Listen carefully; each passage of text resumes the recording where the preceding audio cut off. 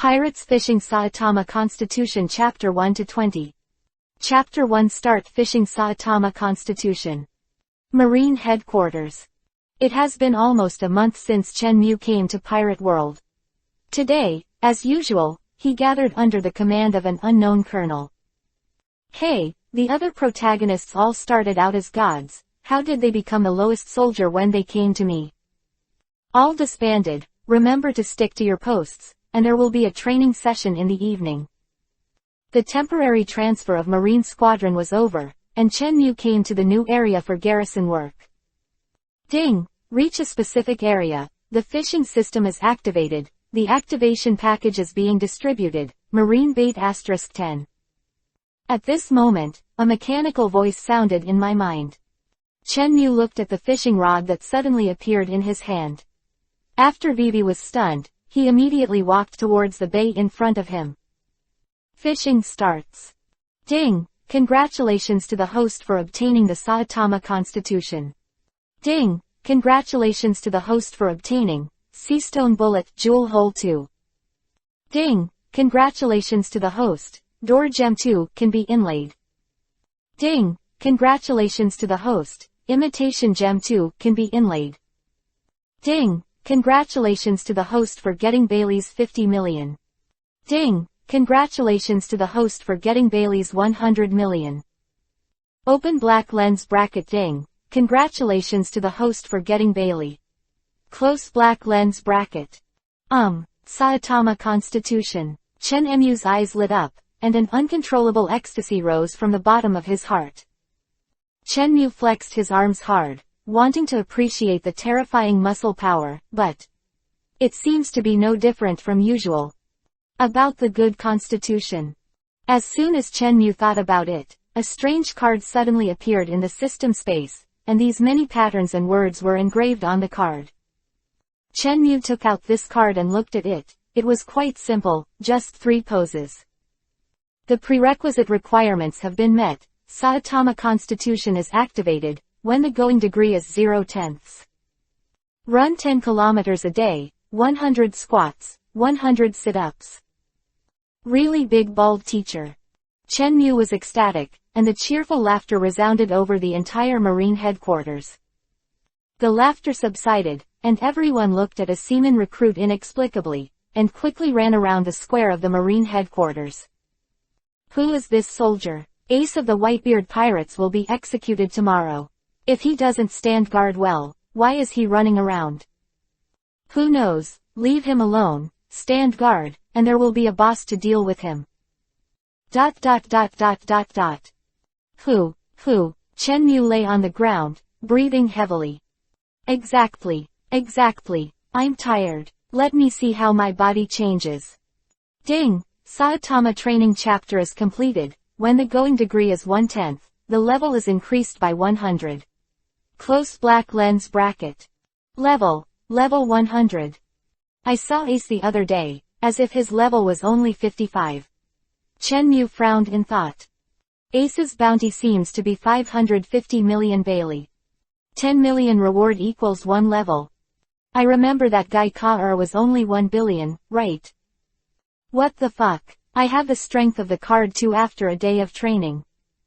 No, it can't be counted like this. I don't have the kind of hockey that is card 2. But I have a system, ha ha ha. One day, sooner or later, I will catch hockey. The next day. The 3 admirals sat at the rear, with the towering execution stand behind him. Ace's hands were tightly clasped by Seastone, and the 2 soldiers with long-handled execution knives beside him looked solemn. Marshal Sengoku stood beside him, only 3 meters away from Ace. At this time, our protagonist, Chen Mu, was wearing a sleeveless seaman recruit marine suit and carrying a military rifle. Unlike other Marines, he still had a flintlock pistol attached to his waist, but it was wrapped in a brown cloth to hide it from sight. Exercise at night, sure enough. I am even more tired. I'm sleepy. Chen Mu and a group of Marine soldiers stood on the square, yawning from time to time, and the sleepiness couldn't stop attacking him. Time goes back to the early morning. Chenmu was pleasantly surprised that his strength had soared to level 100, and lost sleep. But insomnia was not idle. Just after the early morning, he quietly ran out and started the next day's exercise. 10 kilometers around the headquarters and do 100 squats and sit-ups. Ding! Saitama's training chapter is completed. When the going degree is 2/10, the level is increased by 100. Close black lens bracket. Open black lens bracket current level, 200 close black lens bracket. Feeling that his strength increased again, Chenmu nodded with satisfaction. Just as he was about to return to the barracks to rest, the system's voice rang again. Ding! The task function is enabled, the system rewards are being distributed, and the armed bait is being distributed *3. Ding! Congratulations to the host for getting a flintlock gun, Ben Beckman's exclusive weapon, which can be loaded with seastone bullets. Ding! Congratulations to the host for obtaining a healing gem 1, can be inlaid. Ding! Congratulations to the host for getting the Thunderstone 3, can be inlaid. Ice. Good luck still favors me, Chenmu. It is late at night, so I don't laugh anymore. These seastone bullets and gems are finally useful, hee. Taking advantage of the fact that no one noticed, he hurriedly slipped back to the barracks, sleeping for a while. Unlike the other soldiers who were waiting around him, Chenmu not only dozed off, but he also quietly synthesized bullets in the system's storage space. Well, now that there are guns, try all kinds of gems. Ding! The synthesis is successful, get imitation bullet 1. Ding! The synthesis is successful, get the door bullet 1. Ding! The synthesis is successful. Looking at the extra special bullets, Chenmu exited the system space contentedly. Now waiting for Whitebeard to arrive. But then again, do I want to stay in the marine camp all the time? I don't really want Ace to die. Chenmu is in a tangle. Hee. This way I feel more at ease, this system is still very humanized. But what the hell is this hidden quest? But according to my years of gaming experience, the rewards of hidden quests must be extremely rich, I have to think about it carefully. At this time, at the end of the sea level, huge black ship shadows appeared, slowly sailing out of the thick fog. Marine who looked upstairs looked at the fleet that suddenly appeared, terrified. Everyone, get ready for battle. The alarm sounded throughout the Marine headquarters. The Marine soldiers clenched their spears tightly, and the sweat on their foreheads kept sliding down. Chenmu scratched his head, but decided to take off the long spear behind his back, otherwise he would look too out of place. Dorma the Ranger. Lei Ching Maku Gei. Large vortex spider skewered. They are all captains of the New World, with a total of 43 ships. I haven't found Whitebeard and the captains yet. Marshal Sengoku, with his brows furrowed together, stared at the slowly approaching large fleet with a solemn expression. As the pirate group under Whitebeard slowly approached the port of the headquarters. Gulu, more and more bubbles appeared in the bay within the headquarters. There were ripples in the calm sea. The ripples on the sea surface became more and more violent, and the water in Motobu Bay tumbled like boiling water. A huge black ship shadow appeared under the sea, and it was rushing towards the sea. Wow! The water rushed into the sky, and the Whitebeard pirates appeared in the headquarters. Chapter 2 Luffy bounty soars to 1 billion. It's Whitebeard's Moby Dick. Under the panicked eyes of the Marines, a huge white whale ship emerged from the bottom of the sea and appeared in the Motobu Bay. A tall figure holding a huge long-handled blade slowly walked out of the cabin. Yes, it's Whitebeard.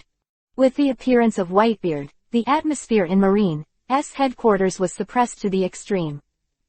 Is my dear son all right, Sengoku? Whitebeard's resounding voice filled the room. Watching Whitebeard Ben invaded so close to the headquarters, Sengoku was terrified and his forehead gradually covered with sweat. This is a deterrent from the strongest man in the world. At this time, Luffy was rushing over on a warship.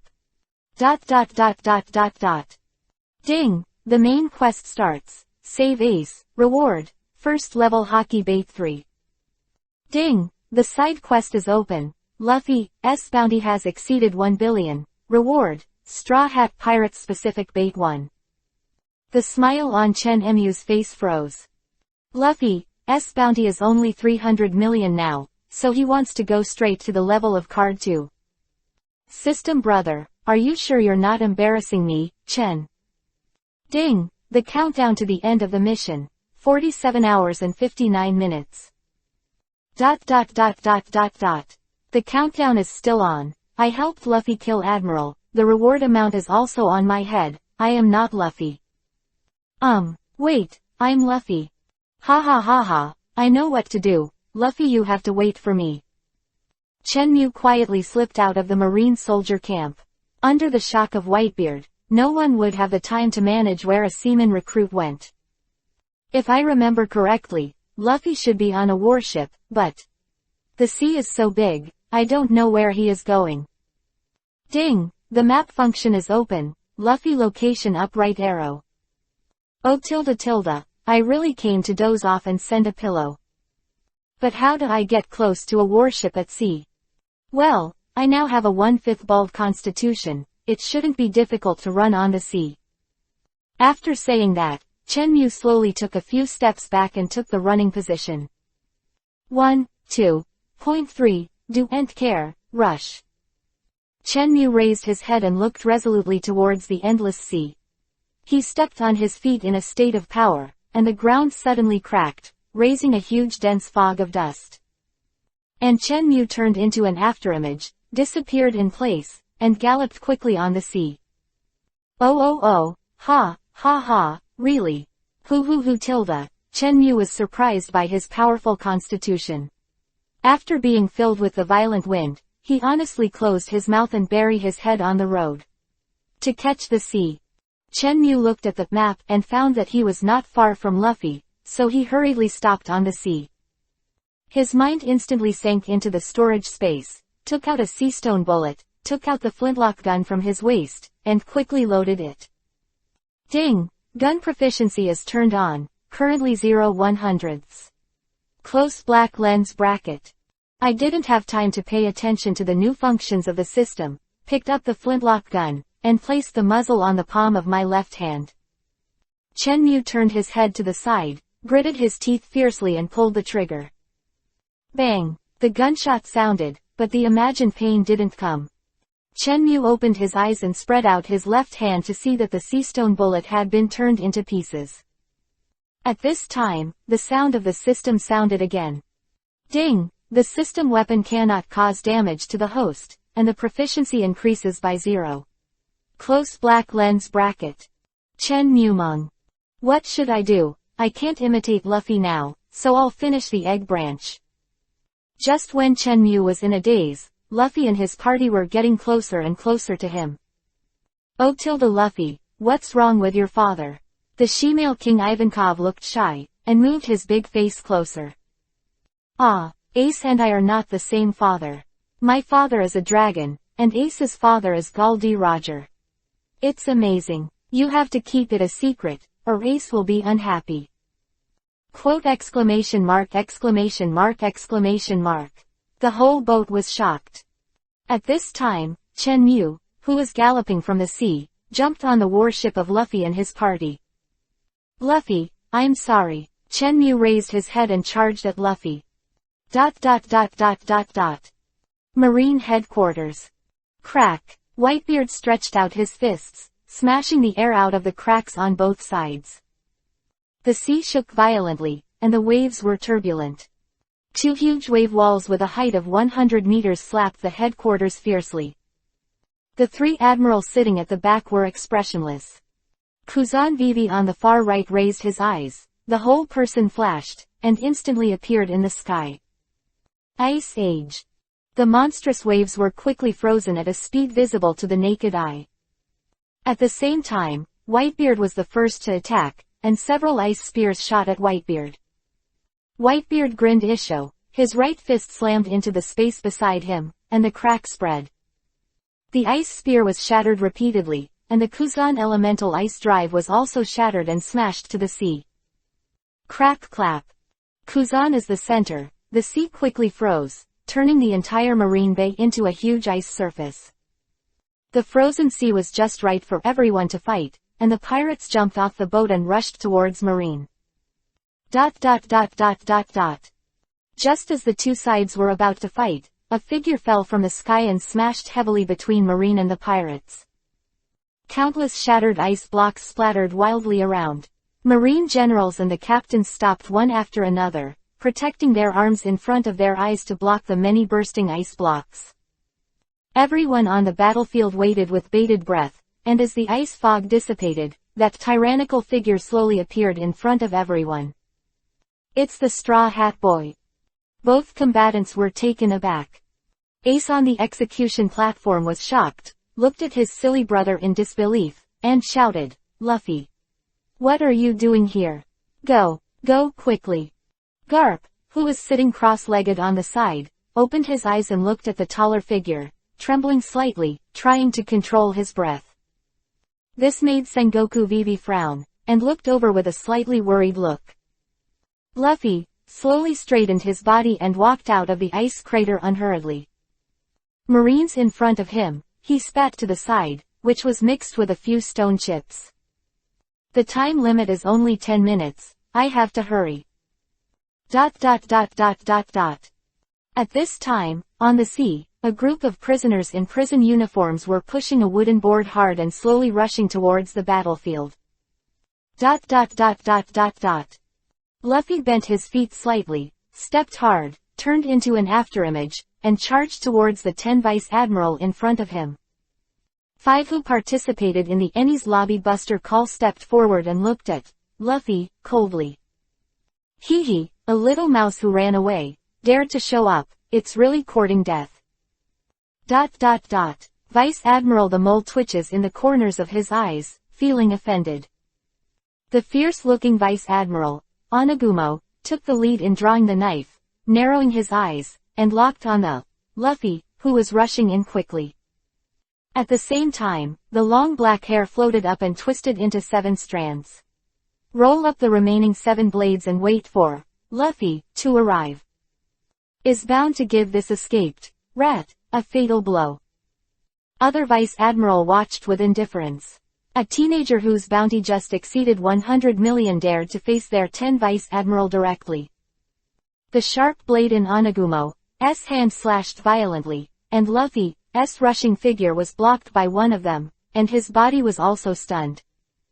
Luffy's lunge came to a stop, his right arm ran across, catching Onagumo's slashing blade.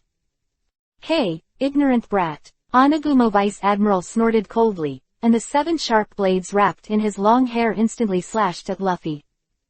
Chang! Several golden and iron voices sounded. Seeing Luffy in front of him unscathed, the smile on Onagumo's face froze. Huh, Vice Admiral, that's all. Luffy raised his head, licked his lower lip, and said disdainfully.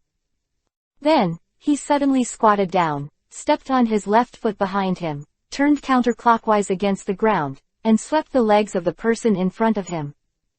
Onagumo lost his balance in an instant, and his body was forced to be in the midair. Before his body could fall, Luffy, who had already rotated a circle, bent his right elbow to charge up, and then punched out. At the moment when the fist and the cheek touched, a violent wave spread instantly, followed by the sound of bone cracking, and a burly headless corpse rushed into the sky. The fluctuations caused here once again attracted the attention of everyone present. Other 9 Vice Admiral trembled inwardly and fell silent. This battle has just kicked off, and they lost a Vice Admiral in an instant, which made everyone not surprised. Bang! A headless corpse fell heavily on the ice from a high altitude, and everyone on the battlefield woke up instantly. Marshal Sengoku gnashed his teeth and looked at Luffy. Before the official battle between the various divisions began, another grandson of Garp made a ruthless shot, and instantly took the life of a Vice Admiral. Ignoring Garp beside him, Sengoku instantly turned into a golden giant Buddha and smashed Luffy with a savage punch. Bang! Whitebeard flashed in front of Luffy in an instant, his left fist slammed into Sengoku, and a more violent wave spread. The 9 nearest Vice Admiral, with their arms in front of them, retreated rapidly, plowing long traces on the ice. See you la la la la la. Whitebeard's characteristic laughter sounded. Sengoku, if you want to do it, hit me. Sengoku glanced at Whitebeard angrily, and wanted to withdraw his golden fist. In an instant, the mutation protruded. Luffy flashed out from behind Whitebeard, his eyes were boiling with fighting intent, and his left fist, which was fully charged, slammed into Sengoku's golden wrist.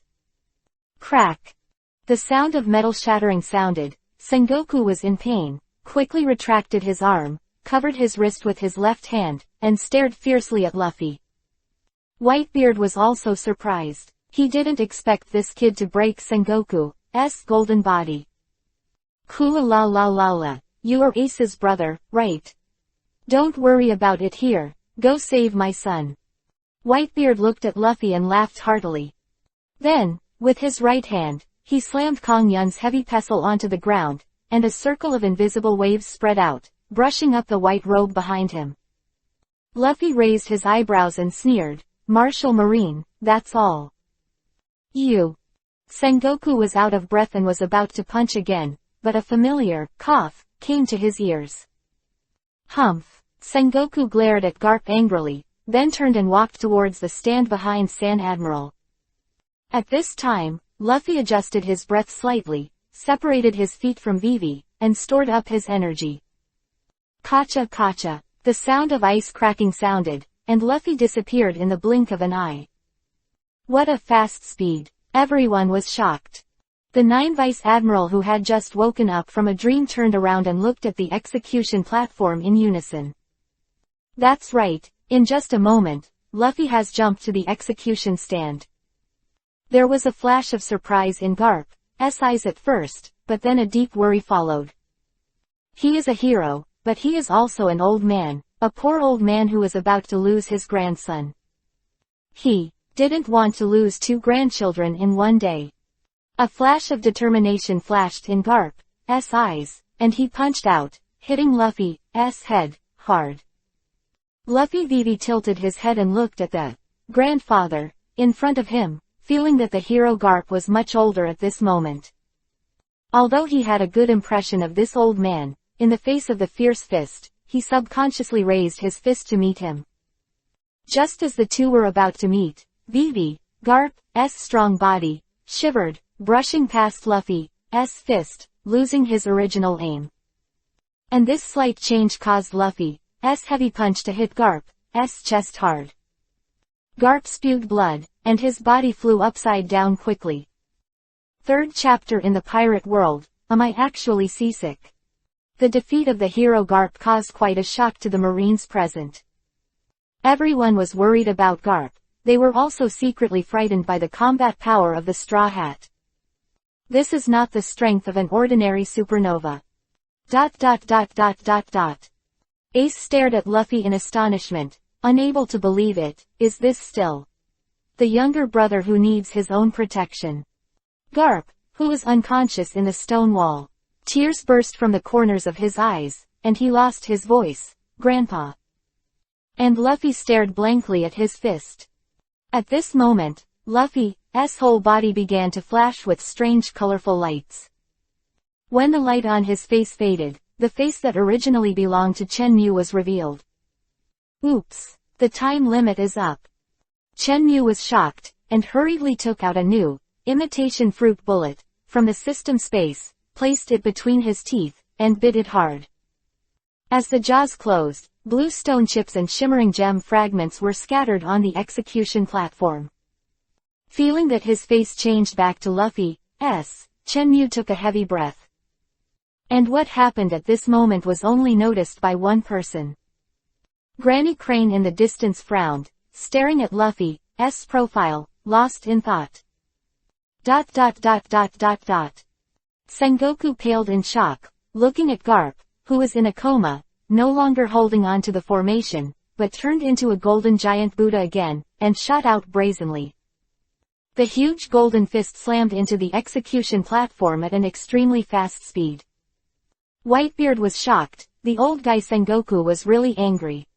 He rushed to help, but to no avail. Kizaru Kuzan joined forces and blocked it for a moment. It was at this moment that the huge golden Buddha fist had descended on the top of Luffy's head. Luffy had already sensed Sengoku's attack in advance, but Sengoku was too close to turn around and flee with Ace. At a critical moment, Luffy pounced on Ace, pulled out the flintlock pistol from his waist with his right hand, aimed at the giant golden fist in front of him, and pulled the trigger. As soon as the bullet came out of the chamber, it hit Sengoku's giant fist head-on. However, the violent collision as imagined did not happen, and a giant round door opened instantly in the air less than 2 meters above the execution platform. Luffy hihi isho, and jumped into the space round door in an instant. Everyone in the battle was stunned. This is Marshal Sengoku personally letting Ace and the Straw Hat Kid go. ... Time goes back to the eve of the war. Chenmu rushed to the warship of Luffy and his party. Surprised to find that he couldn't be selected by the special effects of Seastone's bullet, he put the bullet in his mouth and chewed it. At this moment, the system prompt sounded. Ding! The imitation bullet takes effect. The duration is 10 minutes, and the timer starts after the first use. Close black lens bracket. Chenmu was overjoyed by the sudden sound of the system prompt. As soon as his feet stepped on the sea, he jumped onto the warship in an instant. When everyone reacted, they dodged in front of Luffy, put their right hand on top of his head, and pressed down.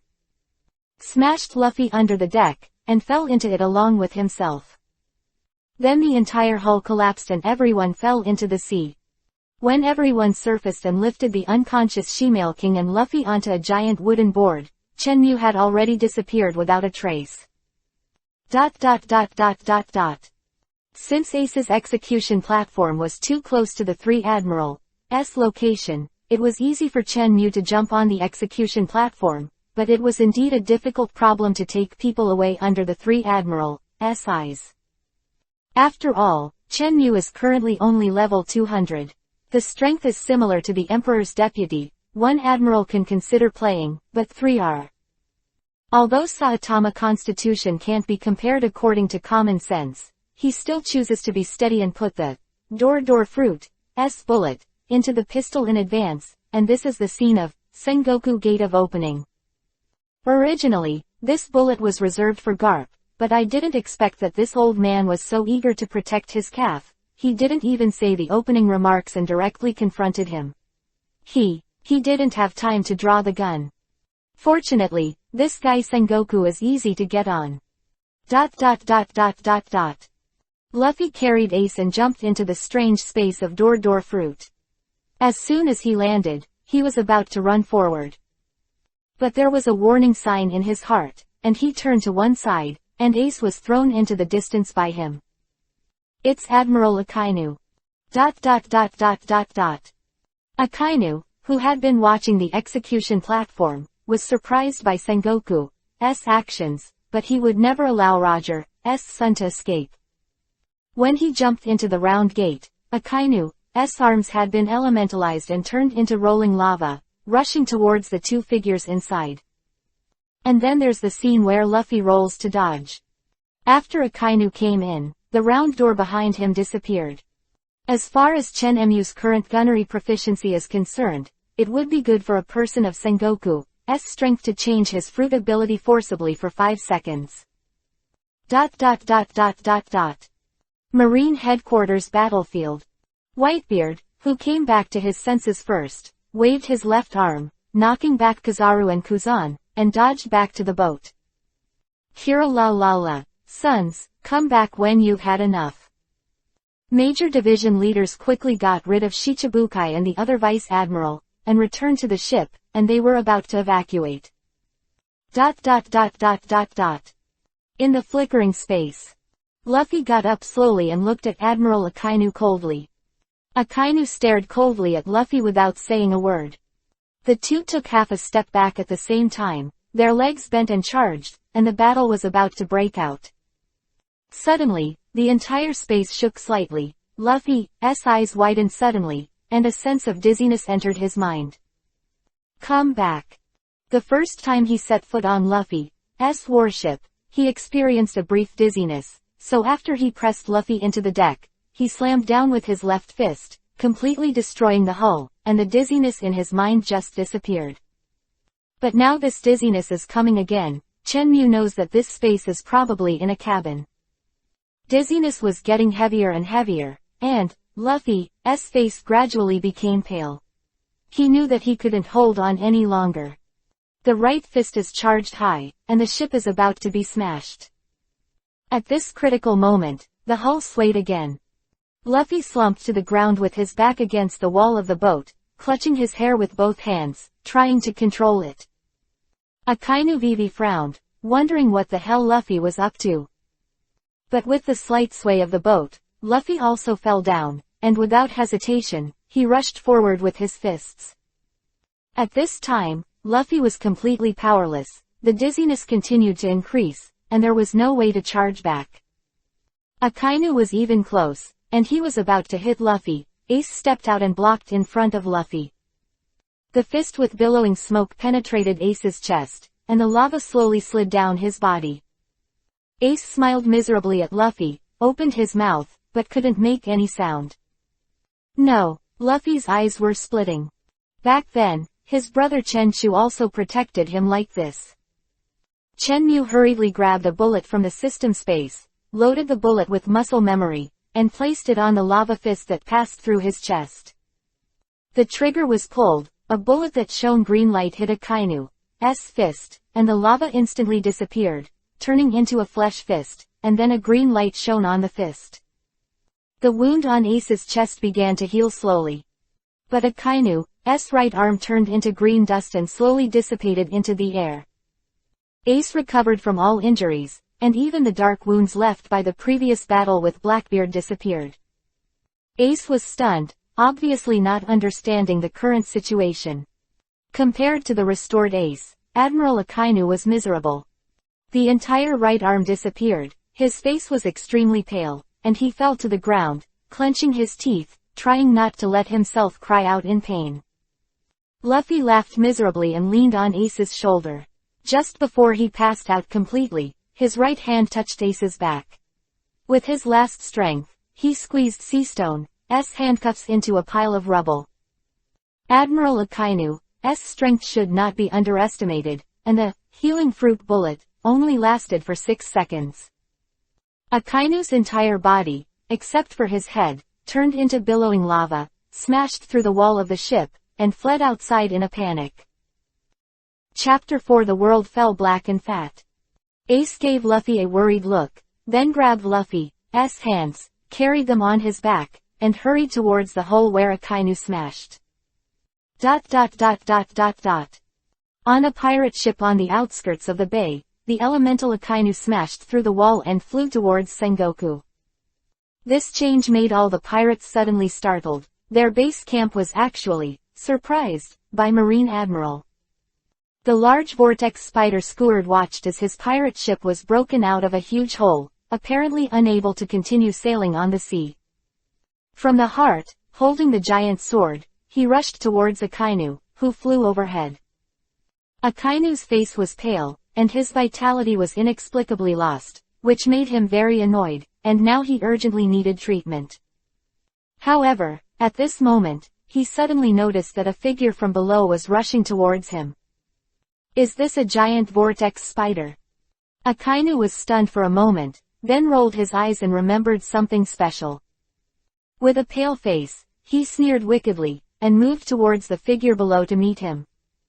Akainu and Squidward fought together in an instant, and the thick black smoke covered everyone's sight. I don't know how the two were fighting. Whitebeard Vivi frowned and glanced, his left hand clenched his fist and was about to shake the two away.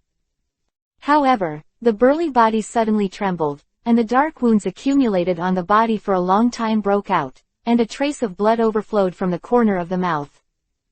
Dad! The captains rushed over. Whitebeard waved his hand and stopped everyone who came to help him. This is the dignity of his strongest man. Bay Square. According to the command of the Marshal, the warships in the Outer Bay have reorganized their formations, and each department will meet the enemy at will and prepare to retreat. The phone bugs of the generals of Marine's divisions rang one after another, and the warships that had been surrounding the perimeter slowly began to approach. The face of Marine who have been defeating the pirates believe that the situation is really good at this time. Ace jumped out of the boat hole and landed on the ice. The Luffy behind him gradually got rid of his dizziness and woke up. Where is this? Luffy opened his eyes slowly. Luffy, you're awake, don't worry, I'll take you to Daddy's boat right now. Hearing Luffy's voice, the sad look on Ace's face retreated, and a bright smile appeared on the corner of his mouth. On board. Luffy was startled and hurriedly broke free. Luffy, what's wrong with you? Ace turned around and looked at the younger brother suspiciously. No, there are still companions in the battle. Ace, you go back first, I will come back to you later. Saying that, Luffy stepped on both feet, and the whole person disappeared in place in an instant. Although the behavior of his younger brother is a bit abnormal, Ace still chooses to go to his father's side first, so that the loss of the pirates can no longer be expanded. At this time, a group of prisoners on the sea was about to arrive at the headquarters. Fortunately I ran out. If I faint again, I'll miss the time limit. Chenmu hid behind a stone wall, patted his chest in fear, and exhaled heavily. The straw hat. There was a sound of surprise, followed by the sound of the sword being unsheathed and the bullet being loaded. Chenmu hurriedly raised his head and looked at the people who suddenly appeared in front of him. Blackbeard. At this moment, a shimmer of light flashed on Chenmu's body again, the imitation fruit expired, and he completely recovered his true body. But this time, Chenmu obviously doesn't plan to transform again. Blackbeard's group watched Luffy change people like a conjuration, and they were all dumbfounded. I'll just say, why did the Straw Hat Boy suddenly become so strong? Blackbeard was the first to react and walked towards Chenmu. You are a violent guy, join us. Blackbeard extended a rough hand to Chenmu. Just as Chenmu was about to refuse, the system's voice suddenly sounded. Hidden mission triggered successfully. Defeat Blackbeard to get the dark fruit, assist Blackbeard to get the shocking fruit, please choose the host, reward. Close black lens bracket. Chenmu looked at the scruffy Blackbeard in front of him, the corner of his mouth raised VV, and he instantly punched and slammed it. It's needless to say, I've seen him upset for a long time, teach. The sinister and cunning Blackbeard didn't completely trust the strange Marine in front of him. The moment he launched his attack, his outstretched left hand instantly turned into an upright palm and pressed against his fist. Dark water. Teach sneered, a black vortex appeared in his palm. And Chenmu slowly raised his head, looked at Blackbeard with contempt in his eyes, and mocked, I am not a capable person. Bang! Violent fluctuations spread, half of Teach's body collapsed into nothingness, and his broken body slammed into the crowd behind him. Blackbeard was elementalized in time, and most of the damage was resolved, but he was extremely sensitive to pain, and suddenly fell to the ground and cried out. At this time, Marine's plan to surround the wall began. A tall iron wall quickly rose to surround the crowd in the square. Under the attack of one after another laser cannon, the pacifist troops officially appeared. Sea current, fall over your shoulders. A huge waterspout crossed the Marine's surrounding wall and fell into the square. Luffy and his party officially entered the battlefield.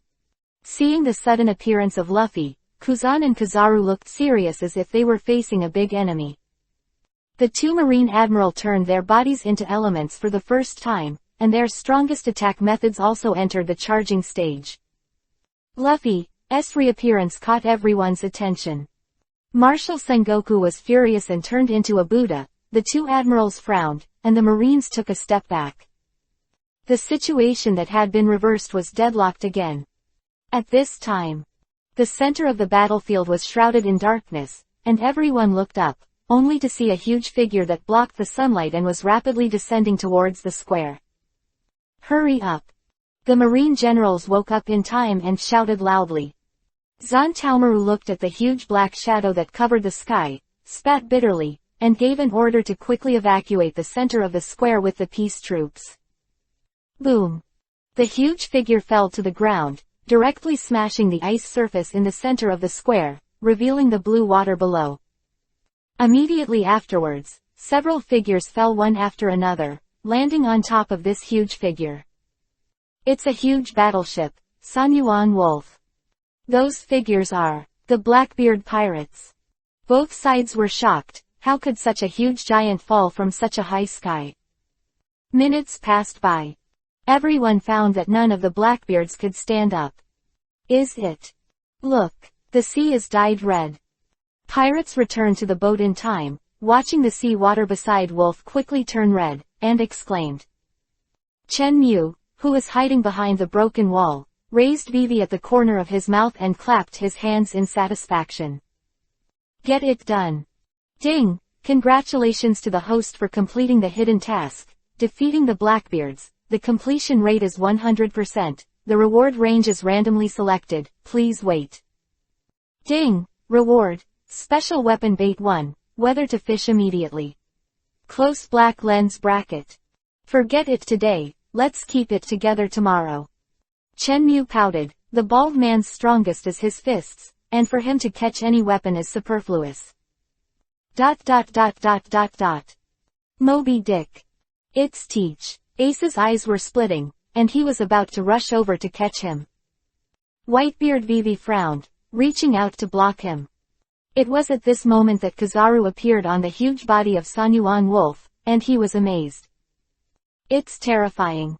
Then he kicked the comatose people to the back one by one, and was handcuffed by Seastone by a group of Marines, and the peace force led by Zantaomaru personally escorted them to impel down.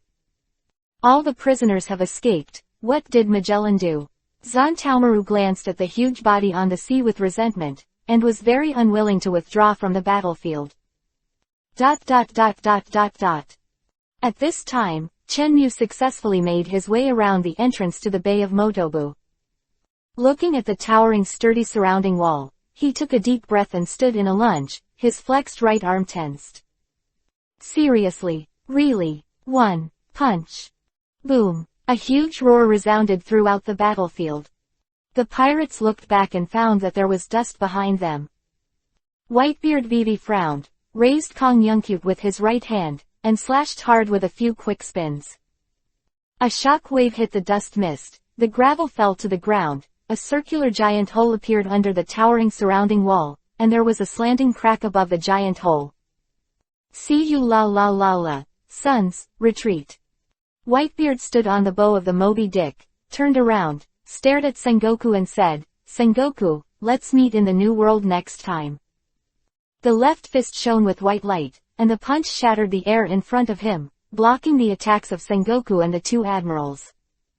This bastard. Sengoku shook his shoulders violently, gnashing his teeth as he watched the Whitebeard pirates disappear completely at the end of the sea. Kizaru turned his head, looked at Akainu and said, Roger's son Ace, how come the wounds on his body are gone? Akainu turned his head pale, glared at Kizaru hatefully, and did not answer. Kuzan frowned slightly and struck Akainu with a fatal blow. Then how did the Seastone handcuffs come off? The straw hat didn't have the key. Akainu's face became even more gloomy, he snorted coldly, and left the place without raising his head. So far, the top war that shocked the world is over. The red-haired pirates just ended their battle with Kaido. ... Ding! Congratulations to the host for completing the main task. Ding! The devil fruit system is turned on. Get fruit bait 1. Chapter 5 Modified Zanpakuto and Genius, Chen Mu. There was also a small episode on the day the war ended. The pirates under Whitebeard all said goodbye and returned to their respective waters. Only the Vortex Spider Squard remained on the Moby Dick. Squard's pirate ship was destroyed by a Kainu, so he could only go to the next island to buy a new pirate ship, which is understandable for the captains. However, after getting on the boat, Squard always sat silently in the corner and did not communicate with anyone. Even at the same table banquet with the captains, he was taciturn. Looking at Squard's strange performance, Whitebeard Vivi frowned. After all, do you still know? Whitebeard was stuffed with all kinds of transparent rubber tubes, and the liquid medicine kept pouring into his weak body. Ace, Squard, come here. Whitebeard sat on the exclusive giant chair, his slightly closed eyes slowly opened, looking at the two suns in front of him. You go on a mission when you reach the nearest island. Whitebeard's voice only sounded in the ears of the two of them. Ace opened his mouth in disbelief, while Squard glanced at Whitebeard with tears in his eyes. I only have one request. I want you all to come back alive. After speaking, Whitebeard sighed and closed his eyes, making him a little older. Dad, I will. Ace looked serious. Dad. Squard pursed his lips, hiding the tears from his tears, and his eyes looking at Ace were a little less sharp. Next day, Sabayati Archipelago, number 41. After finishing his daily exercise, Chenmu opened the map, looked for the location where the blue light flickered, and found this special fishing spot. Ding! The special weapon bait was successfully used. Close black lens bracket. Ding! Congratulations to the host for obtaining Jinghua Shuiyu, Shikai State. Close black lens bracket. Chenmu looked at the knife in the space and fell into contemplation. I suspect you are a shady system. Ding! Do you want to destroy this item? Yes, no. Close black lens bracket. No. This system is so stingy. Open black lens bracket. Ding. Close black lens bracket. Okay, I'll take it back. Can't I take it back? Chenmu almost cried out of grievance. After the end of the day's war, Luffy traveled a distance on Whitebeard's Moby Dick before being picked up by the Empress Hancock. At this time, on the sea 10,000 meters away from the daughter's country, there were lightning and thunder, and the wind and rain were mixed. Rayleigh, the king of the underworld, swam to his daughter's country in a stormy sea at a very fast speed. At this time, Chenmu, holding the Jinghua Shuiyu Zanpakuto in his hand, stood on the deck of the warship, looking forward with a proud look on his face. As long as I can hypnotize myself, I can avoid seasickness, ha ha ha ha ha. The thick black clouds in the sky were broken by his laughter, and a ray of sacred light shone on his bald forehead. Someone unconsciously hypnotized himself once again. After the magic transformation, Jinghua Shuiyu is really worthy of the words, special armament. On top of the defeat in the war, although the world government blocked the news to the maximum extent, it still spread all over the world under the deliberate propaganda of the pirates under Whitebeard. On this day, Sanji, who is addicted to women's clothing play, Zoro, who fights baboons, Chopper, who feeds birds, Usopp, a fat house, and Frankie, a gentleman, all received news. The location of the remaining 3 people is relatively remote, and they have not waited for the arrival of the Albatross messenger. Everyone who saw the news frowned. The gap between us and Luffy is that big. Everyone changed their previous attitude and began to practice hard. At this time, Chen Emu's ship had an additional guest. Rayleigh, the king of Pluto. Hey, old man, shouldn't you say hello to me first when you get on my boat? Chenmu still looked at the majestic sea, leaving only a handsome back to the Hades Rayleigh. Ah, sorry, I thought it was a warship and was about to grab it, so I didn't say hello. The smile on Rayleigh's face was genuine. Get on this genius boat, just stay honest. When I get to my daughter's country, this boat will be given to you. Don't be grateful to this genius and disdain it. This marine soldier is also going to the daughter country. Rayleigh pulled his foot back slowly. If our genius, Chen Mu continued to talk for a while, he might be kicked on the back of his handsome head. Ding! Side quest, Luffy Billion bounty reached, rewards are being distributed. A special bait with a straw hat appeared in the system space, and there was a flickering light on it. At this moment, Chen Mu's warship and the 9 snake pirates met. Sister, a warship was found ahead, and it seems to be heading towards our daughter's country. Luffy, who was sitting on the meat mountain feasting, raised his head and looked at the Empress Boa Hancock full of doubts. Hancock, aren't we going to the Sabayati archipelago to take the Sunny? Ah, Luffy-san is called the concubine's name again, is this the legendary marriage tilde? Seeing that Her Majesty the Queen fell into a peach fantasy, all the girls accompanying her covered their eyes and shook their heads, indicating that they had no face to look at. Hancock! Hancock!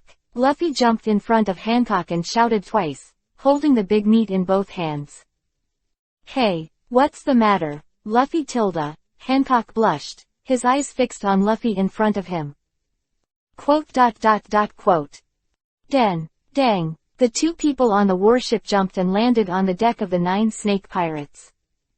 Surrounded Chen Mu and Rayleigh at the bow.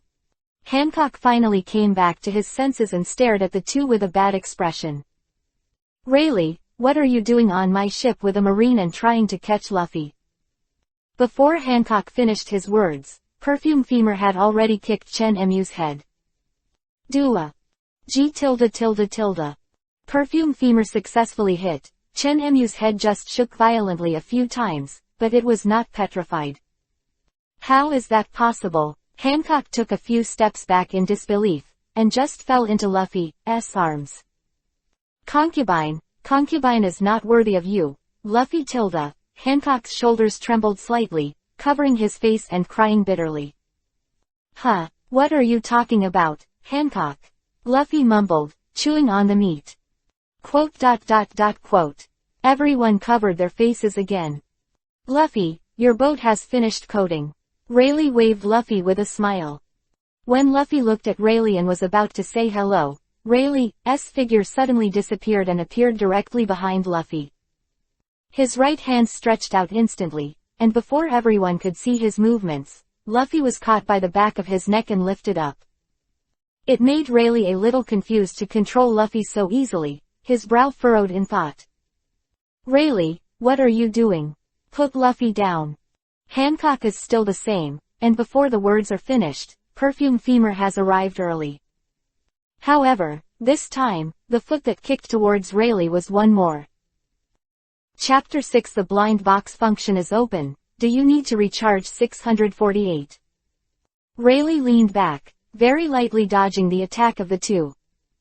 Luffy also fell down and fell into Hancock's arms.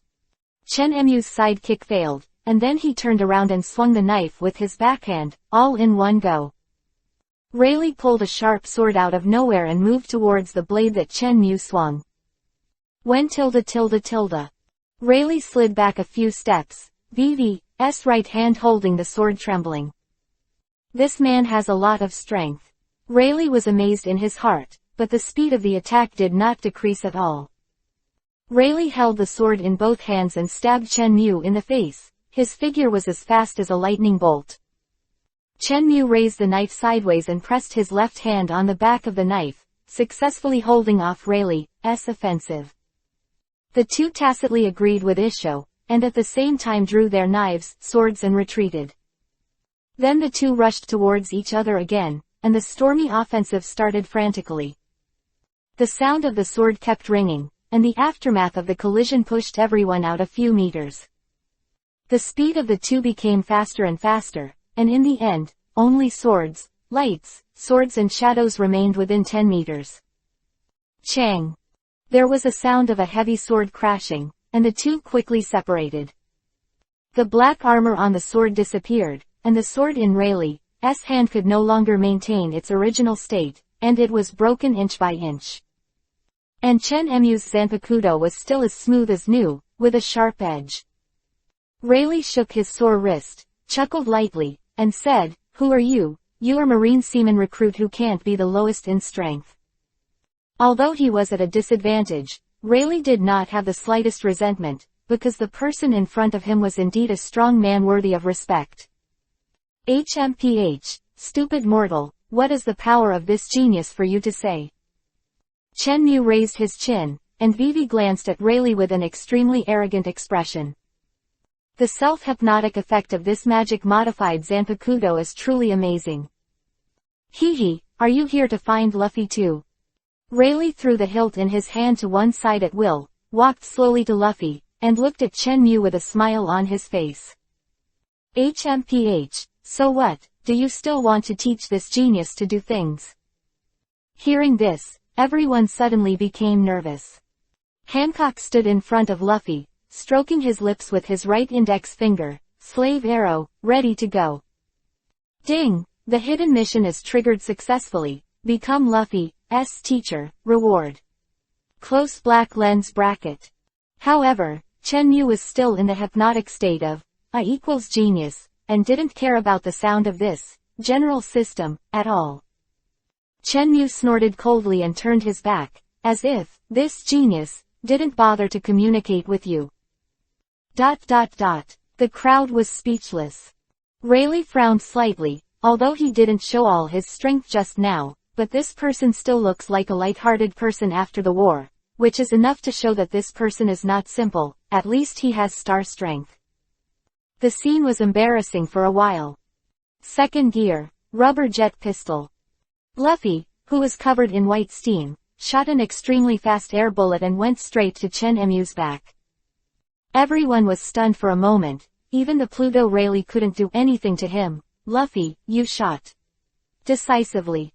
Chen Mu Vivi tilted his head, and the air bullet stuck to his cheek, shooting straight into the distance. Chen Mu turned his head slightly, his icy eyes swept to Luffy, and an invisible pressure spread out. Except for Rayleigh, Luffy and Empress Hancock, all those present fell into a coma. Conqueror. Still a first-class hockey. Rayleigh's eyes widened in astonishment, the smile on his face froze for a moment, his expression extremely surprised. Luffy and Hancock recovered after a brief absence, their faces dignified. At this moment, the 9 snake pirates arrived at the border of the daughter country and slowly stopped at the pier. Chen Mu retracted his gaze, glanced at everyone arrogantly, and jumped off the boat first. Luffy and Hancock jumped down one after another. He's going to teach Luffy hockey. Is it? Garp's arrangement. Rayleigh seemed to have realized the mystery, and Vivi's mouth curled up, leaving an afterimage that instantly appeared in front of Chen Mu. You hockey is very good. Rayleigh turned around, looked at Chen Mu with a smile on his face, and continued, 2 more moves. Without the slightest warning, Rayleigh's armed left palm turned into a knife shape and slashed towards Chen Mu with lightning speed. Chen Mu flexed his arms, and he was also a top armament hockey. The two were evenly matched again. But this is just the beginning. The figures of the two disappeared in place, turned into 2 black lightning bolts and attacked each other frantically, and the sound of gold and iron resounded throughout the daughter country. After a while, Chen Mu took the lead in appearing from the dust and fog in the sky and slid back dozens of meters.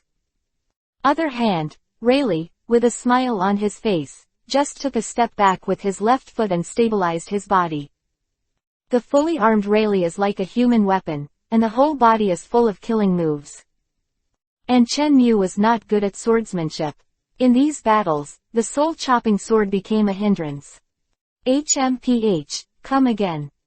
Chen Mu swung the Jinghua Shuiyu in his right hand to the side, and the sharp blade went straight to the ground, leaving only the hilt in front of everyone.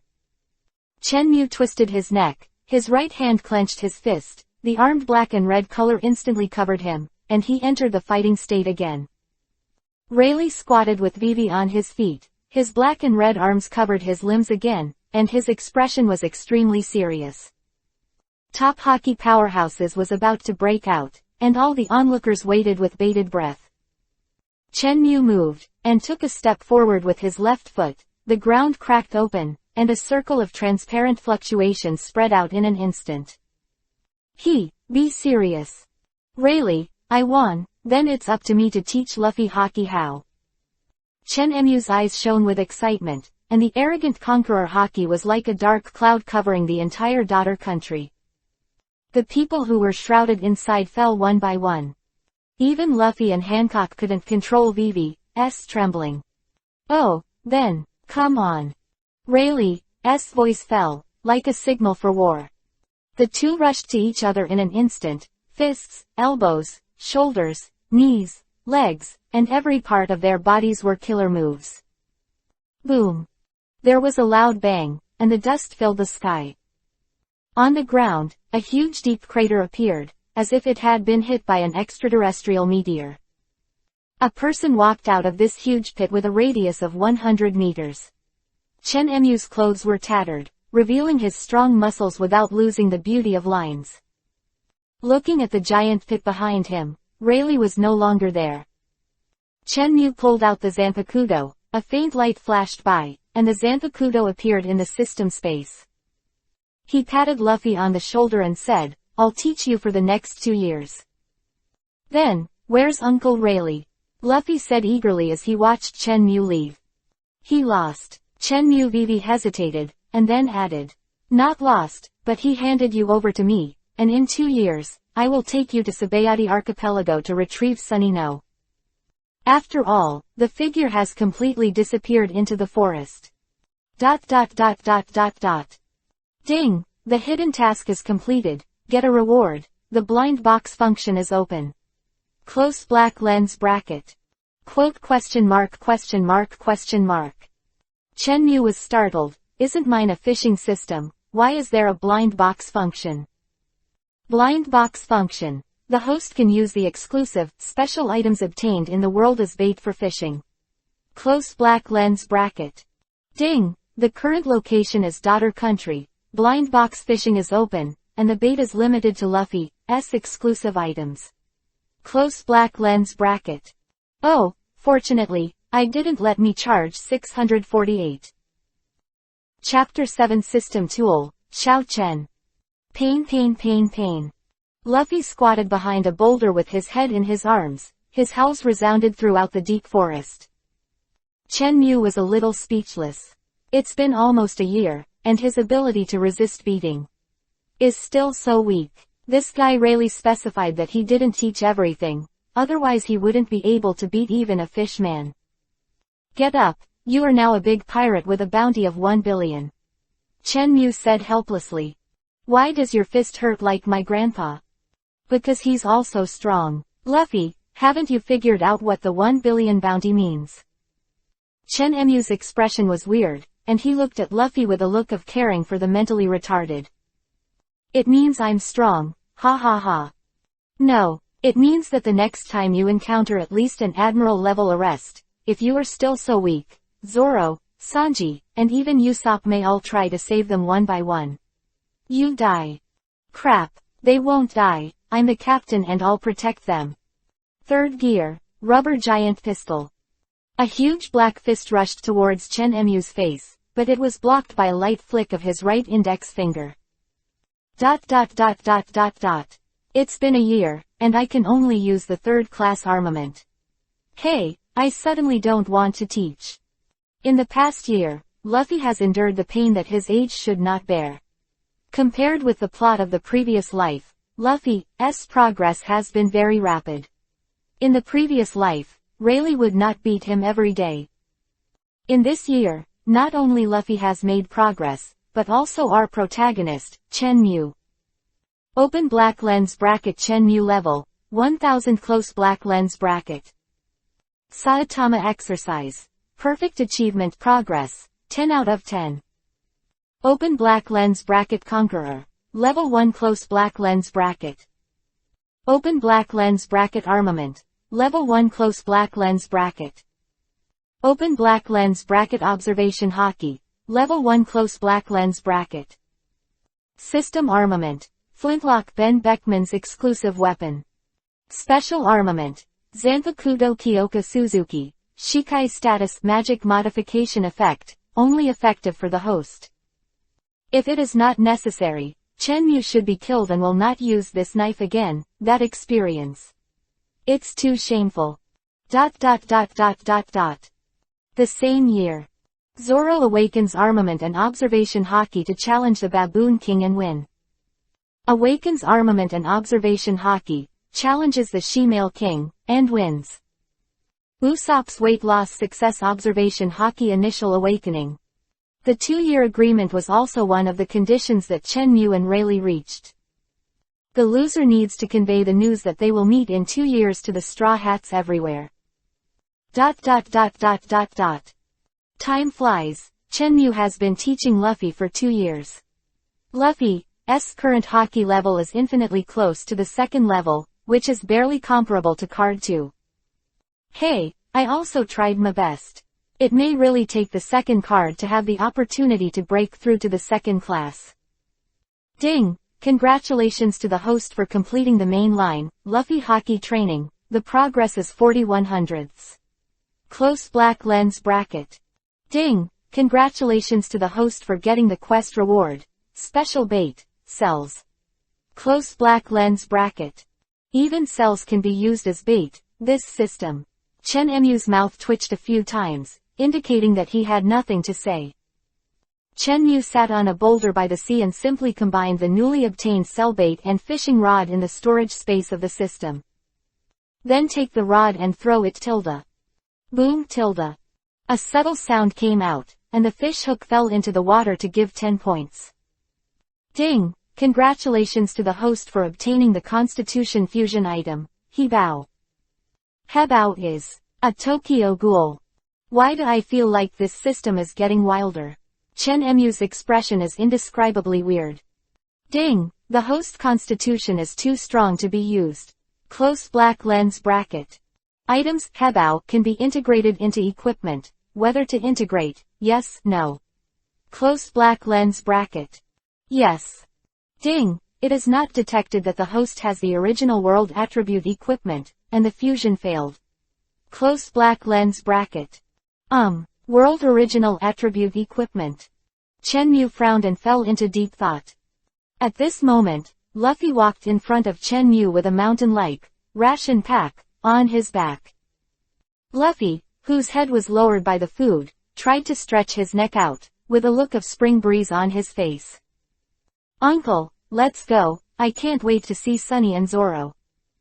Huh, oh, then let's go. Chenmu responded subconsciously. But before the words were finished, the whole person suddenly froze. The first thing that catches the eye is not Luffy's smiling face, but the hat that originally belonged to One Piece King of Pirates Roger. Hat. Chenmu's eyes lit up, and he was overjoyed, knowing that he couldn't close his legs. He couldn't close his mouth. As far as his current expression and mouth are concerned, I believe if you say he wants to eat children. Luffy, show me the hat. No, it's Shanks. No, it's Roger's. Huh, Roger. Is that Goldie Roger? Ace's dad. Chenmu, who hated others' spoilers the most, finally gave others a spoiler today. This is really, the boy who slayed the dragon became an Arlong after all. The corners of Chenmu's mouth twitched. If he turns black one day, Luffy will definitely be the first. This is the end of the complaints, and Chenmu decided not to say more. Lightning shot, snatched Luffy's straw hat, and ran to the sea in a hurry. The full level of Saitama constitution, he can easily stand on the sea or even in the sky. The only pity is that his hair is blown away by the wind. Ah, my straw hat. Uncle, return it to me. Luffy put down the huge food bag, jumped down to the shore, and charged back on the right, and was about to grab Chenmu in the distance. Uncle Tilda. Chenmu's mouth twitched. I'm only 6 years older than you, okay. I'm only 26 this year. Regarding the title of Uncle, Chenmu has asked Luffy, and Luffy replied, Uncle Rayleigh is not your opponent, so you must be an uncle. Chen Mu's mouth twitched, and found that he couldn't refute it. Let me see it, and I'll give it back to you later. Ding! Found the original world equipment, straw hat of straw hat. Close black lens bracket. Hebao fusion. Ding! The fusion of Hebao begins. Please wait for the host. Open black lens bracket fusion is complete. Close black lens bracket. Congratulations to the host for obtaining a new item, the swallowed straw hat change. Close black lens bracket.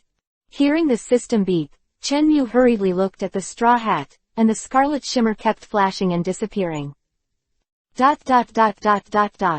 Chen Mu's mouth twitched. Just such a straw hat, why is it so bloody? Although there are endless complaints about the synthesis, magic modification, of the system, I still sink my heart and plan to take a look first. Swallowing straw hat change. The eater will gradually absorb the other's haki in the same level of haki competition, and the time limit is permanent. Close black lens bracket. Is this the alien version of the star-absorbing Dafa? Ding! The host haki is the first level, top level, and cannot equip this item. Close black lens bracket. Well, cheap Luffy this kid. Chen Mu's figure flashed. He returned to the boulder again, and put the straw hat on Luffy's head. Someone sitting on the boulder rolled his eyes and said, "Don't look at me with that gnashing expression, you're lucky boy, you know that." Chen Mu put his hands behind his head, lying on the boulder, looking at the blue sky and white clouds. Vivi felt unhappy in his heart. I always feel that I am used as a tool by this system. Chapter 8. The Case of the Lost Kizaru Glasses. At this time, people from all over the world are rushing to Sabayati Archipelago, Shaoqi Small Bar. Chen Mu arrived first, while Luffy was on the boat coming. Don't ask why you don't take a boat, just don't love it. Chen Mu opened the curtain and walked in. Boss, a glass of juice. There's only wine here, Rayleigh said without looking up, still drinking a little wine to himself. Oh, then give me a drink of his kind. Chen Mu replied lightly. Not long after, a glass of beer full of foam was placed in front of Chen Mu. 1,000,000 Baileys, no credit. Proprietress Shaki, with a cigarette in her mouth, took out a white handkerchief and wiped her hands, facing Chen Mudao lightly. Quote ? Chen Mu was stunned for a moment, turned to look at Rayleigh, and said in surprise, Damn, you drink so expensive. Haha, it's almost the same. The lady boss here is very fierce. I suggest you don't take credit. Rayleigh gave him a funny wink, a taste of schadenfreude. I give. A bag full of money was thrown on the table. Fortunately, nearly 500 million Baileys were drawn at the beginning, but it was a little uncomfortable to be slaughtered by a team. How is Luffy? HMPH, better than what you taught. Colorless. You think the first level is Chinese cabbage, open your mouth and come. Chen Mu rolled his eyes and continued, it's almost the second level. Well, not bad. Rayleigh took the last sip, put down the glass, and walked straight outside. Boss lady, he didn't give money. Rayleigh without looking back. He doesn't have to pay. Shaki replied lightly, unscrewed the curtain behind the bar, and walked in. You came to see Luffy's ship ahead of time, come with me. Chen Mu turned his head and snorted heavily. Sabayati Archipelago, 41. Rayleigh arrived first, looked at the scarred tyrant bear in front of him, stopped 10 meters away, took a jug of wine from his arms, took a sip, and said, arrived, don't get too close. It's really the original tyrant bear guarding the boat plot. Etc. Where did this old man get his wine? Does this old man also have system storage space? Rayleigh, where did you get this drink and the sword you drew last time? Chen Mu felt like a cat scratching his heart. He couldn't help it, so he asked aloud. Haha, I don't know. Rayleigh glanced at Chen Mu and said with a smile. Me. Chenmu wisely shut his mouth. Has been trying his best to piss him off since he lost his half-move a little last time. During the 2 years he was training Luffy, Rayleigh had touched the shore a lot, sometimes attacking him at night. For this reason, Chenmu was very uncomfortable. Not long after Chenmu arrived in the daughter country, Saitama's constitution was 10 out of 10 completed. With his hair turned into strength, his level soared by 1000. And when the level exceeds Rayleigh, it is also successfully checked to Rayleigh's level 470. Whitebeard, the strongest man in the world, is only level 501, the bounty is 5.046 billion. Chenmu was uncomfortable, not because Rayleigh was annoying, but because he was afraid of killing the old man with one punch. You must know that Mr. Saitama's punches basically never left him alive. This old man is not bad. If he is beaten to death, he will feel guilty. When Chenmu was still in memory, the system's prompt sounded. The first returnee of the Straw Hats has landed on the island. Ding! The Straw Hat Group side quest is open, Zoro chapter.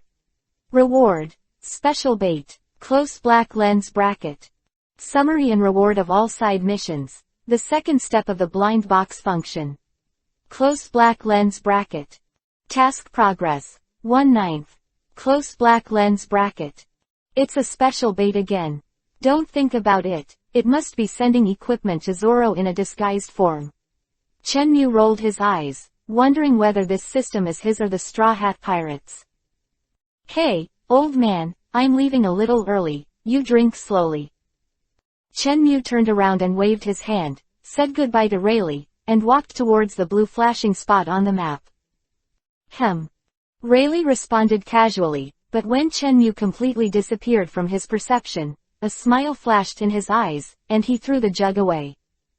Boom! The jug made a faint sound of falling water, and Rayleigh had long since disappeared from the shore. Side quest Zoro chapter. Fight with Zoro and make it use the 9 swords of Ghost Chi again, Ashura. Close black lens bracket. Zoro has 9 swords. Chenmu was startled. 9 knife flow, 9 knife flow, he couldn't remember. Under what circumstances did Zoro use the 9 knife flow stunt? Hiss. It hurts my head thinking about it. No, 2 years later, Zoro hasn't even revealed his true strength. Where is the desperate 3-sword style? Wait. Desperate. He. And ran towards the Marine headquarters. Moments later, Zoro gets lost. Zoro, who believed that he was not lost, was finally cared for once by the goddess of luck Perona, and brought him to the right place. At this time, the Marine headquarters was in chaos. Guy suspected of seaman recruit rushed into Admiral Kizaru's room. Kizaru Admiral, who was lying on the fish. Well, everyone is fine, but his glasses were robbed. Chenmu came out of the Marine headquarters, he headed straight for the Sunny. Kizaru's glasses are fake, and Uncle Huang really is a fake Marine. Kizaru spit out the blue stone chips in his mouth, and the whole person turned into an afterimage, flashing quickly on the streets of Sabayati Archipelago. The dust and haze splashed along the way, obscuring the sky. At this time, Zoro, looking at the empty Sunny, yawned out of boredom, and was about to lie down on the boat and sleep comfortably. At this moment, a familiar voice entered his ears. Zoro ... Zoro's right eye snapped open. This is Kuina. Figure flashed, and Zoro instantly disappeared in place. He rushed towards the source of the sound, and at this moment, the 3rd-generation Goosh, who was still in the sheath, flashed purple light. Zoro stopped instantly, a tyrannical aura flashed in his eyes. Phew! After taking a deep breath, Zoro calmed down and his right eye returned to clarity. Kuina died so early, I can't hear her voice again. Thinking of this, Zoro's eyes flashed with grief. Zoro ... I want to be the greatest swordsman in the world. Zoro turned around abruptly and looked at Tashigi, in front of him. No, the girl in front of him and Tashigi were only 7 points similar. This is really Kuina, she's not dead. Zoro's face beamed with joy, and he removed his hand from the handle of the knife, and was about to rush over to recognize her. At this moment, a cockroach with a strange glow stabbed out of Kuina's abdomen. No. Once again, watching a familiar friend die in front of him, Zoro's breath became extremely tyrannical. A purple-black aura rose from Zoro, and the surrounding temperature dropped rapidly. The temperature around you is near freezing point. Shenmu's version of Kizaru, Vivi was taken aback for a moment, looking at Zoro who drew his sword in anger. Shenmu was shocked by Vivi in his heart, and sighed lightly. What have you experienced in the past 2 years? The murderous aura is already so serious. Shenmu, who had calmed down a little, calmed down and looked at the Zanpakuto in his hand, slightly surprised. After this magical transformation, Jinghua Shuiyu can actually be used on the enemy.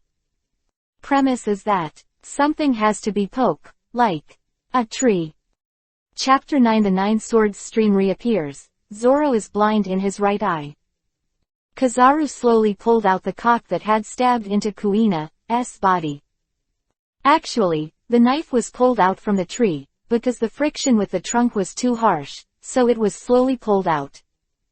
Kizaru's face was extremely cold, and the evil Isho said, "Hee hee, good luck, I can kill 2 today." Zoro, who was extremely irritable, came in a flash. 3 swords profound truth, Qinglong Yin, flowing water. The 3 sharp sword chi intersected each other, rolled into a huge cyan dragon, opened its huge mouth, and bit Kizaru away. Kizaru took off his glasses, threw them behind him, and stretched his right arm forward. The tip of Kyoka Shuiyu's knife was just in the middle of Zoro's offensive.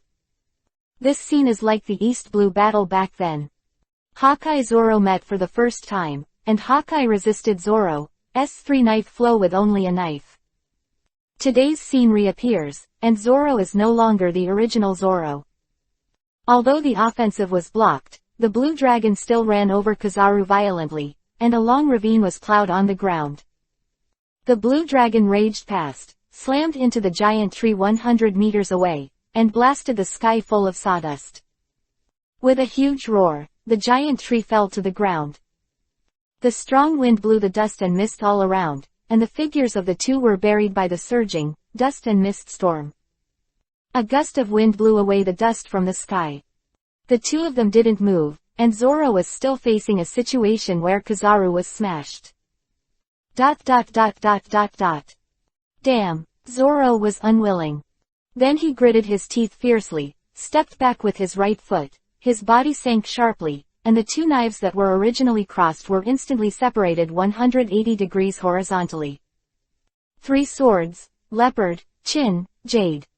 Tornado was instantly formed. Kyoka Shuiyu was bounced off by the high-speed rotating blade, and Zoro broke through Kizaru's defense directly from the front. Kizaru raised his eyebrows in surprise. Obviously, he had never imagined that Zoro would connect with this move. Zoro again, his body appeared not far behind Kizaru by virtue of the inertia after sprinting, and then turned around instantly, looking at Kizaru whose clothes were not broken, his brows furrowed. Phew. Zoro exhaled a turbid breath, his face became extremely calm, and the 3 knives were gradually entangled by armament, turning purple and black. 9 mountains and 8 seas are one world, and thousands of worlds together form a small world. This world is multiplied by 3, and there is no ego constant. 3 swords profound truth. 1 big, 3,000, great 1,000 worlds. This time it was faster, and it shot out like an arrow from the string, and slashed again at Kizaru, who had not yet reacted. The sharp blade gas slid across Kizaru's body in an instant and shot into the distance. Boom boom boom. Several giant trees in the distance were cut off. After the instant hit, Zoro's expression was sluggish, and he couldn't stop muttering, How can this happen? it's impossible to cut it, it's impossible. Hit Kizaru's body, the blade's momentum was suddenly blocked, just like the leopard piano and jade just now, unable to slash Kizaru at all. Kizaru raised a frivolous smile, looked at Zoro contemptuously, and said slowly, "If that's all you have, then I'll fight back." When Kizaru looked at him, Zoro's body trembled imperceptibly, and cold sweat gradually wet his back. Is this the true strength of Marine Admiral? Zoro's palms were full of sweat, and he even felt that he couldn't even hold a knife. Zoro's eyes gradually lost focus. At this moment, as a swordsman, he actually questioned the weapon in his hand. Kizaru still looked at him quietly, but roared wildly in his heart, turn around and hit me, use the ghost Ashura, my lines are gone, it's embarrassing to stand there." Quote. A gust of breeze came, swaying the dust on the ground and brushing it from the feet of the two of them. The two in the field still did not move. The scene suddenly quieted down. No, why do I feel like I accidentally blow up Zoro's mentality? I have to add more fire to stimulate him. Thinking of this, Kizaru's eyes lit up, the mirror flower in his hand swayed rapidly, and a strange light rippled out. On the water in the distance, a 9-snake pirate ship slowly passed through the fog and appeared in Zoro's sight.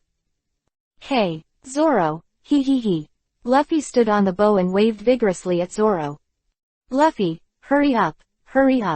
Zoro's voice stopped abruptly, looking at Kizaru who suddenly appeared behind Luffy. He tried his best to open and close his lips, but he couldn't make a sound. No, Luffy go. Zoro was furious. However, at this time, Luffy didn't seem to notice the strangeness behind him. Kizaru sneered and waved his right hand lightly, a cold sword light flashed, a large amount of blood spurted out, and Luffy's body was broken in two. No. Zoro was shocked, and there was nothing to restrain him at this moment. A black mist like evil spirit rose up, and Zoro's only right pupil turned blood red. Ghost energy. Vivi grinned at the corner of Zoro's mouth, and a strange white mist burst out from the corner of his mouth. 9 swords flow. The ghostly aura pervaded the right shoulder, and Zoro's face flashing with a little red light slowly appeared. Ashura. A face appeared on his left shoulder again, and bloodthirsty red light still filled his eyes. Magic. 9. Flash. A 3-headed and 9-walled statue with more black energy appeared behind Zoro. Compared to the 9 swords stream 2 years ago, Zoro now has more murderous aura, ghost aura. Kizaru beamed with joy. Zoro finally came to his senses, the mission is almost over. Who is it? Boom. The illusion was shattered. Chen Mu's face was full of astonishment. Jinghua Shuiyu let go and inserted it into the tree trunk beside him. Rayleigh looked at Chen Mu with a smile on his face, and slashed at the back of Zoro's neck with a knife that was as fast as a gust of wind. Zoro's whole Vivi swayed and fell to the ground. Are you teasing him? Rayleigh narrowed his eyes, a dangerous light flashing in his eyes. Ah, Rayleigh, I'm going to kill you. Chen Mujuo roared furiously. Just a little bit. This Rayleigh ran out of nowhere and kicked the mirror in his hand. This kind of empty thing happened to him, which made Chen Mu's anger explode instantly. Rayleigh frowned, a transparent wave rippling from him. It is the colorless armed hockey of the first rank. War is imminent. Ding! Side quest. Zoro chapter completed. Rewards are being distributed. Ding! Congratulations to the host for getting the item, special bait. Close black lens bracket. Finished. The system's voice sounded in Chen Mu's mind. Chen Mu's whole person's momentum was vented, and the monstrous murderous aura immediately dissipated. Chen Mu was overjoyed, jumped to the branch aside, took out his fishing rod with joy, and was about to start fishing, but no fish spots around here. Chen Mu was taken aback for a moment. I took out my long and big fishing rod, you tell me there are no fish points. The corners of Rayleigh, Rayleigh's mouth twitched, his pants. No, his first level armament was in place. You say you won't fight if you don't fight. Cough cough. Zoro, who fell to the ground, coughed twice and slowly got up from the ground. The only remaining right eye, Vivi, opened, but the pupil was a grayish-white color. Rayleigh shuddered, looking at him in disbelief. Zoro, is he blind in his right eye now? Ding! Congratulations to the host for triggering the hidden mission, Eye of Shira. Chapter 10 Shira God Gate. Chapter 10. The breath on Rayleigh's body suddenly fluctuated violently, which made Chenmu, who was still stunned, a little unhappy. This old guy, do you want to be beaten so much? With a swoosh, Chenmu instantly appeared in front of Rayleigh. Chenmu frowned slightly and followed Rayleigh's gaze. Chenmu stared at Zoro stunned, and was shocked. Grabbed Rayleigh violently with both hands, shaking his shoulders wildly. What the hell did you do? Why does he look like this? Chenmu asked Rayleigh loudly. Rayleigh frowned, lost in thought. At this moment, Zoro stood up staggeringly and looked around in a dazed way. But found, the surroundings were covered with gray, and nothing could be seen. ... Ding! Congratulations to the host for triggering the hidden quest, Eye of Shira, reward, the bait fusion function is open. Close black lens bracket. Shira's eye. Is it? Whether to fish Shira's gate magic immediately, yes, no. Yes. Ding! The original world equipment is lost, the special fishing rod combination fails, and fishing is impossible. Close black lens bracket. Lost the original world equipment. Chenmu was taken aback for a moment. When did I ever own the original world equipment? I remembered. It's Kizaru's glasses. Chenmu glanced at the surrounding ground, trying to find Uncle Huang's glasses. Hey, sorry, I shouldn't pretend to be compulsive. Now it's good. Where did I find it? Hey. The ground of the mud ravine suddenly reflected a ray of light, and Chenmu took a step forward thinking about the target. It's over. Shattered into shards of glass. Alas, this gate of Shira must be related to Zoro. If this task is not completed, Zoro is afraid that he will really become the #1 blind swordsman in the world. Thinking of this, Chenmu looked back at Zoro a little unbearably, and watched Zoro's hands groping in front of his eyes, and his heart became more and more uncomfortable. All because Rayleigh is out of stock. You can just let Zoro release the 9 swords stream. You have to interrupt him. Rayleigh, I'm telling you, you're going to lose all. Before the word, responsibility, could be said, Chenmu's eyes lit up. He, the original world equipment, right? Chenmu's mouth twitched, Vivi's figure flashed, and he disappeared in place. Rayleigh's eyes widened suddenly, a look of astonishment on his face. He didn't react at all. If Chenmu used the ultimate move just now, he was afraid. Rayleigh's glasses in the blink of an eye. Rayleigh was still dumbfounded and didn't react. Now he knows the gap between our strengths. Lend me the glasses. After that, he stepped out and came to Zoro's side. The confused little brother Zoro under his arm, he jumped up and disappeared. Rayleigh, on the other hand, stayed where he was in a daze, apparently not coming back to his senses.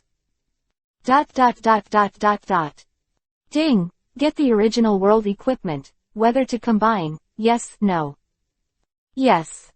Kyoka Shueyu plus Rayleigh's glasses plus fishing rod, synthesizing. Ding! Get a new item, the key of the illusory world, number of times.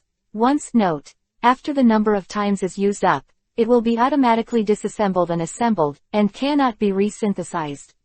Close black lens bracket. Phew, it's good, Rayleigh's glasses can be returned. Start fishing. Boom boom boom. As far as the eye can see, the sea is churning. At the end of the sea, an incomparably huge gate of sin slowly rose from the sea. The waves were surging, and the huge waves kept hitting the shore. Several smaller pirate ships were smashed by the huge waves, and only a few pieces of wooden boards were left floating on the sea surface. Rumbling rumble tilde tilde tilde. The incomparably gigantic Asura God's Gate has completely surfaced out of the sea, covered by layers of clouds and mist, adding a bit of mystery to this gate of the evil god. At the same time, it also reduced the fear of everyone in the world who saw this door. On this door, which is dark as a hole, there is a statue of an extremely evil deity. The statue is of a thick black color as a whole, with three faces with different expressions: angry, sinister, and evil. The only similarity is the bloody red glow in the eye sockets. On both sides of the body are the divine arms of 6 horned dragons, with purple and black lights flashing on them. Each of the 6 arms holds a black blade with a strange shape, resembling a snake, a grass, or a spear blade, with different shapes. Staring at it, the 6-handled soldiers had no hilts, and the scarlet blood flowed out of the palm of the idol, slowly dripping down the hiltless blade into the sea of blood below. Chenmu was also terrified to the point that he couldn't get over it for a long time. The height of this door. I am afraid it would pierce the atmosphere. Just such a big thing. Let our little Zoro be at a loss to do. Chenmu's tongue suddenly became dry, and he looked at Zoro with some sympathy. But Zoro's expression is unexpectedly calm now, which makes Chenmu Vivi frown. At this moment, Rayleigh was also attracted by this huge change. You did it. Rayleigh frowned, stared intently at the giant door, and said lightly, "Bring it." Chenmu's palm in front of Vivi froze for a moment, then the corners of his mouth twitched. Hee hee, I'll bring it to you later. Rayleigh cast a speechless glance at Chenmu, then looked sideways at Zoro beside him. Faced with the enormous pressure, Zoro's expression was very calm. It seemed that this door was really prepared for him by Chenmu. Chenmu's strength is becoming more and more incomprehensible. Zoro looked at this giant door with a calm expression. His closed left eye began to beat regularly, the hazy gray layer on the right eye gradually receded, and the blood-red color filled the entire eye socket. You need my strength, don't you? Do you still need to hesitate? Your sword can no longer protect you, Daijinhao, ha ha ha ha ha. Bewitching voices kept ringing in Zoro's mind. Ah, shut up. Zoro, with a ferocious face, roared loudly at Shira Shenmon. Zoro's sudden roar made Chenmu and Rayleigh really startled. The former frowned Vivi and then loosened it, while the latter revealed doubts. Receiving Zoro's response, the giant mouth of the Shira statue slowly opened. Sharp teeth, that exposed the cold light, were not so much sharp teeth, but rather a blade shaped like a 3-generation ghost. Zoro lowered his head and gasped, his hands resting on his knees. The pressure from his soul could no longer make him look directly at the statue. Rayleigh frowned, looked at Zoro a little worriedly, and said to Chenmu, "This thing. Is it under your control?" Chenmu was stunned, looked at Rayleigh with a playful expression, and thought to himself, "I didn't see that you old guy looked down on me. I have to say, you old guy's eyes are quite accurate. This thing. Hee, it's really under my control." Shira Shenmon. Level 800. Close black lens bracket. Chapter 11 World Disaster. Come on. Hee. Oh, can't even hold a knife. What a disappointment. Zoro's breathing became faster and faster, and the white air exhaled from his mouth gradually became thicker. The white gas, like a thick fog, condensed but did not disperse, slowly covering Zoro's body. Gradually, Zoro's figure disappeared into the thick fog, and even the last trace of red light was completely obscured by the white fog. The statue in the distance squinted with satisfaction, and the 2 blood-colored demon pupils on the front of his face were gently closed. Sea breeze blew, and the white mist around Zoro dissipated, and the whole person disappeared. Where are the others? Rayleigh frowned and looked at Chenmu, A hint of confusion flashed in his eyes. Shish tilde tilde don't talk.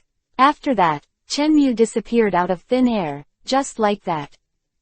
Surprised, Rayleigh closed his eyes and began to sense, running observation hockey to the limit, but couldn't find Chenmu's breath. ... Inside the door. Zoro's eyes were closed, and his breathing was slow and long, like an ancient tree with long roots. The main color in the whole space is gray, and the only color is the pair of full moons in the sky. 1/5 from the front.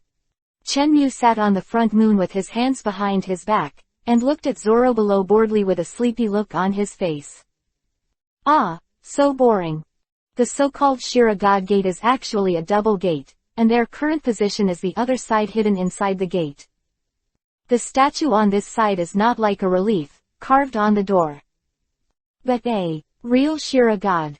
The space is divided into two parts. The upper part is a gray space with two round moons and Chenmu. The lower part is the face of Shira God, and the position where Zoro is standing is the tip of Shira God's nose. There are two huge holes on the face of Shira God, which are the sockets of his eyes, and a pair of blood-colored pupils turned into two full moons, hanging in the sky. The current Shira's expression was very solemn, and he did not dare to make any movement. Originally, this space was under the control of Shira God, and the giant faces were all stumps, broken arms, and skeletons. There are countless sharp blades buried in the dark eye socket abyss. Very tempting bewitching voices are endless. However, after Chenmu came in, everything changed. He waved his hand in disgust and stared fiercely at the statue below. Immediately, the terrifying atmosphere dissipated. ... Zoro, who had been silent for a long time, stepped forward with his right foot and walked firmly towards the black abyss on the right. Chenmu frowned slightly, with a hint of warning in his eyes, and glanced at the three divine faces under his eyes. The godly faces on the left and right sides suddenly became tense, and hurriedly set their eyes straight, no longer looking at Zoro on the straight face.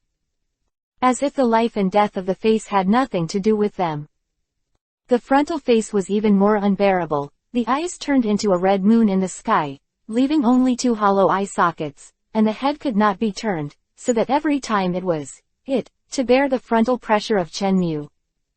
Big Brother in the face panicked. Regarding this hidden mission, Chenmu got some hints, but because it was too dangerous, he had to forcibly intervene. Conditions for completing the task are very simple. Let Zoro take away a blood-red demon pupil from Shira God. Hee, it's very simple. Aren't you bullshitting? Zoro doesn't even have a 300 million bounty right now, which translates to level 30. You asked a level 31 turn warrior to snatch the eyeball of a level 800 boss.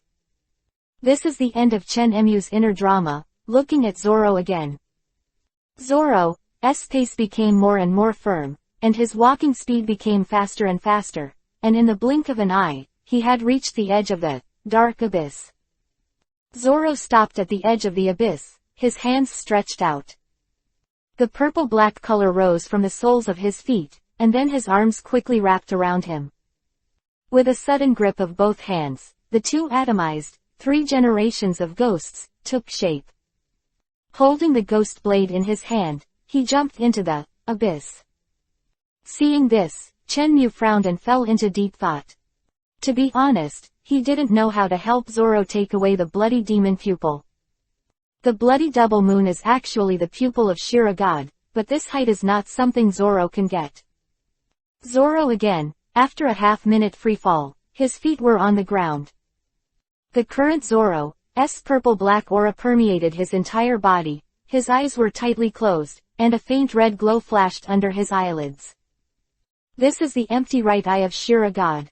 In this circular space with a width of hundreds of meters, except for Zoro's feet, all are sharp blades.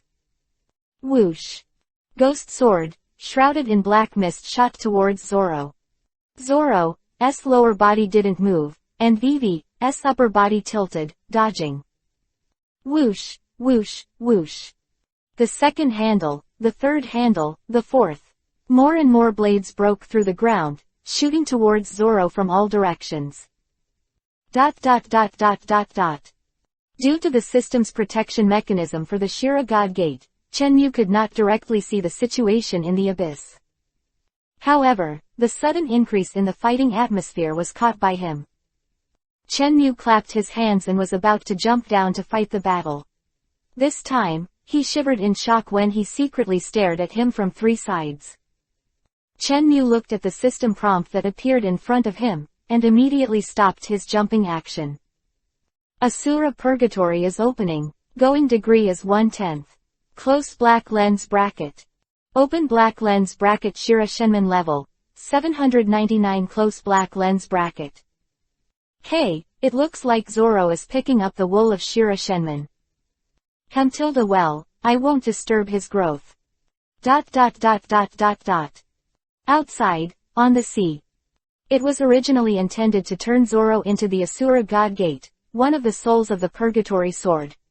Due to Chenmu's interference, the difficulty of the Asura Purgatory field was directly reduced to the novice care stage, and the strength was absorbed by the opponent in the opposite direction. Asura flinched inside the door, but Asura attacked with a heavy punch outside the door. The sea surface was violently churning, and a black mist suddenly spread across the entire sea. The first to bear the brunt are the sea kings at the bottom of the sea. Evil thoughts breed, their eyes are full of red, and they frantically attack all life that appears in the field of vision. The battle at the bottom of the sea became more and more fierce, and the blood was mixed with the sea water and was stirred wantonly. The many pirate groups on the sea also gradually lost their minds and attacked their companions with knives. Only a few pirate ships with Captain Conqueror survived. On the Moby Dick, Whitebeard pulled out the transparent medicine tube on his body and stood on the bow. Conqueror spread to the maximum extent, against the vast black mist. The captains who were carrying Conqueror Haki all rushed to the places under their command by boat. Pirates. Somewhere on an uninhabited island covered with snow, the red-haired Shanks, standing on the edge of the island, looked east with a sad face. The end of the sea level is no longer sparkling, and the black mist fills and churns wantonly. Under the sea, countless blood streams converged into an upward torrent, which was absorbed by the mist, and the red glow inside was even more eerie. Chapter 12 Rub the boat, and then open the hidden mission. Ding, ding, ding. In a pitch-dark space, the sound of knives colliding kept ringing. Zoro was covered in stab wounds, and the huge wound on his abdomen was almost cut in half. Without the black mist in this space, it can always cling to Zoro's wound at the first time and heal him. A ding sound, Zoro knocked the last Guiche blade. The ghost energy in his body increased several times higher than before, and the purple and black demonic flames rose. Ashura with 3 heads and 6 arms is fully open. The purple-black ghost gas is mixed with a little red electric wire, which makes people feel the violent and incomparable power while the hair is upside down. Zoro's right eye has regained clarity, and a slowly rotating vortex appears in the empty left eye, sucking all the ghost energy around him into it. The Guido blades all over the ground turned into black mist and poured into Zoro's left eye. Chenmu was still sitting on the bloody full moon. Ding! Congratulations to the host for completing the hidden task. Rewards are being distributed. Close black lens bracket. Ding! The bait fusion function is turned on. Close black lens bracket. Oh, Zoro is very fast. Zoro slowly walked out of the black abyss. His expression was extremely peaceful. A red electric light flashed across his right eye, and then disappeared. Boom boom boom. The entire space began to tremble violently, and the 2 blood-colored full moons began to slowly descend, merging toward the eye sockets. Chenmu didn't like the feeling of hip shaking, so he jumped down when the bloody full moon just started to fall. Zoro's right eye flashed with murderous intent, and the moment his left eye opened slightly, a trace of black mist appeared, which quickly wrapped around his right arm, and then turned into a new ghost blade. The whole action is completed in the blink of an eye, and the movement is smooth and smooth. Clang. The sound of metal crashing sounded. The first half of Chen Mu's left index finger turned red and black, blocking Zoro's attack very casually. Zoro was shocked. In this ghost space, he was strengthened several times, but he still slashed the people in front of him. It was really... Well, it's alright. After plucking level 10 wool, my strength has finally broken through to level 100. Quote. Chen Mu raised his eyebrows, kept looking at Zoro in front of him, and nodded with satisfaction. Let's go. If you don't go, you will follow this broken door and escape into other worlds. As soon as the words fell, Chen Mu flashed away and left this world. Zoro, on the other hand, was full of ghosts in his feet, and walked in the air at high speed, and finally ran out before the giant gate closed. Black mist dissipated, and the figures of Chen Mu and Zoro reappeared on the shore. Swish! Chen Mu had just emerged from the black fog, and before he could stretch himself, he heard the sound of the wind, and Vivi tilted his head to avoid Rayleigh's sharp blow. Old guy, are you addicted? Chen Mu glared angrily. Rayleigh snorted heavily, tilted his head in the direction of the sea, and said coldly, HMPH, see for yourself what the world has become. Zoro, who took the next step out of the black fog, both looked at the sea. All you can see are the corpses of giant sea beasts, dilapidated ships, and scarlet blood gathered at the location of the Gate of God, which will last for a long time. Soon after the two came out, Shira Shenmen returned to its original world, the black mist disappeared, and the fresh blood that had not been absorbed in time was left on the sea. The two of them frowned, and the sea breeze blowing in the face was mixed with a strong bloody smell, which made people very uncomfortable. Zoro's tightly closed left eye Vivi throbbed, and a faint red light flashed away. Chen Mu Vivi looked sideways, glanced at Zoro who was back to normal, and walked towards the island. Waved at the two people who were in a daze behind him and said, don't look at it, let's go, you won't reduce your losses by staying here. The two looked at each other and left the shore. The disaster came very suddenly, and caught all living beings in the pirate world by surprise. Fortunately, Shira Shenmen is extremely greedy and bloodthirsty, and directly instills most of the evil thoughts into the powerful sea kings, and the human casualties are much smaller. A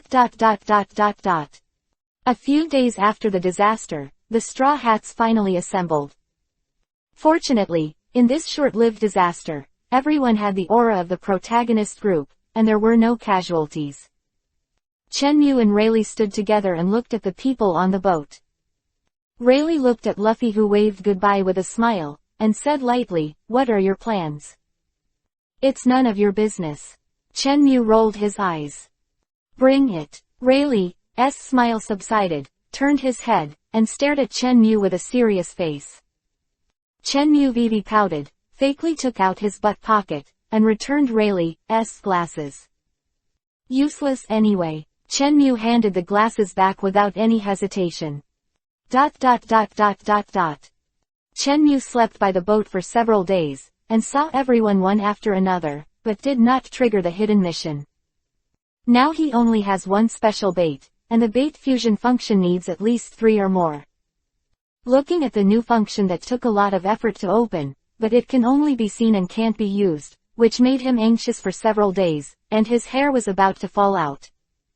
Oh, forget, he's long since had no hair. Damn, I can't bear it anymore.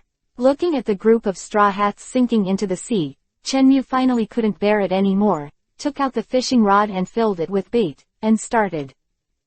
Ding! Congratulations to the host for getting the item, Saitama battle suit. Close black lens bracket. Well, it's an exercise method and a bald head, and now he's got his clothes and let me play another world shame play. It fits nicely and stretches well. The corners of Rayleigh's mouth twitched. It was the first time he saw someone change clothes. It was actually a man. Ding! The main quest is on. Follow the Straw Hats into the new world. Reward, Special Bait 3. Rely on. Don't say it sooner.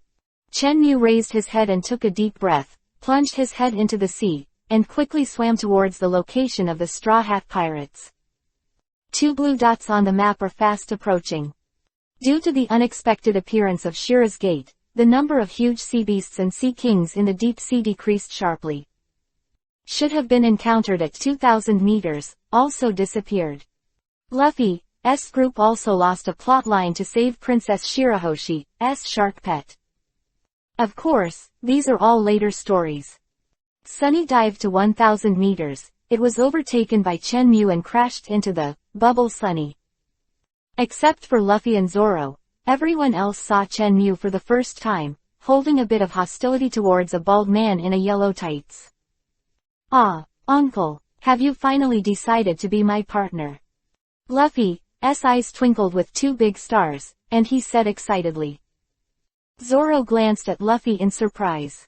It turns out, this mysterious powerhouse is really an acquaintance. "Luffy, who is this?"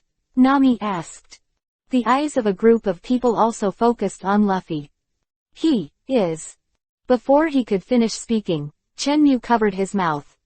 "Hee, I just dropped by, take a boat and go to Fishman Island, and I'll leave when I get there." Chenmu-san Isho. Chenmu didn't let Luffy speak was rather special. Ding! Hidden quests open, Chopper chapter. Chapter 13 Plan to kidnap Chopper. What the hell, this hidden mission? Looking at the completion conditions of the hidden mission, Chenmu fell into contemplation. Awakening the Constitution with Chopper. Constitution can a reindeer have? Awakening the talent for pulling a car. Turn the Sunny into a Christmas sleigh. The corner of Chenmu's mouth couldn't help twitching. At this moment, the big One Piece King of Pirates Luffy poked Chenmu with his index finger and said, "Uncle, you are very strange today." "Huh. You seem to be able to take a boat today." Quote. 2 years of getting along, Luffy knew that Chenmu suffered from seasickness. As for why there is no seasickness today, I also have to thank the old Uncle Kizaru for a pair of glasses. Cooperating with the system to open the illusion, he has been in a hypnotic state of, "I am not seasick." Well, it's just that the 5 senses are hypnotized, and the internal state of the body is still seasick. The strength is directly reduced to level 100. 3-color hockey, Conqueror is disabled, Armed Saw is downgraded to the 2nd rank, and the quasi-heads are also massively deviated from time to time. If he held Jinghua Shuiyu in his hand, there would be no such situation. Chenmu sighed inwardly, and glanced at Zoro with some resentment. Zoro is shaking. Ding! The original world material is missing, and the automatic combination of special fishing rods fails. Cannot fish Giant's Gate. Close black lens bracket. Missing. Blue wave ball. Dragon Palace secret medicine. Close black lens bracket. Chenmu squeezed his chin and sat in the restaurant of the Sunny. He said to himself, Lanbo ball can find Chopper, the secret medicine of the Dragon Palace. It should be a murderous medicine, and I have to find the boss of the new fish man pirate ship, Hody. Poof tilde chirp backquote poof tilde chirp. Chopper's unique footsteps came in, and Chenmu immediately stopped talking to himself, but Chopper still listened. Big Uncle, do you want my blue wave ball? What do you want it for? Quote. You heard it wrong. After all, Chenmu hurriedly walked out, because the seasickness buff of deep awareness was still there. With a bang, it hit the door frame. Chopper tilted his head in confusion, then seemed to think of something terrible, his hair trembled and his teeth chattered. This uncle must be trying to steal my Rambo ball, and then sell me for a bounty. Chopper, who was more and more afraid, decided to secretly tell everyone about it. Chenmu, who walked out of the room, shook his head. Although there was no real dizziness, the faint weakness of his body still made him uncomfortable. The physical condition is very poor. Chenmu frowned, and Vivi sighed in his heart. Looking outside, the giant octopus Kraken was dragging the Sunny down sharply. Kraken had scars all over his body, and the most serious tentacle was almost broken at the root. Judging from the wound, it seemed to be the bite mark of a variety of sea beasts. Facing the influence of the evil thoughts of Shira Shenman, the first ones to bear the brunt are the sea monsters. On the other side, the deep sea below 10,000 meters, the dim fish man street. Jones and Van Deeken hammer out a plan to overthrow Fish Man Island in the dark. The two people who were pregnant with each other turned around, and they were all cold isho. Depth of 7,000 meters, the bodies of countless giant sea beasts kept rising and falling, and their bodies were already devastated. Seeing the scene outside the boat, Sanji felt a pity in his heart, turned around, and silently lit a cigarette. And Luffy was clinging to the membrane of the boat, his eyes flashed with dazzling light, and moved tears flowed from his unsatisfactory mouth.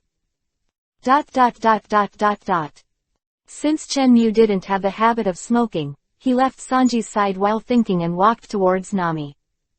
Well, he simply wanted to stay away from Sanji. Nami looked away from the pointer on her wrist and looked at Chen Mu who was walking towards her, her brows wrinkled imperceptibly. Zoro and Robin also looked at Chen Mu. Chen Mu clenched his chin in a contemplative manner, walked to Nami's side on his own, and handed over a bag of money. "Here's my boat fee." Nami's eyes suddenly lit up, and she snatched the purse with joy on her face. When touching the purse, Nami's money talent automatically works. This weight, 1,000,000 full. Well, this distinguished guest, do you have any other needs, Tilda? Vivi twitched at the corner of Chen Mu's mouth. The little thief cat is really well deserved. I want to eat barbecue, do you have one?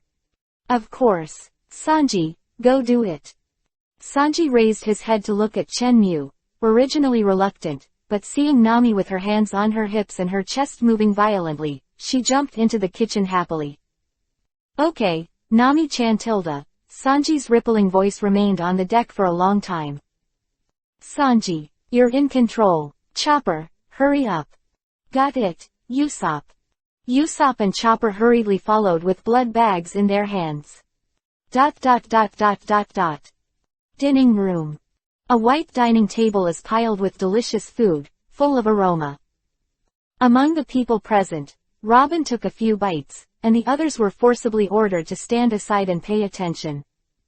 At the end of the meal, Chen Mu elegantly picked up the tablecloth and wiped his mouth, glanced at Luffy, whose hands were hanging down from the air, and looked at Nami, who was smiling. Sounded. Dear guest, you spent a total of 5 million Baileys for this meal. Nami's eyes flashed with money symbols, and she looked at Chen Mu with a smile. No wonder Luffy, who is the captain, can't even get to the table, so it turns out. The corner of Chen Mu's mouth twitched, and he drew 5 million from the system space. After taking it out, a large wallet was automatically generated and placed on the table. Swish. An afterimage flashed by, and the purse disappeared before it could completely kiss the tabletop. Chen Mu's eyes twitched Vivi. He stood up instantly, and said firstly, thank you very much for your hospitality, I don't need any other services, thank you. After speaking, he bowed deeply and hurriedly slipped out. Nami walked into her room contentedly. Luffy hugged Sanji's whole body and kept complaining. Usopp and Chopper also acted violently on the same stage, guarding the table full of empty plates, muttering words like, I want to eat, and, I won't let you clear the dishes if you don't give me food. Zoro's right eye Vivi raised his back against the wall, stepped forward, picked up the bottle of unopened wine on the table, and followed the smiling Robin out. This deep-sea trip was surprisingly easy. At 10,000 meters, a huge double-layer semicircular bubble film shield surrounded the entire Fishman Island, and there was an air layer between the two layers of shields. The Straw Hats and his party still haven't found the most correct path. After a little discussion, they still choose to use the wind to jump through the air layer in the middle. When entering the air layer, the coating will automatically peel off. Without air bubbles and boat membranes, several people who have eaten devil fruit will inevitably faint when they enter the seawater, and even their lives will be in danger. To this end, Nami finalized a plan. Zoro and Sanji is, the driver, pulling the 4 landlubbers to swim out of the sea area. Suocean and the 2 tied thick hemp ropes around their waists. Zoro took Luffy and Brook, and Sanji took Chopper and Robin, standing on the bow, waiting for Frankie to fire. At this time, Chenmu pouted, and on the grounds of seasickness, he wanted to bring Dr. Chopper to Fishman Island to see a doctor for him. Chopper said he didn't want to be alone with him. But when Chenmu paid 5 million Bailey to the Black Boss, Nami again, he set off smoothly with Chopper. Chapter 14. The mission is open, fishing the Giant's Gate. Bang tilde tilde. The wind cannon was activated, and the Sunny flew across the sky, rushing through the air layer in one fell swoop. Although everyone was fully prepared, they were almost knocked unconscious by the intense deep-sea pressure. Critical moment. Zoro's Sanji armament quickly wrapped and covered it, and swam upwards against Wanjun's pressure. However, unexpectedly, Usopp and Nami couldn't bear the pressure of the deep sea and lost consciousness. Zoro and Sanji had to go back and take the 2 comatose with them. The vortex of the water began to become turbulent, and Suocean and the 2 gradually became a little more difficult. Gollum tilde tilde. Bubbles appeared, and Zoro Sanji couldn't hold back his breath, and the 2 fainted one after another. So far, the Straw Hat Pirates, except for Chopper, who was directly taken away by Chenmu, were all in a coma. Fishman Street. Came to this lawless place with the unconscious Chopper under his arm. Jones, the captain of the new Fishman Pirates, heard rumors that the Straw Hat Pirates were going to the New World via Fishman Island. The result was empty. Chenmu was walking on the dimly lit street, looking left and right, as if he was looking for something. At this moment, 3 figures approached. The 2 groups of people approached quickly on the narrow street, and it seemed that no one had any idea of avoiding it. The 2 groups of people stopped when they were 5 meters away. Chen Mooning looked around and saw the new Fishman Pirate's mark, of the person on the opposite side, which matched the mark on Arlong's body very well. Hee hee. It seems that these guys who were going to find Luffy were the first to cut off their beards. Chen Mu sneered, sandwiched Chopper, and continued to move forward. The leader is a moray eel fishman, with dry yellow skin, a tattoo of Arlong Gang on the left neck, orange curly hair under a black top hat, and an arrogant and shadowy smile. Behind him is an octopus swordsman, full of alcohol. Unlike the former Hammond, Leopard Zhang is the killer of the new Fishman Pirates, not an ordinary cadre. The killer has a very keen sense of murderousness. When he saw Chen Mu approaching them, he silently put down the jug. His hand slowly rested on the hilt of the sword, his expression extremely solemn. Oh, it turned out to be an inferior race, a human who doesn't know whether to live or die.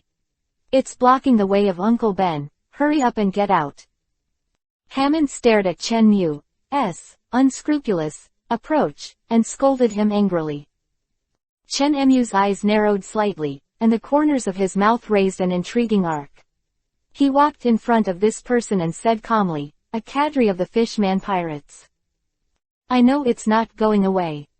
Before Hammond finished speaking, he saw a brown tanuki tucked under the person's armpit.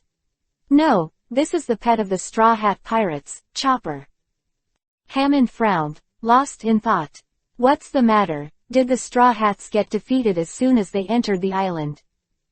Leopard Zhang took a step forward seemingly carelessly, blocking half of Hammond's body, and said drunkenly, those who have the guts to come to Fishman Street are strong, and they are partners we are willing to make. After he finished speaking, he handed the jug in his hand to Chen Mu. Chen Mu looked at the wavy octopus swordsman in front of him, and Vivi was stunned. Immediately, I thought that this guy seemed to be a blue-ringed octopus, as if. Or a poisonous one. Chen Mu despised Isho, reached out to take the wine jug, and the transparent wave Vivi rippled. Bang tilde tilde tilde. The right hand holding the jug instantly hit Leopard Zhang's head. What happened at this moment made everyone present unable to react, and even the party involved, Leopard Zhang, was full of question marks. The sword in his hand was only half drawn before it was knocked to the ground, his head buzzing. You must know that a powerful swordsman wants to make an instant slash such as drawing the sword. At such a close distance, ordinary people have no time to react. Chen Mu was good, picked up the wine jug, armed, and completed it in one go. The last one smashed him unconscious, and the ground was instantly smashed out of cracks.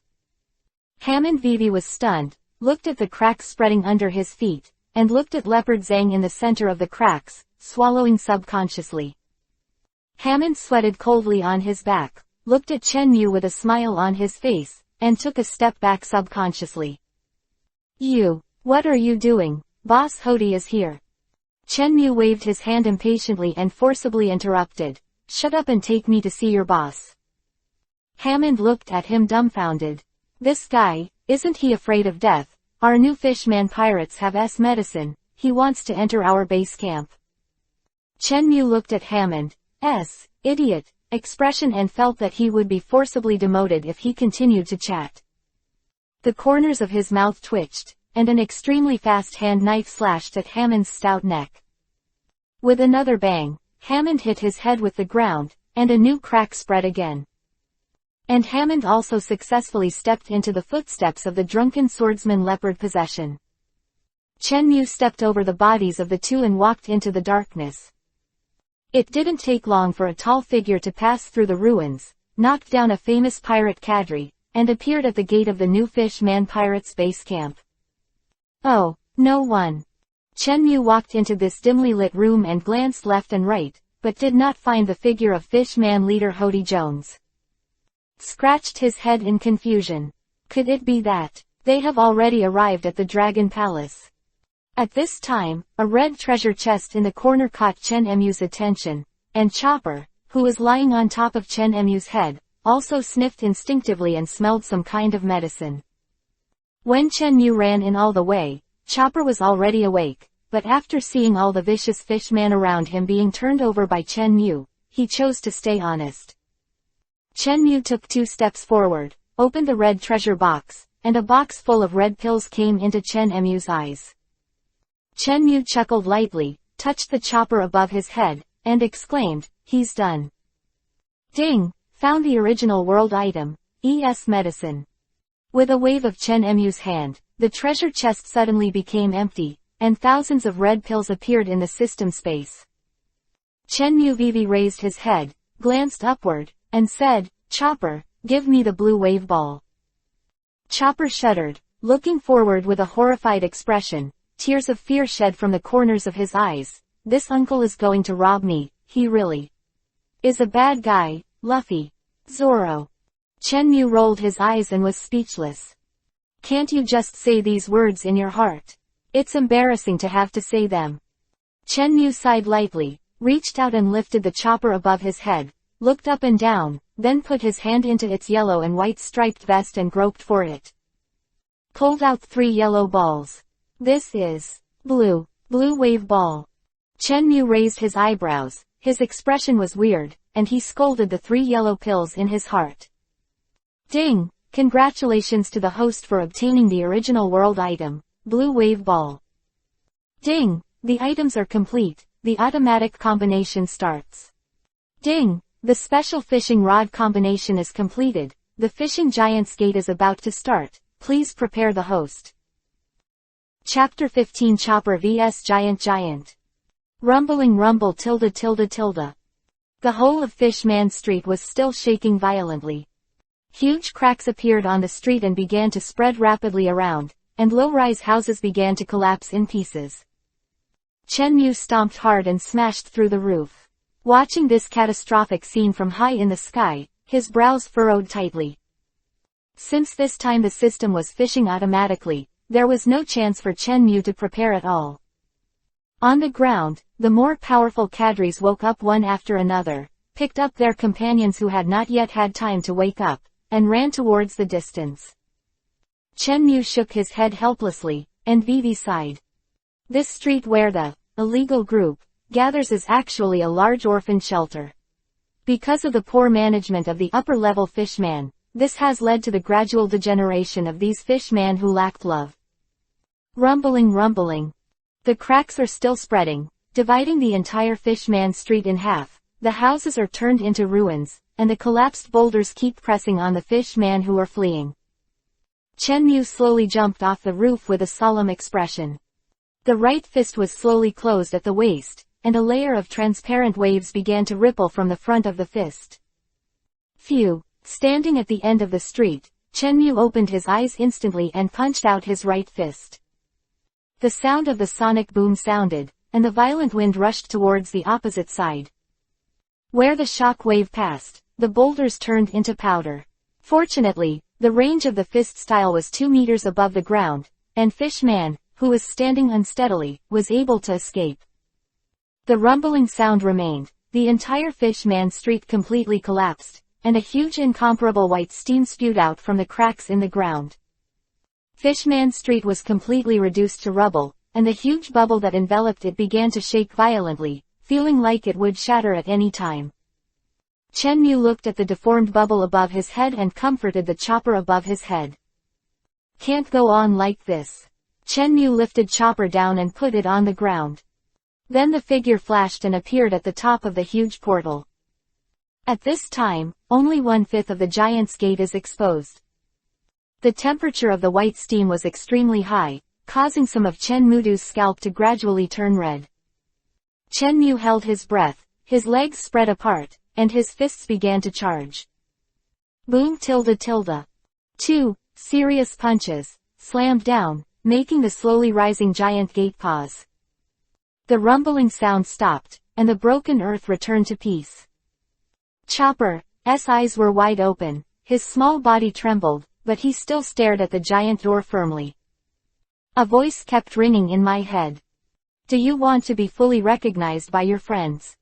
Do you want the bounty to exceed 100 Baileys? Chenmu jumped down from the top of the giant gate and landed next to Chopper. Vivi frowned at the horrified Chopper. Chenmu stretched out his right hand and picked up Chopper. When he was about to put it on the top of his head to comfort him, a huge roar came from behind him and went out. Chenmu turned around in an instant and looked at the half-open giant door, which was rapidly cracking. Bang! The first shard fell from above the giant gate. Slowly, more and more fragments began to fall off and hit the ruins at the bottom of the bubble. Suddenly, a pair of huge red hands stretched out from the door. The giant hand has no skin, and is covered with red strips of muscle fibers and white mucus on it. Roar tilde tilde. There was another huge roar, and the giant hand grabbed the door frame and stretched his head out with difficulty. The huge head was exposed in front of everyone, and the white steam slid from both sides of the cheeks and floated back. Chenmu no longer hesitated, he took Chopper down, put it under his arm, and rushed over. A punch hit the giant's head fiercely. With a loud bang, accompanied by the giant's wailing, he was smashed into the door. Chenmu and Chopper chased in. ... As soon as the picture turned, there were a few white clouds floating in the dim yellow sky, and the setting sun was slowly falling towards the ground. One person and one deer fell from the sky and landed on the tall boulder city wall. A giant nearly 60 meters long lay on his back on the ground, howling in pain.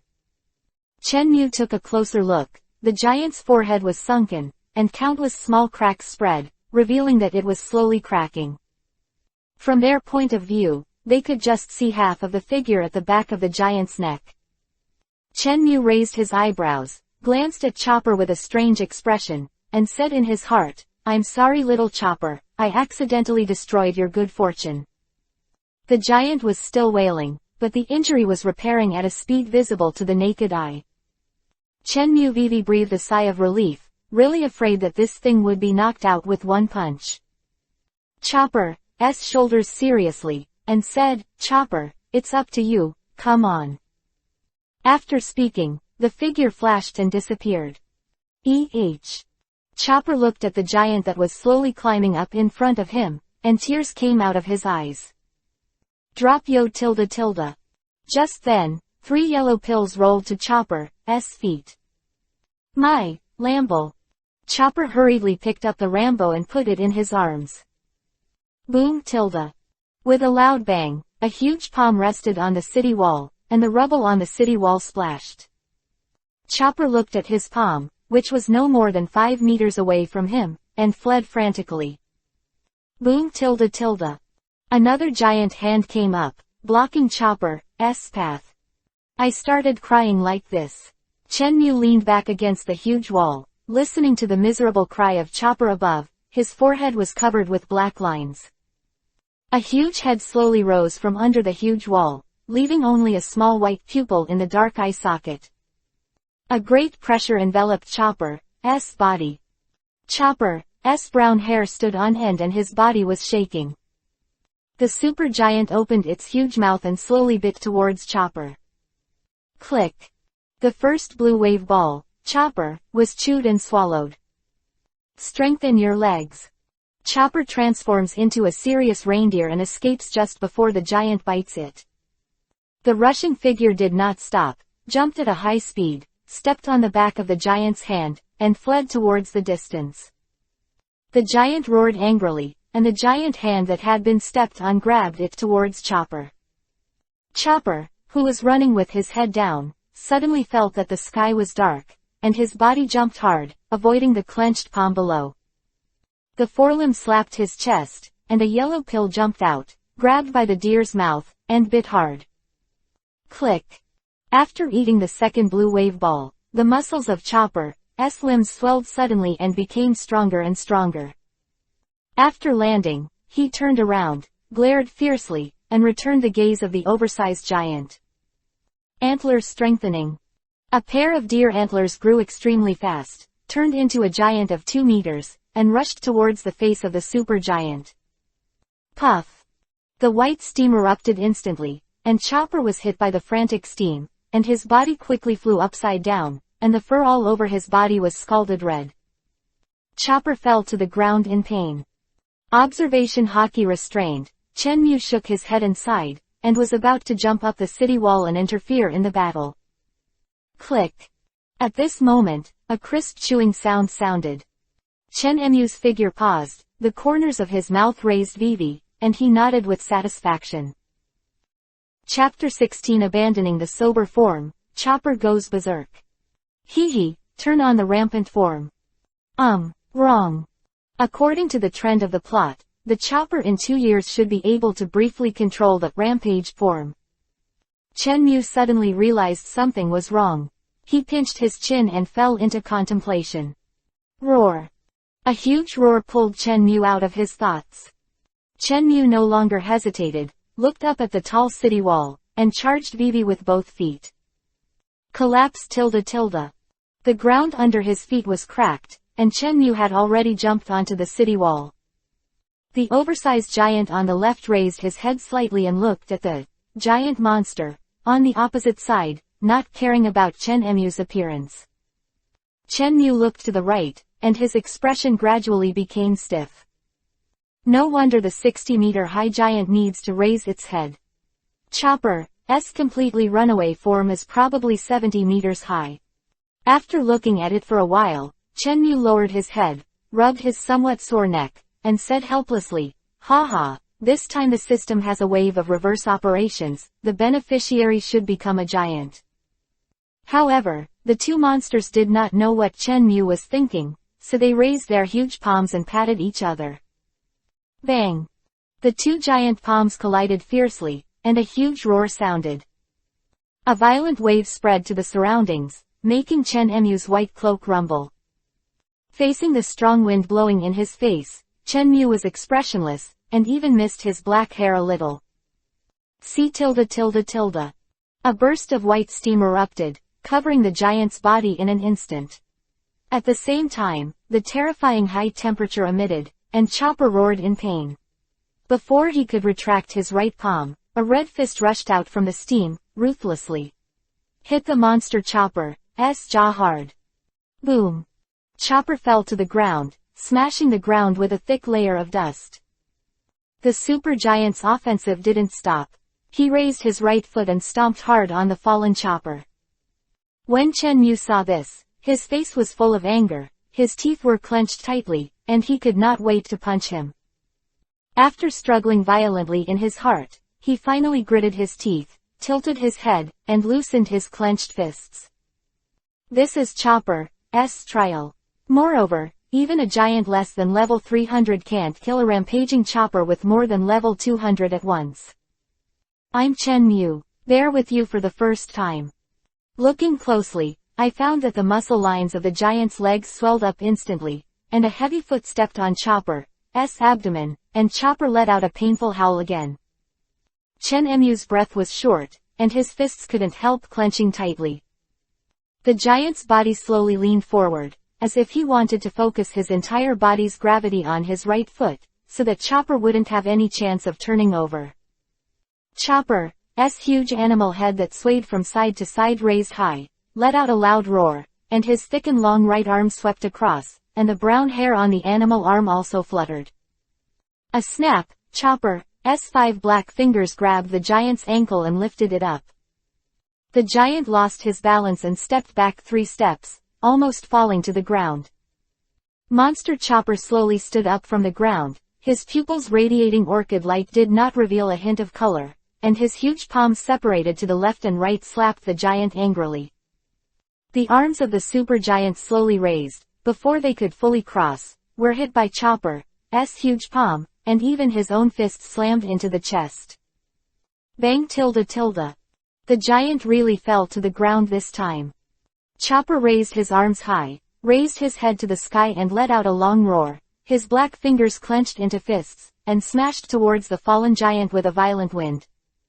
The sound of the collision between the hard fist and the flesh sounded, and the shoulders of the supergiant were smashed into flesh.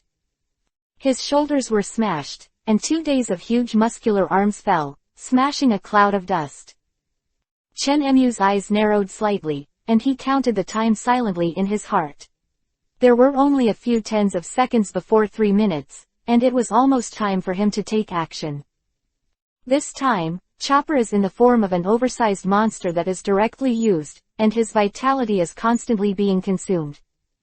In fact, there is no way, although it is possible to transform without using a blue wave ball, but the monster form, physique in the awake state is simply incomparable to the supergiant.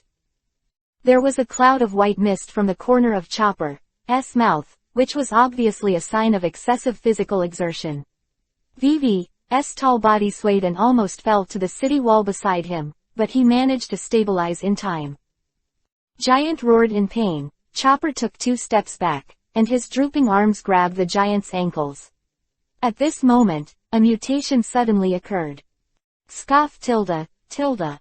The white steam suddenly spewed out, covering the giant's figure, and Chopper was scalded by the high-temperature steam and took 2 steps back again, roaring furiously. After a while, the steam dissipated, and the figure of the oversized giant disappeared completely. Chen Mu jumped up and jumped out of this giant's face with a huge antler. In the dark deep-sea world, a giant bubble is full of broken walls, and a giant door that is about to burst. The bubble shatters with a hard sound. Chen Mu took Chopper and rammed it out. After all, only 1/5 of the giant's gate was exposed, and most of it was hidden in the void below, but this was enough space for Chopper to come out sideways. Boo tilde. A light sound, Chen Mu grabbed Chopper's antlers and slammed it, breaking the bubbles above his head, and the violent seawater poured in, and the gravel streets fell one after another. Swim. Chopper again, he has regained the appearance of a group pet, his little face wrinkled into a ball, slowly sinking down and sinking. Chen Mu pinched his nose with his left hand, his cheeks bulging round. Among the falling boulders, I found a huge stone slab, and with a kick with my feet, I quickly approached Chopper at a very fast speed. Chen Mu put Chopper under his arm and looked left and right. In the silent and dark deep sea, he couldn't see anything, but fortunately it didn't matter, he still had a map. The curled body unfolded and swam towards the blue cursor on the map. Blue cursor was naturally Luffy and the others, who were much happier than Chopper at this time. Luffy and others still followed the development of the plot, were rescued by Kami, took a bubble turtle, and swam from the bottom of the red coral apartment to the top. It didn't take long for everyone to reach the surface of the sea, and the graceful mermaids were enjoying themselves. Everyone was amazed by the sight in front of them. Is this heaven? With tears streaming down his face, Sanji fell to his knees, unable to control himself with excitement. At this time, a pure white lotus arm stretched out from the side, grabbed Sanji's wrist, and the crisp voice of Yuji came over. Are you entering illegally? It's wild Tilda, but it doesn't matter. I like pirates very much. After speaking, he pulled Sanji into the water, and all the beauties covered their mouths and chuckled. 2 years later, Sanji finally ushered in the best moment of his life. Luffy and Chopper, with bubbles over their bodies, sat on the rocks beside them, laughing as they watched Sanji having fun. Usopp's eyes lit up and he said with emotion, "It's really a fairy tale world, the Coral Continent, Mermaid Bay." Chapter 17 It's not me, I don't have it, don't talk nonsense. Dark Deep Sea. Shenmue kept holding his breath, swiped with his right hand, dragged Chopper with his left, and swam towards the blue marker on the map. It's been a long time. Although there is no hypoxia, the experience of being immersed in the cold sea water is very bad. Besides, Chopper doesn't know how long it can last. Hey, there's a boat ahead. Shenmue's eyes lit up, his legs swayed again, and he swam towards the bubble boat with the Dragon Palace City logo on it. At this time, the 3 Neptune brothers in the cabin were also rushing towards the Mermaid Bay.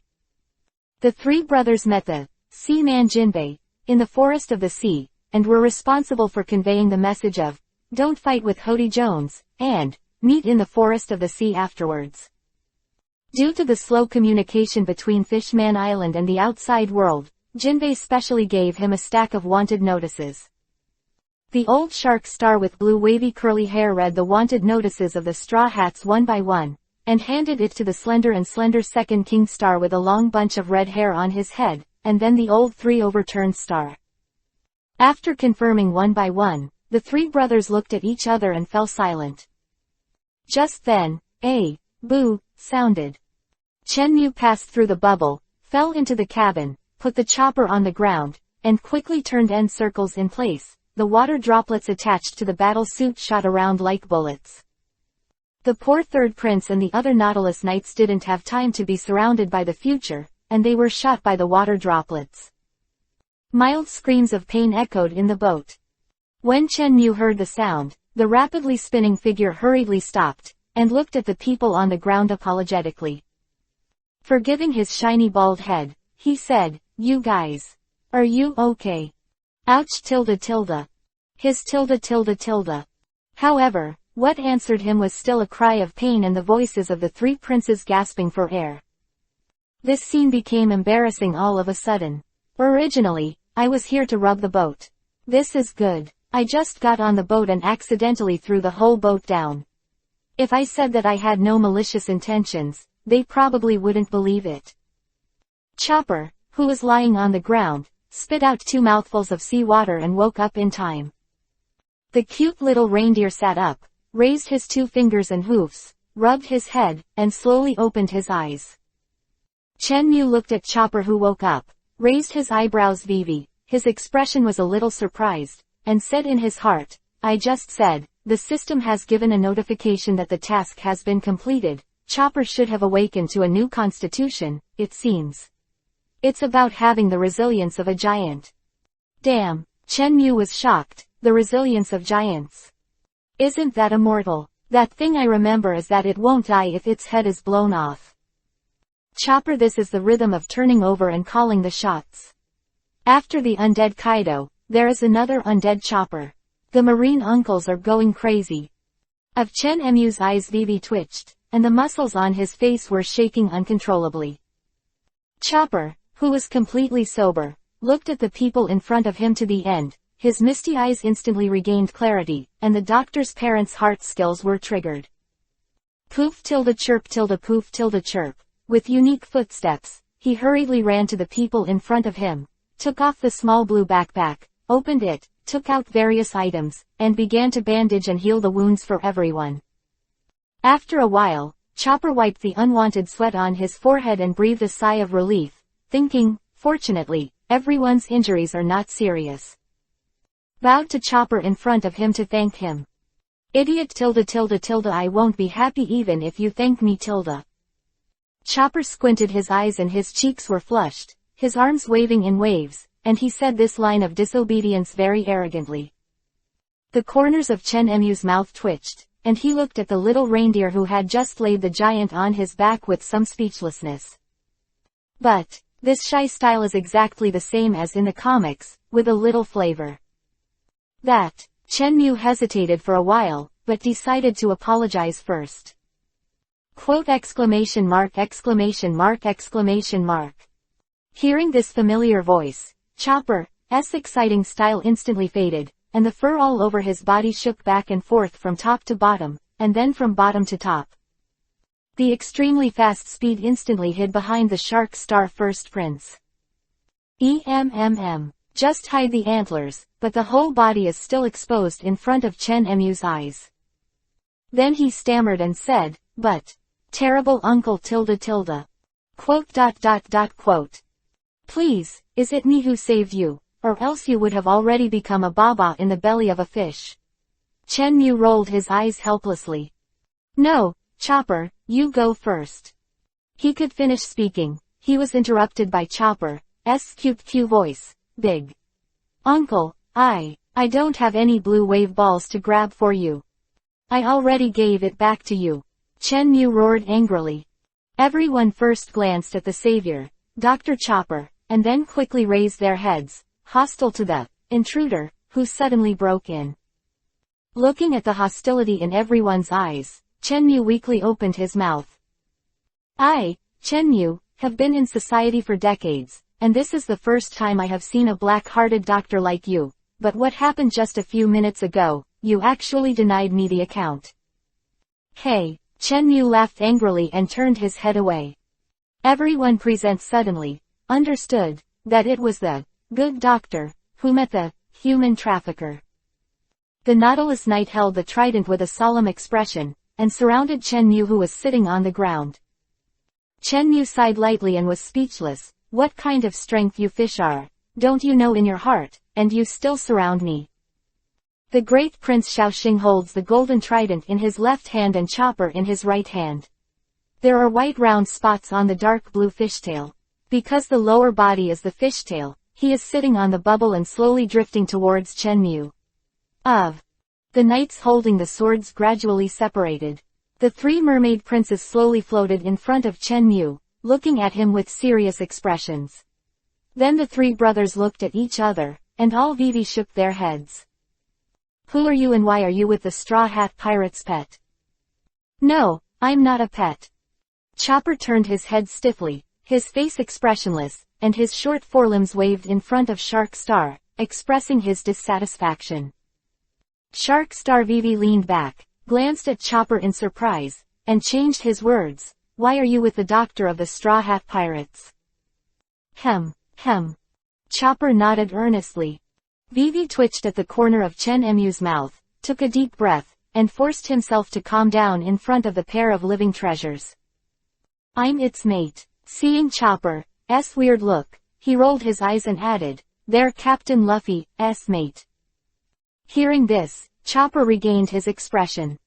Wait for me, you arrogant dead reindeer. Chen Mu glanced at Chopper angrily. Then why did you suddenly attack our ship tilde tilde tilde? The slender second prince asked. Because he likes to sing, the ending of his speech is always habitually with scales. Chen Mu Vivi tilted his head and looked at the prince with two western swords pinned to his waist, and replied blankly, it's not me, I don't have one, don't talk nonsense. At this moment, the fat third prince who liked to sing and dance, shook his huge body and squeezed out, just about to speak. Well, I admit it, but I didn't mean to. Chen Mu couldn't bear such a scene. The twisting dance of the red rollover fish man was already irritating to the eyes. If it was accompanied by singing, I guess it would be broken here. Hearing this, the great Prince Shark Star and the serious Chopper nodded at the same time. Quote. This guy Chopper. Chen Mu took a deep breath, closed his eyes and stopped looking at it, but the blue veins on his forehead jumped up from time to time. Obviously, he is not a qualified expression management master. The atmosphere suddenly fell silent. A group of Nautilus Knights looked at the three princes. What they wanted to express was how to deal with the intruder. The three princes looked at each other and shook their heads helplessly. This person's strength is beyond the standard. The eldest prince waved his hand and asked the knights to take back their weapons, looking at Chen Mu and said, "Since you are a friend of the Straw Hat Boy, please help me with this. Brother Jinbei told you not to fight Hody Jones, and he waiting for you in the forest of the sea." Chopper with a bewildered face and said softly, "Brother Jinbei is a good friend of the Straw Hat Boy." "Hey, Luffy's new friend tilde. Chopper tilted his head suspiciously, a hint of doubt flashed in his big fluttering eyes, and then quickly faded away. When intelligence enhancement is not prescribed, it is just an ordinary doctor, not the resourceful general. Chen Mu raised Vivi's eyebrows, dealt with it casually, and closed his eyes again. Everyone also returned to their original positions, waiting for the end of this trip. ... Mermaid Bay. Sanji still has a spring heart sprouting look on his face, and he has a lot to do with a group of beautiful mermaids. Luffy was covered in swimming coating, sitting bored on the shore, kicking small waves with his feet. Mermaid Kami covered her mouth and chuckled, looking at Sanji who was having fun in the distance. Usopp stood beside Luffy with his hands on his hips, turned his head to look at Sanji. Vivi sighed, "I hope Sanji doesn't bleed anymore. Chopper doesn't know where he was taken by that guy." "Oh, did you say Chen Mu?" Vivi was startled and took over the topic instantly. "Yeah, Luffy, do you know him well? And he seems to be about the same age as us. Why do you call him uncle?" "He is a very strong partner. Why do you call him uncle?" "Well, because he defeated Uncle Rayleigh. I think they are equally powerful, so I call him uncle, hee. Usopp and Kami stared at Luffy in amazement, obviously in disbelief. "Uncle Rayleigh has the strength of Admiral, can't he beat that guy?" Usopp asked again in disbelief. "Yeah." Luffy still squinted and laughed, then added, "And he taught me how to use the three-color hockey." "Teach you how to use hockey?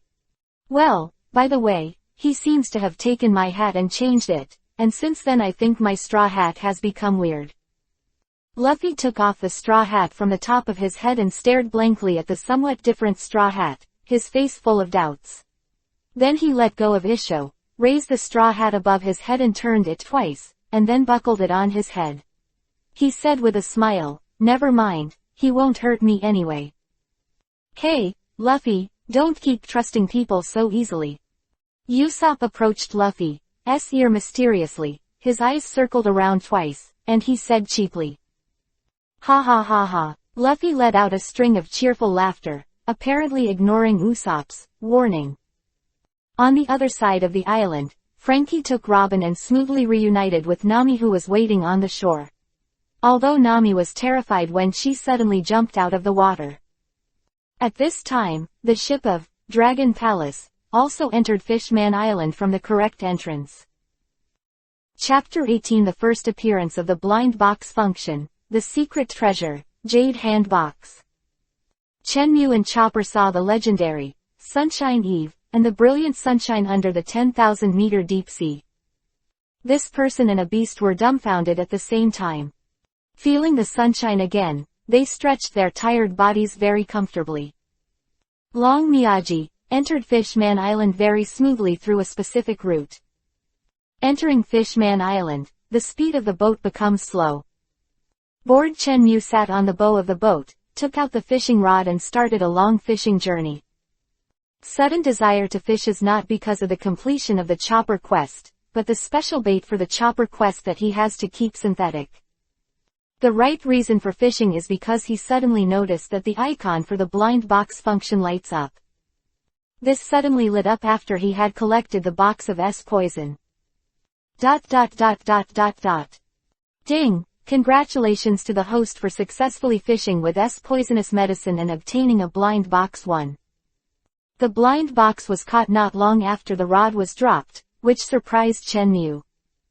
Put away the fishing rod, Sink your mind into the system space. Look at the extra white gift box in the storage space, tap it lightly, and open it.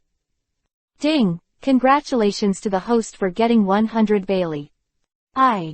Chen Mu's facial muscles twitched and his hands were shaking non-stop, obviously because he was very angry. I don't believe it anymore, come again. Chen Mu took out his fishing rod again, held his breath, and sat on the side of the boat angrily and started fishing. Ding! Congratulations to the host for successfully fishing with poisonous medicine and obtaining a blind box 1. Ding! Congratulations to the host for successfully fishing with poisonous medicine and obtaining a blind box 1. Ding! Congratulations to the host for successfully fishing with poison. Chen Mu closed the shot. This time he accumulated 10 blind boxes, and he was going to have 10 consecutive hits. In my heart, I recited, European Emperor's Blessing. Open. Open black lens bracket ding, ding, ding. Asterisk 10 close black lens bracket. Congratulations to the host for getting 50 Bailey. Congratulations to the host for getting 250 Bailey. Open black lens bracket. Congratulations to the host for getting. Close black lens bracket. 10 consecutive openings give extra rewards, 1 million Bailey. Close black lens bracket. Gone. Chen Mu was so angry that he wanted to flip the table, just this little thing was not enough for the meal that Nami plundered from him. Off. Whoever likes to play with this broken system, I won't take your breath away. ... After a while, a taciturn figure came out of the cabin, lowered his head, sat on the bow expressionlessly, and took out a fishing rod. Ding! Congratulations to the host for successfully fishing with poisonous medicine and obtaining a blind box 1. Ding! Congratulations to the host for successfully fishing with poisonous medicine and obtaining a blind box 1. Chen Mu was full of unwillingness, gritted his teeth and used up all the murderous medicines, just caught 100 blind boxes. Hee hee, the blind box numbers brought by these ominous medicines are very auspicious. Chen Mu's mouth twitched a few times, then he stood up suddenly and kicked the fishing rod beside him fiercely. Who are you celebrating the festival for? I look down on being single. Yes. Quote. Chen Mu's resentment echoed in the sky, and it has not dissipated for a long time. After venting, Chen Mu took a deep breath and sat down. His mind sank into the system space again, looking at the familiar fishing rod in the first slot of the inventory. Incompetent and furious, he clicked all the white gift boxes frantically. The system prompts endlessly, and Bailey's numbers keep turning up. This may be the most money-hating day in Chen Mu's history. Ding! Bailey Onkai will give you an additional reward, Jade Hand Box Legendary. Close black lens bracket. Chen Mu was still immersed in the sound of the system bombardment. Ding! Sound of the extra reward disappeared for a long time. That Chen Mu, who had no love on his face, slowly regained his senses. Like a machine, he lowered his mind, opened the system storage space, glanced at the amount of Bailey in the lower right corner, slowly moved his eyes away, and looked at an overall black, gold-trimmed luxurious treasure chest, subconsciously. Just clicked. Ding! Whether to use items, Jade Hand Box Legendary, yes, no. Close black lens bracket. Yes. No. Chen Mu was taken aback. Jade Hand Box. OMG, almost detonated a nuke in space. This thing almost blew up Auntie's Cake Island. At this time, in the treasure house full of gold coins and treasures in the Dragon Palace City, the luxurious treasure chest that was originally at the top suddenly disappeared. The Dragon Palace City was flying slowly under the blue sky, and the bright and not dazzling sunlight was transmitted to the deep sea below 10,000 meters through the Yangshu Eve, like a country in midsummer. Chopper sat on the shoulder of the first prince, Shaoxing, followed by the two princes, who floated out of the cabin and stood side by side with Chen Mu at the bow.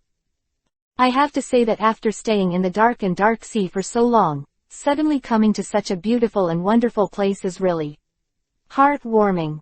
Chen Mu opened his arms, raised his head and stretched his waist. Chopper, eyes were full of light. Looking at the blue waterway in the distance, his little face was full of happiness and joy. The bubble water channel is a semicircular channel erected in the air, and the two ends are directly connected to the water surface below. There is slow-flowing seawater in the channel, and various fish schools swim in it. Occasionally, one or two mermaids with a graceful figure and only two shells covering their chests can be seen swimming freely in it. As the Dragon Palace slowly approached, everyone gradually saw the scenery below. There are several beautiful figures on the blue and white circular reef. The smiling mermaids are either lying down, and their graceful postures can be seen at a glance. The smooth long hair hangs down naturally, and the hands support the cheeks of the white and pretty face. Looking at Chen Mu and the others floating slowly above, the corners of the mouth evoke a charming arc, which really makes Mu boil. Solo mother for more than 25 years, could not control his madly beating heart at this time. He was deeply attracted by the magnificent scenery. Exciting picture. The mermaids stood upright with their soft waists, and waved and screamed at the three princes at the bow. Chen Mu also responded positively and interacted with the fans below. The boat stopped 10 meters above the coral reef, and the beautiful mermaids cheered. A loud horn sounded. Chen Mu jumped off the boat first, followed by the three princes with a group of Nautilus Knights. His Royal Highness Shark Star tilde. Looking at the noble princes close at hand, the beautiful mermaids were very enthusiastic. The corner of Chen Mu's mouth twitched, and he looked at the three bandaged princes with black lines, and walked to the side silently. Hey, after all, it's still a fish, not aesthetic. Chen Mu shook his head and comforted himself. That, Your Excellency Chen Mu. The first Prince Xiaoxing looked around, but did not find the Straw Hats and his group, and said to the lonely figure beside him. What are you doing? Chen Mu was angry and replied without turning his head. You're sure the Straw Hat is here? Hey, are you questioning me? Chen Mu obviously didn't want to talk to this flamboyant man, and said casually, okay, just send me here, you can go back. After finishing speaking, he also hooked his finger to the chopper on the shoulder of the Shark Star.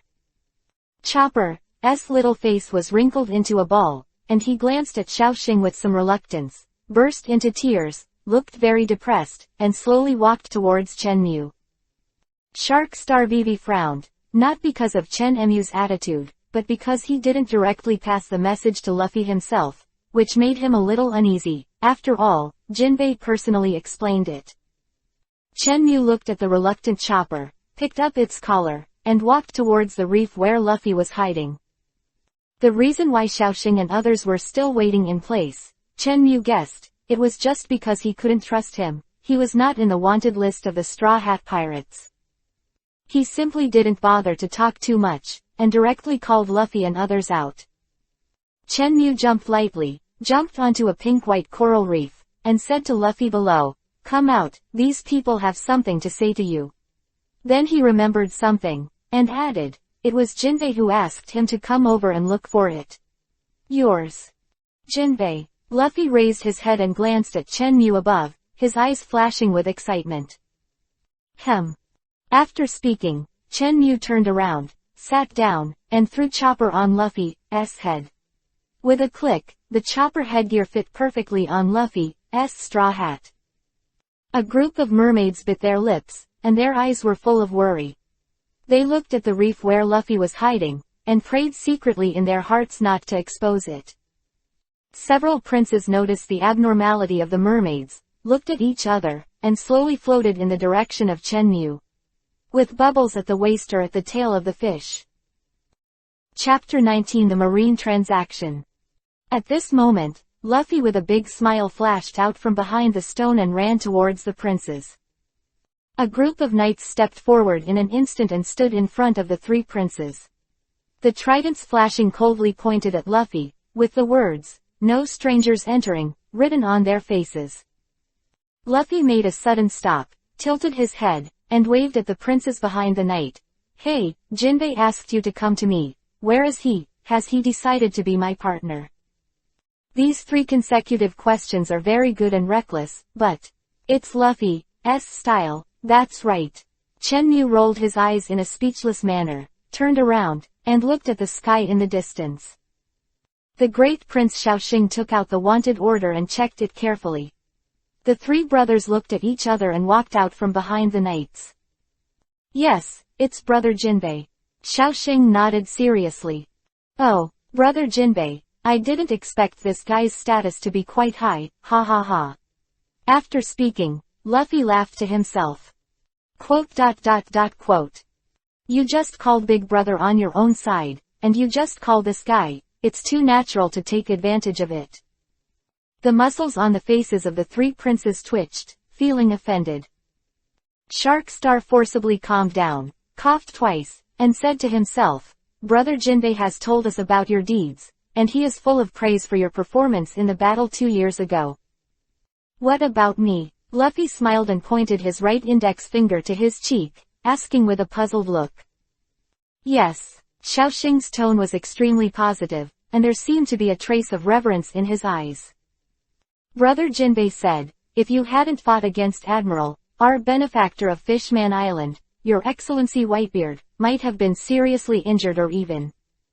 Speaking of this, the faces of the three princes suddenly became a little more sad.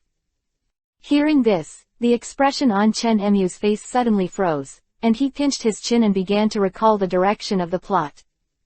Although the plot was rewritten by him, Whitebeard didn't die in the top battle, but he is old after all. And I don't know how many dark wounds there are. Fishman Island is now covered by him, but I am afraid that in a few years, it will still fall into the hands of the ant. Chen Emu's brows became tighter and tighter, and the whole person began to feel anxious inexplicably. Wait, what's my business? Chen Mu suddenly sobered up. When did I become so kind?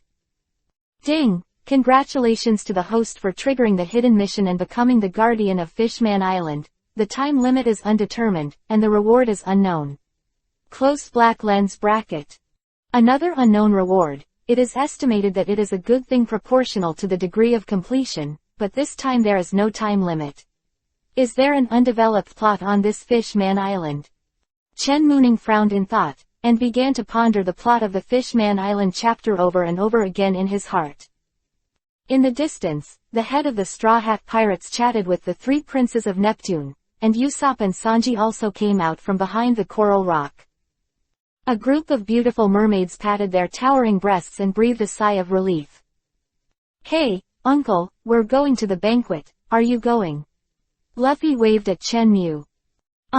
Banquet. Chen Mu was stunned, then turned his gaze to the three princes, and immediately understood. Hee, these three little brothers want to make friends with Luffy, the big pirate with a bounty of 1 billion, who happens to be Jinbei's friend. Go on, I have something to do, I won't.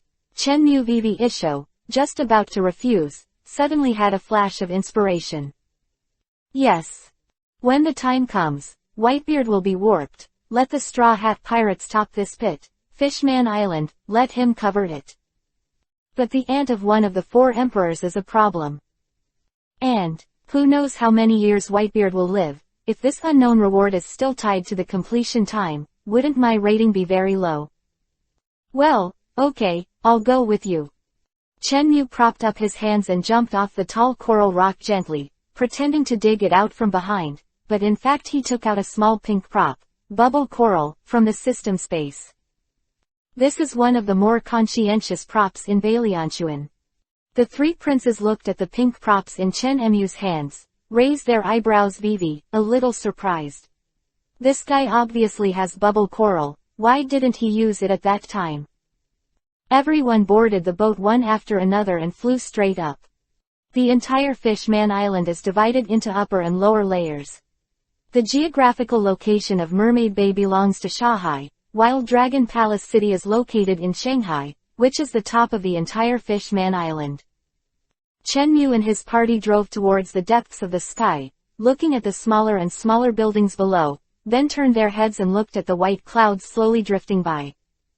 The magical sun tree Eve, its roots can not only conduct sunlight and air, but also conduct the weather outside, except for the night. In the process of everyone's march, they can also see many dark blue bubbles. The bubbles are full of seawater. There are small castles or high-end houses, and noble fishman nobles live. When they see the three princes on the bow, they will be enthusiastic. The princes will also nod their heads in response. Above the sea, impel down. A man in a justice uniform appeared in the infinite hell on the 6th floor. 2 years have passed since the war on the top, and Blackbeard and his party have also been detained for nearly 2 years. But compared to being beaten to death by Chen Mu and losing his freedom for 2 years, it was obviously a relatively mild punishment. Psi tilde tilde tilde. A giant lava fist appeared, melting the iron gate of the prison where Blackbeard Teach was imprisoned into a giant hole. The extremely high temperature molten iron dripped on the ground, making a sizzling sound, and choking thick smoke rose wantonly. Gia Gia Gia Gia. Blackbeard looked at the figure in front of him and smiled very strangely. I didn't expect that the person sent by the worlds would be you, absolute justice, Gia Gia Gia. Although he was defeated in the war, Akainu had to bear the cauldron, but he was still an admiral. He was ridiculed wantonly by a former Shichibukai who had become a prisoner. 2 teeth flew out with blood. Pain pain pain pain. Blackbeard fell to the ground in handcuffs, covering his right face and crying in pain. Akainu gave him a cold look, and said, the Shichibukai system is abolished at the upper levels, and the current marine marshal is Kuzan. Having said this, Akainu paused and gritted his teeth bitterly. Calming down a little, he continued, the upper management thinks you are still useful, because you captured Ace before, so they decided to let you go to the New World, but the request is to destroy the Whitebeard pirates. Hearing this, Teach stopped screaming, and a trace of wickedness flashed in the depths of his slightly narrowed eyes. Whitebeard is the strongest man in the world. This man used to be my father. Do you want me to be his enemy? From the moment you defected, you have been his enemy. Gia Gia Gia Gia, that makes sense, but what good am I? The sneer on Blackbeard's face became stronger and stronger, staring at the desolate admiral in front of him. Hee, let an admiral come to impel down to release the prisoners in person. I am afraid that he will be pushed out of the edge of power by the upper class. You. Akainu frowned, grabbed Teach's collar with his left hand, and picked it up from the ground. Blackbeard smiled unconcernedly and said, there is no benefit, how can the world ***** move us villains? Then he seemed to think of something, and said with a weird expression, oh, I forgot, you are just an admiral, and only a marshal can make such a decision. Ha ha ha ha ha ha. A burst of wild laughter resounded throughout the 6th floor. ... Moments later, Akainu had a gloomy face, and was personally sent out the gate by the flattering warden Hannibal, not long after he left. Blackbeard and his party swaggered out of the prison gate and boarded a huge warship specially reserved for them. Deputy Warden Magellan, who was standing aside, kept his eyes wide open, trying to restrain himself, and the purple poison kept dripping down his clenched fists. Hannibal pinched his nose and jumped aside, waved his right hand in front of his nose, and said with a look of disgust, Deputy Warden, are you having diarrhea again? Hurry back to your own post, it stinks and stinks. As the huge warship sailed away, the gates of Impel Down were closed again. Chapter 20 Blackbeard's expansion, the looting of devil fruits begins.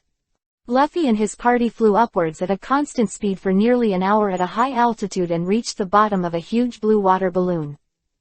Fishman Island, where the sun can be seen, Dragon Palace Castle is a large and luxurious palace built of large coral reefs, shells and other building materials, with a giant dragon entrenched in it. It is the royal base of Fishman Island. The only way to enter the Dragon Palace is through the stone round gate half the size of a football field. Everyone approached the stone round door, and the first Prince Xiaoxing stretched out his index finger and pressed the red doorbell above his head. Who is it? It's me, Xiaoxing answered coolly with his arms crossed. It's His Royal Highness, hurry up and lower the passage. Shimon thought about putting away the two sides, and then, a transparent film appeared in front of everyone, and inside was a blue seawater channel. Luffy and the others stood on the bow, looking at the entrance above their heads, their faces full of novelty. Chenmu folded his arms around his chest, like a peerless master, and looked at the huge entrance calmly. Seeing everyone's reaction, the first Prince Xiaoxing nodded with satisfaction, then turned his head and cast an inquiring look at Chenmu. See what I do? Chenmu suddenly felt a doubtful gaze. Vivi raised his eyebrows, and looked back at him somewhat puzzled. Shark Star's naked brow bone. Vivi raised his eyes, turned to the Straw Hats, and said, Dragon Palace City is full of seawater.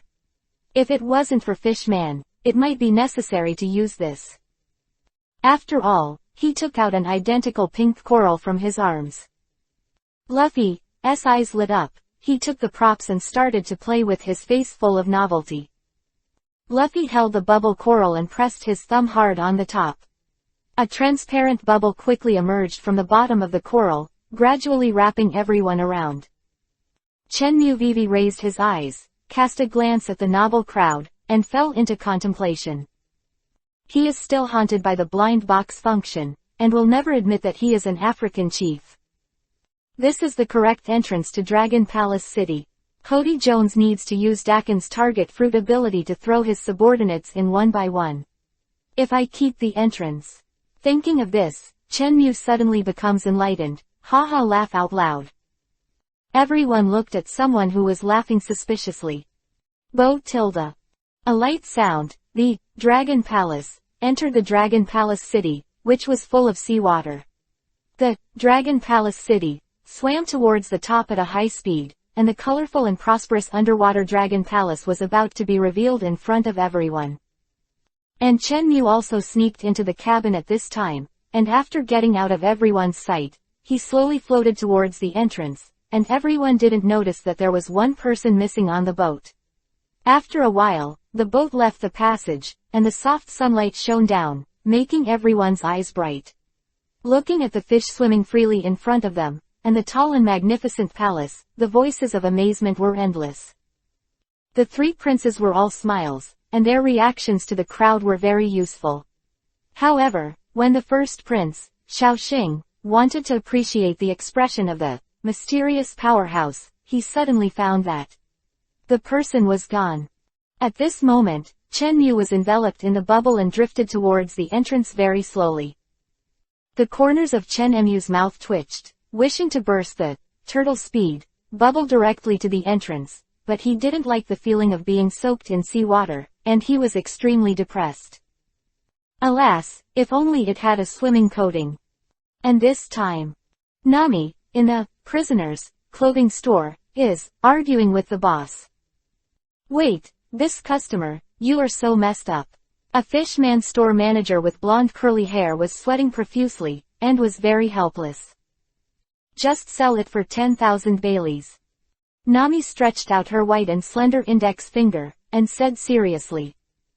You are so good at cutting this guest, it's not even half the price. Bargaining is still going on.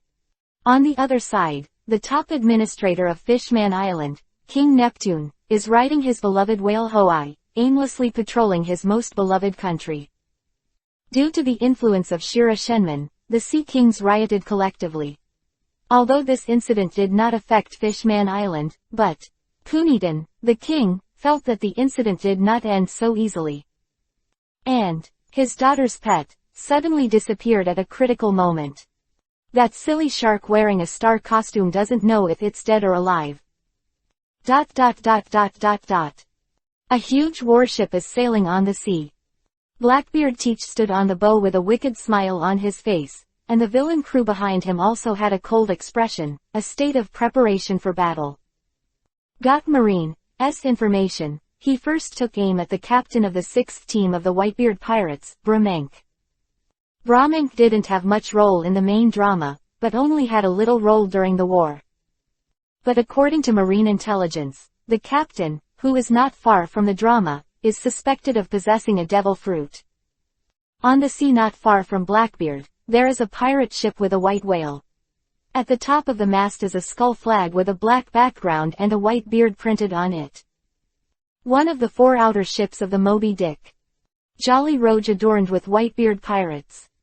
Purple smock with a purple triangle hat embroidered with a grey Whitebeard skull and crossbones, and a yellow sash at the waist. As the captain of the 6th team, he is short and chubby, with a grey complexion, and with those thick lips, he always gives people a simple and honest feeling on weekdays. He was originally naive, but at the moment, his face was full of sadness. He was ordered by Father Whitebeard to go to the pirate group under his command to inquire about the damage. But when he was about to arrive at the gathering place, not far away, he found a floating wooden barrel, and the familiar black pirate flag. Bradaman lowered his head and sighed heavily, his face full of grief. Wanderer, Dorma, who performed quite well in the top battle 2 years ago, competed with Marine Vice Admiral Moles, and cooperated with everyone to destroy several pacifists, but he was not confident. It is a pity to be able to escape this world-class disaster. Whoosh! A cannonball flew at an extremely fast speed and shocked Bramenk out of his memory state. The pupils contracted suddenly, and then reacted quickly.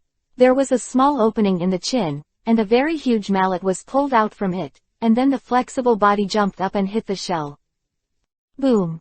The explosion sounded, the red flames shot up into the sky, and a cloud of black smoke condensed in the air, which did not dissipate for a long time. Captain! Black cloud, in the sky with worried faces. Call out! With the violent sound of the wind, a chubby figure descended from the sky and landed on the bow. Bramenki's face was dark, he spit out a puff of black smoke, and said slowly, "I'm fine." The combat crew quickly approached and surrounded him. The other crew members rushed to various places. The helmsman and the artilleryman performed their duties and entered the battle state at the fastest speed. It's Marine. A pirate on the main mast saw the huge warship in the distance through the monocular, and then his pupils shrank suddenly, exclaiming, "No, it's Blackbeard Teach." Everyone who heard the voice was shocked. As the captain, Bramenk had a serious expression, and there was even a hint of excitement in his eyes. "Hee, the traitor that Ace can't solve, it seems that I have to do it. Everyone, get ready for battle, we are going to solve this traitor for the 2nd Division." Bramenk will take out another giant hammer from his chin, full of fighting spirit. Blackbeard looked at the scene of Bramenk and the cannonball, sneered, and ordered to speed up going. As time passed, one big and one small, the two ships approached rapidly. It is worth mentioning that the warship that Blackbeard was on was a huge warship used when the Buster Call was dispatched. It was about the same size as Whitebeard's Moby Dick, but the 4 outer ships of Moby Dick were smaller than this warship. A circle. The two ships collided, and the Blackbeards took the lead to jump off the warship and landed in front of Bramenk. Gia Gia Gia Gia. Blackbeard looked at the familiar person in front of him and let out a strange smile. The right arm stretched out, and a black airflow appeared in the palm of the hand, and it quickly rotated. Dark water. The speed of Bramenk, who was rushing at extreme speed, added another point, and the smirk on Blackbeard's face became more and more brilliant.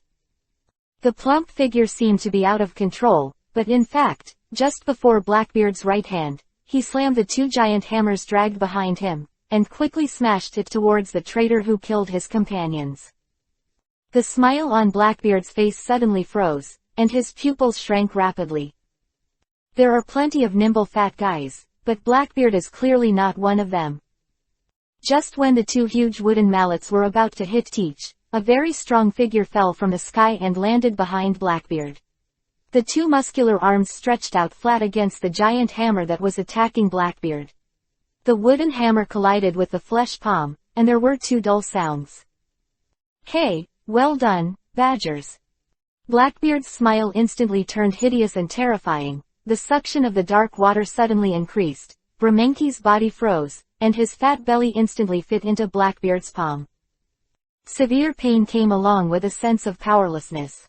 Bramenki's eyes turned white, and a sense of dizziness filled his entire mind. The giant hammer let go, and fell heavily on the ground. "Captain!" The crew members were stunned and charged with weapons. Boom! A loud bang, Shiryu, figure fell from the sky and smashed heavily in front of the crew, and an invisible murderous aura instantly filled him. The figure of the crowd rushed forward for a moment, and a trace of fear flashed in their eyes. Shiryu grinned, and the thunderstorm came out of its sheath instantly. There was a strange red light on the blade, and with a strong wave, an unstoppable red blade slashed towards the horrified pirates. After half an hour, the 6th Division of the Whitebeard Pirates, including the captain, did not survive. Blackbeard stood on the warship with a wicked smile, holding a brand new devil fruit in his hand. The Moby Dick ship was taken as a trophy and given to the original helmsman, Giza's Badgers. Since then, the first foreign captain of the Blackbeard Pirates was born. Pirates Fishing Saitama Constitution Chapter 21-40.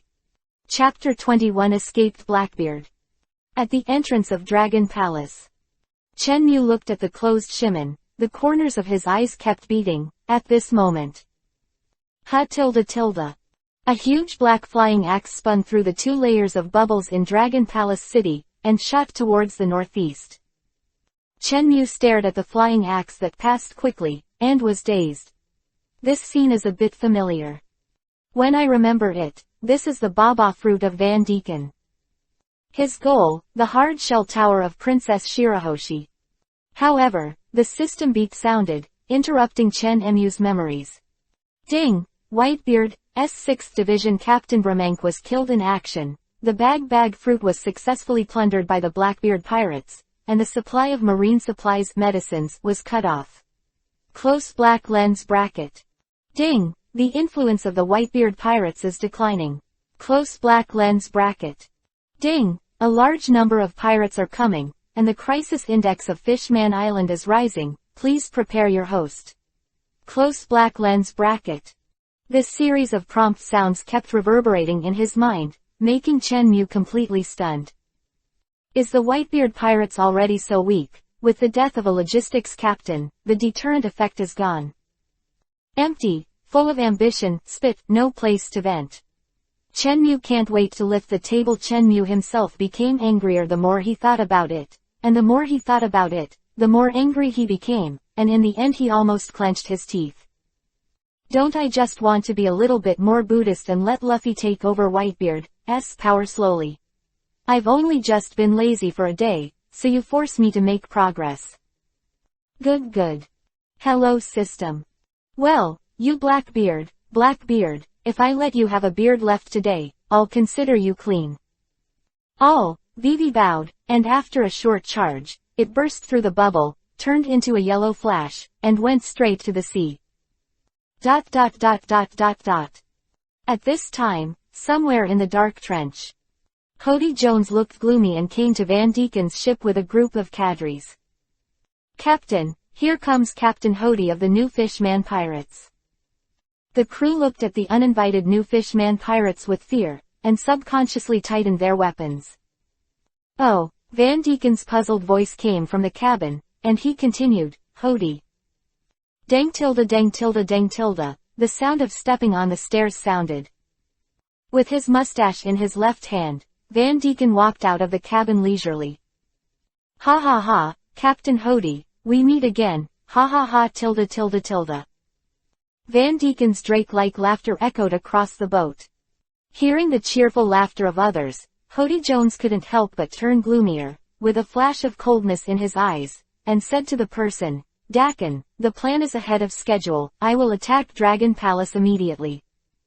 Hearing this, Vivi's eyes narrowed, and he looked at Hody and his party with disdain. Except for Hody Jones, almost all the other fishmen were injured, and all parts of his body were also wrapped in white bandages. You guys are like this now. Re just going to die, go back, ha tilde. Van Deken had a sarcastic look on his face, mocking Hody unscrupulously.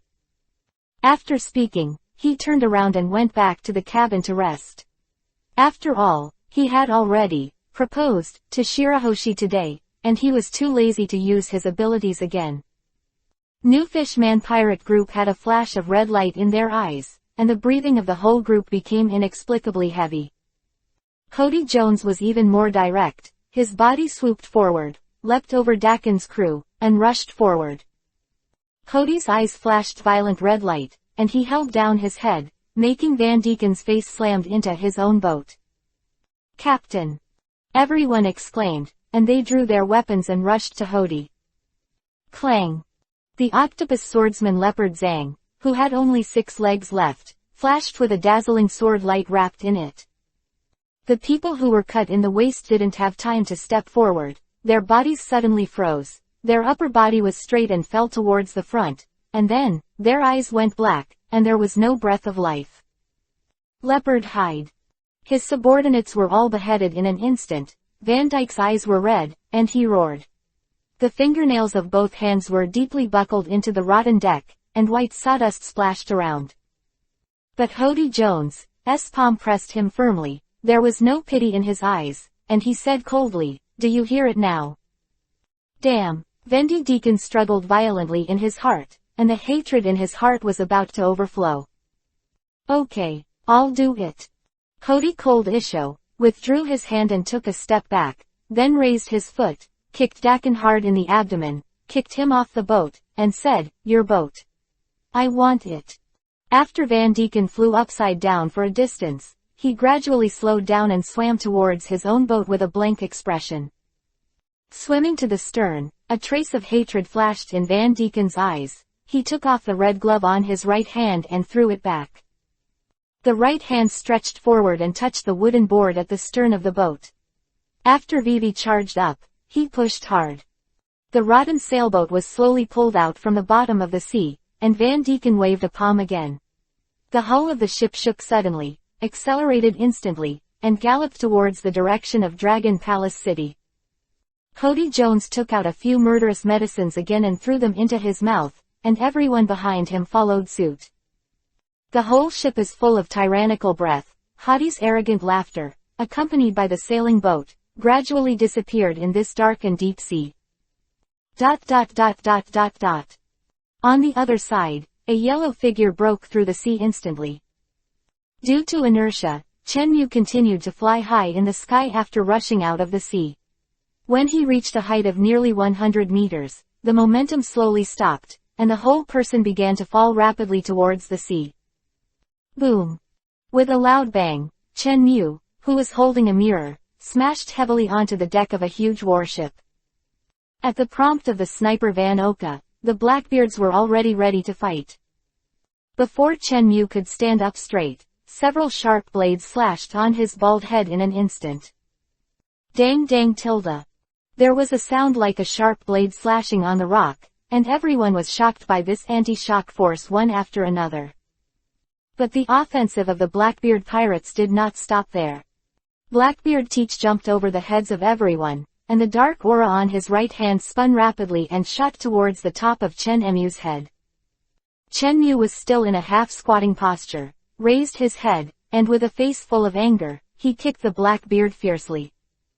A burst of transparent ripples swayed, passing over everyone.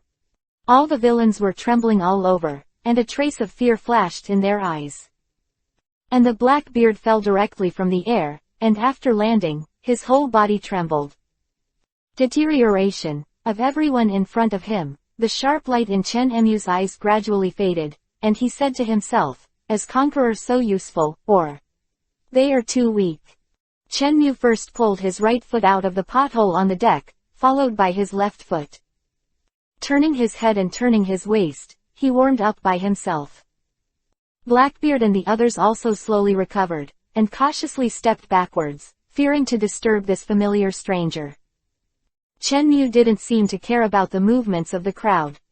He still warmed up to himself, pressing his legs for a while, and shaking his shoulders for a while.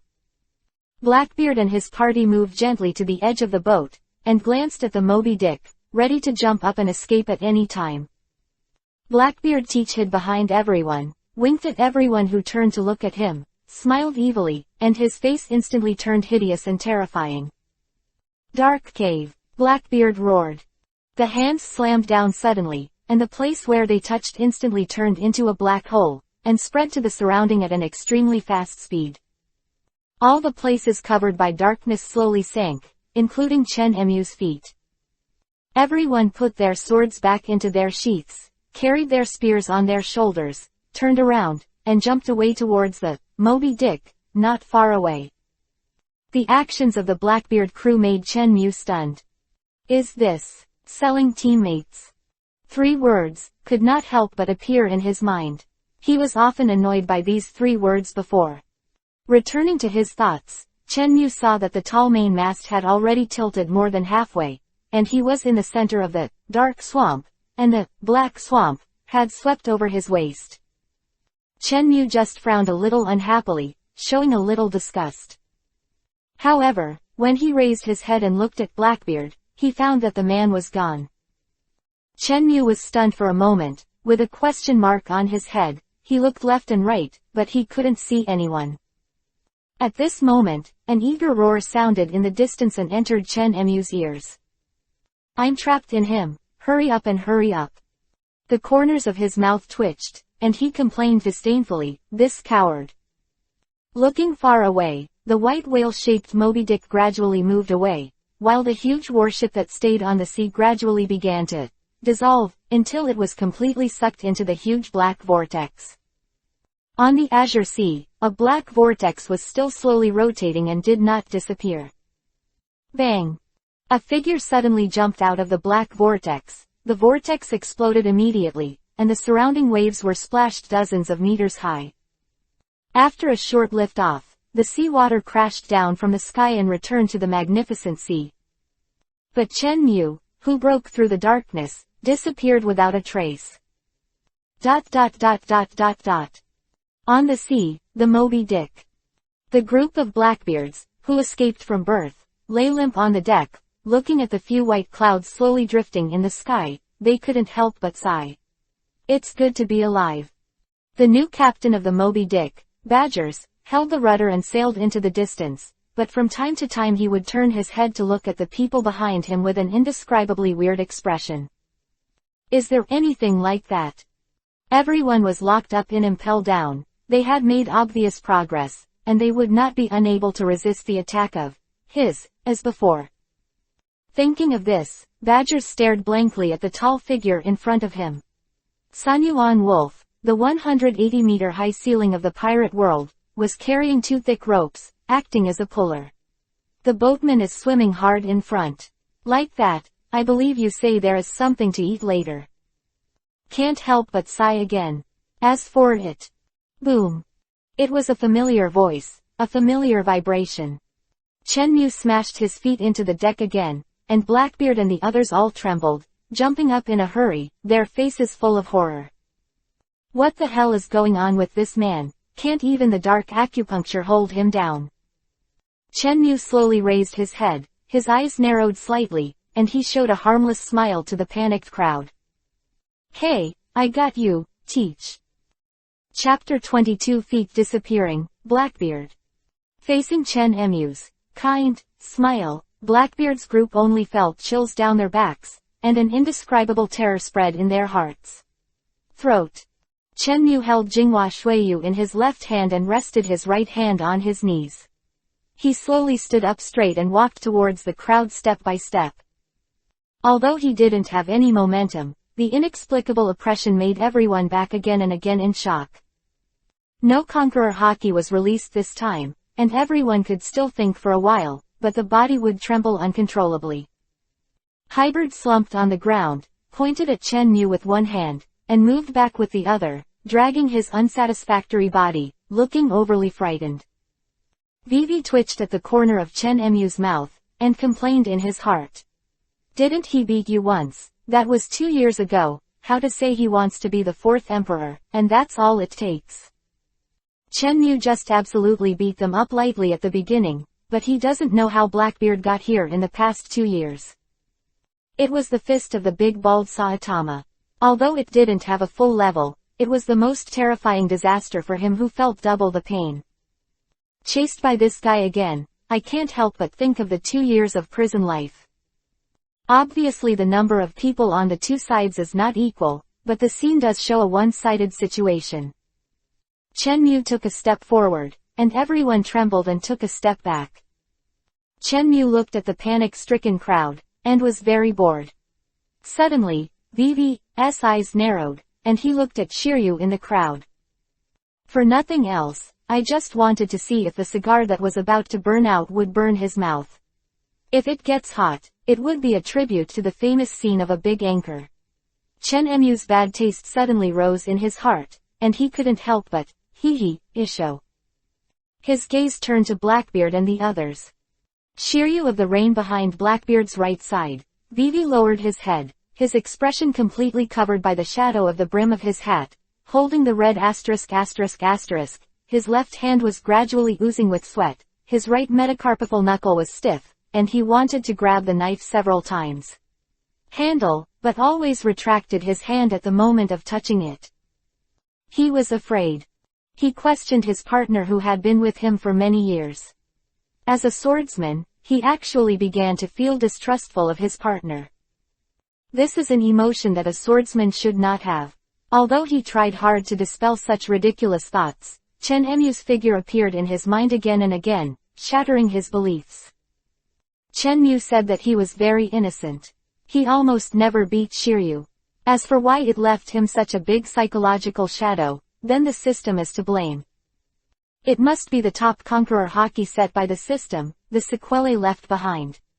The man surnamed Chen expressed a little guilty conscience and muttered in his heart that he should use it less in the future.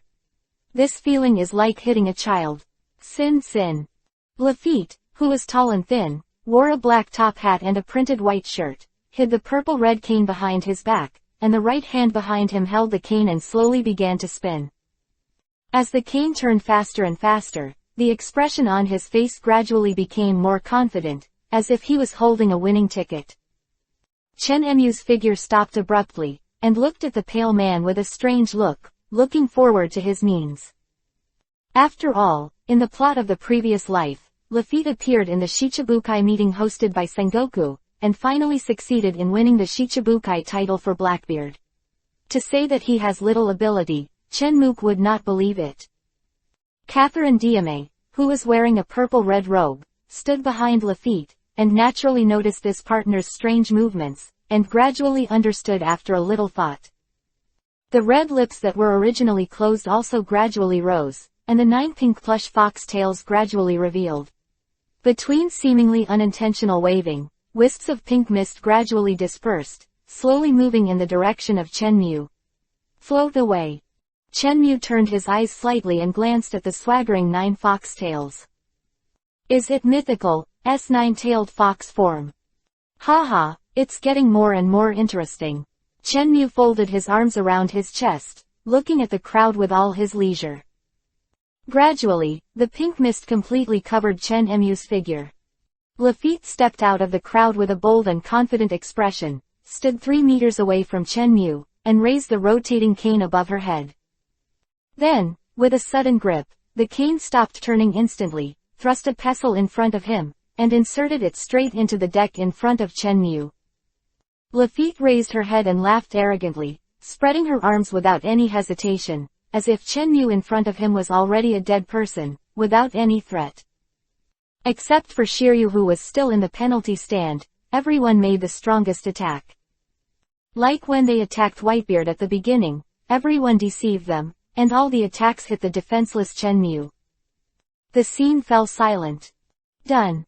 Everyone was overjoyed and couldn't hide their excitement. Ha! A light laughter sounded, and the smiles of Blackbeard and the others froze instantly. It seems not as exciting as I thought. As soon as Chenmu's voice fell, the fog that was condensed and did not disperse was instantly shaken away. Looking at the unscathed figure in yellow, everyone's fear that had been suppressed in their hearts fluctuated violently again. Blackbeard was dumbfounded, his forehead was gradually covered with fine beads of sweat, and his expression was extremely frightened. Escape. Everyone trembled in their hearts, made a choice in an instant, turned around and jumped, abandoned the boat again and fled without a trace of memory. After all, a ship is nothing compared to a life. I just remembered to leave now, won't it be too late? Whoosh. There was a sound of breaking wind, and Chen Emu's figure instantly disappeared in place. Blackbeard and the others who were in the air moved their ears and turned their heads one after another. Seeing that they disappeared into the shadows, their hearts suddenly thumped, and the sound of swallowing saliva sounded one after another. Done. As soon as everyone thought about it, before they had time to turn around, they were kicked back to the boat by Chen Mu, who suddenly appeared. Boom, boom, boom. Figures smashed down one after another, smashing the hard deck into potholes, and sawdust flying. Chen Mu fell down lightly and stood quietly on the deck, looking at the potholes in front of him, his brows furrowed tightly. Wrong. Chen Emu's eyes suddenly froze. There is already a conjecture in mind. When he stepped hard with his right foot, the entire hull sank in half in an instant, and then rebounded instantly with the help of the buoyancy of the sea. The beluga smashed down violently, shaking violently, and the waves splashed several meters high. Chen Emu's feet seemed to be nailed to the deck, and his body did not move at all. The whole deck was shattered, and looking at the cabin full of wooden debris but no one was there, Chen Emu's eyes shone with a suffocating cold light. Ran. Can you run? Chen Mu was really angry this time. The eyes that were glowing with cold light closed instantly, and a burst of transparent fluctuations instantly rippled, exploring the deep sea below. There was a slight humming sound, and there were ripples on the sea. The slightly wet and salty sea breeze blew Chen Emu's white cloak, and without the huge giant Sanyuan wolf pulling the boat, the Moby Dick floated slowly in the sea, traveling very slowly. Minutes passed by. Chen Emu's eyes suddenly opened, and he looked seriously at somewhere in the deep sea. Chen Mu jumped into the air, and put Jinghua Shuiyu into the system space.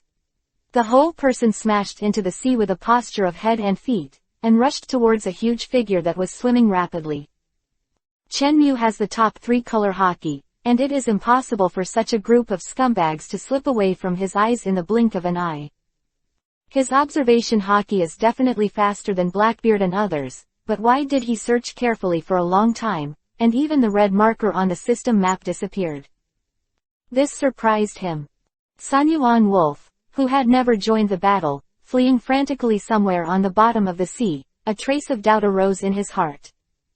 First of all, Blackbeard Teach and the ant who has the title of the strongest girl thief, are both devil fruit ability users, and diving sports must be unrelated to them. It makes sense for other people to dive in the deep sea, but these two goods must float up after entering the sea, and it is absolutely impossible to dive unless they're not in the water. Thinking of this, Chen Mu suddenly became enlightened. I said why there is only one figure in Sanyuan Wolf's mouth. Even the top observation haki was almost blinded by it. It's getting more and more interesting. Sanyuan Wolf, this man with the title of Giant Battleship, has a speed that does not match his size. It's hard to imagine that such a fat giant with a height of 180 meters can swim at a speed in the deep sea, so that several sea kings can't catch up. In Sanyuan Wolf's mouth, a figure lay on his back. Vasco shot wearing a clown hat, his drunken face is full of alcohol, his small eyes are white, and a red tongue is drawn out of his wide-open mouth.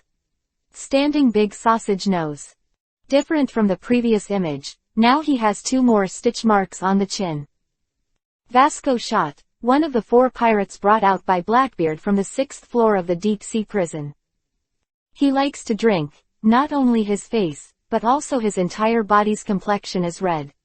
In the past, the shape has always been a regular black and white striped prison uniform, with a huge wine gourd on his back. But today, his wine gourd, which never leaves his body, has disappeared. 1,000 meters deep sea. Sanyuan Wolf stopped diving, changed direction, and swam towards the upper left. Chen Mu watched this scene not far away, and he couldn't help but mutter in his heart, I thought you were fish man, diving so deep, suffocating you to death. Then, someone with bulging cheeks slammed his feet on the seabed reef behind him, like a sharp sword in the water, breaking through the layers of water pressure, and swam rapidly in the direction of the huge giant. Sea reef that was borrowed by Chen Mu suddenly clicked, followed by cracks. With the detachment of the first piece of gravel, the entire 100-meter-high boulder was completely shattered and fell towards the depths of the dark and dull ocean trench below. Chapter 23. Be good, be obedient, let's shave the beard first. On the sea, where the sea and the sky are connected, the orange-red sun is already half sinking the sea. As dusk approached, a circle of ripples suddenly swayed on the sparkling sea, and then intensified. A huge figure suddenly broke through the water, breaking the gentle and quiet atmosphere. At the same time, it also disturbed Chen Mu, who was lying on his back on the sea, following the waves. Such a wonderful view was immediately destroyed by this brown, thorn-haired prisoner. Chen Mu's already soft complexion gradually became serious. Chen Mu sullenly took a deep breath, then turned around instantly, changed his backstroke to butterfly, and swam towards Sanyuan Wolf's huge island-like body. Chen Mu's incomparably swift body, where the butterfly passed, the waves surging, dragging up a wave wall, several meters high behind him. The distance between the two was only a few hundred meters. For Chen Mu, the blink of an eye was useless, even though he was closed now. Sanyuan Wolf sensed the movement behind him, and was about to turn around to check when he was swiping his hands, but before he turned halfway, he felt that the back of his neck seemed to be severely attacked. The huge body staggered forward and swam a few meters abruptly. After hitting a row mountain, Chen Mu adjusted his posture and lifted his head up from the sea. Shaking his brows, he reached out and touched the top of his bald head with a weird expression. I didn't expect that the 180-meter fat man. He was quite stiff. The prisoner Sanyuan Wolf, known as the giant battleship, was screaming in pain at this moment, and the giant face with the flesh on his face was tightly wrinkled together. The drunk Vasco shot in Sanyuan Wolf's mouth covered his ears with his hands, and his tall body was shaken and rolled back and forth. Ah, so noisy. Vasco shot, who was wearing a clown hat, found the right moment, jumped out of the huge mouth that kept opening and closing, and landed on Wolf's right shoulder. Stroked Vivi with his right hand under his left jaw, and several figures fell out one after another from the small crack. The people who fell out were stacked together without any image, lying on Wolf's broad shoulders. Everyone's eyes were dizzy, and they only felt that the world was spinning, and they couldn't come to their senses for a long time. Just then, a light laughter sounded. Hee hee, it really is a bag of fruit, I didn't expect it to be able to hold people.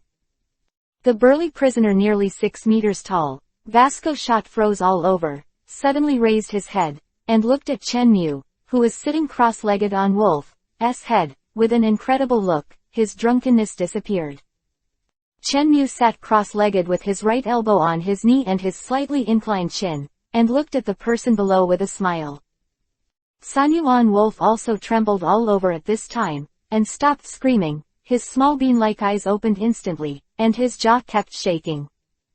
Chen Mu smiled, looking at the giant clown below who dared not move, with a teasing expression.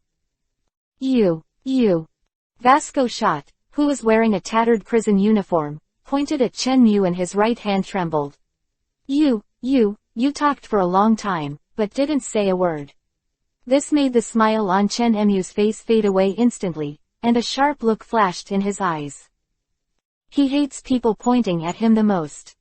Because of Chen Mu's anger, the originally quiet atmosphere instantly became tense. Of course, it was only Chen Mu who drew the sword. Jinghua Shuiyu appeared instantly, a rapid sound sounded, and Chen Mu instantly disappeared in place. A strong wind blew his face, blowing his clown hat into the sky.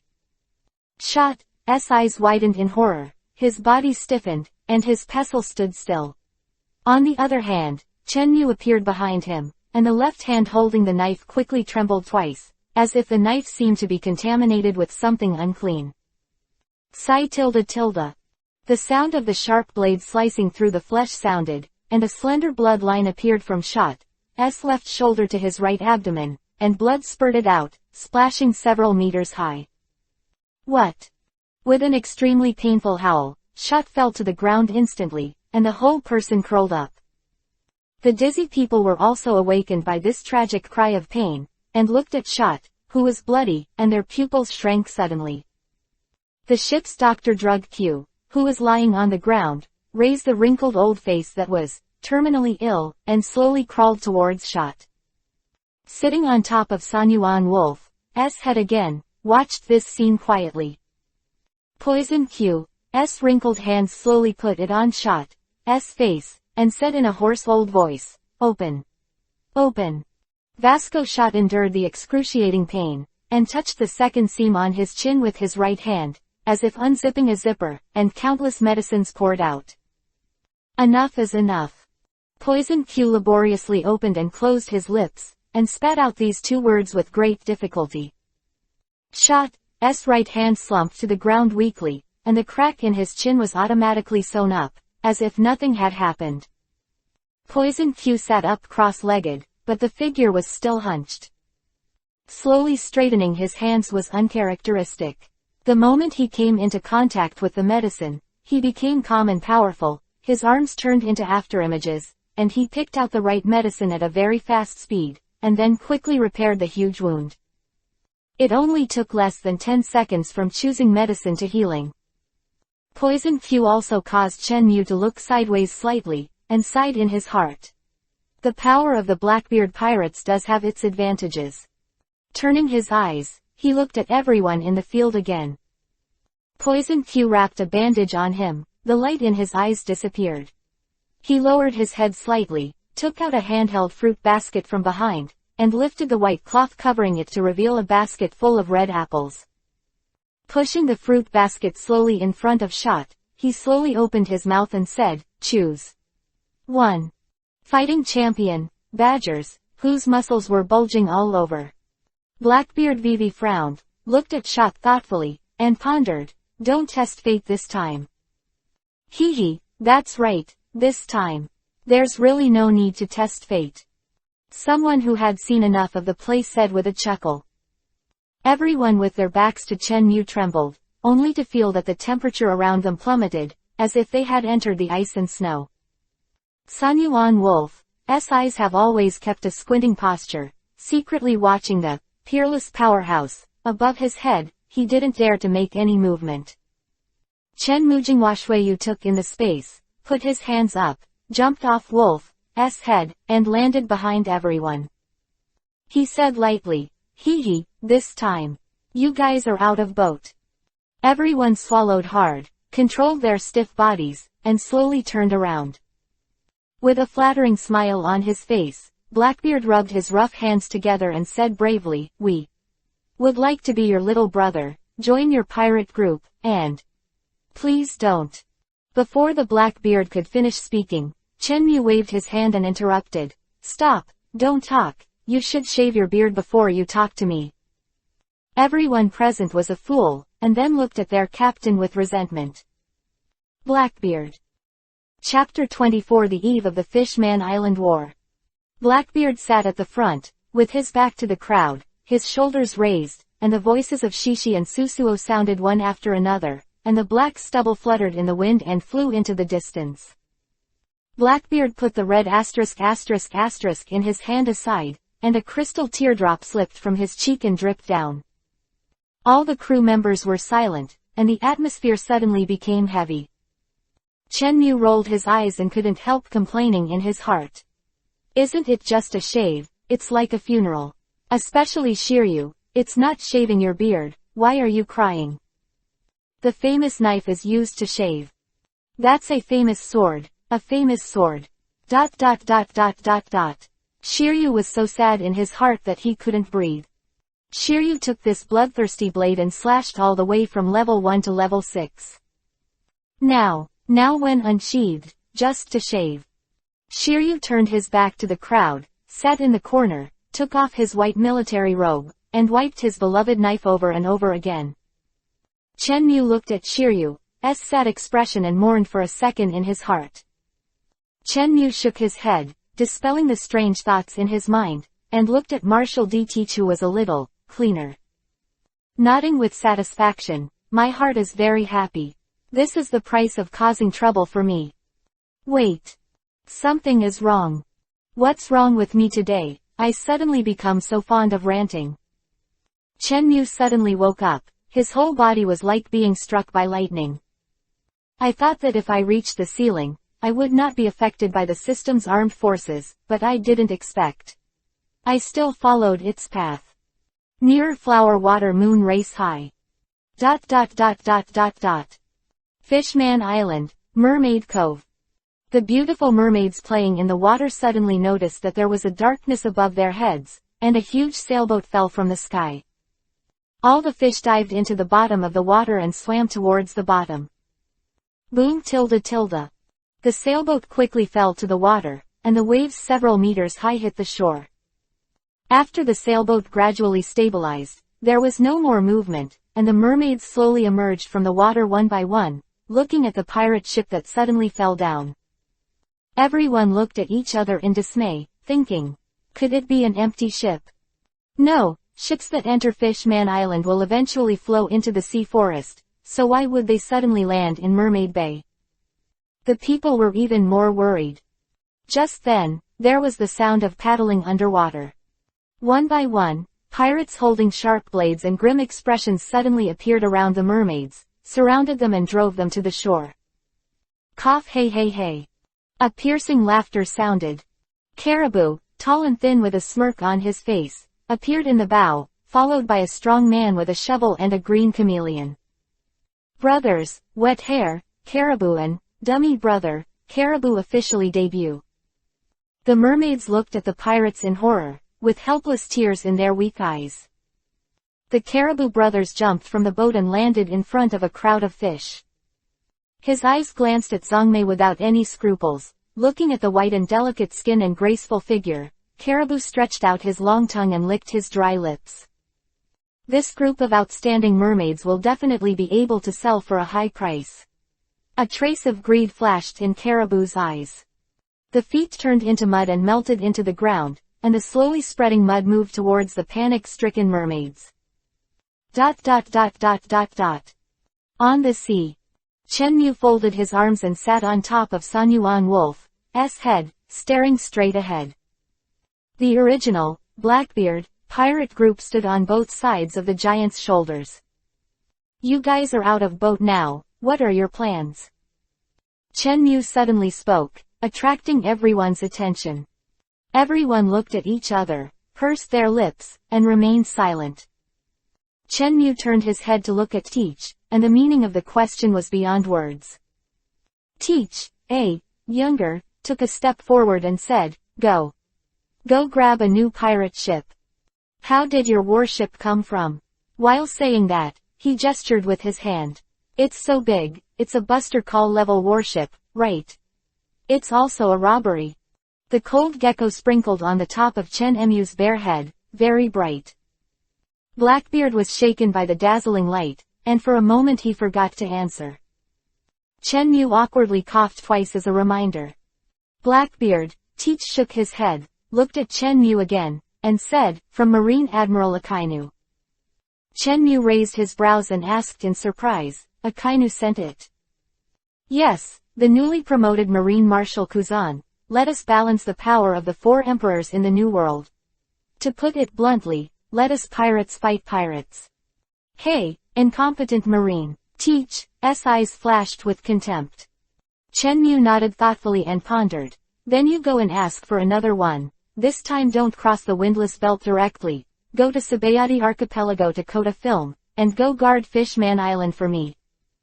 Quote ? Everyone was confused. Chen Mu glanced at Teach and said slowly, I will talk to Whitebeard about the territory of Fishman Island. As for Ace. Chen Mu's sudden pause made everyone's hearts rise fiercely. I'll try to help you mediate, and if that doesn't work, give him a beating. After he finished speaking, he closed his eyes and began to meditate. Everyone looked at the former Captain Teach, looking at him with a look of defeat. A flash of determination flashed in his eyes. Oh. Although Chen Mu closed his eyes tightly, he spread observation haki and enveloped everyone. The fluctuating emotions of everyone present and the hint of determination aroused his interest. Hee, as expected of the pirate group formed by the villains, they are courageous enough. Chen Mu's mind instantly gathered up, and he already knew what would happen in the future. The top observation hockey can briefly foresee the future, but it seems, a little far ahead. If I had this ability in my previous life, I wouldn't have won the lottery even once. Chen Mu shook his head gently and sighed leisurely. Ding! Edward Newgate's injury broke out, and his pirate's influence -1. Close black lens bracket. Quote ? Listening to the system prompt that suddenly sounded in his mind, Chen Mu was full of question marks. Isn't Marco a ship doctor? It's only been a day, and the condition can't be delayed. Vivi twitched at the corner of Chen Mu's mouth, a little speechless. Hey, that's all, I'm going to go there anyway, so I'll do it today. Chen Mu patted the top of his car, Sanyuan Wolf's head, and said in a slow voice, change course, go southeast, speed up. Then he looked at the man in the clown hat who was holding the wine gourd. Vasco shot. Shut, you'll be with me. Shut. Big barrel, shut that ignored him. A trace of anger flashed in Chen Mu's eyes. Devil Sheriff, Lafitte, who was standing beside him, moved his left hand Vivi behind his back, and the stick rotated around and knocked on the back of Shot's head. Shot's drinking stopped immediately, barely opening his hazy drunk eyes, tilted his head, and looked blankly at Lafitte, who was only waist-high. Lafitte still maintained a gentlemanly smile and said lightly, look above. Huh. Shot slowly raised his head, just in time to meet Chen Mu's icy gaze. His whole body trembled, and his pupils shrank instantly. Chen Mu looked at the sober Shot, slowly took back the conqueror hockey, and said coldly, follow me later. Okay. Chapter 25 Several forces gather on Fishman Island. Fishman Island, Forest of the Sea. Jinbei sat with his back against the boulder and his arms folded. Looking at the pirate ship that flew over his head and finally smashed into the sea forest somewhere, he couldn't help frowning tightly. There are more pirates on Fishman Island than ever before. Jinbei narrowed his eyes slightly, and there was a hint of worry in his eyes. On the sea. Sanyuan Wolf's huge body stopped on the sea, and ripples swayed between his hands. Chen Mu still sat with his arms folded, and the drunk, big wine barrel, Vasco Shot stood quietly behind him. Whoosh, whoosh, whoosh.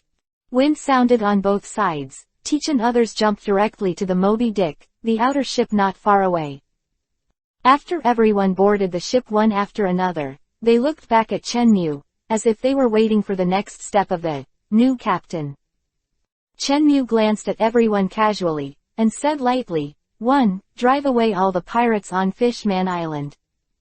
2. Don't fight with the Straw Hat Pirates. 3. Not if you can, if you can't.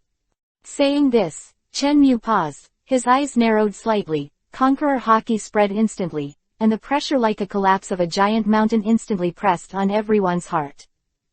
Die. Boom tilde.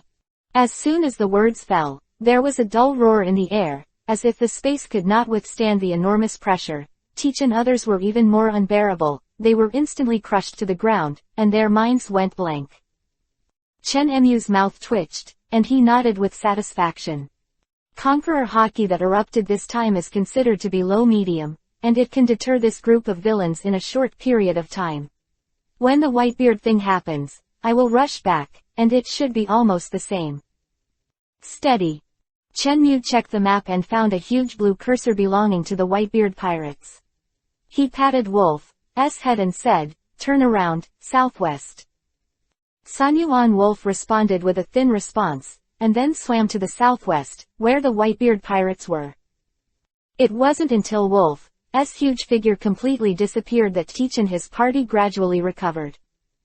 Teach shook the dizziness that still remained in his head, and said with a pale face, Badgers, go to the helm. For this unfamiliar, new captain, everyone felt the heavy pressure, and the atmosphere fell silent again. On the other side, Chenmu opened the map and silently calculated the distance. At the current speed of travel, it would take 2 hours to reach the sea area where Whitebeard is located. Marine Headquarters. Marshal Kuzan frowned slightly, resting his elbows on the table and his hands folded on his chin, just like a contemplative look of a superior. Admiral Akainu in red with an empty right arm, sitting on the sofa on the left, a trace of impatience flashed in his eyes. The other admiral, Kizaru Borsellino, was half reclining on the sofa on the right, wearing a pair of new yellow sunglasses. Just then, Kizaru yawned, breaking the long silence. Akainu frowned tightly, and was about to scold, but Kuzan took a step ahead. What about the newly recruited Admiral Fujitora, why didn't he come? Kuzan's eyes narrowed slightly, and his tone was a little serious, looking at Akainu. Akainu was stunned for a moment, then immediately lowered his face, and said, "The person is gone, and the phone bugs can't be reached." Kizaru raised his eyes, glanced at Akainu, and said lightly, "Fujitora went to Fishman Island." Fishman Island. Kuzan Vivi was stunned for a moment and looked at Kizaru, even with Akainu in a daze. Looking at the eyes of the two, the lazy Admiral Kizaru said again, "He invited me to go to Fishman Island a few days ago, but I refused." "Then why can't I get in touch with him?" Akainu narrowed his eyes, and a trace of displeasure flashed in his eyes. "I don't know, maybe it's because I think you're not very good." Kizaru pouted and looked out the window. "You." Akainu stood up instantly, his teeth clenched, and his face was very ugly. "Denga deng tilde." Kuzan buttoned the table lightly and motioned Akainu to sit down. Akainu glanced at Kizaru unwillingly, then hummed heavily and sat down. In this regard, Kizaru pouted again, looking like he didn't care. Kuzan shook his head helplessly, looked at Kizaru and said, "Why did he go to Fishman Island?" Kizaru calmed down, put away his lazy attitude, and said in a deep voice, "He got information that the dark forces of Fishman Island are selling a terrible drug to pirates all over the world."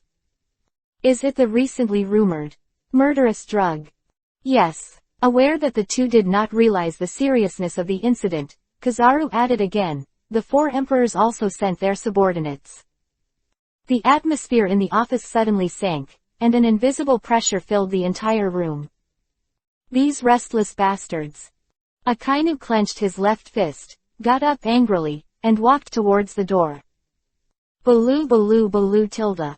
Just then, the phone bug on Kuzan's desk rang. "Hello." Kuzan pondered, and subconsciously answered the phone. "Kaido, one of the 4 emperors, is going to Fishman Island himself, and I need an admiral to support me." Fujitora's heavy voice came from the other end of the phone. Akainu, who was already at the door, moved his ears and said without hesitation, "I'm going." After speaking, he opened the door and walked outside. "Akainu will go to support you." After that, Kuzan hung up the phone with a solemn expression, and the atmosphere in the room became even heavier. Baloo tilde. The phone bug on the table rang again. Kuzan frowned and connected the phone again. The person on the other end of the phone didn't wait for Kuzan to speak, and then hung up the phone after explaining an order in minimalist words. Duo tilde. Hearing the beep of the phone hanging up, Kuzan couldn't recover for a long time. Kizaru's face was a little heavy, and he opened his mouth, but he didn't know how to speak. "I see." Kuzan closed his eyes weakly, and replied weakly to the phone that had been hung up long ago. Afterwards, the whole person seemed to have lost his energy. He leaned back on the chair and stared at the ceiling above his head in a trance. Long silence. The decadent-looking Marshal Kuzan said slowly, "You go to Fishman Island too?" "We really want to do that," Kizaru said hesitantly. "Yes. After all, it was their order." Good. After saying that, Kizaru got up and walked towards the door. At this moment, Kuzan recovered a little bit of energy and said, "Don't let the two of them know about this." Kizaru paused, nodded stiffly, and pulled the gate of opening away. On the other side, two Revolutionary Army commanders wearing goggles and staring at black top hats, riding a majestic ship, are heading towards Fishman Island. Dragon Palace. A tattered sailboat swept across the sky, crashing straight into the hard shell tower where Shirahoshi worked. Alert! Several Fishman guards looked at the huge pirate ship that was ramming straight in, and their faces were shocked. Rapid footsteps sounded, and several Neptune escorts passed through the corridor and rushed towards the hard shell tower frantically. A soldier rushed to the hall where the banquet was held in Neptune, bowed his head and saluted. "Your Majesty, the big thing is bad. Vanderdecken's pirate ship attacked the hard shell tower." What? Fishmen present were shocked, and the food in their hands fell to the ground one after another. Neptune raised his eyebrows in anger, picked up the huge golden trident, and went straight to the direction of the hard shell tower. Chapter 26 Neptune vs. Hody, Luffy debuts.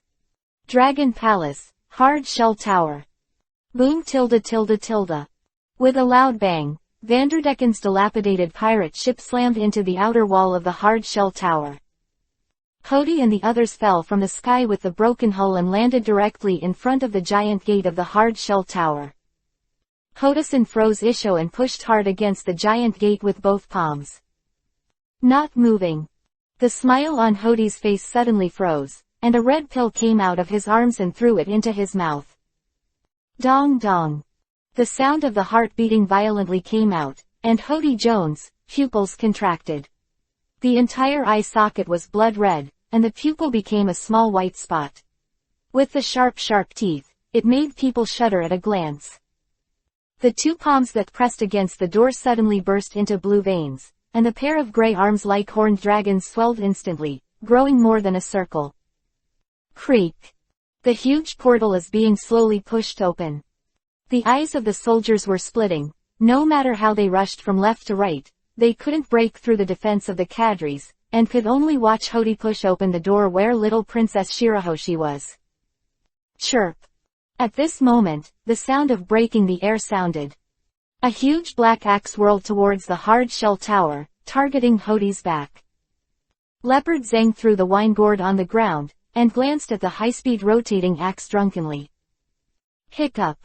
With a wine burp, the leopard hid in a flash and appeared in the air. His right hand was tightly held on the handle of the knife, and he slammed into the spinning axe.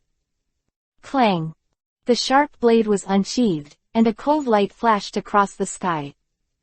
The huge sharp axe was cut in half, and the cut surface was very neat.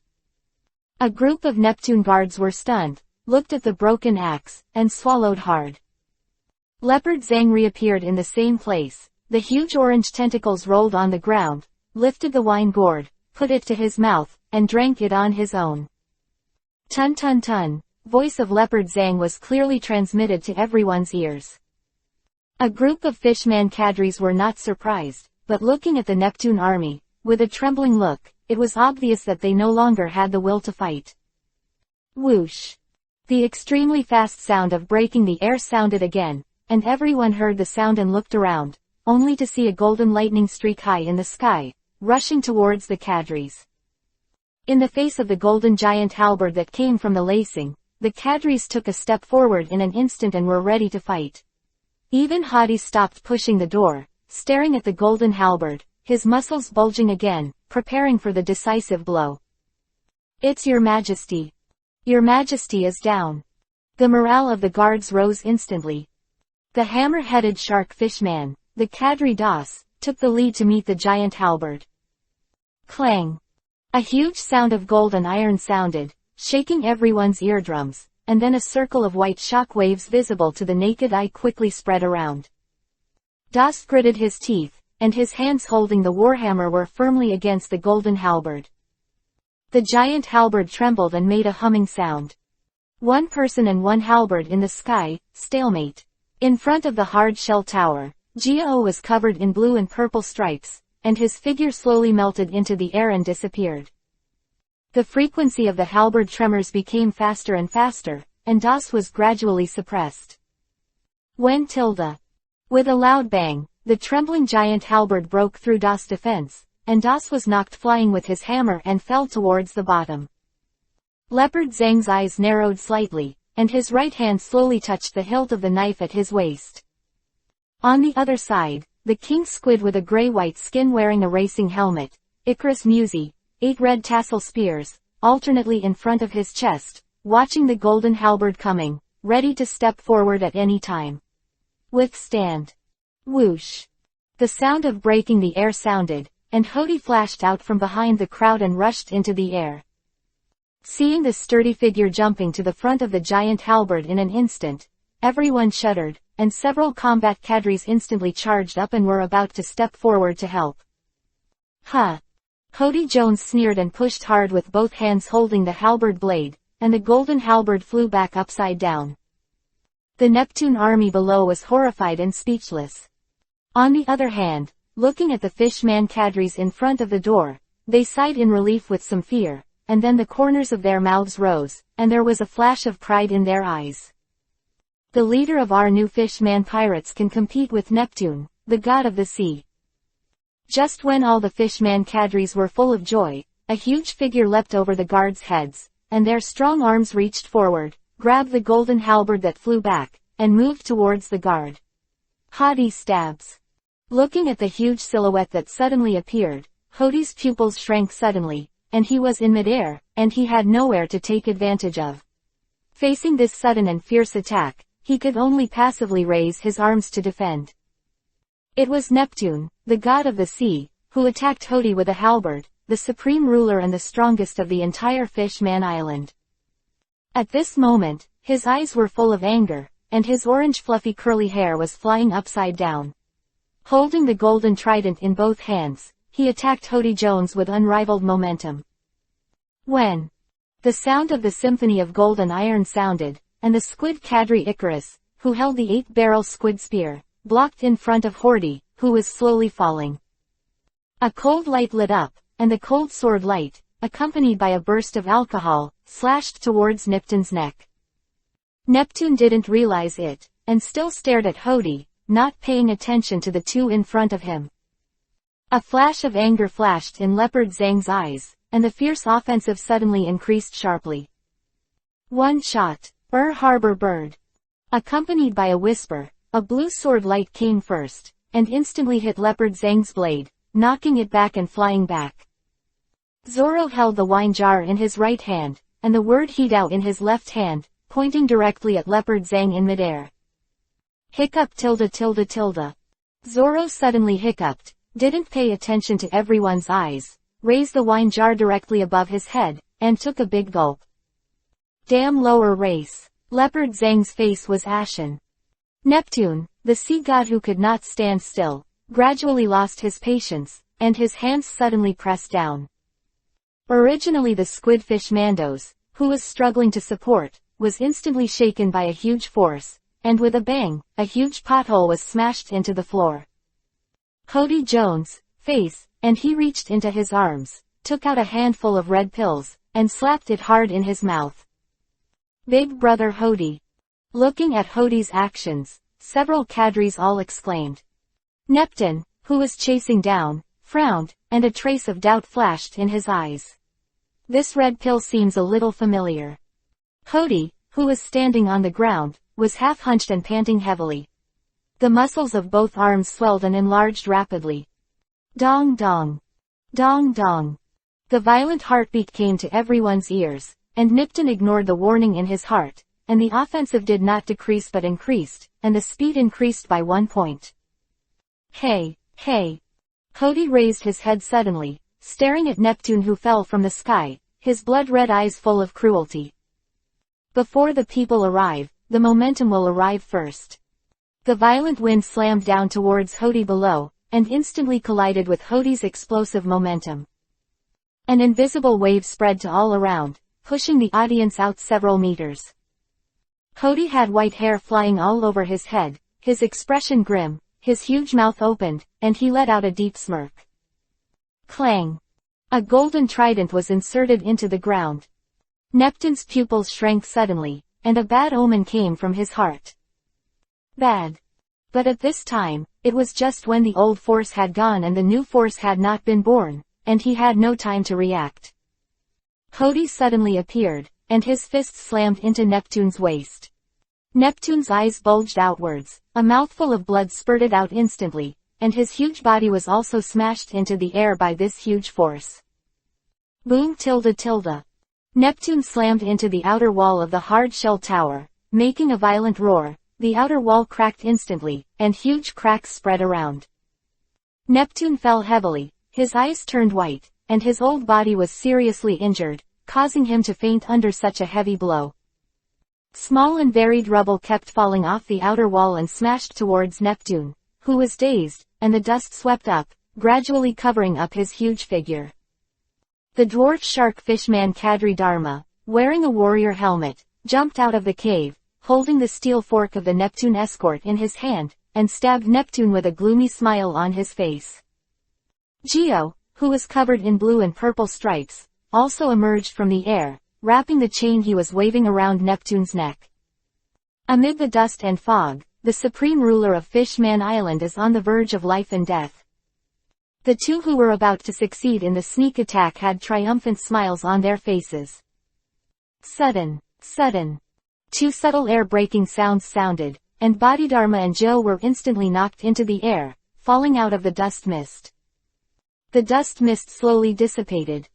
Luffy, who was flushed red and his skin rose with bursts of white vapor, appeared in front of Neptune. "This is my friend. Whoever hurts him, I will never let him go." Seeing the guy who defeated Brother Arlong appear in front of him, Hody was extremely excited and licked his lips.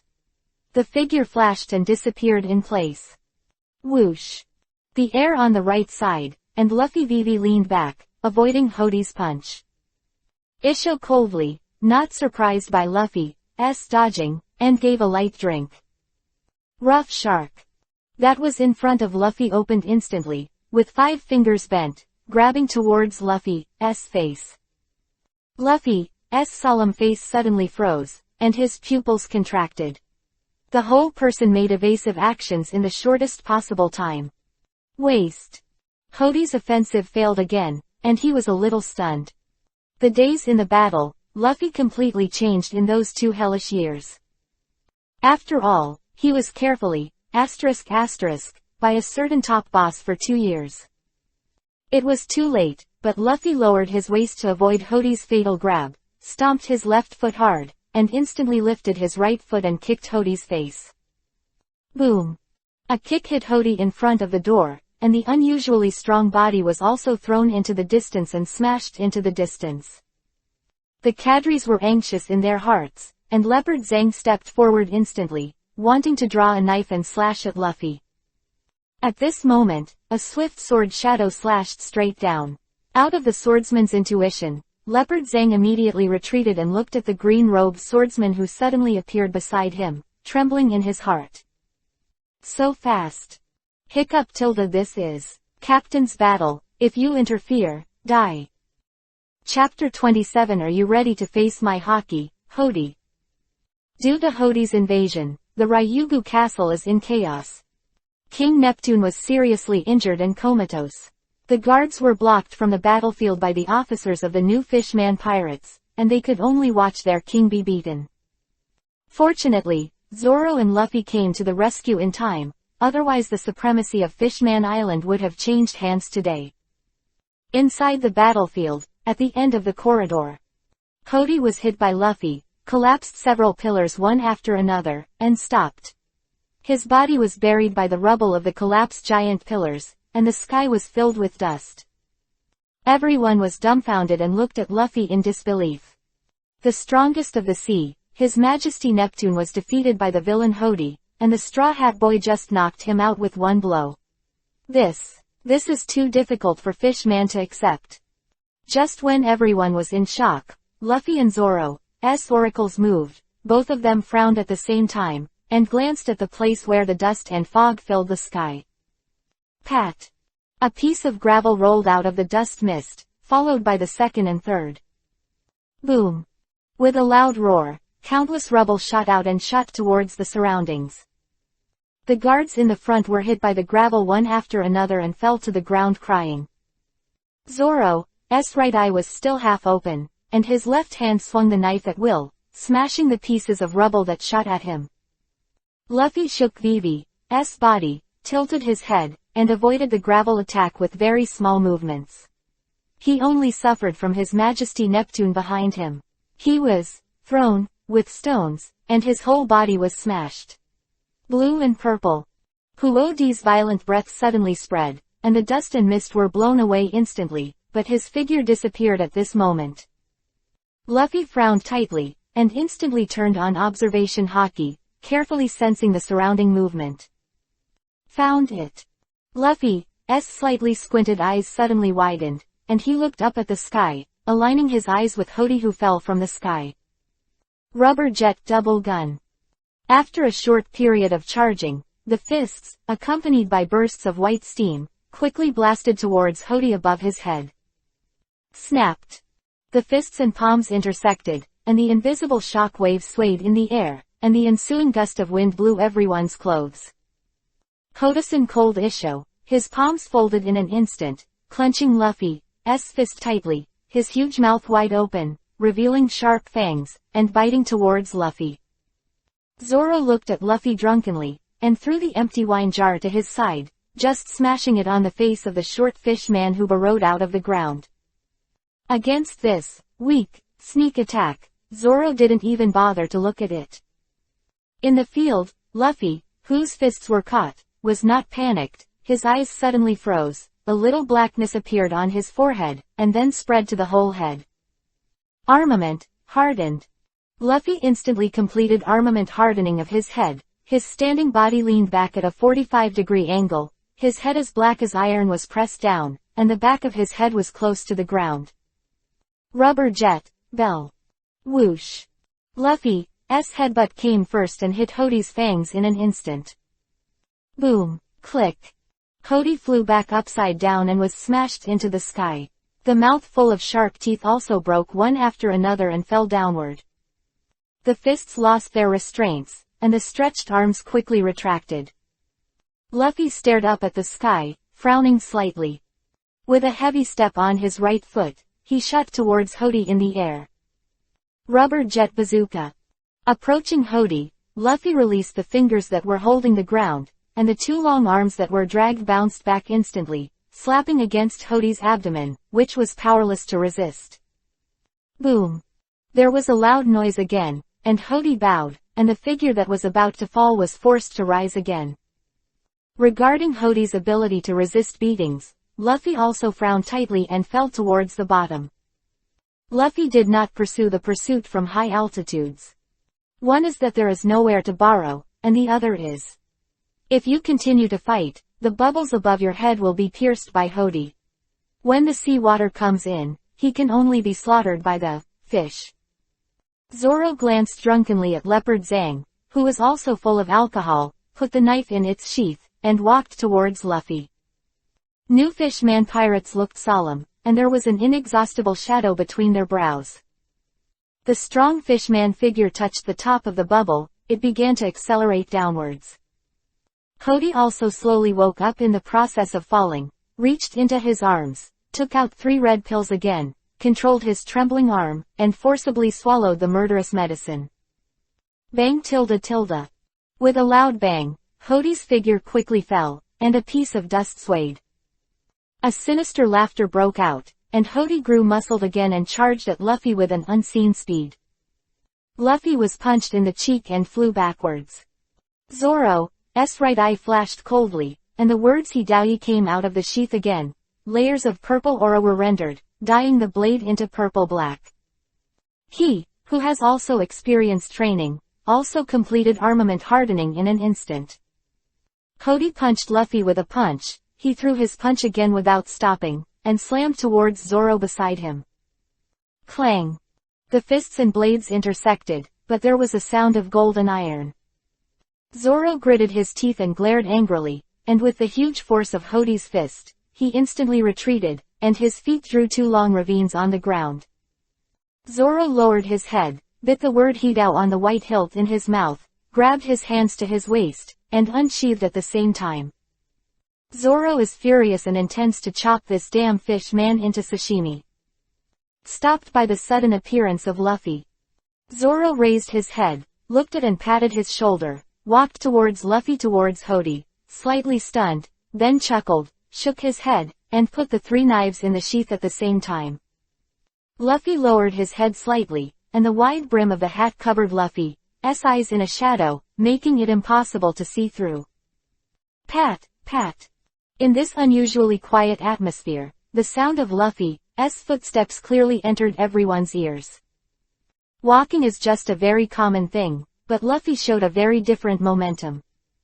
When ordinary people step on the ground, they will not generate small cyclones, and when the soles of their feet are completely on the ground, they will not make air ripples. A tight humming sound entered the ears of everyone.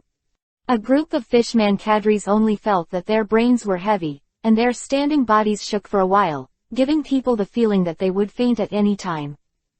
Even Hody, whose strength has been enlarged dozens of times, is horrified, and his small white eyes tremble wildly.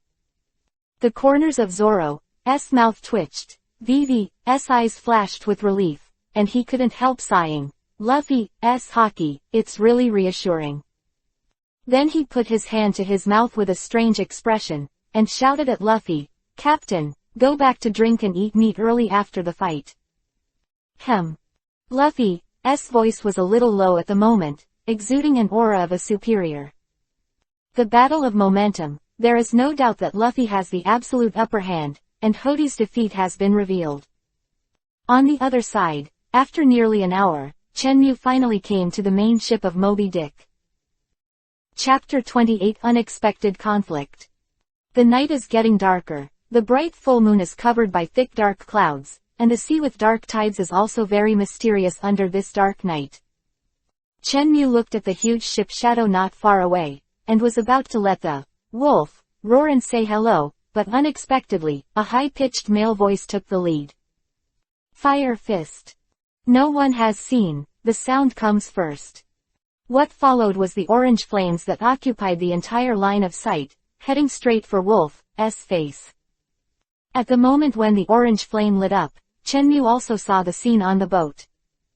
Ace jumped into the air with an angry brow, and threw a flaming fist at the huge wolf with a mighty momentum. Marco, who was covered in blue-gold flames, turned into a colorful phoenix, his arms' wings vibrated, floating above Ace, and staring at Chenmu who was sitting cross-legged on Wolf's head. Boom! A violent roar sounded, and the heavy fist formed by the gathering of flames seemed to hit a transparent wall and suddenly exploded. The eyes of everyone watching the play on the boat suddenly froze, and the atmosphere that was supposed to be relaxed and pleasant also became heavy. Chen Mufeng blew his fist lightly, blowing away the white smoke that curled up on the back of his fingers. Damn! Chen Mu's gesture was naturally seen by Ace. Ace's chest rose and fell violently, flames rose all over his body, and he was about to charge towards Chen Mu not far away. "Ace, come back!" A thick voice sounded, causing everyone who was facing off by the boat to turn around and look at the tall figure in the dark. "Daddy!" Marco's arrogance subsided, shook his head at Ace, patted Ace in a daze, and walked over. Tang, tang, tang. The sound of rising flames sounded, and the lights on the ship were suddenly bright. Whitebeard bold and grandiose sat on the high seat, the captains surrounded him, and behind the captains were several huge golden basins, which ignited bright flames, shining like day. Ace slowly walked back to the crowd and stood beside Whitebeard with Marco. Chen Mu jumped, and in the blink of an eye, he was on this giant ship. Vivi glanced at everyone and walked towards Whitebeard with a calm expression. Chen Mu didn't have any special feelings for this man who had the title of the strongest in the world. Only level 500, so the strongest man is like this. Chen Mu put his hands behind his head, smacking his lips a little bored. Chen Mu stopped 10 meters away from Whitebeard. Looking at this burly old man with infusion tubes all over his body, he couldn't help sighing in his heart. Hey, the years make you grow old. Chen Mu calmed down and said with a smile, "Whitebeard, it's really hard for me to say something like this to you when we first met, but I can't help it." A trace of doubt flashed in Whitebeard's eyes, and he looked at Chen Mu in confusion, looking forward to his next words. "From now on, Fishman Island belongs to me." Chen Mu smiled with a calm look on his face. Everyone was stunned at first, and then their faces changed dramatically, and the atmosphere on the ship approached freezing point in an instant. Whitebeard narrowed his eyes and said lightly, "Fishman Island. Hee, Neptune is my friend. So you want to add money?" Chen Mu was stunned, then shook his head and chuckled, "Yes, it's the Fishman Island in Neptune. Did Teach send you here?" Hearing this, everyone remembered that there was an incomparably tall giant on the sea. That man is a member of the Blackbeard Pirates, a villain with a height of 180 meters and the title of Giant Battleship. The captains first glanced at Ace, who was bowing his head and said nothing, then turned to Wolf with a murderous look in his eyes. Well, it doesn't count." This ambiguous answer made Whitebeard Vivi stunned for a moment, and said with some amusing, "You don't seem to be very satisfied with your captain." "Strange, Whitebeard talks a bit too much today." Chen Mu Vivi frowned. "Captain? No, he's just a salaried worker for me." Chen Mu raised his eyebrows and said indifferently. Remembering the system's prompt, he said again, "Fishman Island is now invaded by a large number of pirates. I will let him go first, as for the rest, I will handle it myself." Whitebeard slammed his right hand on his chest, and several infusion tubes dripping with medicinal liquid were pulled out in an instant. With his left hand, he held the big naginata knife. Kong Yunchi, on the side, slowly got up, and rushed towards Chen Mu. Blink of an eye, Whitebeard appeared in front of Chen Mu. Kong Yunchi, held in both hands, slashed towards Chen Mu, and the movements were smooth, in one go. Where the blade crossed, a slender black crack appeared, and the huge force even broke the space. Chen Mu's eyes sank slightly, his left hand was raised, Jinghua Shuiyu crossed over his head, holding off Whitebeard's majestic offensive.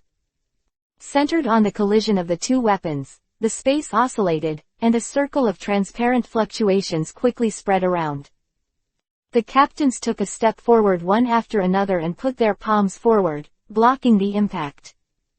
Chen Mu looked blankly at the huge figure in front of him, and said lightly, "I advise you not to punch." Whitebeard didn't care about Chen Mu's threat. He let go of the long-handled sword with both hands, and his left and right fists instantly lit up with white light, smashing them towards the top of Chen Mu's head. "I knew I wouldn't listen." Chen Mu sighed in Vivi's heart, and swung his legs around like a crescent moon, and his right leg slammed into Whitebeard's fist. Fists and legs intersected, and after a brief stalemate, Whitebeard was defeated, and his burly body fell to the side. "Daddy!" The crowd shouted in a hurry. The captain's eyes narrowed. Foil, Vista, the captain of the fifth team, who was like a cheetah, took the lead in attacking Chen Mu, and his vigorous posture was flying fast. In the blink of an eye, it was in front of Chen Mu, and the two swords slashed towards Chen Mu's chest from bottom to top. Chen Mu dodged sideways, waved his left hand downwards, the blade slid across, and after images lit up, he slashed towards Vista's head. Vista's double swords pulled back, rotated his wrists, and the double swords blocked upwards at the same time, blocking Chen Mu's attack. Clang! The sound of swords clashing sounded. Gusta's body sank from the smashing force, and his feet sank into the deck. Chen Mu squinted at Vista, looking at his expression of gritted teeth and struggling. His brows wrinkled, and he suddenly took 10% of his strength, allowing him to breathe, but he couldn't escape. Wow! A squeak came from high up in the air. Marco turned into a blue flame phoenix, with the elemental ace standing on his back, and the semi-crystalline Jozu in his claws, swooping towards Chen Mu. Chen Mu looked at the strange combination above his head, raised his mouth, first kicked Vista upside down, then raised his right palm above his head and pushed Marco, who was swooping in, lightly. Wind burst from his palm and hit Marco's left wing. With a scream of pain, Marco, who was diving, lost his balance and fell downward. The diamond Jozu released by the double claws completed the crystallization of his entire body in the air, hugged him into a ball, rotated at a high speed, and smashed towards Chenmu. Ace stretched his arms and turned his hands into blazing flame guns, following Jozu's back. Chapter 29 Feet Fighting ends. Return to Fish-Man Island. Ace leaned back, and dragged 2 slender lines of fire with his hands. The Diamond Man Jozu, through the mirrors, all over his body, reflects the flames around, adding a bit of light in this dark night.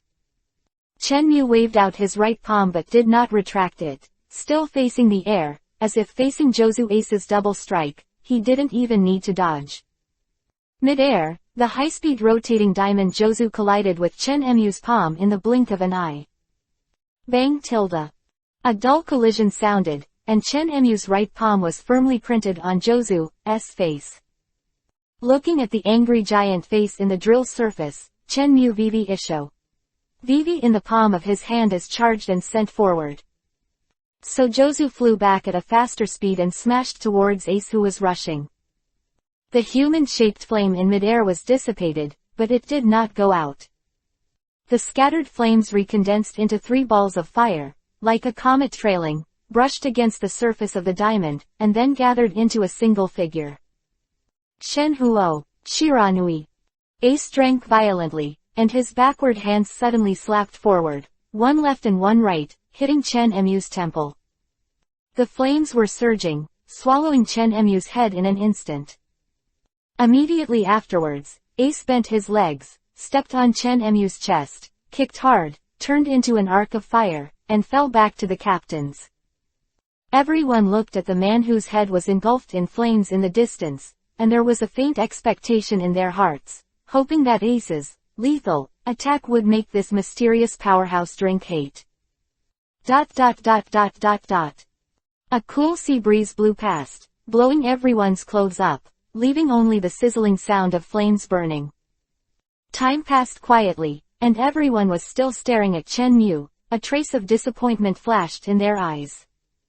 Everyone only felt a bitter look on their faces, as if they were pressed against their chests by a boulder. Looking at Chenmu who couldn't stand with a pestle, Ace lowered his head slightly, stretched his hands forward, and said softly, Yingwo, fire, da, mo.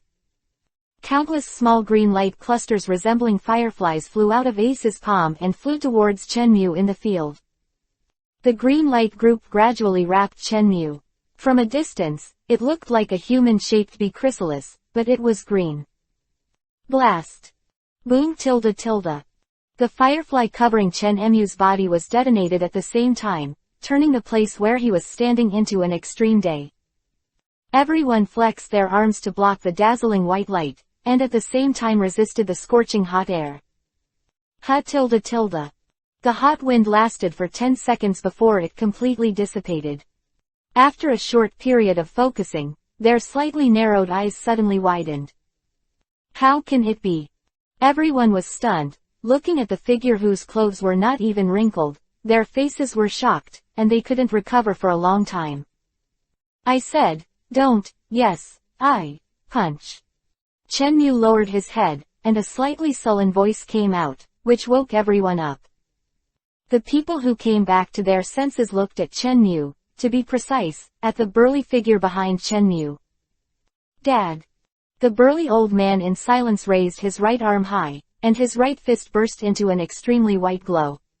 The circular brilliance shrouded in the fist, as if breathing, would shake the surrounding space out of cracks, as if it were about to shatter a mirror. Obviously, Whitebeard ignored Chenmu's warning once again. In other words, no one can shake his belief. Over, the white fist on Whitebeard's hand stopped flashing, and a fine humming sound came into everyone's ears, making people's minds swell. Chenmu, who was the first to bear the brunt, did not feel any discomfort. Feeling Whitebeard's firm mind, Chenmu sighed helplessly. The hilt of the knife spun around in his palm, turned into a counter grip, and stabbed the old man behind him. Chenmu's attack was so fast that everyone saw only an afterimage, and then there was the sound of a blade piercing into the flesh. Daddy! The picture at this time was like a freeze frame, and everyone's eyes were split, and they roared in sorrow. Chenmu lowered his head slightly, making people unable to see his expression. Behind him stood a burly figure with a height of 5 meters. His body was like cast iron. Just by looking at it, it created an unparalleled oppressive force. Sea breeze blew slowly, Chenmu's lips lightly opened, and a low murmur entered Whitebeard's ears. Go to sleep. Endless sleepiness struck, and Whitebeard slowly closed his eyes.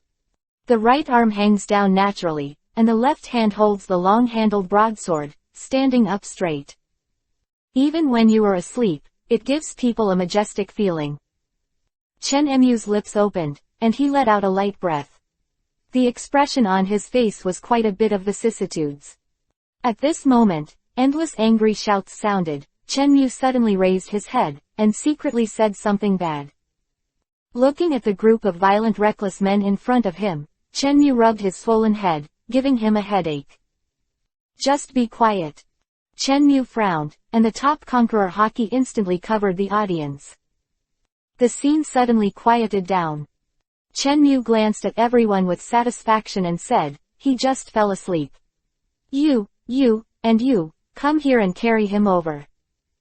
After finishing speaking, Chenmu walked to the side of the boat and muttered in a low voice. Really, you are already a lot of age, and you are still so irritable, you are not afraid of slipping your waist. Walking to the edge of the boat, Chenmu stopped and waved to Wolf and Shot, who were dumbfounded in the distance, motioning for them to come over. The expressions of the two were a little dull, and they nodded subconsciously. Wolf took control of his massive body and swam towards the Moby Dick, ripples in the calm sea. Wolf's huge body stopped beside the boat. Shot, who was wearing the logo clown hat, jumped at Chenmu's gesture and landed on the boat. Chenmu looked at Shot in front of him, and complained in his heart. How can I deal with these 5-meter-tall giants today? My neck is sore. Chenmu, who was born from the heart, really felt a little sore in his neck. He turned around, twisted his neck, and said to Shot behind him, open it and return the things to them. Shot was a little reluctant, but when he thought of Chenmu's terrifying combat power, he still chose to be obedient, and honestly opened up the seams and mended, and dumped a huge amount of materials into a hill. On the other side, everyone helped Whitebeard back to the giant chair and watched the ship Dr. Marco begin to heal him. Everyone wiped their foreheads and breathed a sigh of relief. Then he turned around and looked at Chenmu and the tall figure behind him. This is Vasco Shot. Looking at the prison uniform and clown hat on him, it should be. Yeah, it's him. I saw him at Impel Down. Ace's deep voice sounded, interrupting Josu Vista's conversation. The two looked at Ace with a heavy face, a little confused. Marco, who had finished the treatment, also came over, flicked the blue fireworks remaining on his palm, and pondered. He has always been a devil fruit power user. Ace narrowed his eyes slightly, and shook his head with an ugly face. Then everyone came back to their senses and looked at Shot's chin, at the very familiar seam. Where's Bramank, are you back? Josu asked aloud while scanning the people around him. Everyone is silent. Looking at everyone's reaction, Josu already had the answer in his heart. Damn Teach. Damn Shot. Anger rose in his heart. He stepped on his feet hard, and rushed towards Chenmu and the two of them. Halfway through, the strong arms have already been crystallized. Up, Ace and Marco came first, blocking the furious Josu. Marco, who turned into a phoenix, stopped in midair, pressing his right palm firmly on Josu's forehead, and said in a flat tone, stop. Josu glared at Marco, full of his overly cool attitude. Who stood in front of Josu, withdrew from his elemental form, and said in an equally cold tone. You are no match for him. Looking at Ace's back, Josu shuddered and said incredulously, Ace, why even you? As the captain of a team and a part-time ship doctor, Marco needs to think calmly, which he can understand. But Ace was never supposed to be like this. Jozu began to doubt, wondering if he had misjudged him before, and deep disappointment flashed in his sorrowful eyes. So, let me do it. In an instant, flames rose from Ace's body, and the lower part of the waist turned into flames, which erupted suddenly. The whole person rushed towards Shot, who was still dumping items, like a stream of flames. Chen Vivi frowned, raised his right arm again, and the cyclone in his palm condensed, ready to beat Ace back at any time. Not that he wants to save Shot, he just wants this guy to return the supplies and medicines that originally belonged to Whitebeard, and then he can do the task without any worries. Cough, Ace, come back. Whitebeard's weak voice sounded.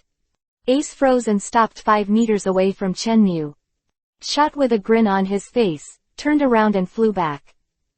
Chen Yu slowly retracted his right hand. Vivi tilted his head and glanced at Shot with a mean smile. A flash of coldness flashed across his eyes. Shot shuddered, his smile faded in an instant, and he continued to get busy with the work at hand. Whitebeard covered his mouth and coughed lightly, and said in a sullen voice, "You come. Just tell me about Fishman Island." Whitebeard, whose condition was getting worse, Chen Vivi frowned. With a light sigh, he said, Can you protect Fishman Island for a few more years? And now Fishman Island is in civil strife. Even Marine and even Kaido, one of the 4 emperors, rushed to Fishman Island in person. The seriousness of the matter is beyond your control. But I can. Whitebeard fell silent. Everyone's heart froze, and even Kaido of the Beasts, who has an immortal body, also rushed to Fishman Island. There, what the hell happened? Whitebeard laughed self-deprecatingly and stared at Chen Yu. Then you can say what happened. Don't ask, I can't give you the answer, and I don't know what happened to get them all together on Fishman Island. And, I don't need to know either. Catch them, beat them up and they'll be all right. Hee hee, if it's yours, maybe it's okay. Well, I've finished the 2 things I have to do, so let's go first. After that, Chen Yu turned around, jumped lightly, and jumped on top of Wolf's head. Shot glanced at everyone with fear, and hurriedly followed. Watching Chen Yu leave, everyone breathed a sigh of relief. Ace turned his head and said to Whitebeard, "Dad, let me go to Fishman Island." Whitebeard closed his eyes slightly, as if asleep. Jozu couldn't help but say, "Dad." Marco on the side crossed his chest with his arms, looked at the 2, and said lightly, "As long as that man is still there, you can't kill Teach and Shot." Ace and Jozu's eyes, and they wanted to refute, but they couldn't speak. Looking at the speechless crowd, Whitebeard sighed softly, "Go back and rest." Chapter 30 Akainu Kizaru vs. Akainu. Dark and dark deep sea. Ix, who experienced the pain of the crew being killed and the ancestral pirate ship being taken away, took out the phone bug and dialed Princess Shirahoshi's special line with the last hope. However, Princess Shirahoshi's refusal made him completely disheartened. This time, instead of being furious as usual, he hung up the phone very calmly. With heavy steps, I boarded the Noah Ark. Hody, with white hair, lay bruised in the pile of rubble. A group of cadres were also wounded and stood beside him panting. Luffy Zoro stood side by side. The 2 of them looked at the group of Fishman pirates expressionlessly, and the heavy pressure lingered in the hearts of all Fishman. Luffy, Zoro. Zoro yawned boredly and looked at Luffy suspiciously. "Huh. Are you finished?" Luffy said calmly. Zoro turned his head to look at the shivering Fishman cadres, pouted his lips boringly, and responded, "Well, it's over." "Well, then go back and continue to eat meat." After speaking, he turned around first and left along the corridor. Zoro followed closely behind him, frowning. "I always felt that something was missing." Dragon Palace City, at the gate. A faint ripple suddenly appeared in the air, and the striped Fishman Jace, which was integrated with the environment, suddenly appeared at the gate and pulled down with both hands. Hey hey hey. With a gloomy laughter, the gate of Ryaguchung slowly opened, and tens of thousands of fishman and human pirates flocked outside. Here, Chen Mu followed the map marker and found Teach and others. Chen Mu. Are you Blackbeard so spineless? In the future, you are going to become one of the 4 emperors. Chen Mu looked at Teach with a flattering face and complained wildly in his heart. Chen Mu was still sitting on top of Wolf's head, looking at Teach on the boat and said, "Why haven't the coding been done yet?" Teach sneered. Hey, go right away, go right away. Chen Mu pouted and said, "No need to go, just wait here." Wait, Teach and the others were confused. Wait, after saying that, Chen Mu closed his eyes. Vasco Shot, wearing a clown hat, glanced at Chen Mu cautiously, and jumped towards the beluga boat. In the eyes of everyone's doubts, Shot walked up to Teach's side and whispered in his ear. "Boss, Whitebeard, lost." Teach's eyes were round, and he looked at Shot in shock. "You saw it with your own eyes?" Shot glanced at the crowd around him, hesitated, and nodded heavily. Yes. Hiss, hiss, hiss. There was a sound of gasping for breath. Coupled with the incredible expressions on everyone's faces, it's simply. Chen Mu pouted, and calmly took observation hockey back. On a huge warship, the lazy Kizaru and the serious Akainu stand side by side on the bow, looking into the distance. The atmosphere is a little awkward. Kizaru rubbed his nose, looked at Akainu in a trance and said, "It's a little cold, I'm going back."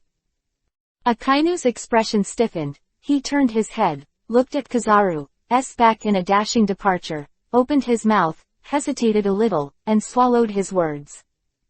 After all, this guy couldn't ask any useful information. Shaking his head, he went back to his room to rest. At this moment, at the end of the sea level, a small island appeared. Why are there islands here? Akainu looked suspiciously in his heart. This is Sanyuan Wolf. Akainu's expression suddenly became solemn, and he ordered to speed up, heading towards the island-like figure. Quick going for a distance, the huge warship drove in front of Wolf. Looking at this stupid giant, he said coldly, "Why are you here? Where is your captain?" Wolf blinked his bean-like eyes, but didn't answer. Seeing this, Akainu was angry. A thick plume of smoke rose from his shoulders, and fiery red lava flowed, covering his arms. At this moment, Chen Mu, who was lying in Wolf's hair, slowly sat up. "What, do you want to do it?" Seeing Chen Mu sitting cross-legged on top of Wolf's head, his heart skipped a beat. "Who are you?" Old-fashioned lines. Chen Mu couldn't help rolling his eyes. Seeing that Chen Mu didn't want to answer, Akainu stopped speaking, and his body instantly transformed into elemental form. With the pungent smoke rising, Akainu instantly entered a state of battle. The fiery red and viscous lava dripped, black smoke rose from the deck, and small holes melted. It's scary. Akainu, are you planning to burn the ship?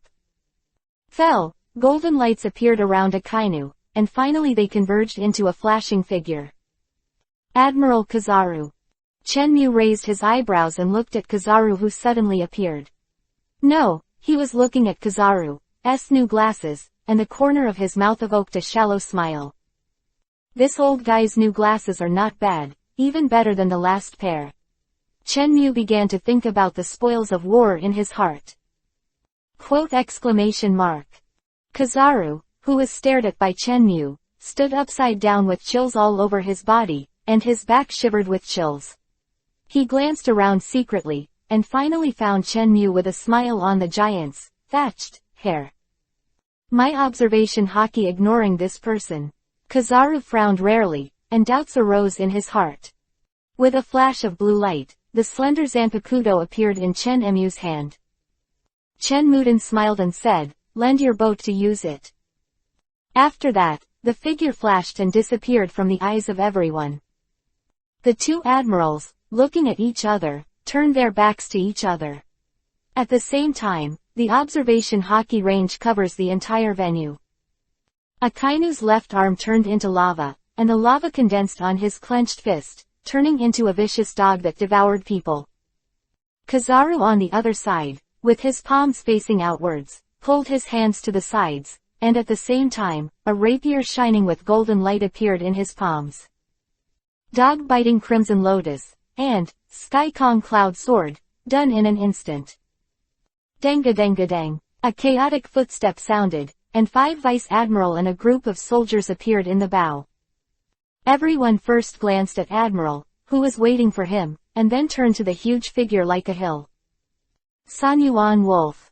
Vice admirals who saw the giant's appearance were startled. VV's eyes flashed a bit of vigilance, and they swept around. Hey hey hey hey. With a wicked laugh, the beardless Teach jumped onto Wolf's shoulder and appeared in front of everyone. Sure enough, Teach. A sullen flash of anger flashed in Akainu's eyes. When he saw Wolf's huge figure, he had already guessed that Teach would be nearby, but due to Chen Emu's pressure, he had to focus on him. Oh, is it the new Shichibukai, so scary tilde? Kizaru turned his head, looked at Teach with narrowed eyes, and breathed a sigh of relief. If it's just this family, there should be no threat. Just as Kizaru was about to breathe a sigh of relief, a warning came in his heart. Observation Hockey sensed an extremely dangerous signal, a very vague warning. Woo tilde. The wind blew, and the soldiers were blown off the warship one after another and fell into the icy sea. Vice admirals who reacted in advance squatted down in time and ducked. Chenmu stood on the side of the boat and retracted the kicked left leg, a hint of surprise flashed in his eyes. Then it became clear. It's not uncommon for Vice Admiral to have observation hockey, and besides, I just wanted to blow them off. Chen Emu's thoughts had just started, and before he had time to fall, observation hockey's perception made his debut with a dazzling golden light, and he slashed down at his head. Little stars behind you gather, Kizaru is here. Whoosh. The golden sword slashed down quickly, but Chenmu Vivi turned sideways and dodged. Seeing Zonkong with a single blow, Kizaru opened his mouth with a teasing expression on his face, and with a, so scary, sound, Kizaru's body turned into golden light again and dissipated in the air. Chapter 31 Admiral abandons the ship, the Blackbeard pirates separate. Dog biting Crimson Lotus. Akainu appeared behind Chenmu and gave a low voice. The huge dog head formed by the condensed lava slammed out. Feeling the hot breath so close, Chenmu bowed and leaned forward. Dangerously and dangerously, he avoided it, and secretly said that it was dangerous, and almost burned the hair on the back of his head. Afterwards, Chenmu blinked his big eyes, and then remembered. His flowing hair was sacrificed to the earth 2 years ago. It was a breezy morning, he held the soil in tears and buried his youth with his own hands. Chenmu suddenly woke up. The figure flashed and retreated to the edge of the warship. He raised his left hand and looked at Jinghuashuiyu in his hand. Vivi's mouth twitched. The influence of this thing is getting worse and worse. Chenmu took a deep breath, looked up at the two admirals standing side by side, and said with a serious face, "Come on, fight quickly." After all, the figure disappeared in place. "Be careful." The slumped vice admirals spoke eagerly. Akainu frowned, turned his head, and saw the rapidly enlarged instep. Boom. Chenmu kicked in the air, hitting Akainu in front of him, and with his entire upper body, it exploded with a bang. Kizaru's eyes narrowed slightly, looking at Akainu who was kicked, his expression turned a bit serious. Then the golden light flashed, turned into a little starlight, and drifted away with the wind. Chen Emu's face was calm, and it seemed that Akainu's reaction was not surprising.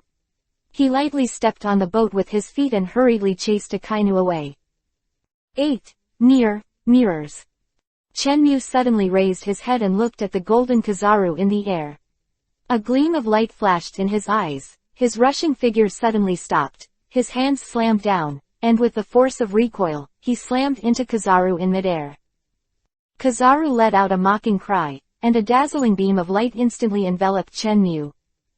The light beam penetrated Chenmu and then refracted, bounced towards the main mast, and then reflected towards Chenmu in midair through the thick mast. Chenmu was wrapped in golden beams and forcibly locked in the air. The light in Kizaru's palm flickered constantly, and the beams of light refracted back and forth, with Chenmu as the center, penetrated his body back and forth. This is just the penetration in Kizaru's eyes. In fact, Chenmu doesn't have any special feelings, and even thinks it is funny.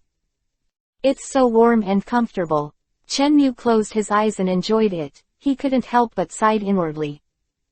Everyone in the field stood there stupidly, watching Kizaru show his power. Akainu snorted unwillingly, raised the left arm of the lava, and aimed at Chenmu in midair, which was a dark hound.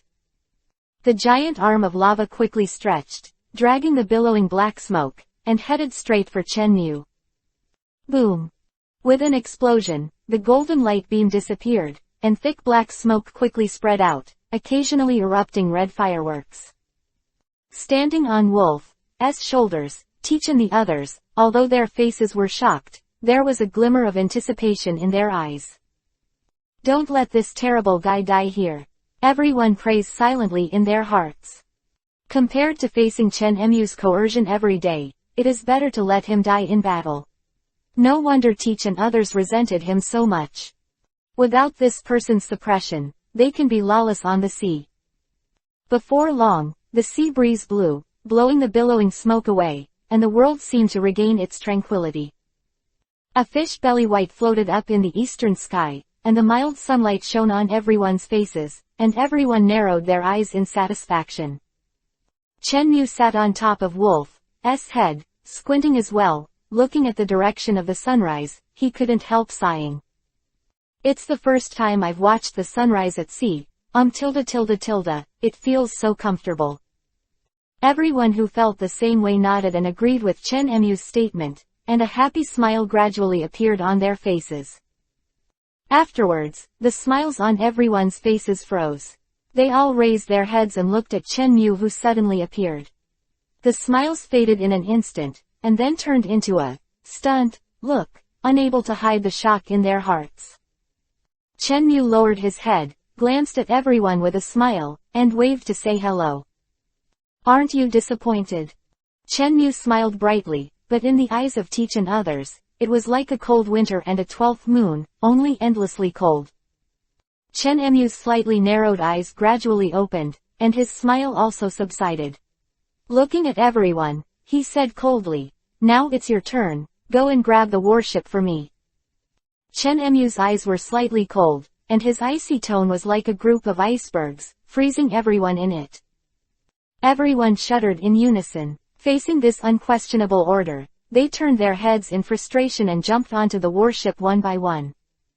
Chenmu watched Teach and the others jump onto the warship. With a smile in his eyes, he lay down in a comfortable position, ready to watch the play. Chenmu was lying on his side with his head in one hand and the poisonous red apple in the other, and began to nibble. This apple is all right, it tastes quite sweet.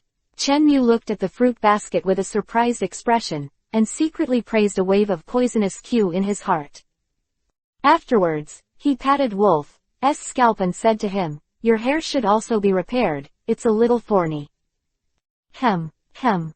Wolf glanced at him and nodded with a terrified expression on his face. "Tisk, don't shake." Chenmu quickly grabbed the fruit basket, and Vivi scolded. Wolf's muscles tightened in fright, and even his breathing slowed down a bit. "Look back to the warship." Kizaru flashed gold and fell back to the boat. Standing side by side with Akainu again, he looked at Chenmu with a heavy face. Vice admirals, who finally recovered from the suppression of Haki without Chenmu, all stepped forward and stood behind the two admirals. The soldiers who were blown into the sea also passed through the rope ladder one after another and climbed up. Akainu put his left hand behind his back, glared at Teach and others in front of him, and said coldly, "Teach, get out of the way." Teach glanced at Wolf behind him, looked at Chenmu with a smile on his face, and shook his head helplessly. Akainu, how about giving me this warship? Feeling the killing intent in Akainu's eyes, Teach swallowed and hurriedly added, 10%. I'll add 10% to the completion of that mission.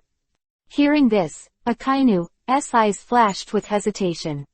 Kizaru looked at Akainu in surprise, and the meaning of the question was obvious. Akainu bowed his head and said nothing, seemingly confused. Akainu, you better not do stupid things. Don't forget who gave the order this time. Hearing this, Akainu raised his head suddenly, a trace of fear flashed in his eyes, then he gritted his teeth fiercely, lava flowed from his left arm, punched with a dark hound, and went straight to Teach and the others. The battle starts now. Dark water. Teach let out a low voice, pushed his hands flat, and the black cyclone in his palms turned rapidly, firmly resisting Akainu's lava punch. Kizaru leapt into the air again, with his hands crossed on his shoulders, his fingers intertwined with golden rays of light shining.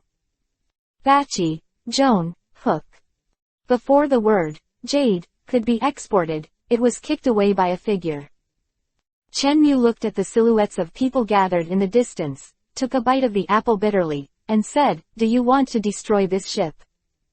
After speaking, he glanced at Kizaru with a hint of warning, turned around and flashed, and returned to the VIP seat, above Wolf's head again. Everyone's pupils shrank, seeing Chenmu's shot this time, it seemed stronger. Chenmu pouted and complained. I'm just too lazy to use force, I'm afraid that one punch will give you the finale. Seeing Chenmu turn back, all the Marines breathed a sigh of relief, tightened the weapons in their hands, found their opponents, and rushed forward. The golden dots gathered in the middle of the field, and the figure of Kizaru gradually appeared in front of everyone. Rubbing his aching abdomen with his left hand, he placed his right hand softly on Akainu's left shoulder. Forget it, go back and change to another warship. Hearing this, Akainu frowned, looked at him angrily, and slandered in his heart. It's you who want to fight, it's also you who don't, do you think the war is a joke? Kizaru's anger at Akainu was unheard of. Calmly turned around, ignoring the doubts in the eyes of everyone, walked to the rear of the warship, put down the lifeboat, and jumped down. Your Excellency Kizaru. Just as the soldiers shouted in a hurry, they only saw the back of Kizaru jumping down. This. Everyone looked at each other, and then locked their eyes on Admiral Akainu. This bastard. Akainu gritted his teeth secretly, and glanced at Teach and the others. Don't forget your promise. After saying that, he turned around and took everyone away from the boat. Teach and others were also stunned for a moment. This has already been marked, so you can just leave. Chenmu cut his voice out of boredom, thinking. I knew that the kick just now was light. In this delicate atmosphere, Teach took over the warship logically. Teach walked to the bow with a flattering face, looked up at Chenmu, and said, hey, it's ready to go. Chenmu threw the fruit core back in his hand and jumped down lightly. When passing by Teach, he said, this boat is too small for the wolf. Teach was stunned for a moment, first glanced at Chenmu's back, then turned his head to look at Wolf with an innocent face, and forced a breath, intending to fight for his subordinates, but before he could speak, he was told by Chenmu's words. Choked back. Look at what, and you, all go. Everyone's faces were full of doubts, and after thinking about it, they just couldn't remember where they offended this master. Oh yes, the navigator and the helmsman stay, yes, the two of you, Lafitte and Badgers. After speaking, Chenmu completely disappeared in front of everyone. Shut, who was unbalanced in his heart, looked at Teach with a look of hesitating to speak. Captain, I. At this time, Teach, with Vivi's mouth open, didn't respond. Shiryu, who was holding a famous sword, and Van Oka, who was carrying a long-barreled sniper rifle on his shoulders, were the first to react. They walked towards Wolf calmly, and then jumped slightly and landed on his shoulders. Avalo Pizarro, the evil king, with blue beard and blue hair, followed closely behind. Who was wearing a pink robe, passed by Teach expressionlessly, kicked her legs hard, and jumped to Shiryu's side. Q, who was the slowest to respond, was still on the verge of dying. He coughed as he walked, and when he passed by Teach, he said, "Cough. It's time to go, Captain." After listening to Poison Q's words, Teach Vivi lowered his head, couldn't see his expression clearly, turned and left. At the end, he said, "Shut, let's go." Badgers scratched his head suspiciously, looking at the pale Lafitte. Lafitte pondered for a long time, a flash of determination flashed in her eyes, and stepped in Wolf's direction. "Lafitte, you stay with Badgers, and I'll find you when the time comes." The voice of Teach made Lafitte's body froze, and her right leg stopped in the air. Lafitte's face full of unwillingness, Teach said again, "This is the captain's order, at Fishman Island, wait for me, did you hear me?" Yes. Lafitte nodded heavily and walked past Badgers with her head lowered, grabbing his champion belt, and pulling him back. "Go, leave for Fishman Island." Inside the cabin, Chenmu put his hands behind his head and lay on his back on the sofa, the corners of his mouth twitching from time to time. "Didn't I temporarily requisition your migrant workers? As for being so sensational, it's like life and death." Chenmu Vivi sighed, turned over, and didn't think about it anymore. In this way, the white whale-shaped Moby Dick outer ship carried Teach and others to the Sabayati archipelago for coating. The guidance of the navigator Lafitte drove to the designated position and dived into the deep sea. Chapter 32. Tens of thousands of pirates besieged Ryugu Castle. Dragon Palace City, Banquet Hall. Chopper stood on tiptoe in the red gold chair, holding a pink-coated donut in each hand, eating one from the left and the other from the right, naive. Usopp held a large piece of meat in his hand, chewing in his mouth. Hearing footsteps, he turned his head and saw Luffy and Zoro returning from the side door. "Hey, Luffy, where's the old king from Dragon Palace?" Usopp waved at the two of them. "Ah, my meat." Usopp raised the sea beast meat over his head and waved it at Luffy, with a row of clear tooth marks on it. Luffy's face collapsed, and his flesh hurt. Whoosh. Luffy's right arm suddenly stretched out, grabbed the sea beast meat in Usopp's hand, and then retracted like a spring, pulling it back instantly. Usopp was shocked. Luffy. Seeing Luffy eating like a storm, Usopp quickly grabbed another piece of meat on the table after a brief shock, turned his back to Luffy and took a big bite. Zoro raised his right eye slightly, looked at the childish two, shook his head, chuckled lightly, walked to the other side of the table, and sat down beside Chopper. The sturdy right arm moved slightly on the table, pushed a few dishes of dessert a little far away in front of Chopper, and then picked up the jug with his right hand, and drank it, ton. Chopper turned his head, facing Zoro's cute Isho, and continued busy with his dessert, licking, work. Geelong Cod Plaza. It is the square on Fishman Island, where Princess Odahime once gave a speech to the residents of Fishman Island, and was assassinated by Hody. In the plot of the previous life, Hody tried to execute Neptune here, but failed, and turned to a decisive battle with the Straw Hats. It was also the first time that Luffy used Conqueror Haki on the battlefield 2 years later, stunned 50,000 pirates in one fell swoop, and the scene was extremely bloody. However, in this life, because of Chen Emu's interference, the plot was changed. Jones, the protagonist of the events on Fishman Island, is now behind bars. Of course, a group of defeated cadres also followed him and went to prison. It's normal. On the north side of Fishman Square, there is a magnificent sea, and on the shore, a huge warship is docked.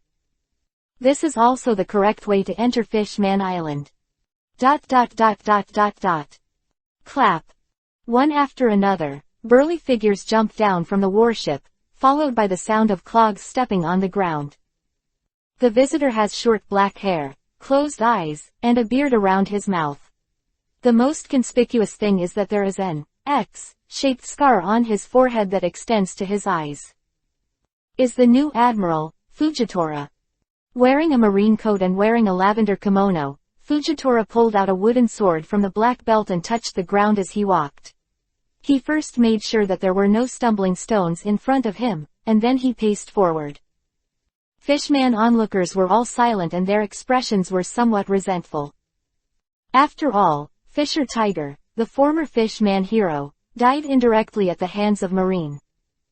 The Neptune guards stood on either side of the crowd, making way for Fujitora and the Marine forces behind him.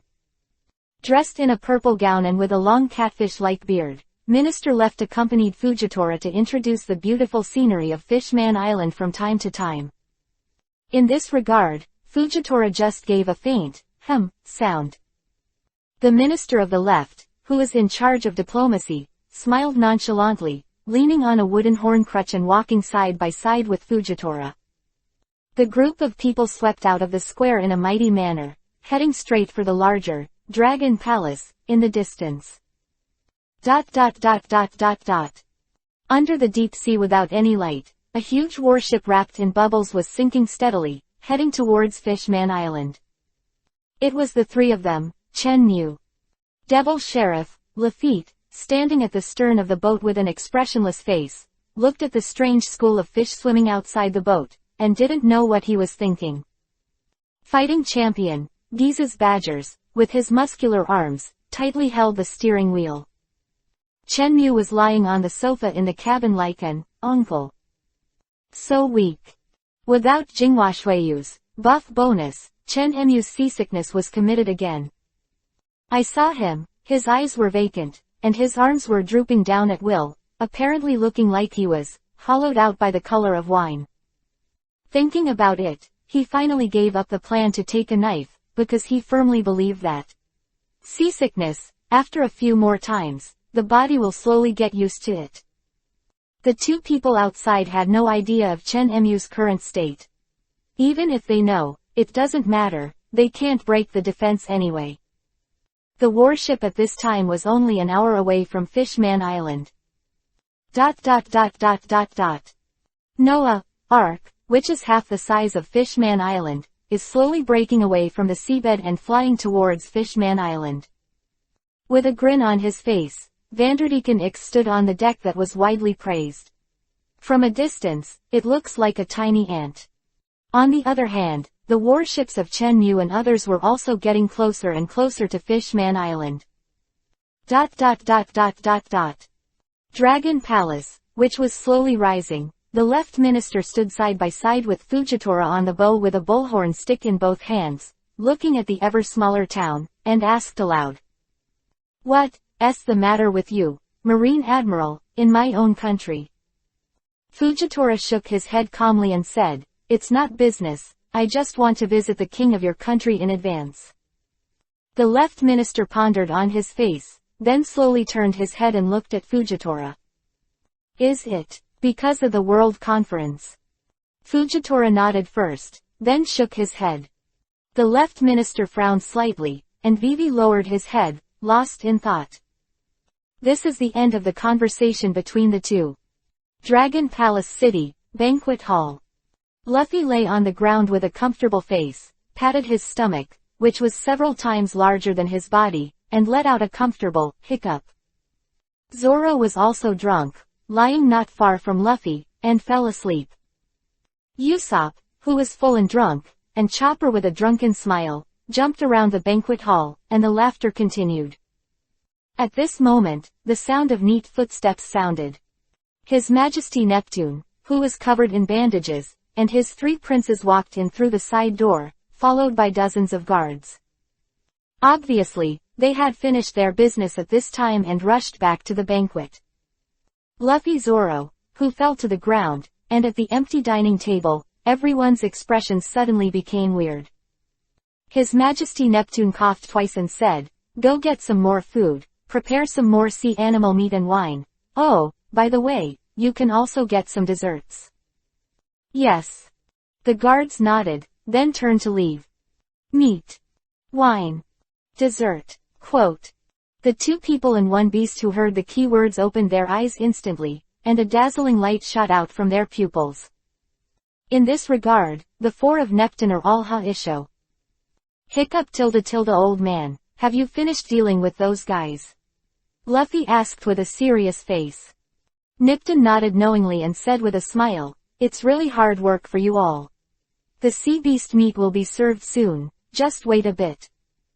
Ha ha ha. Seeing this, the three princes laughed happily. Luffy suddenly remembered Nami, Robin and others, and said eagerly, Master, I have a few friends. Before he could finish speaking, he was interrupted by a chuckle from the first prince, Shaoxing, who waved the stack of wanted orders on his hand and said with a smile, I have already notified the Dragon Palace troops to greet your companions. Come on, it should be coming soon. Quote. Just then, the phone bug rang. When everyone heard the sound, their eyes lit up. Shaoxing chuckled lightly and said, haha, isn't this coming? The eldest prince picked up the phone bug with a smile on his face, and with a burst of hurried voices, the smile on his face gradually subsided, and then his brows darkened and his expression was quite heavy. Seeing the sudden change in his son's face, King Neptune, who had a bad premonition, frowned and said in a deep voice, what happened? Well, I see. The eldest prince's face was gloomy, and he hung up the phone bug forcefully. Everyone present, except the eldest prince, also Zoro, knew what happened. Zoro raised his right eye slightly, glanced at Luffy who was waiting for food, and stood up from the ground. Drink too much, get active. After saying that, he walked to the side on his own. The eldest Prince Vivi was startled, his expression a little dazed. That direction is the Hard Shell Tower. What is this swordsman doing? He shook his head, glanced at everyone, and said solemnly, the soldier who went out was arrested, and... Neptune said urgently, and what? And we're here, just die, Neptune. Ha ha ha ha. Fishman Kadri Gia-O, who was covered in stripes, appeared in front of the crowd. Huh. Everyone was a little surprised.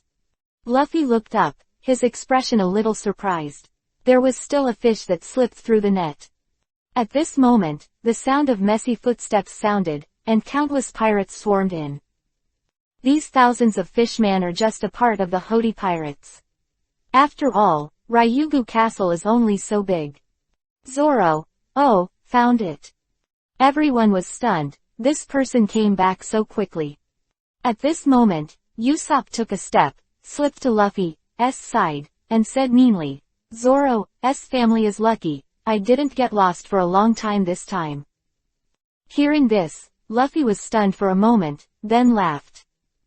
Zoro's eyes twitched and he turned his head furiously, hey. Usopp, I heard that. Usopp ignored Zoro's angry gaze, clasped his hands behind his head, looked up at the sky, whistled, and slipped aside. Damn. Seeing Zoro's slightly playful smile, Gia-O shivered instinctively, then thought of the pirate army behind him, and heaving a sigh of relief, he had to sneer a few words out loud to strengthen himself. Zoro ignored it directly. Immediately, his face was full of anger. Despicable human, turn to look at me and say you, greenhead. Joe's roar echoed in the banquet hall. The atmosphere at the scene was also quiet. Both Usopp and Chopper covered their eyes with their hands, indicating that they were not looking. The smile on Luffy's face was even greater. His left hand slapped the floor vigorously, his right hand covered his laughing pained abdomen, tears bursting from the corners of his eyes. So funny, greenhead, ha ha ha. Zoro turned around slowly and lowered his head slightly, making it impossible to see his expression clearly. But judging from the frequency of his trembling, he was clearly on the verge of rage. You called me, what?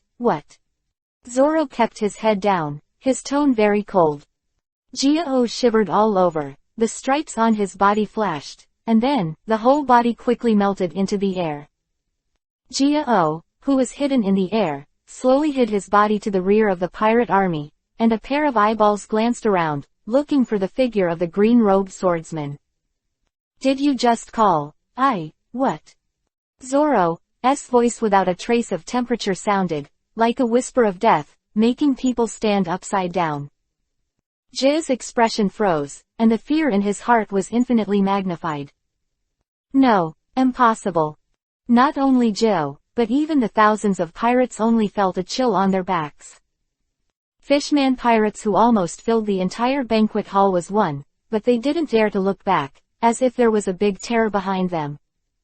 Luffy, Nipton and others, who were few in number, all had the expression of a crowd eating melons, waiting for the start of the good show. Clang! In the banquet hall where needles could be heard, there was a sound of a sharp blade returning to its sheath. Zoro's face was stern, and the cold light in his right eye gradually receded. With his left hand hanging by his side, his right hand resting on the hilt of the sword, rubbing Joe's shoulder and walking past. I don't kill anyone who doesn't have the will to fight. As soon as the words fell, the trembling fishman subconsciously parted a path, allowing Zoro to pass. Not long after, Zoro returned, stood by Luffy's side, glanced at Usopp lightly, and looked at him with a guilty conscience, looking up to the sky and whistling, couldn't help but laugh a little. Luffy patted Zoro on the shoulder and laughed. Neptune and the others were secretly startled, and there was a hint of awe in the eyes of Luffy and the others. Your Majesty, the wine and food are ready, and do you want to serve it? Fishman in a white apron and a chef's hat walked behind Neptune and whispered into his ear. After Neptune was stunned for a while, he said with a smile, bring it up.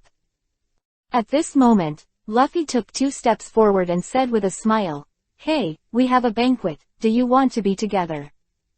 The group of fishmen shook their heads, and took 2 steps back with a wary face. Chapter 33 The Strength of Admiral Fujitora. Gao, who was at the back of the army, took a deep breath and forced himself to calm down. The stripes on his body flashed, and his figure merged into the air again. Zoro raised his brows, glanced lightly in the direction where Gao disappeared, then stopped paying attention and continued to drink his little wine. The atmosphere at this time was rather awkward. A group of vicious fishman pirates, crowded together, blocked the door of the banquet hall. Neptune and others on the other side are enjoying rich food. Everyone looked at each other, not knowing what to do. At this moment, the pirates who were huddled in a group made a commotion. Big Brother J is gone. Hey, don't talk nonsense, how could Big Brother Joe throw away? Big Brother Joe. It's over, now even Big Brother Joe is gone, what should we do? The hall suddenly became extremely noisy. Seeing this, Nipton walked up to the fishman and coughed lightly. Let my soldiers go, and I can let you go. Everyone was stunned for a moment, and then their faces showed embarrassment. Let it go, how to let it go? Those guards were very stubborn, we were killed long ago. Seeing the silence of the crowd, Nipton frowned and said coldly, tell me, where are my soldiers? The pirates bowed their heads and remained silent. The great Prince Sharkstar, wrapped in transparent bubbles around his waist, quickly approached a fishman pirate at the front while the blue fishtail flicked, picked up his collar, and said angrily, come on. Where have all the soldiers gone?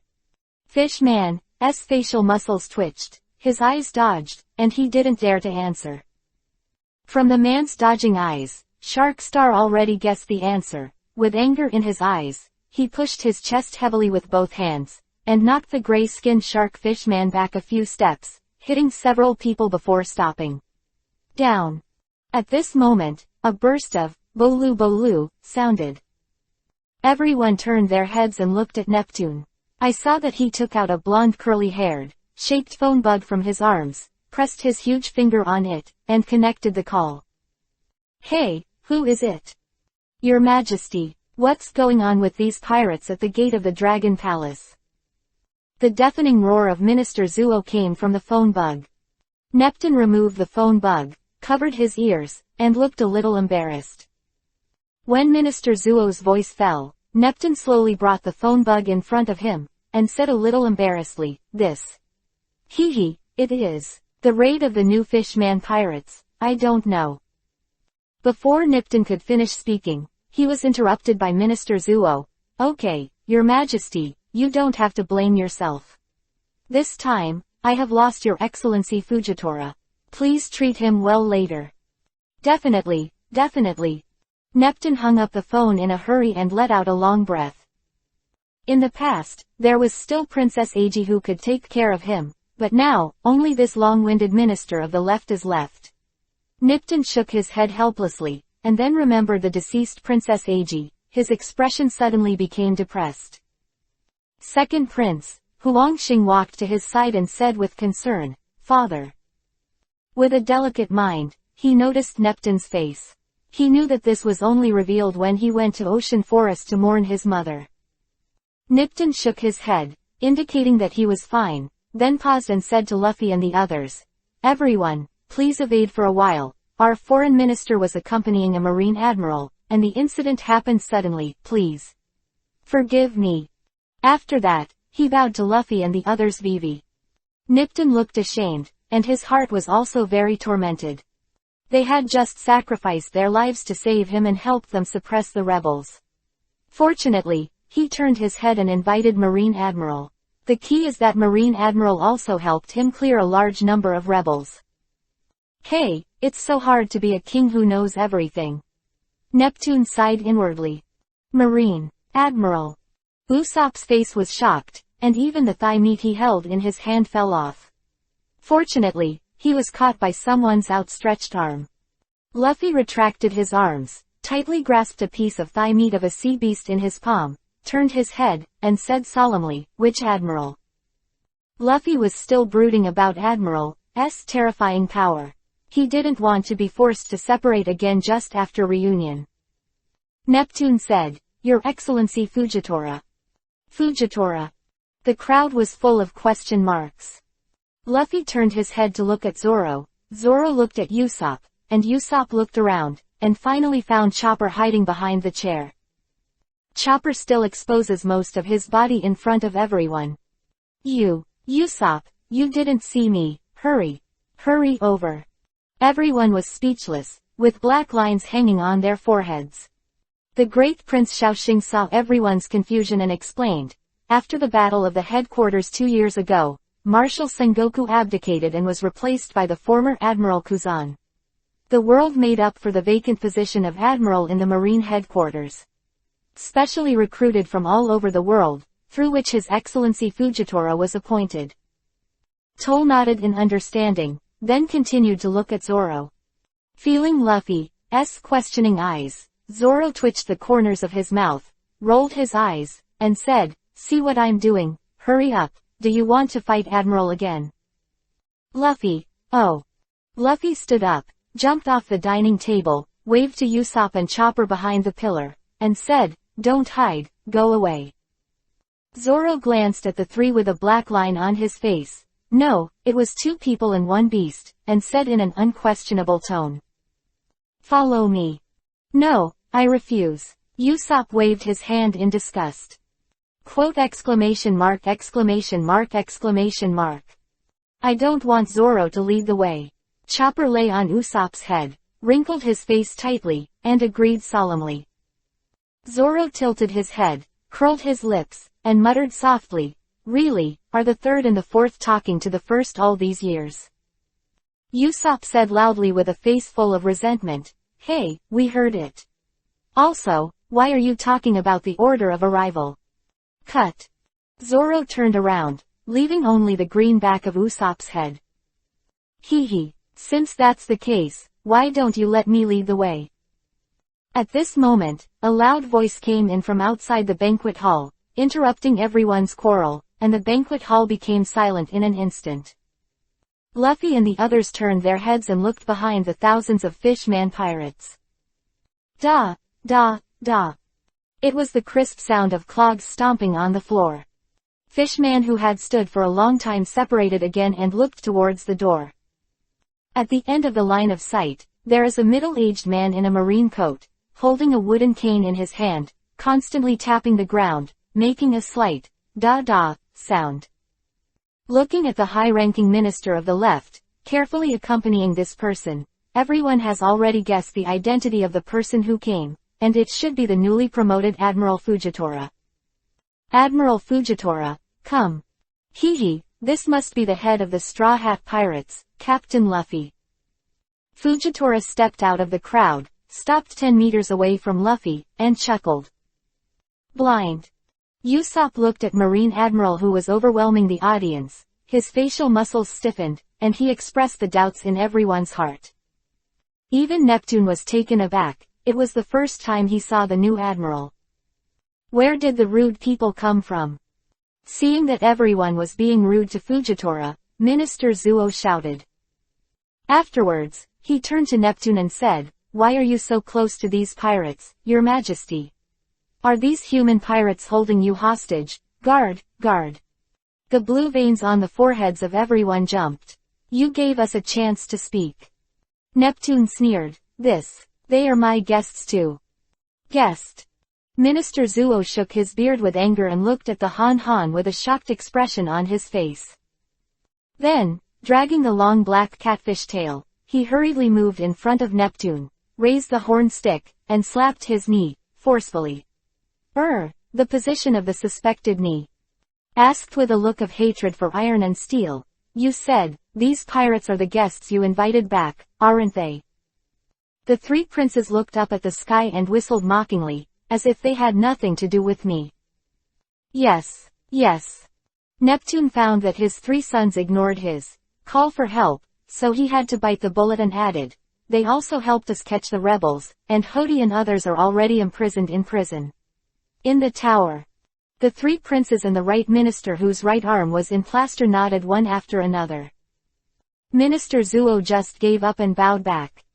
The old minister was in a hurry just now and offended His Majesty. "Please punish me. The tone is quite sincere." No problem, ha. Ha ha ha. Neptune scratched his head and laughed. The conversation between the monarch and the minister ended, causing the hall to fall into silence again.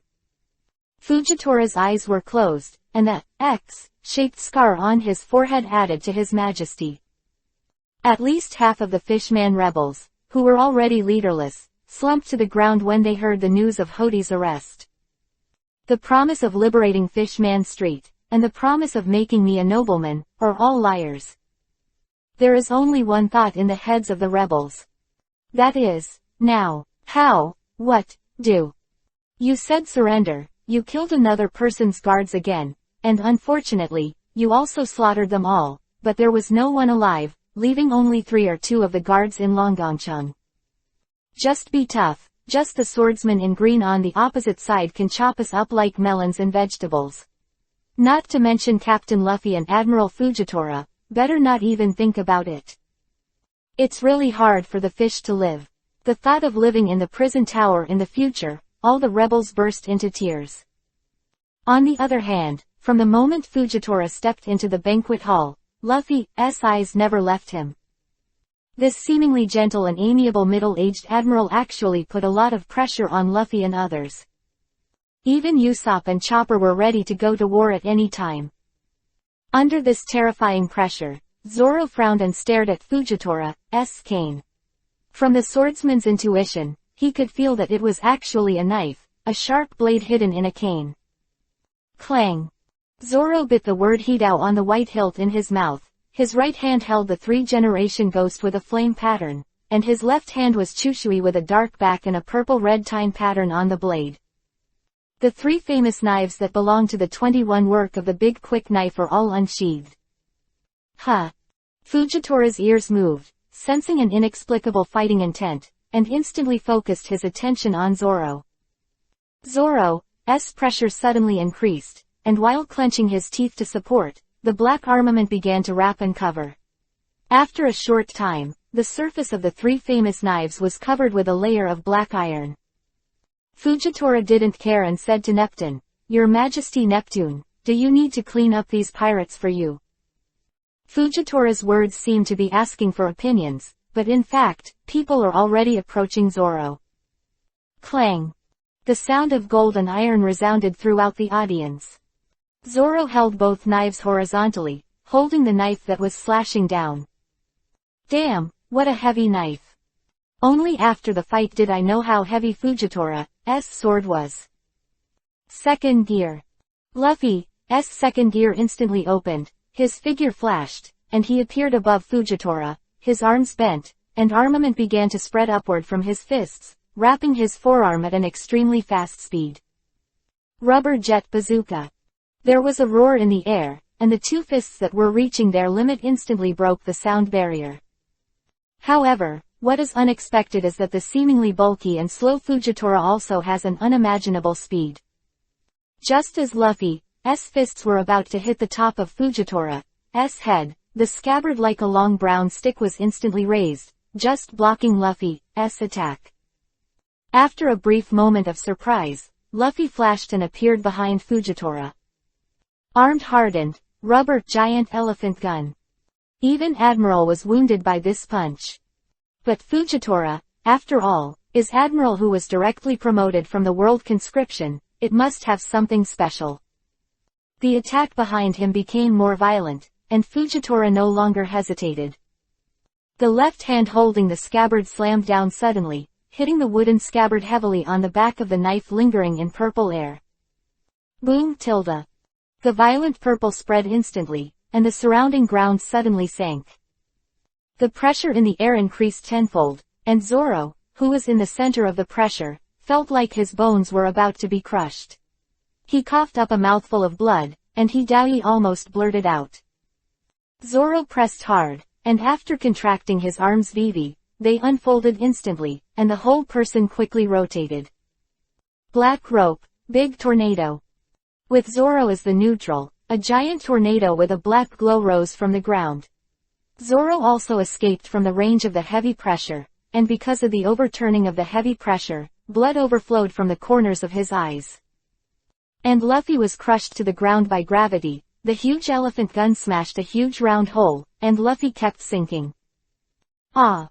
Luffy couldn't even lift his head, so he could only bow his head and roar, forcing himself to stand up. Usopp! Luffy! Usopp no longer hesitated, took out several green seeds from the oblique bag, put them into the huge black slingshot, and shot them towards Fujitora. Slaying green star skull explosion grass. Fujitora frowned slightly, gave up Luffy who was stubbornly resisting, turned and slashed directly, cutting the shot in half. However, Usopp's attack was not so simple. The moment the seeds shatter, a large smoke like a skull is released, which can cause explosive damage to nearby enemies. Boom! Fujitora put his arms in front of him and took a few steps back, and the gravitational field dissipated. Usopp had a look of joy in his eyes and shouted, "Chopper! Strengthen your feet!" The running Chopper snorted lowly, transformed into a reindeer about 2 meters tall, slapped Luffy on top with his horns, humped Luffy and ran. The speed was staggering. At the moment of the battle, the two main forces were hit hard in an instant. Usopp and Chopper also wanted to retreat, and their eyes swept to the side door. At this moment, Zoro's body was covered with strange black smoke, and a strange red light flashed in his right eye. There was no human emotion in his eyes, which was extremely cold. Usopp, who was standing in front of him, suddenly shuddered, his hair standing on end. Out of the doctor's intuition, Chopper was the first to notice Zoro's abnormality and whispered at him. Zoro, what's wrong with you? Call. Zoro didn't respond, his breath getting heavier. This black fog. Fujitora suddenly thought of the giant gate incident a few days ago, and her pupils shrank suddenly. It's him. Between the thoughts of the electricity, I realized something in an instant, and no longer hesitated. The purple-black gravity accumulation slashed towards Zoro. Suddenly, a heavy wall of tens of meters long appeared, and with the majestic pressure that overwhelmed everything, it went straight to Zoro. The purple-black wall of heavy pressure quickly approached everyone, and even the floor of the Dragon Palace city was blown away. Boom tilde tilde tilde tilde. There were bursts of explosions in the air, as if even the air could not withstand the enormous pressure. Just at this critical moment, a figure in yellow suddenly appeared in the field. Chapter 34 Shenmue debuts. Fujitora wants to quit. Go back to 3 minutes ago. A huge warship was moving slowly in the direction of Fishman Island. In the cabin, lying on the sofa, Chen Mu, who was enjoying the thrill of seasickness, was suddenly alerted by the system. Ding! Straw Hat Pirates, Luffy is facing a crisis of defeat. Close black lens bracket. Ding! The Straw Hat Pirates, Zoro is facing a crisis of retreat. Close black lens bracket. Chen Mu sat up abruptly, blinked with confusion on his face, and waited for the system to read. 5 seconds, 10 seconds, 30 seconds, 60 seconds. After a minute passed, the system was like a child who suddenly fell asleep, and there was no sound at all. In desperation, Chen Mu opened the system map and saw that the cursor marking Luffy and Zoro turned red. This is a capital danger. Chen Mu's eyes narrowed. He took out Jingwashuiyu from the system space, and disappeared into the cabin in an instant. Stern. Lafitte, who was inexplicably sad, and Badgers, who was smiling all over his face, suddenly had their hearts jumping. The two stared at each other for a moment, looking at Chen Mu who suddenly appeared on the deck. Before the two could react, Chen Mu bent his legs to charge up, and with a loud noise, the deck instantly shattered, and sawdust and planks flew. Chen Mu turned into a golden beam, smashed through the bubble film above the warship, then turned in the air, and shot diagonally below the deep sea. That's also the direction of Fishman Island, just not the correct entrance. Badgers looked confused and looked at Lafitte, his eyes full of inquiries. After thinking for a while, Lafitte shook her head indifferently and said softly, "Continue to going and meet on the island." Badgers nodded, continued to hold the rudder, and continued to move forward according to the original route. Dragon Palace City, Banquet Hall. Looking at Chen Mu who suddenly appeared, Chopper's heart skipped a beat, and his black pearl-like eyes suddenly widened. "Uncle, be careful." Hearing Chopper's urgent cry, Chen Mu Vivi was stunned for a moment, staring at Chopper with big doubtful eyes. He didn't care about Fujitora's avalanche-like attack, and turned a blind eye.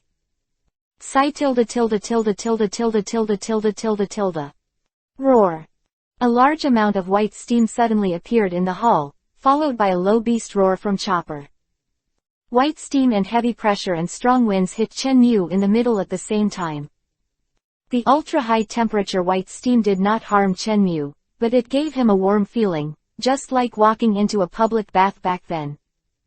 Suddenly, a huge shadow suddenly appeared in the white steam, rushing towards Chen Mu.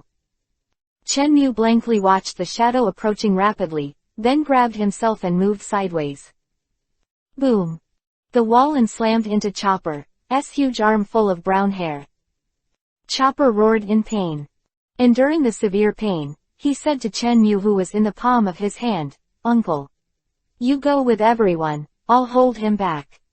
After all, he threw Chen Mu in the direction of Usopp, but he suddenly turned around, spread his black fingers, and reshot at Fujitora below. Carved hoof, coconut. Facing the huge palm slammed down by Chopper, Fujitora's expression was as usual, but his heart was not fluctuating. When the giant palm was only 1 meter away from the top of his head, he suddenly drew the knife and swung it rapidly.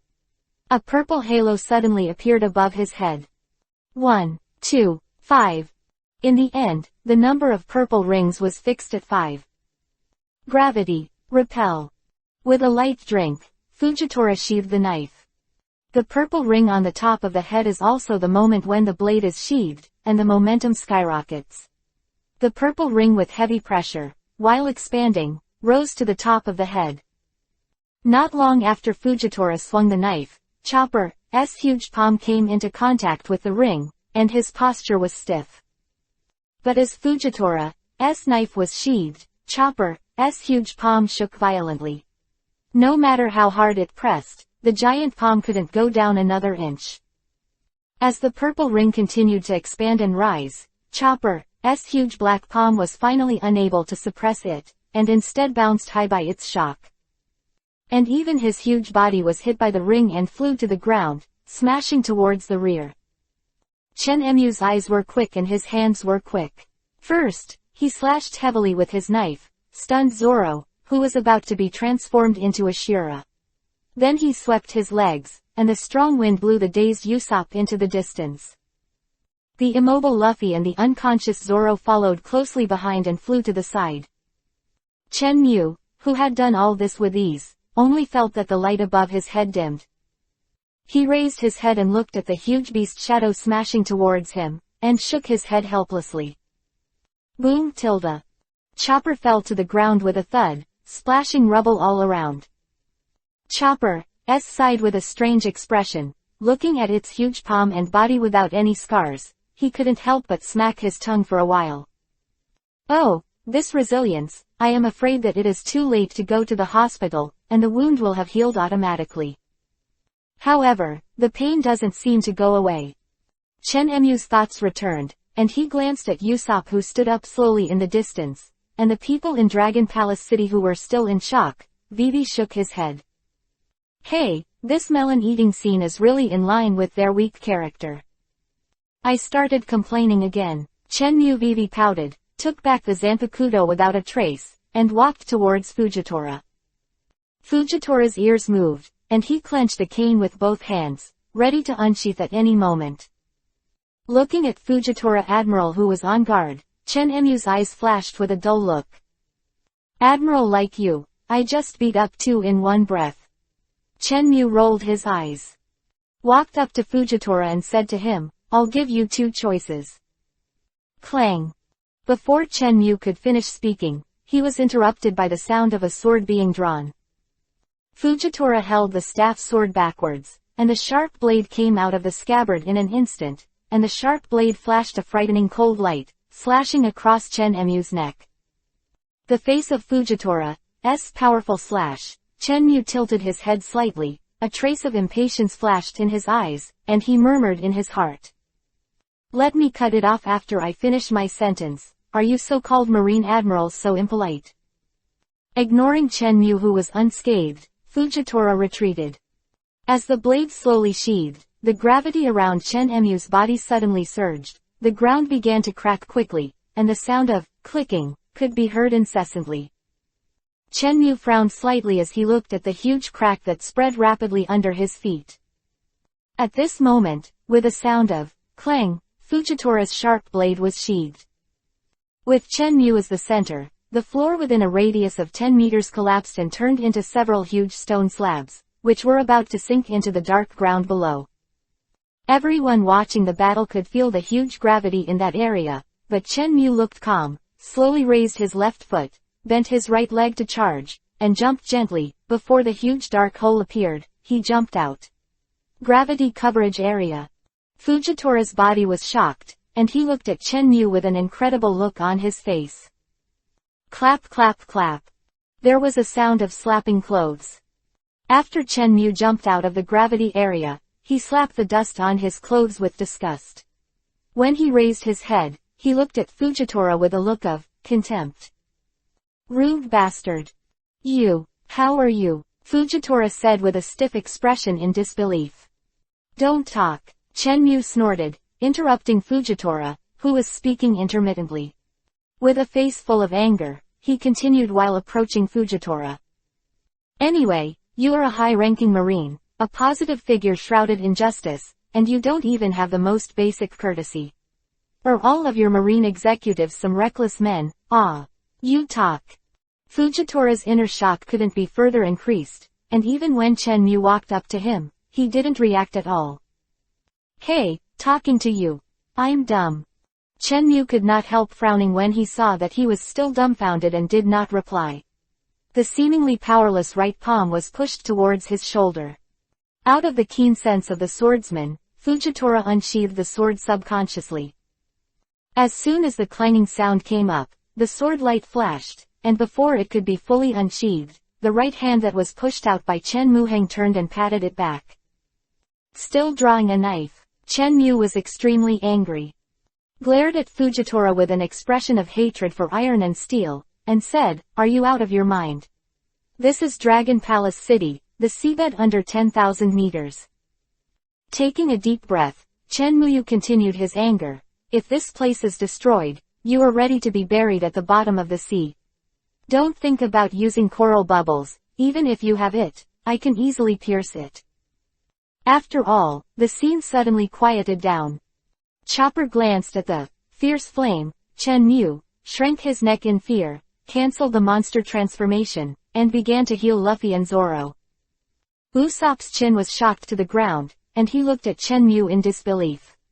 Looking at the bald man who had been praised by Nami as a mobile cash machine, he secretly swallowed. The rebels huddled together and shivered. Nipton and the others were shocked, and their hearts were shocked beyond measure.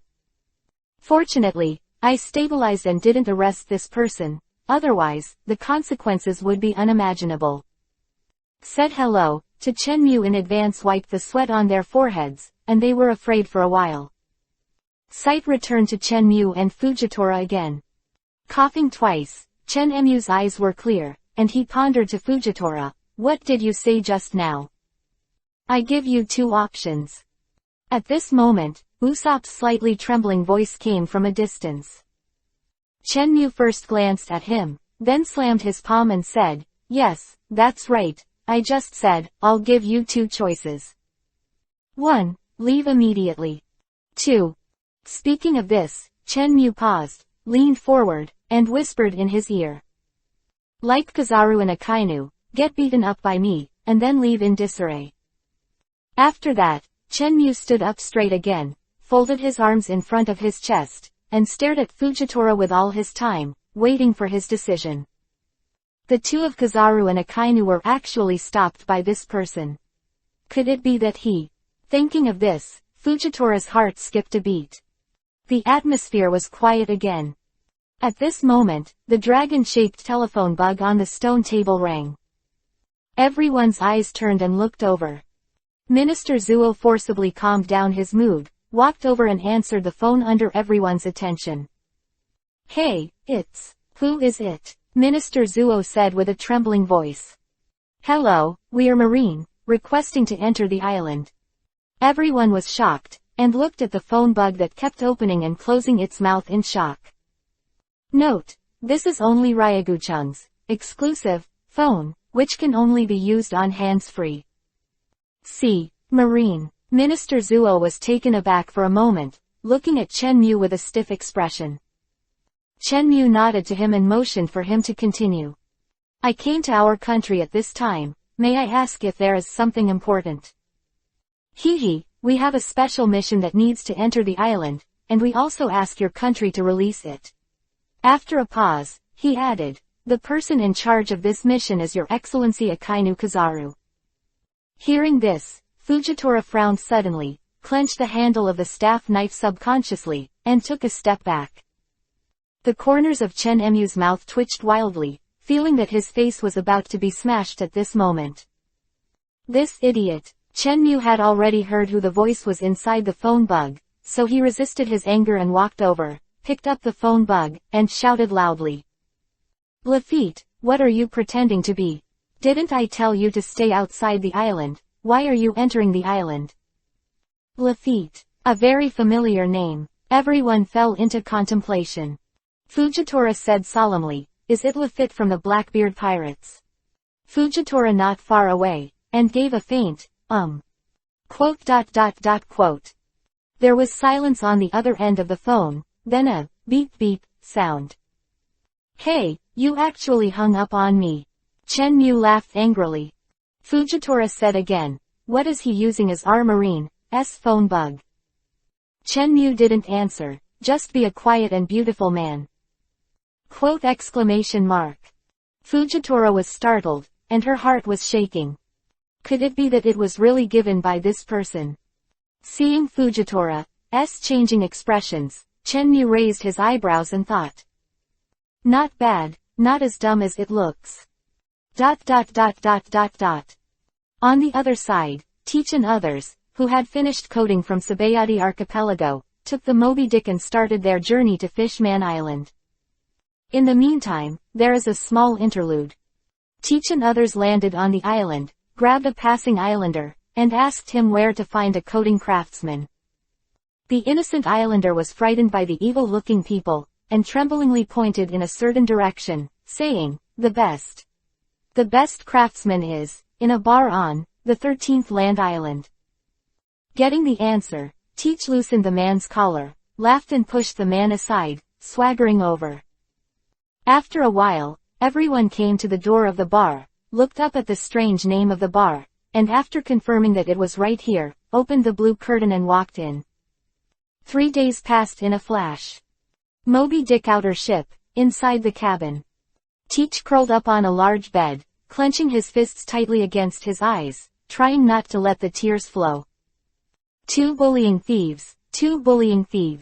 I'm a notorious Blackbeard. A low sobbing sound came from the closed door, echoing in the dim corridor, and there was an atmosphere of tears for those who heard it. On the deck, Shiryu and others stood at the bow of the boat, looking at the white-haired old man on the shore who waved goodbye to them. The sunny smile on his face and the colorful gemstone rings on his face, everyone sighed silently. Chapter 35 Hidden Mission Completed, Fused with Special Bait. Dragon Palace City, a dilapidated banquet hall. Wearing a marine coat, Fujitora, with a group of marines, bowed solemnly to King Neptune and expressed his apology. Then, he turned and left without a trace. And all the fishman rebels sat on the ground with a decadent look, surrounded by guards armed with spears and halberds. These escorts were very lucky and went out to meet Fujitora with Minister Zuo, and fortunately escaped this disaster. In the ruins of Fishman Street, a huge ancient ship is flying over Chi, heading towards the upper space of Fishman Island. Deacon Ix, wearing a yellow short shirt, stood on the huge deck with a grin on his face, and a trace of deep hatred flashed in his eyes. At this time, the banquet hall overflowing with wine. Therefore, the previous battle delayed a group of Fishman chefs from serving food. After the battle subsided, the escort escorted the thousands of rebels to Fishman Square to prepare for their ideological education. No way, the number of rebels is large, and most of them are bewitched by Hody and others. In their original intention, they are just poor fishmen who want to live a happy life. Notice banquet hall, except for the king's chair and Neptune, has furniture that can sit again. People can only sit on the ground. Fortunately, there was a brand new white tablecloth on the ground, which was piled with countless foods for everyone to enjoy. Hiccup. It was a wine burp, belonging to Zoro with his eyes bandaged. Hiccup .. This sound is full of hiccups, belonging to Luffy, who is weak and lying on the ground. Hey, Luffy, don't stick your tongue out at the food.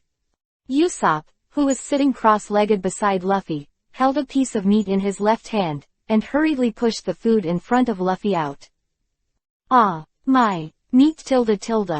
Luffy drooped his eyelids and protested feebly. Really? Usopp raised his forehead with a sigh, picked up a piece of thigh meat from a distance, and handed it to Luffy's mouth. Luffy's eyes lit up, and with the only strength left in his body, he tried to open his mouth to the maximum, and then bit down hard.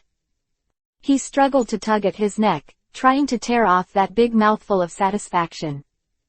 The end, Chenmu couldn't stand it any longer. He grabbed the back of Luffy's neck and pulled it hard, so that a certain captain could eat that big mouthful of satisfaction as he wished. Afterwards, Luffy looked at Chenmu with tears in his eyes and was a mess of emotion. But our protagonist Chenmu, he is a man with a bottom line, how can he easily let a boy hug him? He pushed him away immediately, and successfully avoided the tragic fate of wiping his nose and tears from his clothes. On the other hand, because there were too many rebels to be escorted, some jail guards from the prison tower were temporarily dispatched to fill up the number. This also led to the weakness of the guards, and Jia-O, who was stunned by his stealth ability, took advantage of the chaos to touch it. Huge steel cell. Only remaining cadre of the new Fishman pirates, the purple-black striped Fishman Geo, found Hody and others in the bottom cell. Looking at the people whose breath was declining, Jia-O froze all over, and said in a trembling voice, "Who-oh? Big brother Hody." Hody, whose hair was like withered white grass, raised his head with difficulty, and smiled at Jia-O, who had a worried face. Following Hodi's issue, his wrinkled face was instantly pulled up, and with his pale complexion, it looked particularly penetrating. Jia-O's heart trembled. Looking at the withered people in the cell, he subconsciously took a step back. How are you? Jia-O, who was in extreme shock, found that he couldn't even speak. His dry and pale lips and said very laboriously, "Joe. Medicine, have you brought me?" After saying that, he stretched his scrawny arm towards Jia-O who was outside the iron fence. Jia-O looked at the thin palm that was stretched out tremblingly, his eyes full of shock, and he couldn't believe that the person in front of him was the high-spirited big brother Hodi, the spiritual leader who brought their new fish man pirates out of darkness. Jia-O subconsciously took 2 steps back, shaking his head vigorously, unwilling to believe it was true. "Wine. I want wine." The same old leopard Zhang also stretched out his hand to Jia-O who was outside the cell, and the tentacles that were strong and powerful were now shriveled and out of shape. At this moment, a ghostly voice sounded behind Joe.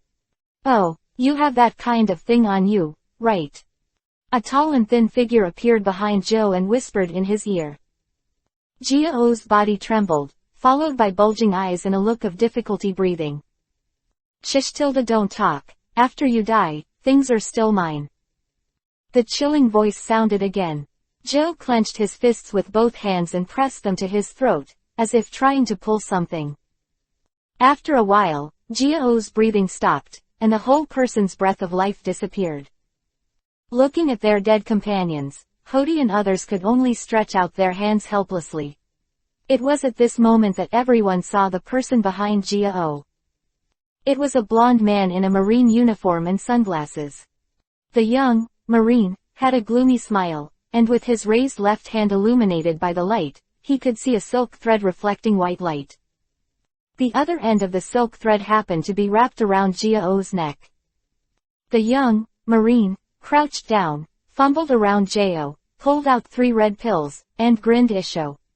Then he slowly got up, put the pill in his trouser pocket, and walked towards Hodi and the others in the cell. Everyone in Hodi froze, and fine beads of sweat began to appear on their foreheads.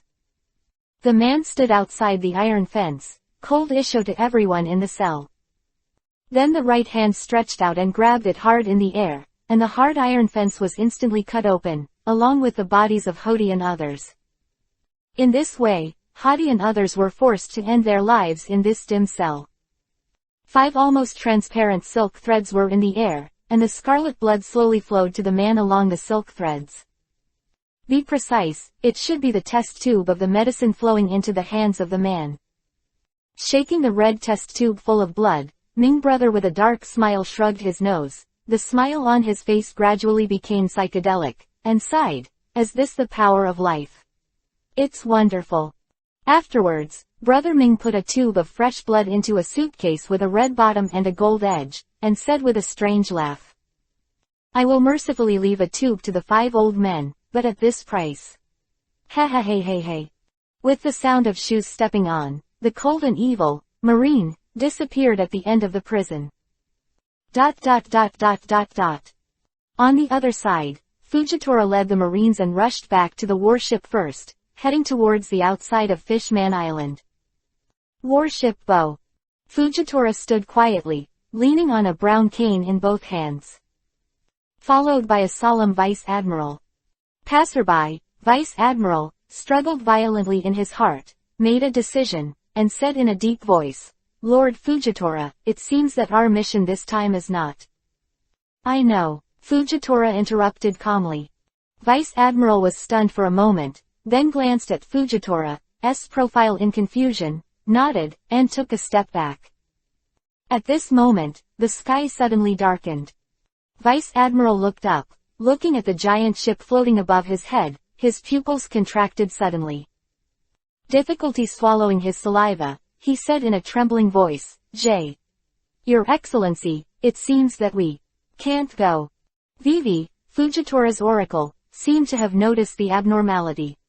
He slowly raised the cane that was leaning on the ground to his chest, held the handle of the knife with his right hand, and bowed slightly. The expression that was originally cloudy and light suddenly became solemn. Vice Admiral didn't pay attention to the change in Fujitora's momentum, and still stared blankly at the sky, looking at the huge hull that almost completely obscured the sunlight, and muttered, "If this ship falls, hundreds of people on Fishman Island will die. Thousands of residents will die because of this." Hearing this, Fujitora's expression suddenly sank, and his aura instantly rose. The warship, which was originally running smoothly on the sea, suddenly lifted into the air and flew towards the huge ship Shadow in the air. Vice Admiral was unsteady and sat down, looking at Fujitora in shock, with a look of fear on his face. "Your Excellency, what are you doing?" The cluttered footsteps sounded, and a group of soldiers rushed to the deck in a panic, looking at the huge black shadow looming in the clouds. Just looking at it, it was like that Vice Admiral, and the shock was incomparable.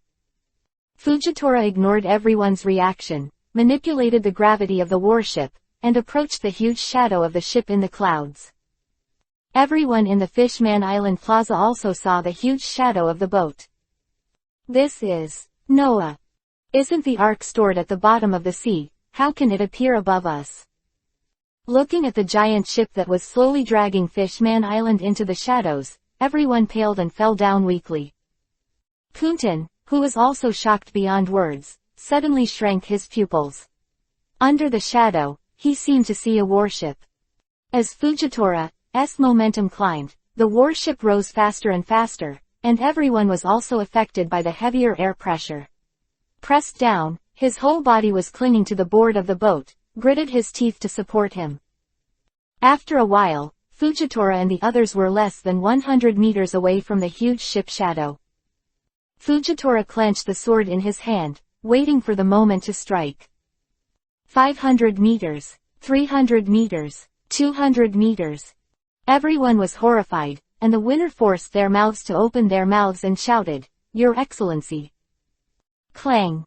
Flashed in front of everyone's eyes, holding the staff knife Fujitora and quickly drawing the knife, pulling out a strange knife flower against the sky. Then the body suddenly bowed, and the blade slowly sheathed. There are still 100 meters, and everyone is about to hit the air film above Fishman Island. Everyone swallowed their saliva, and a trace of despair flashed in their eyes. Humming.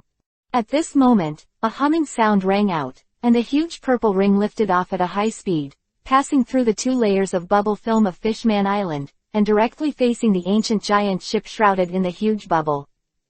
Noah, who was slowly pressing down towards Fishman Island, suddenly stopped.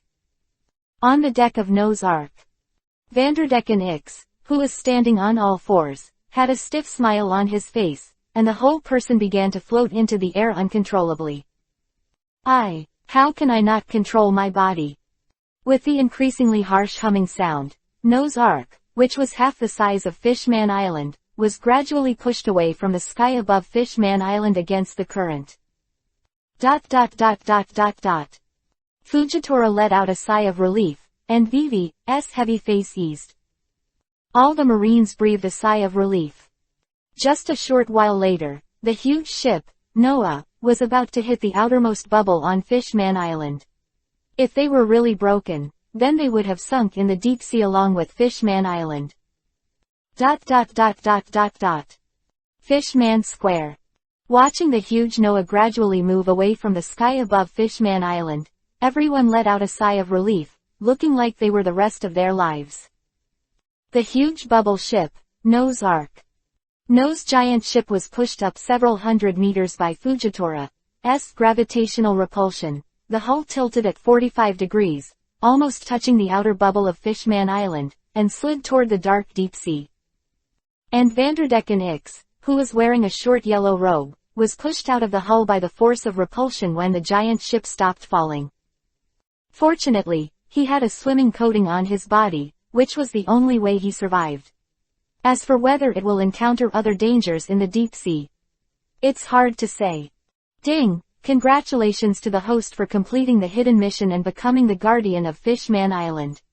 The completion degree is being tested, please wait. Ding! Defeat the rebels of the new Fishman pirates. Completion degree +30. Ding! The ownership of Fishman Island has been changed. Former Whitebeard pirates. Completion degree +30. Ding! Stop the fall of the Oath boat. Completion degree +10. Maximum +40. Open black lens bracket rewards are being distributed. Please wait. Close black lens bracket. Ding! Congratulations to the host for opening the equipment modification function, rewarding special bait 7. Hey, I can finally fuse the bait. Chapter 36 set off. Go to the new world. Fusion. Chenmu let out a low drink, attracting everyone's attention. Eating and drinking, Luffy and the others all looked at Chenmu in surprise, their heads full of question marks. It's okay, you can continue. Chenmu waved to the crowd.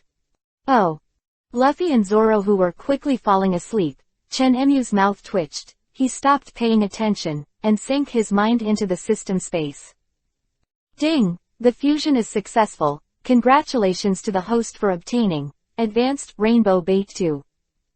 Chenmu was taken aback, Senior. After using so many strange bait, it turns out that there are still high and low. Chenmu sighed in his heart. Then don't I keep using low-grade bait again? Chenemu's facial muscles twitched, then shook his head, reorganized his thoughts, and concentrated his thoughts on the bait that flashed with colorful rays of light. Hey, the bait this time is actually a hook like a jade. Advanced Rainbow Bait. Unavailable. Close black lens bracket. Chenmu didn't believe in evil, and he was mad at the colored Guyu in the space. Unavailable. The specified fish point has not been reached. Unavailable. The specified fish point has not been reached. Not available. Not reached. Well, Chenmu, admit it. The other side. The rebels who have experienced the life and death of the race with all the residents of Fishman Island are extremely guilty. And Neptune also softened his heart and was willing to release them. But Fishman Street was in ruins and they had nowhere to go. To this end, the blonde and golden-bearded catfish fishman, Minister Zuo proposed, use them to fill the vacant post of the guard. However, considering that the surviving original guards would be grumpy, King Neptune temporarily suppressed this proposal. The people who were full of food and drink were lying on the ground, very comfortable. The naive little Chopper patted his chubby belly with a smile on his face. Suddenly, Chopper sat up suddenly and remembered something very important. Luffy, Zoro, Usopp. Wake up, wake up. Chopper walked back and forth with his short legs. Ran over to shake Luffy for a while, jumped on Zoro and slapped his face, and sometimes jumped on Usopp's back and slammed his head. Ah, it's broken, my neck is about to break, Chopper, stop. Usopp slapped the floor hard and screamed eagerly. Usopp is a long-range output, unlike Luffy Zoro, who is the kind of fighter who can carry and fight. After a while, everyone reluctantly sat up. On Chenmu Neptune's giant chair, he looked at the people below with a strange expression on his face. Flesh. This was Luffy's unopened eyes. Hiccup .. It was a whine burp, which was uttered by Zoro, who had bandaged his eyes. Hey .. Chopper, tap tap. This is Usopp being treated by Dr. Chopper, putting him in a neck cast. I'm sorry, Usopp. Chopper apologized pitifully to Usopp, two black pearl-like eyes flashing with crystal tears. Like Zoro, Chopper also suffered after effects from his first use of system power. Like Zoro, the Shira mode is basically a killing machine without thinking. And Chopper, on the other hand, is a little bit more sensible, but the power cannot be controlled after the fact. No, Zoro's cheeks had several red hoofprints. Luffy's red waistcoat was also torn into pieces and scattered on the ground. Thinking of this, Chopper suddenly glanced at the two who were still in a foggy state, and breathed a sigh of relief. Chenmu put his elbows on the armrest and supported his chin, looking at Chopper with some amusing After a short struggle, everyone finally woke up and said hello to Neptune, who just came back, ready to find the lost partners and set sail again. Chenmu also jumped lightly and jumped off Neptune's main seat. He walked up to Neptune, raised his head, and said to him, "You can plant another pirate flag." Neptune, Luffy and the others who were also confused, Chenmu said calmly, "I made a deal with Whitebeard. He promised that after he passed away, I would take care of you Fishman Island for him. As for why I let you guys now planting the pirate flag, you don't understand it." It's not that Chenmu is hypocritical, but they really don't understand it, because this is the prompt given by the system half an hour ago. Ding! Hody Jones, blood sample has arrived at the Vegapunk laboratory. Close black lens bracket. The second phase of guarding Fishman Island starts to prevent the invasion of marine and pirates. Close black lens bracket. Note, this is a permanent mission. Once Fishman Island is destroyed, it will be counted as mission failure. Close black lens bracket.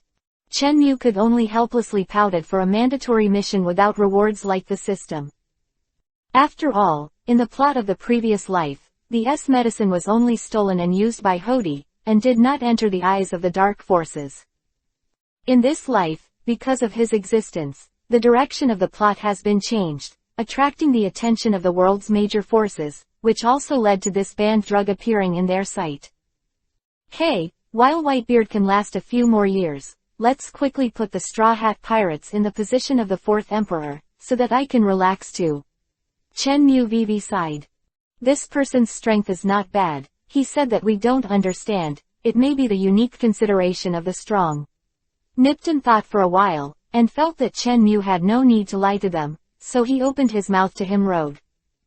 Okay, then let's put up that pirate flag. Just use the Straw Hat Pirates. After all, Chenmu walked past Nipton and caught up with the people who were leaving. Neptune was stunned. Grass. Straw Hat Pirate flag. ... Mermaid Bay. Thunder weather. Nami gave a light drink, and launched a thundercloud attack directly against the Caribou group who appeared in front of her. A dark cloud slowly floated over the heads of Caribou and the others. Golden lightning flashed through the black cloud, and there were occasional bursts of thunder. With the integration of electric bubbles, the thundercloud is completely formed. Crack! Several bolts of lightning flashed across, slashing hard at Caribou's group. Everyone is still thinking about who tied this beautiful girl who suddenly appeared on their boat. Just when they looked at each other, the violent thunder and lightning slashed straight down, slashing the group of them all black, and the smell of scorching wafted out. Bang, bang, bang. Everyone's eyes turned white, and they fell to the ground one after another with bursts of black smoke all over their bodies. Nami put away the weather stick, clapped her hands, showed a small smile on her face, and said, "Come out, Kami." As Nami's voice fell, the beautiful mermaid with short green hair stretched out her head from behind Nami, looked at the fallen pirates, and patted her chest in relief. "Nami, you've become so powerful too." "Well, of course." Nami shook her hair arrogantly, her face full of pride. Reuniting with a long-lost friend is a pleasure, not to mention getting her compliments. Crash! With the fall of Caribou, several beautiful mermaids who were swallowed by the swamp were thrown out and appeared everywhere on the deck. Kami looked at the sudden appearance of everyone, and her big eyes were suddenly covered with a layer of water mist. "Everyone, it's great to see you all." The fish did not respond, their eyebrows were furrowed, and their little faces were full of pain. "Nami." Kami looked at Nami nervously and signaled her, "Help."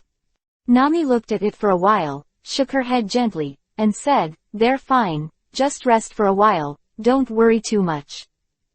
After speaking, Nami twisted her waist and took brisk small steps, heading towards somewhere in the cabin. Kami glanced suspiciously at the direction where Nami disappeared, then stopped paying attention and hurried to take care of the sisters. At this time, Luffy and others had taken the Dragon Palace, again, led by the great Prince Shark Star, to the sea forest where Jinbei was located. Ah, where's Nami?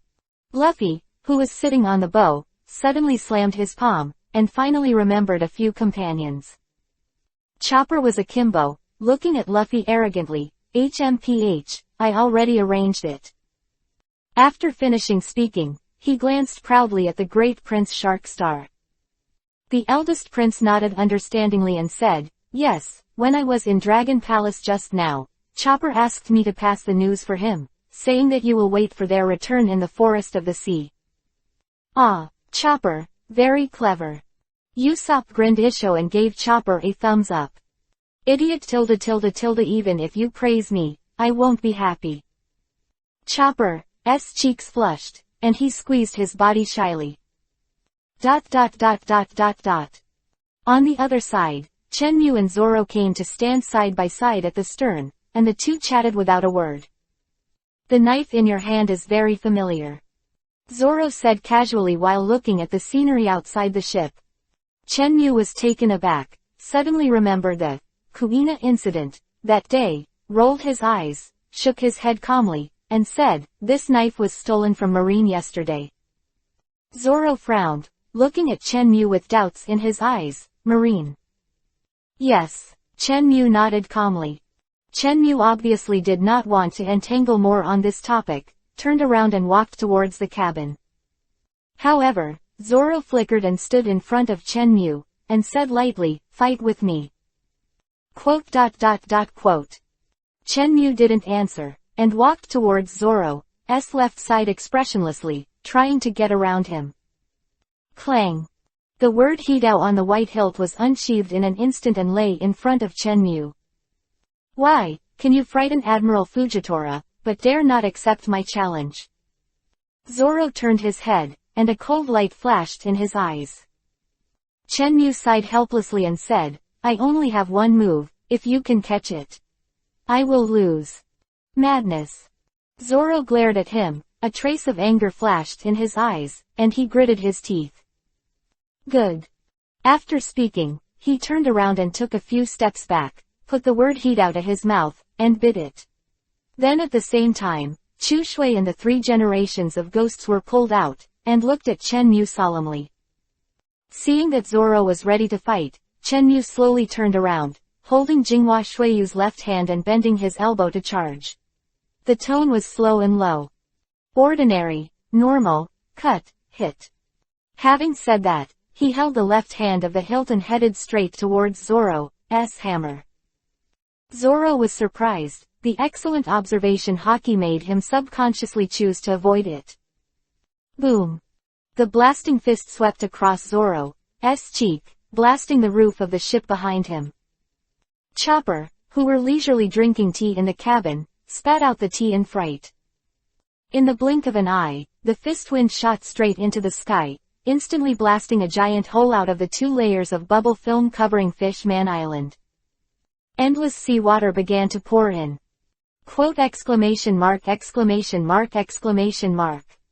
The eldest prince stared dumbfounded at the giant hole in the sky and the sea water that was pouring in frantically. He suddenly woke up and hurriedly took out the phone bug.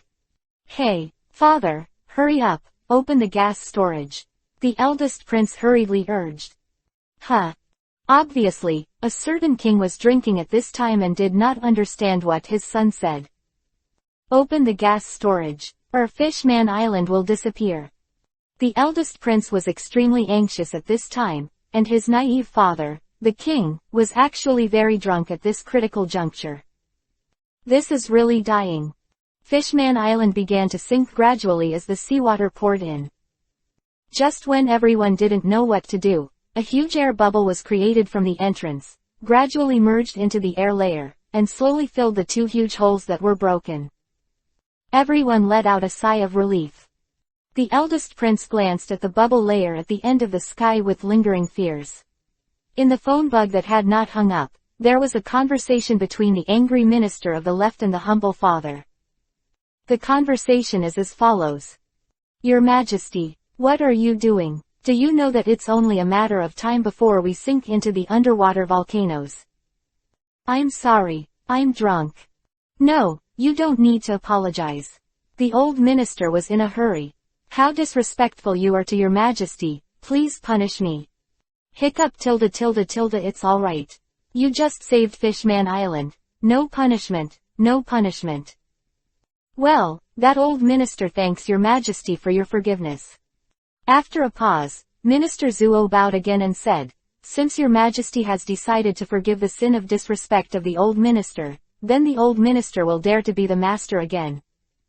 Guards. The order goes on, from now on, His Majesty the King will stop drinking. No more fine wines can appear in the Dragon Palace. Yes.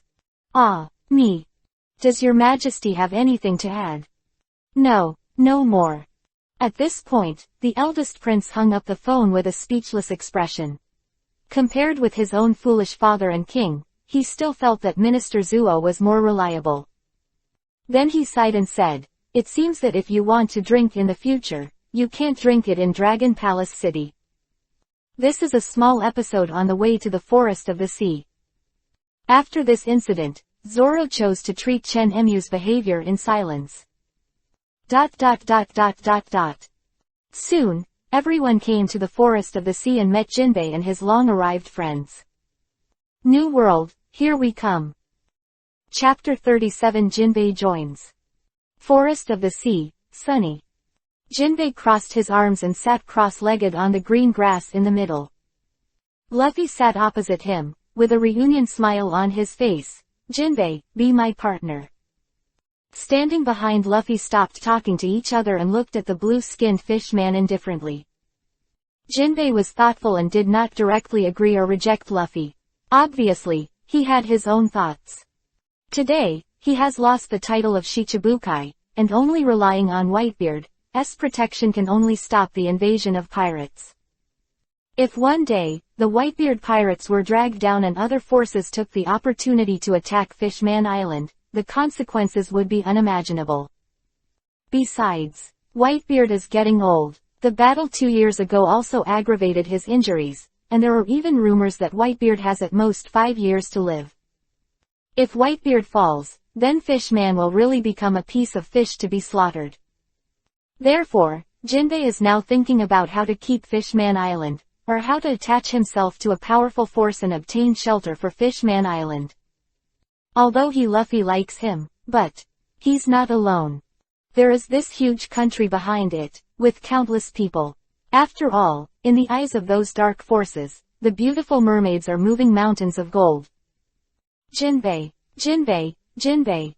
Seeing that he didn't reply for a long time, Luffy turned Jinbei's arms and shook it vigorously. Seeing the naive attitude of their own captain, everyone held their foreheads without looking at. After a brief recollection, Chenmu figured out what Jinbei was thinking at this time. He said calmly, Jinbei, at the entrance of Fishman Island, in addition to the Whitebeard pirate flag, the Straw Hat pirate flag is also planted. Do you know about this? The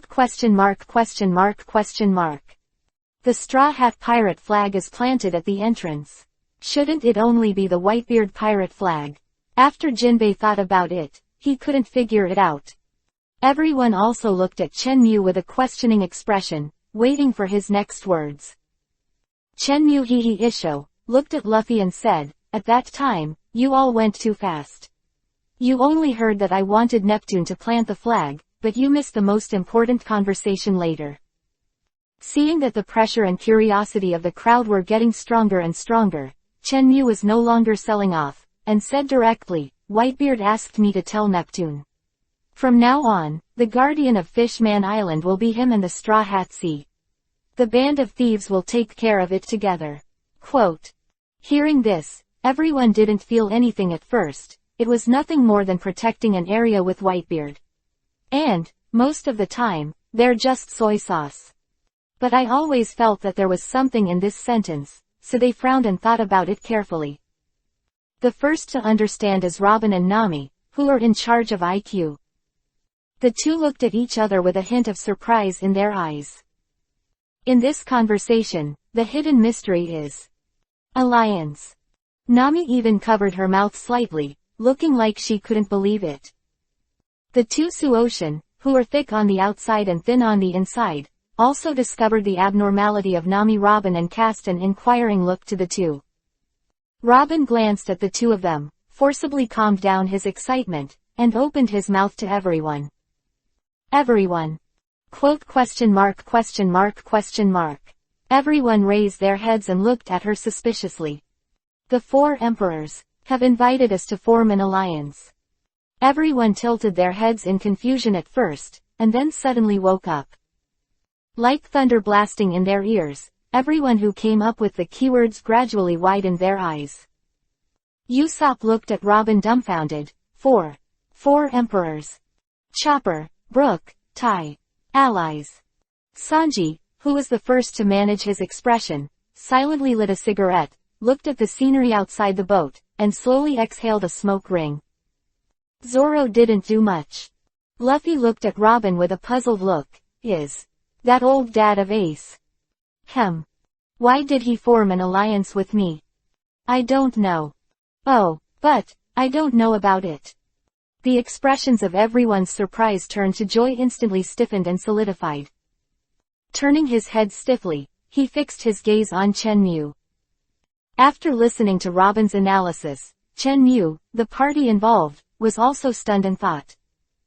Is that what Whitebeard thinks? I don't know. Afterwards, he noticed the gazes of everyone looking at him. The thought faded, a soft smile filled his face again. He nodded to everyone, and said, well, I agreed for Luffy. Everyone turned their heads and looked at Luffy with a questioning face. If it's the uncle, if you agree, then I'll form an alliance with that old man. After speaking, Luffy put his hands on his hips and looked at everyone with a smile. Usopp raised the chopper and turned it around twice, with a weeping expression on his face, and muttered, that's great, that's great. We will also be a pirate group backed by the four emperors in the future. Yeah, Chopper narrowed his eyes with a smile, his two deer hooves waving non-stop in the air. After turning around a few times, Usopp put the chopper down, turned his head to look at the heavy-faced people, and said, what's wrong with you guys? Chopper also looked at everyone with a puzzled expression. As far as he knew, this was something that made the deer happy, so why did everyone suddenly become unhappy? At this time, Sanji took his last puff, flicked the cigarette butt overboard, his eyes were a little erratic, and he whispered softly, do we have that strength? Usopp still didn't grasp the point, and explained eagerly, hey, Sanji, don't talk nonsense, we are an alliance, not an enemy. Speaking of this, Usopp, who gradually understood the truth, suddenly shrank his pupils. Robin said affirmatively, yes, our enemies in the future will be at the level of the four emperor pirates. The crowd was silent. Suocean, who were the main three, walked into the kitchen with one of their hands in their pockets, while the other sat on the ground indifferently, holding a white cloth in his hand, and wiped the three beloved knives one by one. Then he got up and walked to the training room. Looking at the people who suddenly fell silent, Chenmu shook his head helplessly and said, it's true. Hurry up. Just then, Jinbei spoke up. Luffy, the old man is willing to join. Luffy was stunned for a moment, then looked at him with joy, and kept saying things like, great. Jinbei. Nami looked at Jinbei with a determined face, and a mist of water gradually appeared in her beautiful eyes. Chenmu greeted Jinbei with kindness to Isho, saying hello to this new partner. I really don't treat myself as an outsider. At this moment, Nami suddenly walked up to the second floor, looked at everyone with a determined face, clapped her hands, attracted everyone's attention, and said, it's about to enter the deep sea, everyone, get ready. At this moment, Jinbei threw a brown object similar to a wristwatch at Nami and said, Nami, use this is a specific pointer for the new world. Nami caught it and opened her palm to look. The only difference from the pointers used in the past was that there were two more pointers. Yes, this is a specific pointer for the new world. It will point to 3 islands at the same time, and according to the frequency of the pointer shaking, it can judge the danger of arriving on the island. After Nami heard Jinbei's introduction, she subconsciously wanted to throw this thing away. Jinbei looked at Nami with a puzzled expression, not understanding why a navigator would reject the existence of a recording pointer. Ha ha. Just then, Luffy laughed. Jinbei turned his head to look, only to see Luffy's eyes lit up suddenly, his neck quickly stretched, and he was entangled towards Nami on the second floor. Smiled and said, "Nami, I'll go to that place if I want." Nami's face was full of horror, shaking her head desperately. "Hey, Luffy, calm down for me." Guessing Luffy's thoughts, Usopp grabbed Luffy's neck angrily and dragged him off Nami. "No, I'm the captain, and I'm going there." After a pause, he smiled at Nami. "Nami, you will deliver us safely, right?" Hearing this, Nami froze all over, slowly lowered her head, and made a sound like a mosquito moan. "Nami." Usopp opened his mouth weakly, but did not continue. Not long after, the Sunny officially left Fishman Island through the huge circular stone gate. Frankie also took out several special square wooden blocks from the boat, connected them in series, and threw them out of the boat to use as the power buoyancy to rise. At this time, Chen Yu slumped on the bed, all weak, and muttered to himself, "I can go ashore in the future, but I will definitely not go aboard." Chen Yu slowly closed his eyes, but a beautiful mermaid with a huge body suddenly appeared in his mind. Chapter 38 Rainbow Fishing Spot appears. On the sea at this time, several huge warships formed an encirclement, waiting for Luffy and others to surface. On the warship at the forefront, Smoker, who was wearing a marine coat, held a cigar in his mouth and held a weapon made of sea stone, 10 hands. Quietly waiting for Luffy and the others to appear. "Luffy, this time, I won't let you run away again." Smoker can't help but recall the battle 2 years ago. In that brutal fight, Onagumo, one of the 16 Vice Admiral, was punched and killed by Luffy, shocking everyone present. However, these people did not include him. Even if Luffy has the strength to kill Vice Admiral, he is not afraid. Because in the past several battles, the one with the straw hat was always the one who finally escaped. His weakness. Smoker knew it. Smoker, whose thoughts drifted away, heard the sound of light footsteps behind him, but he did not turn back, because he knew that there was one person in the whole ship who could have such light footsteps. Tashigi walked slowly to Smoker's side, pulled back the hair on his temples that had been blown away by the sea breeze, and said softly, "These pirates who escaped from Fishman Island, can you believe what they say?" Smoker exhaled a thick ring of smoke, smacked his mouth, and said firmly, "I just need to know that they will come out of Fishman Island, that's enough." The record lightly to Tashigi, and said, "From what I know about him, he will definitely choose to go to the most dangerous, Thunder Island, and here is the only way for them to pass." Quote. Tashigi caught the recording pointer with both hands, looking at a pointer that was shaking violently, her eyebrows furrowed tightly, and a trace of worry flashed in her eyes.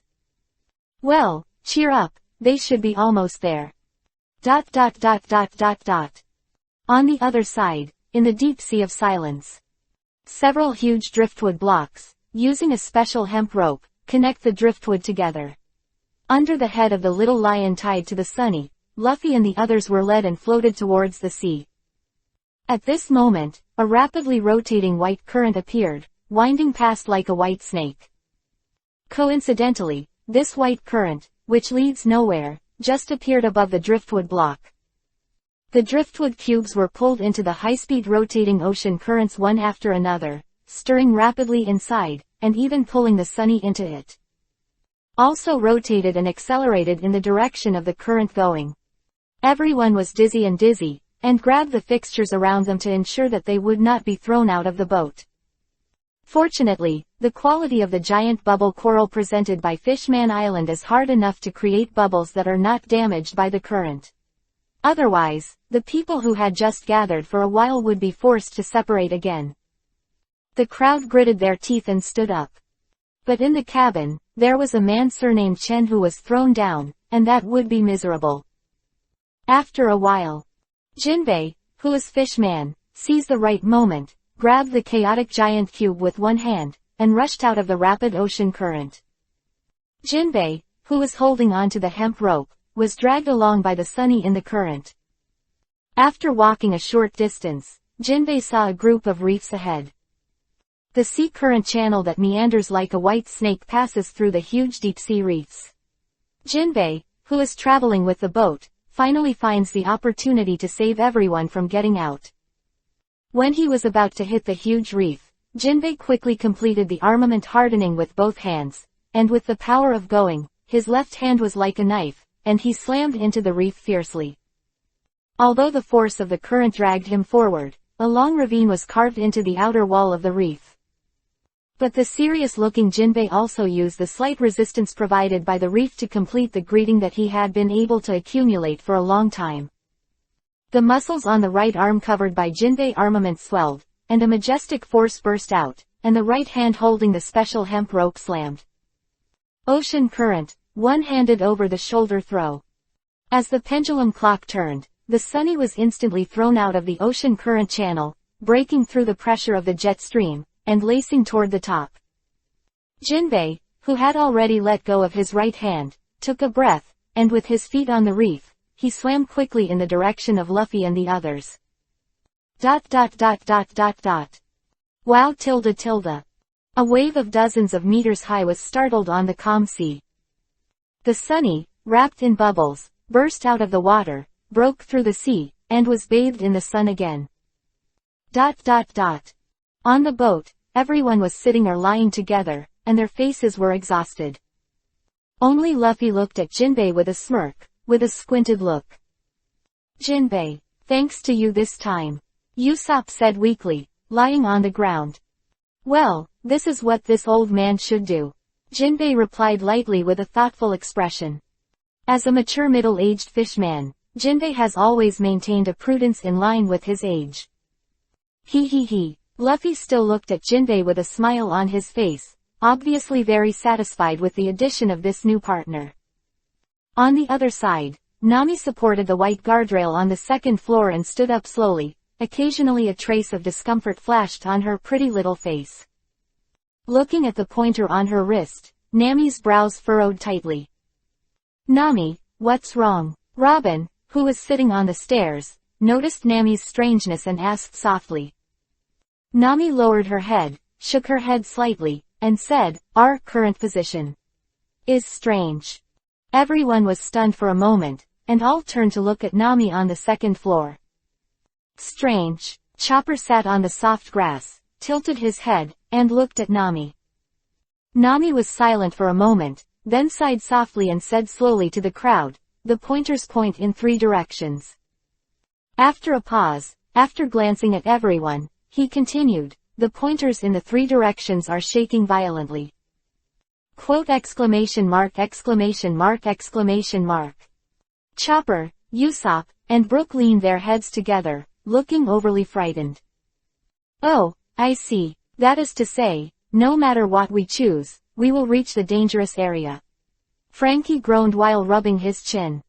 Yeah, Nami nodded worriedly. The atmosphere suddenly became heavy. At this moment, the door was pushed, and Chenmu appeared in front of everyone. I saw him leaning against the door frame weakly, looking at everyone with a pale face, and said intermittently, how long will it take us to reach the next island? Everyone Vivi was stunned for a moment, and looked at Nami again. Nami pursed her lips, but did not speak. Nami. Seeing Nami's tangled face, Usopp couldn't help but said. But as soon as the words came out, they were interrupted by Jinbei. This is the windless zone. Jinbei opened his eyes slowly, his tone a little heavy. Everyone. Nami took a deep breath, nodded to everyone, and said, Jinbei's judgment is right. The problem we are facing now is not which island to land on, but how to get out of this windless zone. Just when everyone was at a loss, Chenmu's mind sounded a system prompt. Ding! Found a new fish spot. You can use the bait. Advanced Rainbow Bait. Chapter 39 Talents are emerging. On the sea. A huge warship was docked firmly on the sea, just above the exit of Fishman Island. Admiral wearing marine coats stood quietly at the bow of the boat. The three people with different ideas did not communicate too much. At this time, Vice Admiral Momonga, who closed his eyes and meditated, slowly opened his eyes, ignoring the gazes of the other 9 vice admirals, and walked towards the 3 admirals who were standing silently. The 3 gentlemen. Momonga stopped 5 meters behind the 3 of Kizaru, and said with a serious face. "Oh." Kizaru raised his eyebrows, turned around slightly suspiciously, and looked at Vice Admiral who was bowing and nodding. Fujitora's expression didn't change, still leaning on a cane in both hands, looking into the distance. A look of displeasure flashed across Akainu's face. He just tilted his head, and glanced at the middle standing respectfully behind him. His tone was a bit cold. "Speak." Receiving Admiral Akainu's signal, Momonga raised her head symbolically, but did not dare to look directly at the 3 admiral, and said calmly, "I received a report just now that Vice Admiral Smoker of the G5 branch is at the 3rd exit of Fishman Island. One of the entrances to Thunder Island did not block the Straw Hat Pirates and others." Pause. He found that the 3 admiral did not intend to interrupt, and continued. He suspected that Luffy and others went to the least dangerous Punk Hassad, and applied to go alone, and also said. Momonga paused after speaking, and did not continue to speak. He was fascinated by what he was listening to, but found that there was suddenly no sound behind him. Akainu turned around suddenly, a trace of anger flashed in his eyes, and said in a somewhat impatient tone, "What else did he say? Hurry up." Momonga pursed her lips, and after a brief hesitation, she said it. He said that he would personally go to Punk Hassad to hunt down the Straw Hat Pirates. In order to prevent accidental regeneration, we must go to the entrance of another island to ambush. After that, he did not give me a chance to reply, and chose to hang up. Disconnect. HMPH, arrogant. Akainu frowned angrily. Fujitora also turned around slowly, the sticks in both hands slammed against the ground, and cracks appeared on the hard board. Kizaru took a step to the side, dodged the cracks that spread over, and said with a face full of teasing, "You destroy the warship without permission, but you have to compensate yourself." Seeing that Fujitora didn't answer, Kizaru shrugged angrily, turned his head to look at Momonga, and said, "Tell him that the entrance to the other island is guarded by him, Punk Hassad. The 3 of us admiral will personally go." Saying that, Kizaru turned around leisurely and muttered in a low voice, "It's just Vice Admiral, it's really courting death." "Yes." Momonga nodded and saluted to the 3 of them, then turned around and went to the communication room alone. Other 9 Vice Admiral looked at their noses and hearts, as if they didn't hear Kizaru's whispers. Without him, because it hurts the dignity of Vice Admiral too much. The Vice Admiral secretly pouted and complained inwardly. "Vice Admiral is just Vice Admiral, and I have to add the word mere. Why, we don't be ashamed." Kizaru didn't know the mental activities of the crowd. Akainu waved at the hate, and said in an unquestionable tone, "Divert. Go to Punk Hassad." "Yes." The generals and soldiers replied loudly. At the same time, in the sky not far away, a figure like a wandering dragon, under the cover of layers of clouds and mist, moved forward rapidly. Sunny. When everyone heard that they were in the windless belt, they were all speechless. The atmosphere became extremely heavy for a while. After a short rest, the dizziness in everyone's mind gradually disappeared, except for Chen Mu. Usopp said to Frankie beside him, "Can you use the wind to shoot?" Frankie shook his head. "No, every time you use the wind cannon, you need 3 barrels of coke, and the maximum distance is only 1 kilometer. Then let's use it a few more times." Before Usopp could finish speaking, he was interrupted by Nami shaking his head. "No, the windless belt has a large number of sea kings, and the wind cannon needs to be used at the most critical time." Jinbei took Nami's words at this time, and said in a flat tone, "The old man made a rough observation just now. The coverage of this windless belt is at least 50 kilometers. Or more. It's over." Everyone's heart froze, their eyes gradually lost focus, and they became decadent. Nami also frowned, with a frowning look on her face. Hee, Jinbei, you can pull. Luffy put his hands on his hips and slapped Jinbei's arms non-stop, with an excited expression. No, Jinbei still stared at Navigator Nami on the second floor, and refused in a flat tone. Ah, Jinbei. Luffy sat down and looked down at Jinbei with snot and tears. ... Everyone was speechless. Jinbei's mouth twitched even more, and he felt extremely resentful about Luffy's behavior of persuading him to get off the ship, and he was full of slander in his heart. At this moment, Chen Yu, who really couldn't hold it, walked to the edge of the boat with a look of Jinghuashuiyu in one hand. It's just the pale color on his face that hasn't completely faded away, proving that he is the most seasick person. Everyone still frowned and thought hard, not paying attention to Chen, who had already taken out his fishing rod and started fishing. Ding! Fishing starts. Advanced rainbow bait is in use. Please wait patiently. 1 minute, 3 minutes, 10 minutes, an hour passed. Just when Chen Yu couldn't help but lift the table, the long-lost system prompt finally rang. Ding! Congratulations to the host for obtaining the innate ability, Sea King. Close black lens bracket. Talent ability, Neptune. Chen Yu was a little surprised by the emerging term of talent ability. After Saitama's constitution reached the full level, he had no chance to improve his strength. The system tasks and rewards were all to help others increase their strength. Today, it's finally my turn. Macho tears. Chen Yu calmed down and sank his mind into the system. After an endless search, Chen Yu gave up his plan to look for a personal panel, and secretly despised this system, which didn't even have a personal information bar. It was really backward. Then, after thinking about it, he hid his mind in the storage space. Looking at the scattered items, they were randomly placed in the huge storage compartment of 100x100. Chen Yu couldn't help but twitch at the corners of his mouth. Stand up. Then he looked down, and in the bottom corner, lower right corner, he found a white card. Chen Yu casually clicked. This piece of white paper, which had been folded several times, flew out of the storage compartment and slowly unfolded in front of Chen Yu. Vivre card. Chen Yu looked at the 3 large black characters on the white piece of paper, and was stunned. What do I want this thing for? Confused, Chen Yu ran his mind and clicked again on the white piece of paper floating in the system space. Who tilde? A slight cry sounded, and the paper slowly rotated, revealing the information on the back to Chen Mu's eyes. Constitution. Max, level 1000. Ability. Sea King, level 1/5. These 2 pieces of information only occupy the upper half of the white paper, which is 1/5 of the area, and the rest is blank. After reading these 2 pieces of worthless information, Chen Yu silently exited the system space. ...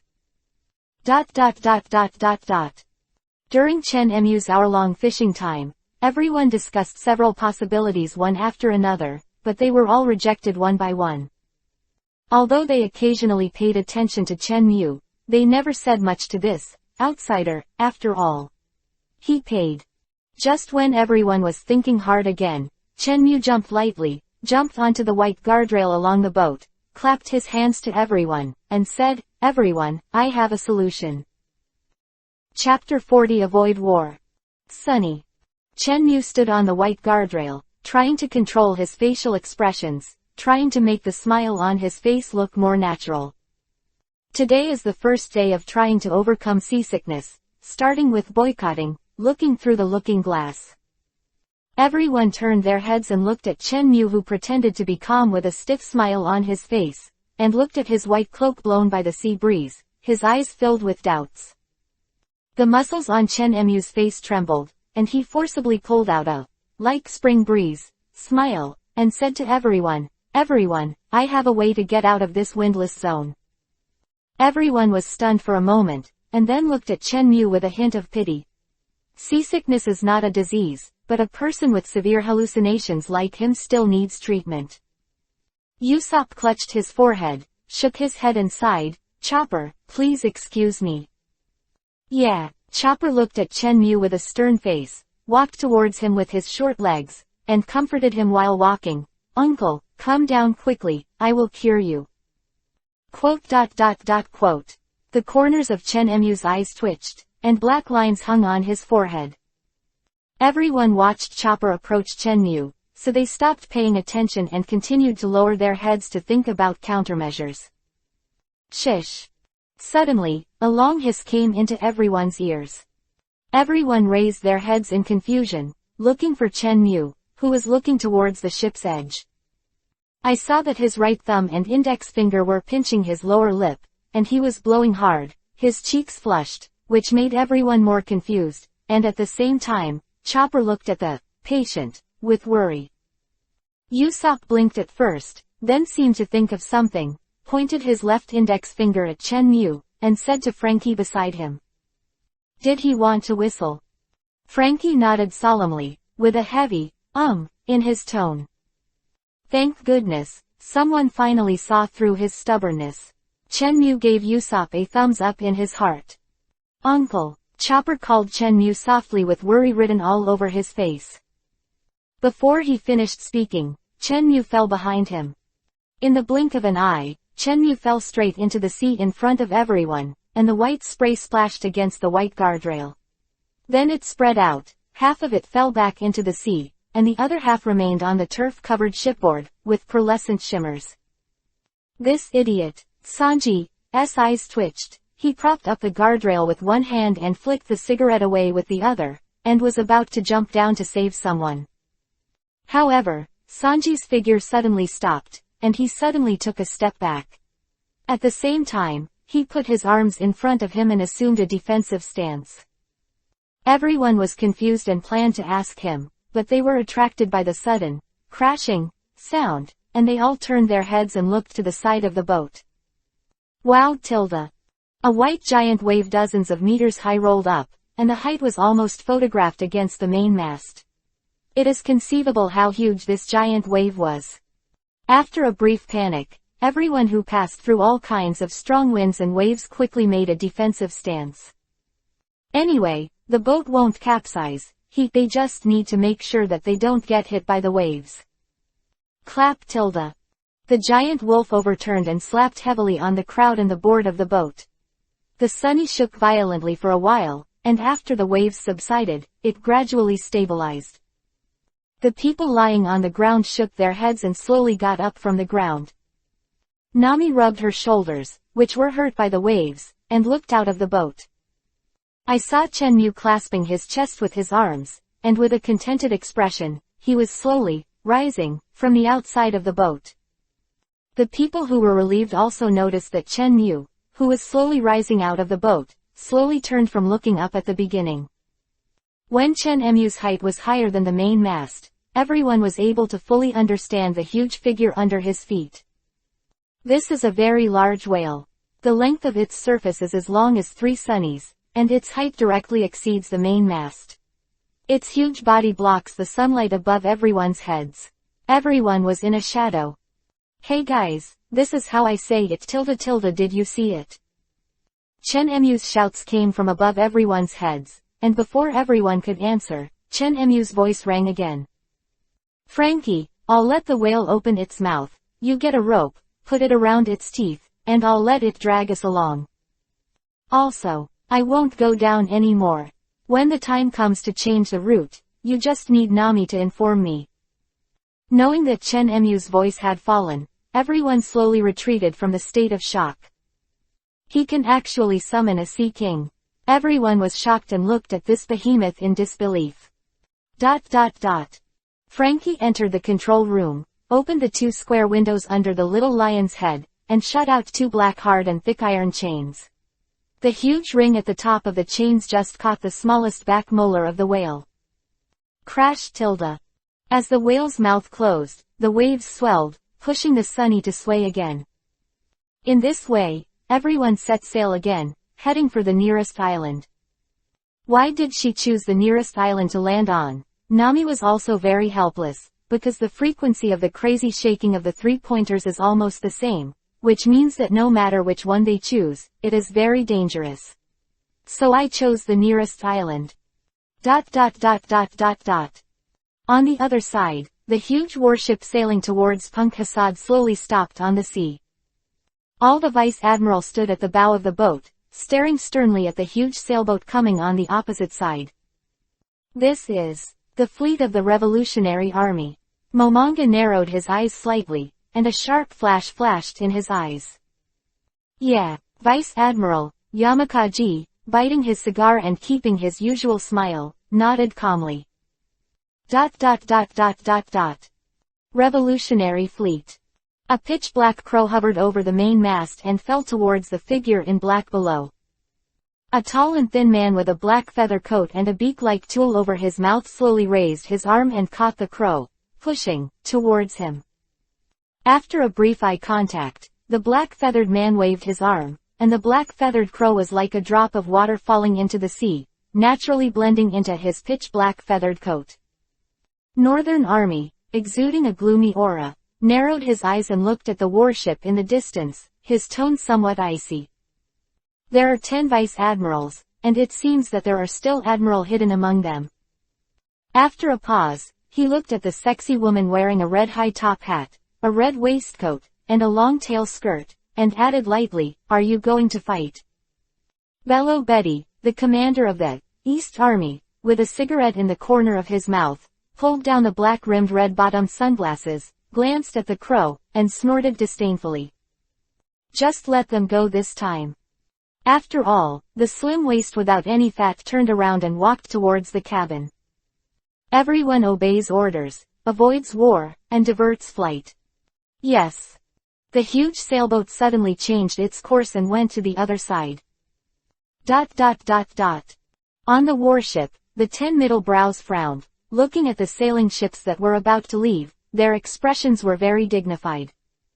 At this moment, Akainu's voice sounded behind everyone. Aim all artillery and prepare to attack. Yes. The soldiers gave a military salute, and then rushed to the artillery depot under the deck. Revolutionary Army, it's really troublesome. Kizaru yawned and walked slowly to Akainu's side. Unhurriedly, just now, Master Ching. Marshal called us and asked us to abandon this operation and go directly to the Holy Land Mariajoy. Looking at Akainu who was still fighting, Kizaru pouted and added, "It was the order of those 5. What? Akainu turned his head suddenly, his eyes fixed on Kizaru. It's so scary don't look at me like that. This is a military order, and I don't dare to change it at will." Facing Akainu's glare, Kizaru raised his hands mockingly. Although he said it was terrible, his expression showed no trace of fear. Then he turned around, and in an unquestionable tone, he said to the stupid soldier, "Diversion, Holy Land Mariajoy." Yes. The soldier was stunned for a moment, then glanced at Akainu, who frowned and said nothing, and ran to the control room upstairs. Fleets of the 2 sides were diverted, and several top leaders of Marine and the Revolutionary Army just missed it. Shortly after the fleets of the 2 sides left, a Marine rescue boat, carrying Admiral Akainu and 4 soldiers, rushed to Punk Hassad not far away. And when they landed on the island, they found that it was not the Straw Hat Pirates who greeted them, but an extremely dangerous person. Pirates Fishing Saitama Constitution Chapter 41-60. Chapter 41 Frozen Fallen. On the sea. A lifeboat is slowly approaching the island not far away. In the lifeboat that can accommodate 5 people, 2 soldiers are in charge of paddling, and the other 2 soldiers are standing behind Akainu with a solemn expression. About Admiral Akainu's behavior of disobeying the military order, who let this big guy be here with them. Compared with the kind Marshal Kuzan, this Akainu admiral is obviously more scary. On the other side, Kaido, who got the latest news from his subordinates, was originally going to Fishman Island, but he changed his route and came to Punk Hazard ahead of schedule. He was looking forward to the arrival of the Straw Hat Pirates. After all, it was Wong Luffy, a rookie who could crack Sengoku's golden body with one punch. This, Kaido laughed, grabbed the huge wine jar beside him, and drank to himself. Moments later, the lifeboat docked, and Akainu jumped into the deserted island, her empty sleeves fluttering with Marine's coat behind her. You don't have to come up, wait for me here. After Akainu landed smoothly, he said to the hesitant soldiers behind him. After all, they are just ordinary soldiers, facing the strength of the Straw Hat Pirates, they do not have much effect. Saying that, Akainu headed towards the center of the island. The two old acquaintances are about to meet again. Akainu has a broken arm, can he still resist this monster? The other side. Chenmu sat cross-legged on the head of the black whale with a comfortable face, and behind him was the Sunny, which was being dragged by the chains. The little brother on the whale, we have left the windless zone. You asked the whale to open its mouth.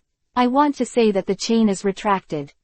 Chenmu, who can sail freely on the sea without being troubled by seasickness, is in a very beautiful mood at this time. However, Frankie's voice was not suitable to come from below.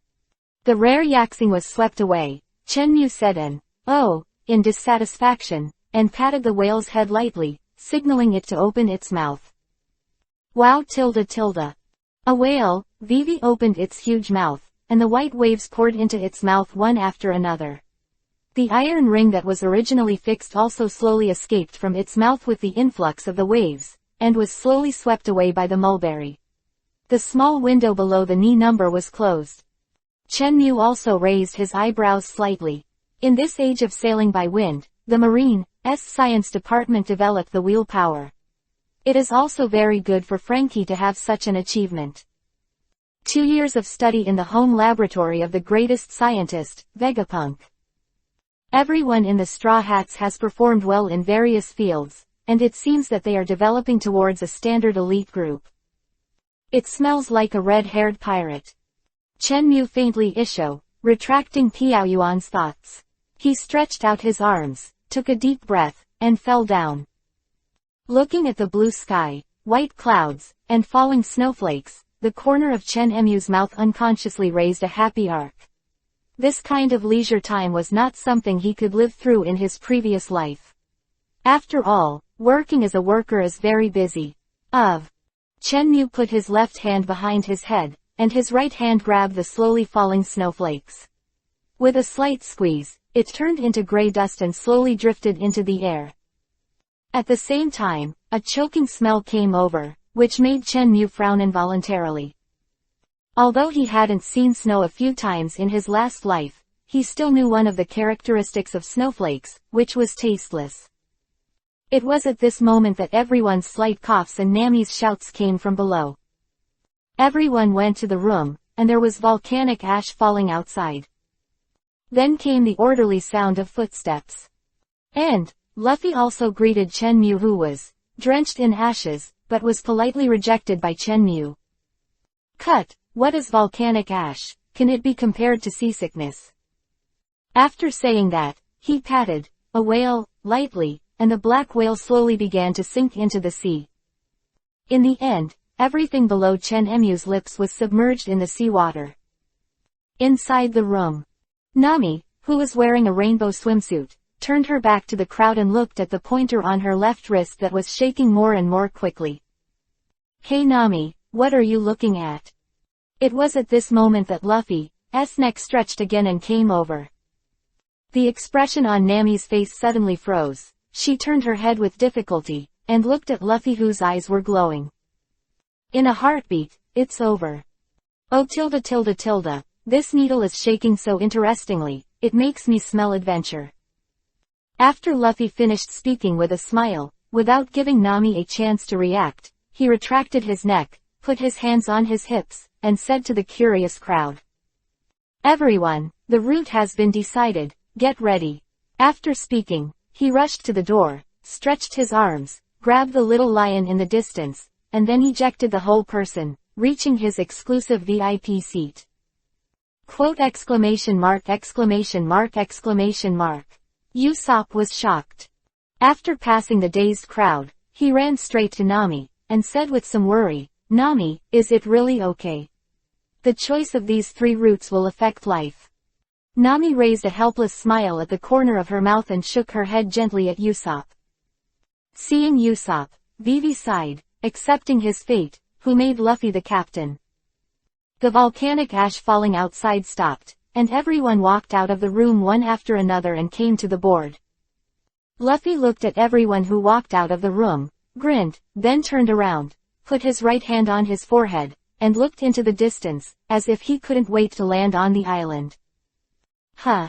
Luffy whimpered lightly, stared at the wooden blocks floating on the sea, and noticed that on one of the wooden boards, light seemed to be constantly being refracted. Wow!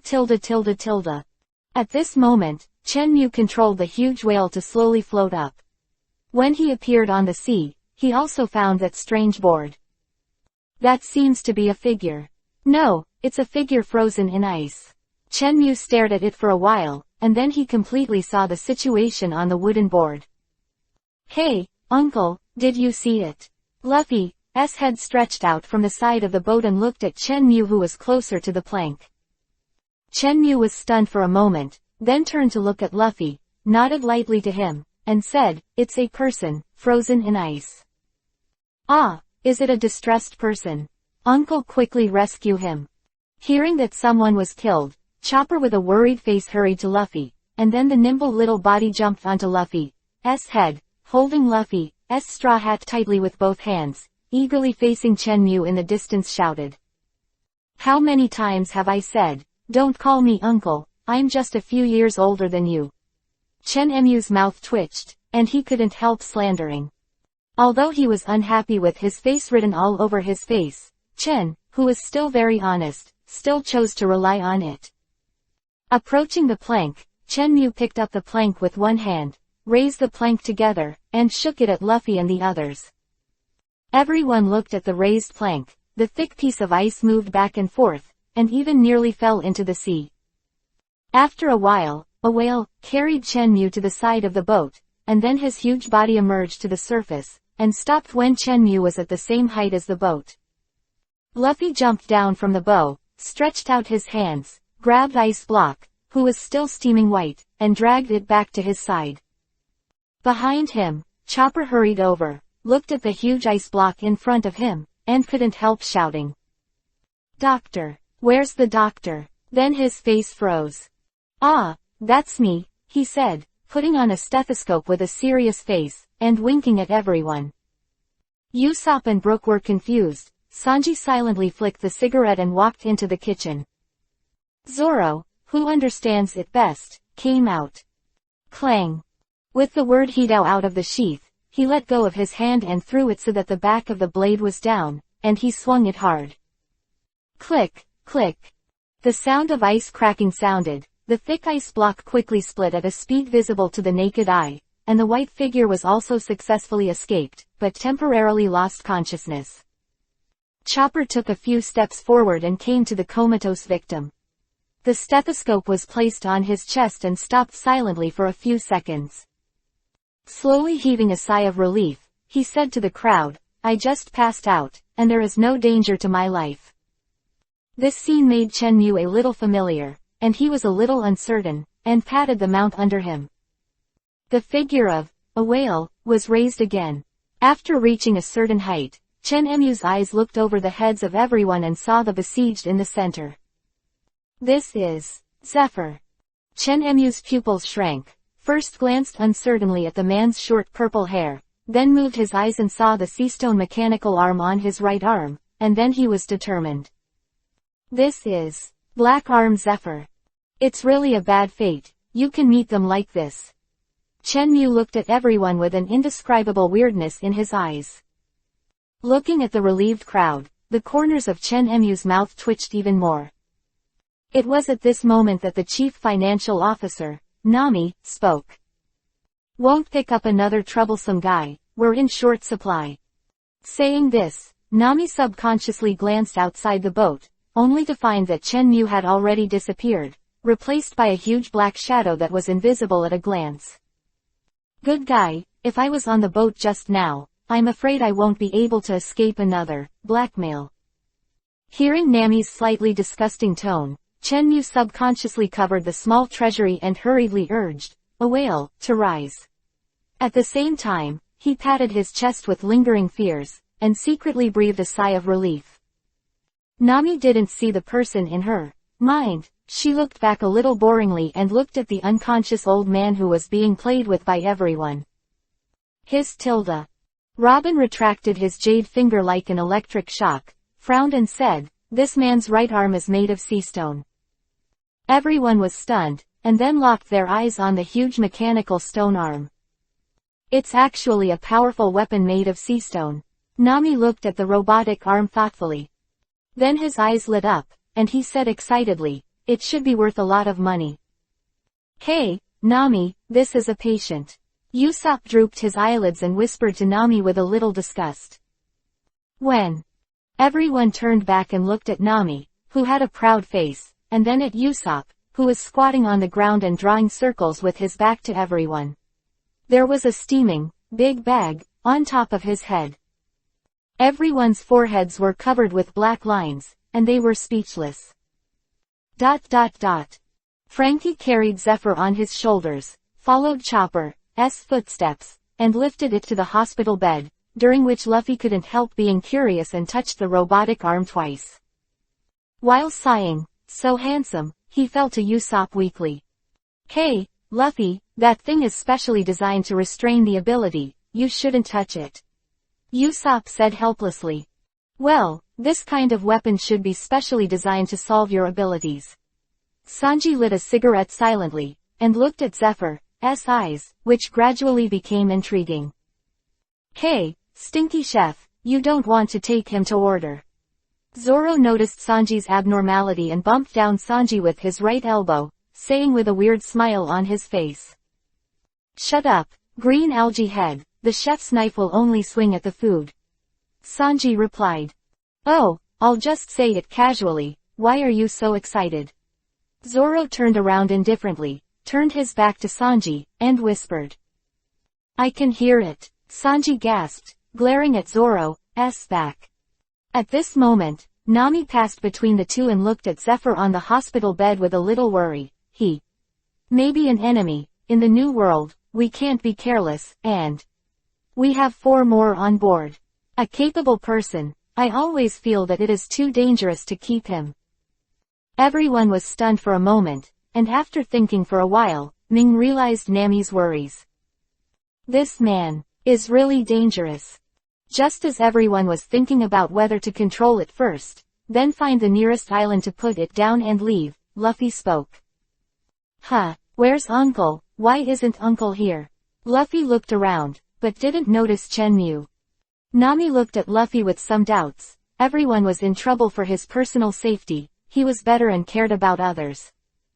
After that, Nami was suddenly startled. Her beautiful big eyes rolled in a circle. She seemed to think of something. She hurriedly ran outside, and shouted to Chenmu who was in the high place, "Uncle, come down quickly, we have things want to ask your opinion." Quote. Chenmu, who was sitting idle, was stunned for a moment, looked down, and saw Nami who was waving at him, and the greatness of shaking under the rainbow bikini. Chenmu's eyes narrowed, and after scanning it back and forth, he coughed a little maturely, and said, "Well, you go first, I'll come down." Then he secretly praised, "It's big," then he put his hands up and jumped down. As soon as Nami walked up to the 2nd floor, she heard the sound of heavy objects hitting the ground behind her and turned to look. I saw Chenmu half squatting on the ground, holding the familiar long knife in his left hand, and slowly stood up from the ground. Seeing Nami looking over, he gave him a very gentleman's smile. Nami turned her head in confusion, thinking, "Well, why isn't this uncle getting seasick again?" Then she shook her head and walked in. Chenmu followed closely and walked into the health room on the 2nd floor. When everyone saw Chen Musha walk in indifferently, a smile flashed on his face, and at the same time they also noticed the unsheathed, sharp blade in his hand. A look of surprise flashed in the eyes of several people on IQ Online, and then they lowered their heads and said for a while. The face looked thoughtful. Could it be that this uncle is planning to? Luffy spoke in time, interrupting the speculation of Robin and others. "Uncle, what do you think of me keeping this old man as a partner?" Luffy asked with a smile on his face. ... Everyone was speechless. This captain really can't tell the situation. Chenmu waved his right hand indifferently and said indifferently, "No, you'd better not think about it." Pause. He added, "I said it earlier, I'm just a few years older than you, don't call me uncle." "Only a few years older than us." Everyone was stunned for a moment, then turned their heads and looked at Brook, who was counting with his fingers. "He doesn't count," Chenmu said with a sullen face. "Oh," everyone nodded, as if they didn't understand. Chenmu obviously gave up on changing their minds, not entangled in this nasty topic, and said to Nami, "What's the matter with calling me down? I'll say it first, I don't think I have any money." Nami's beautiful eyes lit up first, then darkened, and said weakly, "I just want to let you see, Uncle, how dangerous this person is. If it's too dangerous, we plan to." "Well, your plan is correct, throw him into the sea." After speaking, Chenmu glanced at Nami, who was graceful, and Robin, who was also tall. "Walk outside the room." "No way, this feeling of weakness makes him feel like a man's glory has passed away, and it's always uncomfortable." "Ah, no, Uncle, we didn't plan to throw him down. We just planned to tie him up first, then go to the nearest island, and then let him go." Feeling the strange eyes of everyone, Nami hurriedly explained. "Huh." Chenmu turned around and stared at Nami suspiciously. Pause. He continued, "Why is it so troublesome? Anyway, sooner or later, he will be attacked." This time it was everyone's turn to be stunned. "What do you mean, sooner or later will also start with him? This old man, is it so dangerous?" The talkative King Usopp played his role again and asked everyone's doubts. "Uncle, why should we attack him? Is this old man strong enough to threaten you?" Chenmu. "Wait, why are you counting me in? He's just your disaster. Don't make a mistake, I didn't join the crew, I'm just a boat passenger who paid." Chenmu murmured in his heart, and thought again of the fear of being dominated by Nami. "No, he can't threaten me, but it's okay to threaten you." Chenmu glanced at Zephyr on the hospital bed and said in a flat tone, "Uncle, aren't we comrades?" Nami looked at Chenmu pitifully, with crystal tears flashing in her eyes like autumn water, and she looked like she was about to cry, which made people feel particularly distressed. It also happened to touch the softness in Chenmu's heart. "Hey, that's all, I can protect you once at a critical moment, but you still have to rely on yourself in the end, or you will fall into the hands of the enemy sooner or later." Zoro snorted lightly and turned his head. As a tough guy, he doesn't need to grow up under the care of others. Chenmu Vivi raised his eyebrows, glanced at Zoro and Sanji who didn't care, and then looked at Usopp and Chopper who were quietly relieved, only to find it funny. "That uncle, do you know his identity?" Nami blinked her big watery eyes and pointed at the humane on the hospital bed pitifully. "Well, I know." Chenmu, Vivi Isho, nodded to Nami. "Then is he really dangerous?" Nami continued to be cute. "Yeah, it's really dangerous." Chenmu continued to smile, his eyes occasionally glancing somewhere. Nami seemed to have noticed Chenmu's eyes, and subconsciously straightened the proud mountain in front of her chest, and said, "The uncle must know his identity." Chenmu's eyes narrowed, and he nodded stupidly, "Well, his name is Zephyr, and he is the teacher of Kizaru and others." Everyone's pupils shrank, and the entire health room fell silent in an instant. Chenmu, who was stunned for a while, came to his senses.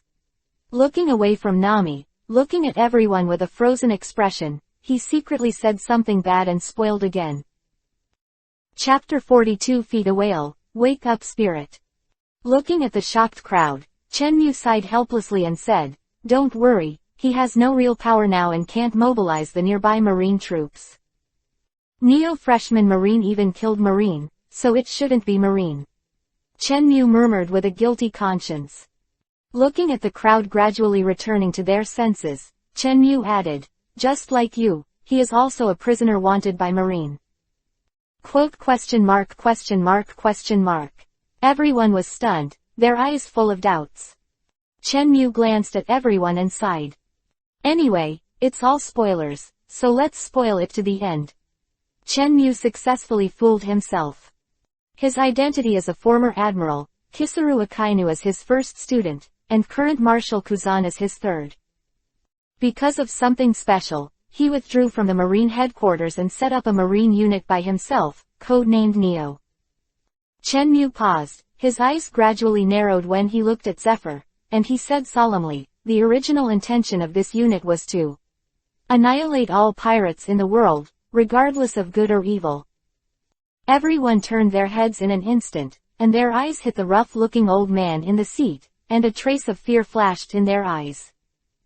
Absolute hatred for pirates, and at the same time, he has a strong strength. This person, as Uncle said, is too dangerous. At this time, Nami pulled away her shyness and looked at Zephyr with a tangled face, frowning and thinking hard. Then Chopper was afraid and couldn't bear it, so he asked Captain Luffy aloud. After thinking for a while, Luffy sighed and said, "What's the matter? Let me knock him away. My companion, I will protect it myself." Everyone's heart warmed, and there was a determination in their eyes when they looked at Luffy. "Well, since the captain has spoken, then we will leave him." Robin, the confidant elder sister, exuding a maternal brilliance, issued to everyone. "Well, I'll be responsible for sending him ashore," Zoro said coolly, and sat down against the wall. Although Luffy agreed to keep the man on board, the main combatants decided to stay and watch him just in case, just to be on the safe side.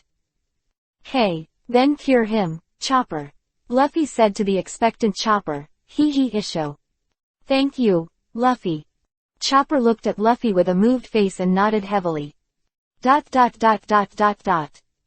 cold, broken island is covered with frost. Wearing a white marine coat and a medal with a gold border and a blue background hanging on his left chest, Kuzan stood quietly at the highest point of this Iceland, watching the marine soldiers keep turning among the iceberg gravel find something important. A group of soldiers, wearing white marine cotton robes, but white marine cotton caps that cover their ears, and thick cotton gloves. The people endured the severe cold and kept searching for the supplies on the ice, which were the important armaments comparable to ancient weapons. Dyna rock. Because the characteristic of Dyna rock is that as long as it comes into contact with oxygen, it will explode violently, so Kuzan can only let his subordinates endure the severe cold and search for the dangerous goods that remained in the explosion. Kuzan frowned and closed his eyes. His body was covered with frost, and the ice below his knees turned into solid ice, and the white cold air was spreading from him to the ground. A long time, Kuzan opened his eyes, the ice fog in his eyes disappeared, he lifted his legs gently, cracked the ice block on his feet, and walked towards the warship on the ice. "Marshal." The soldiers put down their work, raised their chests, and saluted Kuzan who was passing by. Kuzan frowned slightly, he was a troublesome person, so he could only respond patiently. After reaching an open space, I looked left and right to confirm that no one was there. Quickly elementalized, the white cold air all over his body concentrated towards his feet, and then erupted suddenly, shooting him directly at the distant warship. After a while, Kuzan landed on the warship, and the chill all over his body subsided. Suddenly, countless light spots gathered around him, gradually condensing into a single figure. "Oh, it's so cold." Kizaru raised his eyebrows and looked at the broken island of iceberg with a teasing expression on his face. "Well, here you are," Kuzan replied lightly. "This situation. Am I late?" "Well, old." He got away. Forced by this position, the word, teacher, came to his lips, but he could only choose to change his mouth. Kuzan sighed in his heart. "Really?" Kizaru put his hands in his pockets and glanced at Kuzan in front of him with a deep meaning. Kuzan let out a cold breath, turned around indifferently, and brushed past Kizaru. When he was about to walk to the side of the boat, he stopped and said without looking back, "The mission of garrisoning Mariajoy has been cancelled, and this, Dinah Rock, incident is up to you." And, remembering Kizaru's character, he pondered, "This is the task assigned by the five." Having said that, Kuzan took down the bicycle parked on the edge of the boat, and an ice ladder spread towards the sea. The corners of Kizaru's eyes twitched. Looking at the new marshal, he just rode his bicycle and left the warship without looking back, leaving this mess to himself. It's really troublesome. Kizaru rubbed his temples with a headache. Sunny, in the health room. Zephyr's left finger Vivi trembled, and the whole person slowly woke up from the coma. Closing his eyes, Luffy suddenly raised his head, and the sharp light in his eyes disappeared in a flash. Chen Mu, who was sitting on the other side, moved his ears slightly, and heard a faint sound of sword groaning from outside the door. Vivi raised the corner of his mouth, and secretly said that his vigilance is still passable. On the hospital bed, Zephyr pushed himself very hard and sat up. Chopper jumped out of the swivel chair, held up the steaming medicinal soup next to him, and handed it to Zephyr. "This is the medicinal soup to drive away the cold, drink it quickly." The pale-faced Zephyr Vivi turned his head, looked at Chopper at the corner of the bed, and pulled out an ugly smile from the corner of his mouth. Thank you for saving me, Doctor." After thanking him, he stretched out the left arm with the infusion tube inserted, and took Chopper's medicinal soup. He didn't care whether it was hot or not, he just raised his head and drank it. Hiccup ... Zephyr shuddered, and let out a very comfortable hic. Zephyr's complexion a little more rosy, Chopper breathed a sigh of relief. "Luffy, uncle, this thing in your hand is so handsome, I bought it."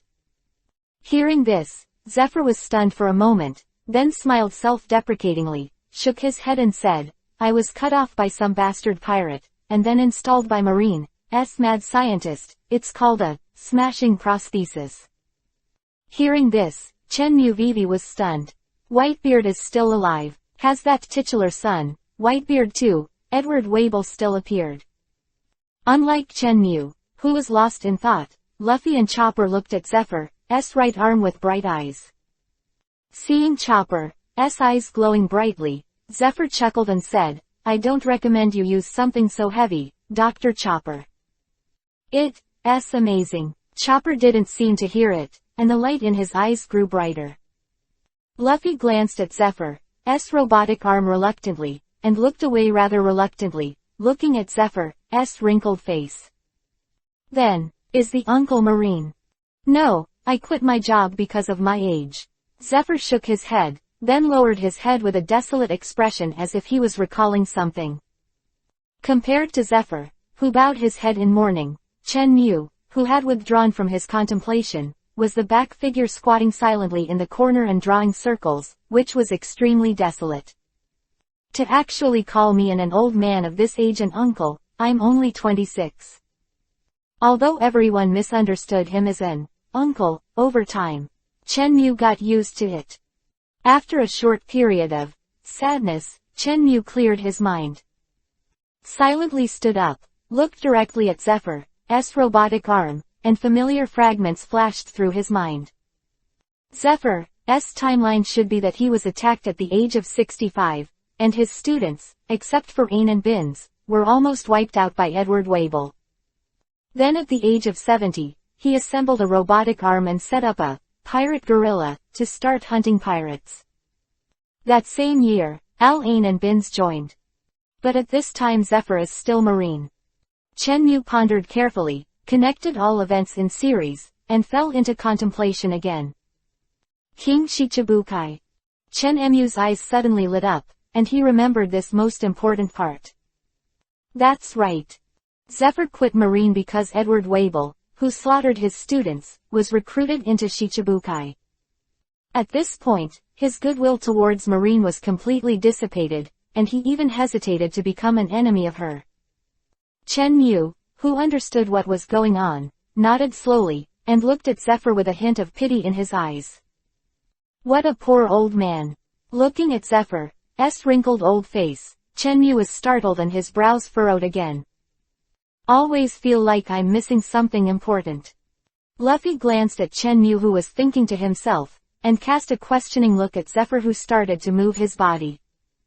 What is the uncle going to do? Do you want us to put you down on the next island? Zephyr stretched out his left hand towards Luffy.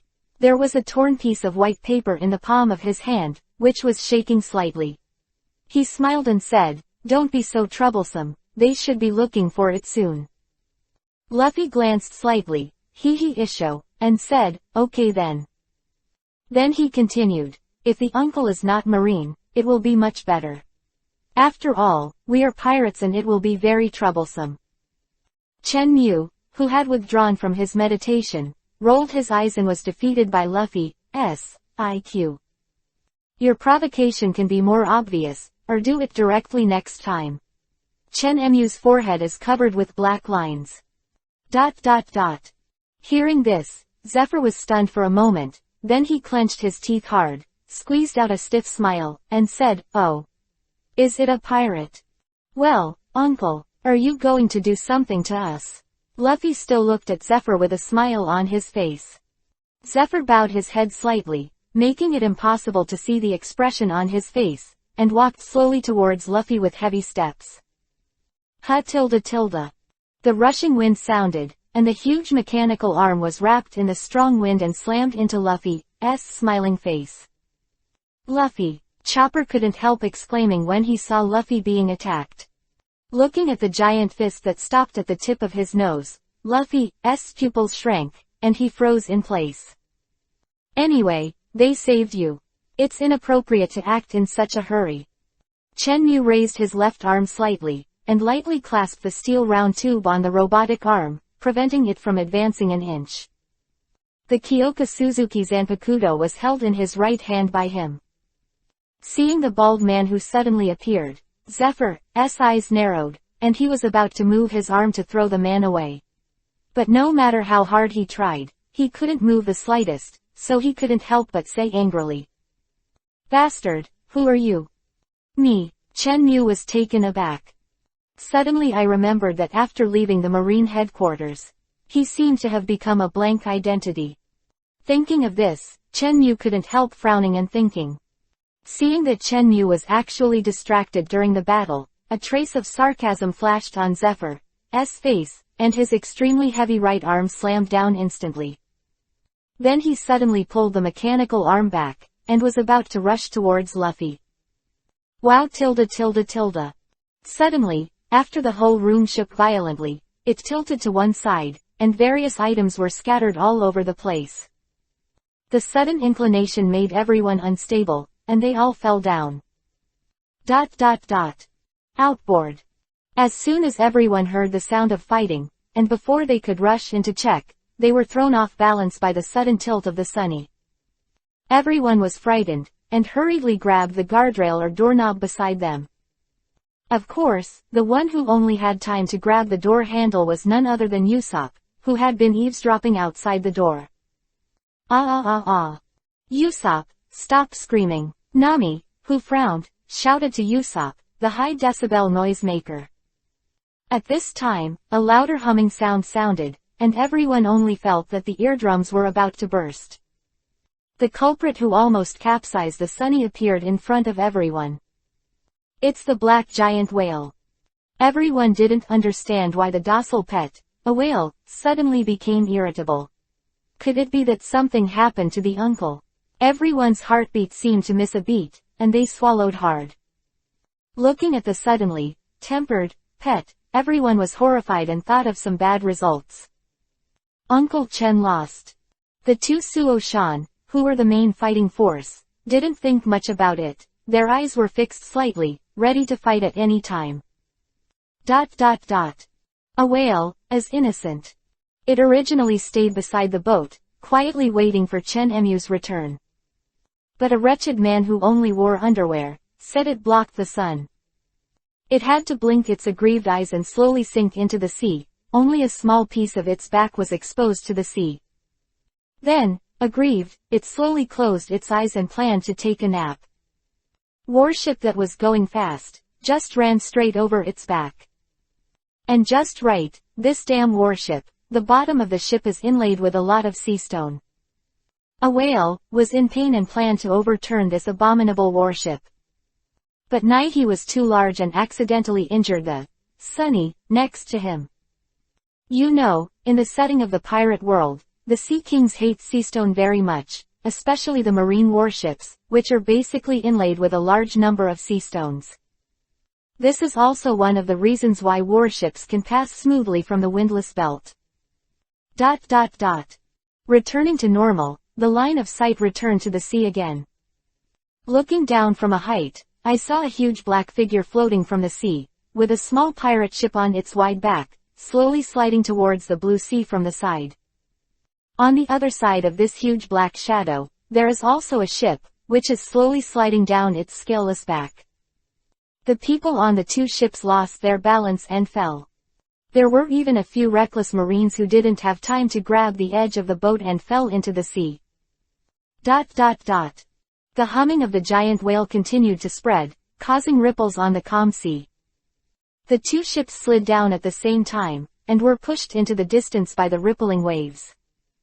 After a long time, the sound of whale calls slowly fell. On the calm sea, a giant whale straddled between the two boats. A whale stared with big eyes and glanced at the warship in the distance. He was full of anger and slowly sank into the sea. It's still docile. On the other side of the warship, the girl with long blue hair was also stunned, looking at this sea king in shock. Why is it that we are about to crash into this pirate ship? Could it be, this is a pet kept by these pirates? At this moment, a broad palm gently rested on her shoulder. Mr. Binns, who was dressed in a ninja costume, shook his head gently and said in a calm tone, "Go ahead first, teacher should be in a hurry." Immediately, the Neo-Marine unit slowly turned the hull, aimed the huge axe blade hanging on the bow at the Sunny, and drove straight ahead. After that, there are several warships, slowly starting to surround from both sides. Chapter 43 Nami's Hug. Calm sea. The warship with a huge axe blade in the bow rammed towards the Sunny. On the surrounding sea, there were also 5 ordinary warships, like a school of free fish, surrounding the Sunny and the main ship of the New Marine in the middle. The Sunny gradually stabilized, and everyone slowly got up from the ground. Nami grabbed the white guardrail on the second floor and shook her head gently to drive away the dizziness in her mind. At this time, she saw a dazzling white light reflected on the sea in the distance. He immediately raised his hand, covered his eyes, and looked away through his fingers. Nami's pupils shrank first, then her eyes widened suddenly, and she shouted to everyone who just got up, "Everyone is ready, there is Marine." Afterwards, he said eagerly to Frankie who was looking at him, "Frankie, hurry up, the left rudder is fully charged, and avoid the collision of the Marine main ship." "Relax, Nami-chan, my super. Sunny is very strong." Frankie grinned Isho, bared his white teeth at Nami, and made an, "okay," gesture by the way. "Yo-ho-ho-ho-ho, Frankie-san is really reassuring." Brooke, who was on the side, also came over with a smile on his face, and patted Frankie on the shoulder. The veins on Nami's raised fist jumped, and she angrily said to the blindly confident two, "Their bow is a giant axe." The smile on Frankie's face faded instantly, and he walked to the side of the ship with a dignified expression, and looked at the rapidly approaching warship. Then his pupils also shrank, and after a brief period of daze, he hurried with his legs, quickly ran up to the bow of the boat, and slammed with both hands, tightly controlling the steering wheel to the left. Nami, who was on the second floor, quickly glanced around and saw the shadows of several black ships wandering in the distance. She said with a serious face, "No, we are surrounded by warships, everyone is ready to fight." With a boom, the door of the health room blew open, turning into countless sharp wooden blocks, lashing towards the nearest Nami. Be careful, Robin exclaimed at the entrance to the stairs on the left. At the same time, quickly cross your hands in front of your chest. Second round flowers bloom. Robin's coquettish shout sounded again. Still in shock she was quickly pushed down by two tender white arms from her shoulders, dodging the sharp wooden blocks shot from the front. Thank you, Robin. Robin nodded lightly in response, then turned his head and looked at the health room with a solemn expression. Ah! Pain! Luffy flew out of the room, smashed the white guardrail on the second floor, and fell onto the lawn on the deck. It's okay, Luffy. Robin grabbed the guardrail with both hands and looked at Luffy nervously. It hurts. Luffy fell to the ground, rubbing his red face, and waved to Robin on the second floor. Zoro's face sank. He took out the words Hidai from his waist, and rushed into the room first. Sanji, whose face was slightly cold, followed closely behind. Clang, clang, clang, there was a sound of gold and stone crashing from the room. Occasionally, Sanji's anger could be heard. Luffy, who was relieved, also jumped up and joined the battle. On the sea, the Sunny began to flee to the left, followed by the huge warship behind her. The distance between the two ships is rapidly closing. No, it can't be avoided, everyone is ready to fight. Nami frowned, waving at everyone below. On the huge warship, the huge axe blade flashing with cold light is pressing step by step, and it is only a few meters away from the stern of the Sunny. Frankie, think of a way. Usopp looked at the huge warship that blocked the sun, and shouted eagerly. No, it's too late. Frankie was also in a cold sweat. Just as the huge axe blade approached, about to kiss the mainsail with the picture of the Straw Hat Pirates. Just at this juncture, a yellow figure shot from the second floor, hurried along the main mast, and headed straight for the watchtower at the top. Everyone only felt a flower in front of them, like a golden streamer, flashing past. In less than a second, the figure in yellow appeared on the watchtower at the top of the mast. Chenmu's extreme speed exceeded the speed of sound. When everyone saw Chenmu appearing at the top of the watchtower, they heard the belated sound of a sonic boom. With a sound of clang, the sharp blade collided and sparks flew. Beneath the huge axe blade, Chenmu held Jinghua Shuiyu with his left hand, and the ledge was in front of him, blocking it abruptly. The three main forces rushed out of the room and stopped firmly on the white guardrail on the second floor. Luffy squatted on the white guardrail, raised his head, grabbed the guardrail below with his left hand, placed his right hand in front of his forehead, and looked at Chenmu, who was above. A glint of light flashed in his eyes. And Zoro stood on both sides of Luffy with expressionless faces. One put the knife into the sheath, the other Vivi lowered his head and lit a cigarette with a click. Everyone in the field raised their heads and looked at the resolute figure on the watchtower. The man's white cloak sounded in his ears, and the sea breeze blew, hunting. With tears in her eyes, Nami looked at Chenmu's figure, and finally repeated the words, saved. On the bow, Usopp and Frankie turned their heads and looked at Chenmu in horror. No, it should be said that he was looking at the figure on his right hand. It's the source of the disaster here, the black arm Zephyr. However, Zephyr's eyes were closed at this time, the old face with ravines and ravines no longer had a trace of fierceness, and the whole person fell into a coma. Chenmu Vivi raised his head, glanced at the thick long axe tip that was rubbed against his scalp, opened his lips lightly, and spat out a word. Bump. Everyone was stunned, not understanding why the uncle above his head said such a strange word at this time. But the next moment, everyone understood. Accompanied by a low cry of a giant whale, a huge black figure surfaced and flew directly out of the top of the huge warship. Everyone watched the huge warship like a parabola, smashing on the distant sea, causing a wave of dozens of meters high. Secretly shocked, it turns out that this little guy is so powerful. There was a loud noise in the ears, which woke everyone up. Looking at the monstrous waves that blocked the sun, everyone's mind went blank. If this big wave hits, the Sunny will sink. Chenmu looked at the huge wall of waves that slapped, and Vivi twitched at the corners of his mouth, and said in his heart, "This stupid whale." Chenmu released his right hand, allowing Zephyr to fall in a free fall, with his left hand holding the knife stretched forward. Then, a long inhalation sounded, Chenmu's cheeks blushed, and the side of his face was even more rounded. Woo! A violent wind sounded. Standing on the roof of the boat, Chenmu forced the wall of nearly 50 meters high waves to blow into all directions with one breath. Get it done. The corners of Chenmu's mouth twitched slightly, and he jumped off the watchtower with a chuckle.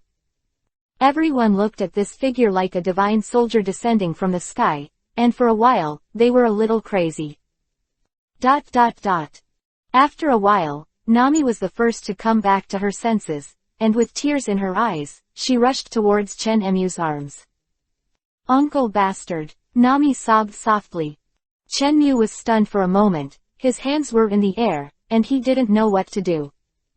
At this time, Sanji was smoking a cigarette with a depressed face, and a light called envy, jealousy and hatred flashed in his eyes. After sobbing lightly for a moment, Nami seemed to sense something was wrong, her pretty face flushed, and she hurriedly released the white tender arm that was wrapping around Chenmu's neck, and took a step back. Chenmu raised his brows lightly, looking at Nami with a shy face, only to feel beautiful. Cough cough. Zephyr, who was lying on the ground, coughed violently, and his face became very ugly. I saw his mouth slightly open, as if he wanted to let in more air.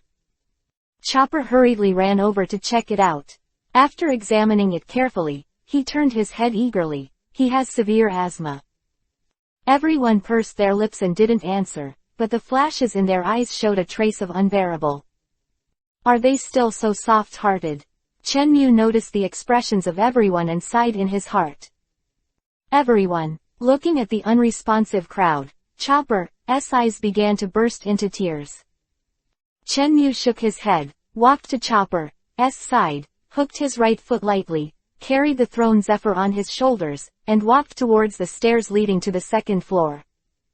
When he was about to step up the stairs, he paused, looked at the people behind him, and said, "I'll come and see him this time." Chopper on the other side, he gently whispered Isho and said, "There is a patient in need of treatment, isn't Dr. Chopper going to come over?" Chopper was stunned for a moment, then made a heavy, and followed behind Chenmu with a smile on his face. The atmosphere is a little depressing. As the captain, Luffy giggled Isho to the crowd and said, "I believe in Uncle." Everyone looked sideways, looked at Luffy who was smiling, chuckled lightly, and slowly loosened his frown. Zoro glanced at everyone and said, "If that's the case, leave the rest of the marine to me." After he finished speaking, he pulled out the words Hidai and bit them tightly in his mouth. Chushui and the third generation Gush also both came out of their sheaths. At this moment, Sanji jumped up, stood on the bow with Zoro, looked at the surrounding warships, and said lightly, "You can't take the limelight all by yourself." After he finished speaking, he flicked out a cigarette that had been lit at an unknown time. "Am I right, Chlorella?" Sanji's eyes flashed a funny look, and he looked at Zoro with a teasing expression on his face. "What did you say, stinky cook?" Zoro gritted his teeth. "Why, are you going to fight? I'm just in a bad mood right now." Sanji also looked like he was gnashing his teeth. Looking at the two with hideous expressions, Usopp sighed helplessly and closed his eyes. At this moment, Luffy jumped up, put his hands on the shoulders of the two of them, pressed their foreheads together, and separated them like a bull fighting horns. Looking at the duo with puzzled faces, Luffy hee-hee Isho and said, "The limelight this time belongs to me." Chapter 44 Akainu vs Kaido. On the other side, Akainu and Kaido finally meet. "Damn, why is this bastard here?" Looking at the burly man with two horns on his head, Akainu's mood suddenly sank. Tun tun tun tun. Kaido leaned on a boulder halfway, raised the huge wine jar with his muscular, horned right arm, kept pouring fine wine into his mouth, and the aroma of the wine was overflowing. In this way, the top leaders of the two major forces met. After a long time, the last drop of wine slid down the edge of the vat and fell into Kaido's mouth. Kaido's right arm, which grabbed the wine vat, lifted it vigorously, causing a low whistling sound. After being silent for a few seconds, it seemed that there was really no more wine. This time, he smacked his mouth twice, and threw the wine jar back, looking at Akainu not far away. Marine Admiral over there, do you have any wine? Kaido, who was full of alcohol, opened his eyes slightly and waved at Akainu. HMPH. Akainu grunted heavily, not answering him. Kaido slapped his mouth again, slowly propped up his upper body with both hands, and sat cross-legged with his legs crossed. I haven't played in a long time. Akainu was also unequivocal. His body exploded with momentum, billowing black smoke billowed from his left fist clenched, and lava with intense high temperature slowly dripped to the ground, making a sound of chi-chi. Hiccup. You don't seem to be able to beat me now. Kaido tilted his head and looked at Akainu's empty sleeves. Well, one hand is enough. Saying that, Akainu's eyes narrowed, and he swung his left fist forward, facing Kaido, who was full of ridicule, and suddenly rushed. At the same time, billowing smoke rose from everywhere on him, and the elemental state was turned on. Looking at Akainu walking in front of him, the contempt in Kaido's eyes became even stronger, and he pulled his right hand behind him, and a huge mace appeared in front of him in an instant, smashing it hard at the rushing in. Thundering. Gossip. Looking at the lightning mace so close at hand, Akainu's brows sank, and his left fist turned into a smash, which was more than enough for this disfiguring blow. Kaido raised his eyebrows, and there was a hint of surprise in his eyes. This guy Akainu, with a broken arm, did not expect to have such a keen fighting ability. At the same time Kaido was surprised, his fighting spirit rose again. Hey, interesting, Kaido chuckled. At Akainu who was almost crawling, Kaido subconsciously raised his foot. Dark Hound, Earth Flame. Akainu let out a low drink, causing Kaido Vivi who was about to settle down for a moment. It was at this stun time that the lava on Akainu's left arm stopped flowing. The ground began to become hot, the ground gradually turned red, and then red cracks appeared, with scorching heat, spreading around. After being stunned for a while, Kaido's eyes lit up again with amazing fighting intent, his aura instantly soared, and the violent aura spread around, and with it, he blew out the hot tongue of fire that squeezed out of the cracks in the ground for a moment. Boom. The raised right foot slammed down and stomped heavily on Akainu's back, but it was the sound of stepping on the ground. Kaido's eyes narrowed and he stared. The thick black smoke spreads out, and the flames and lava are constantly burning his boots, and the figure of Akainu is no longer unknown.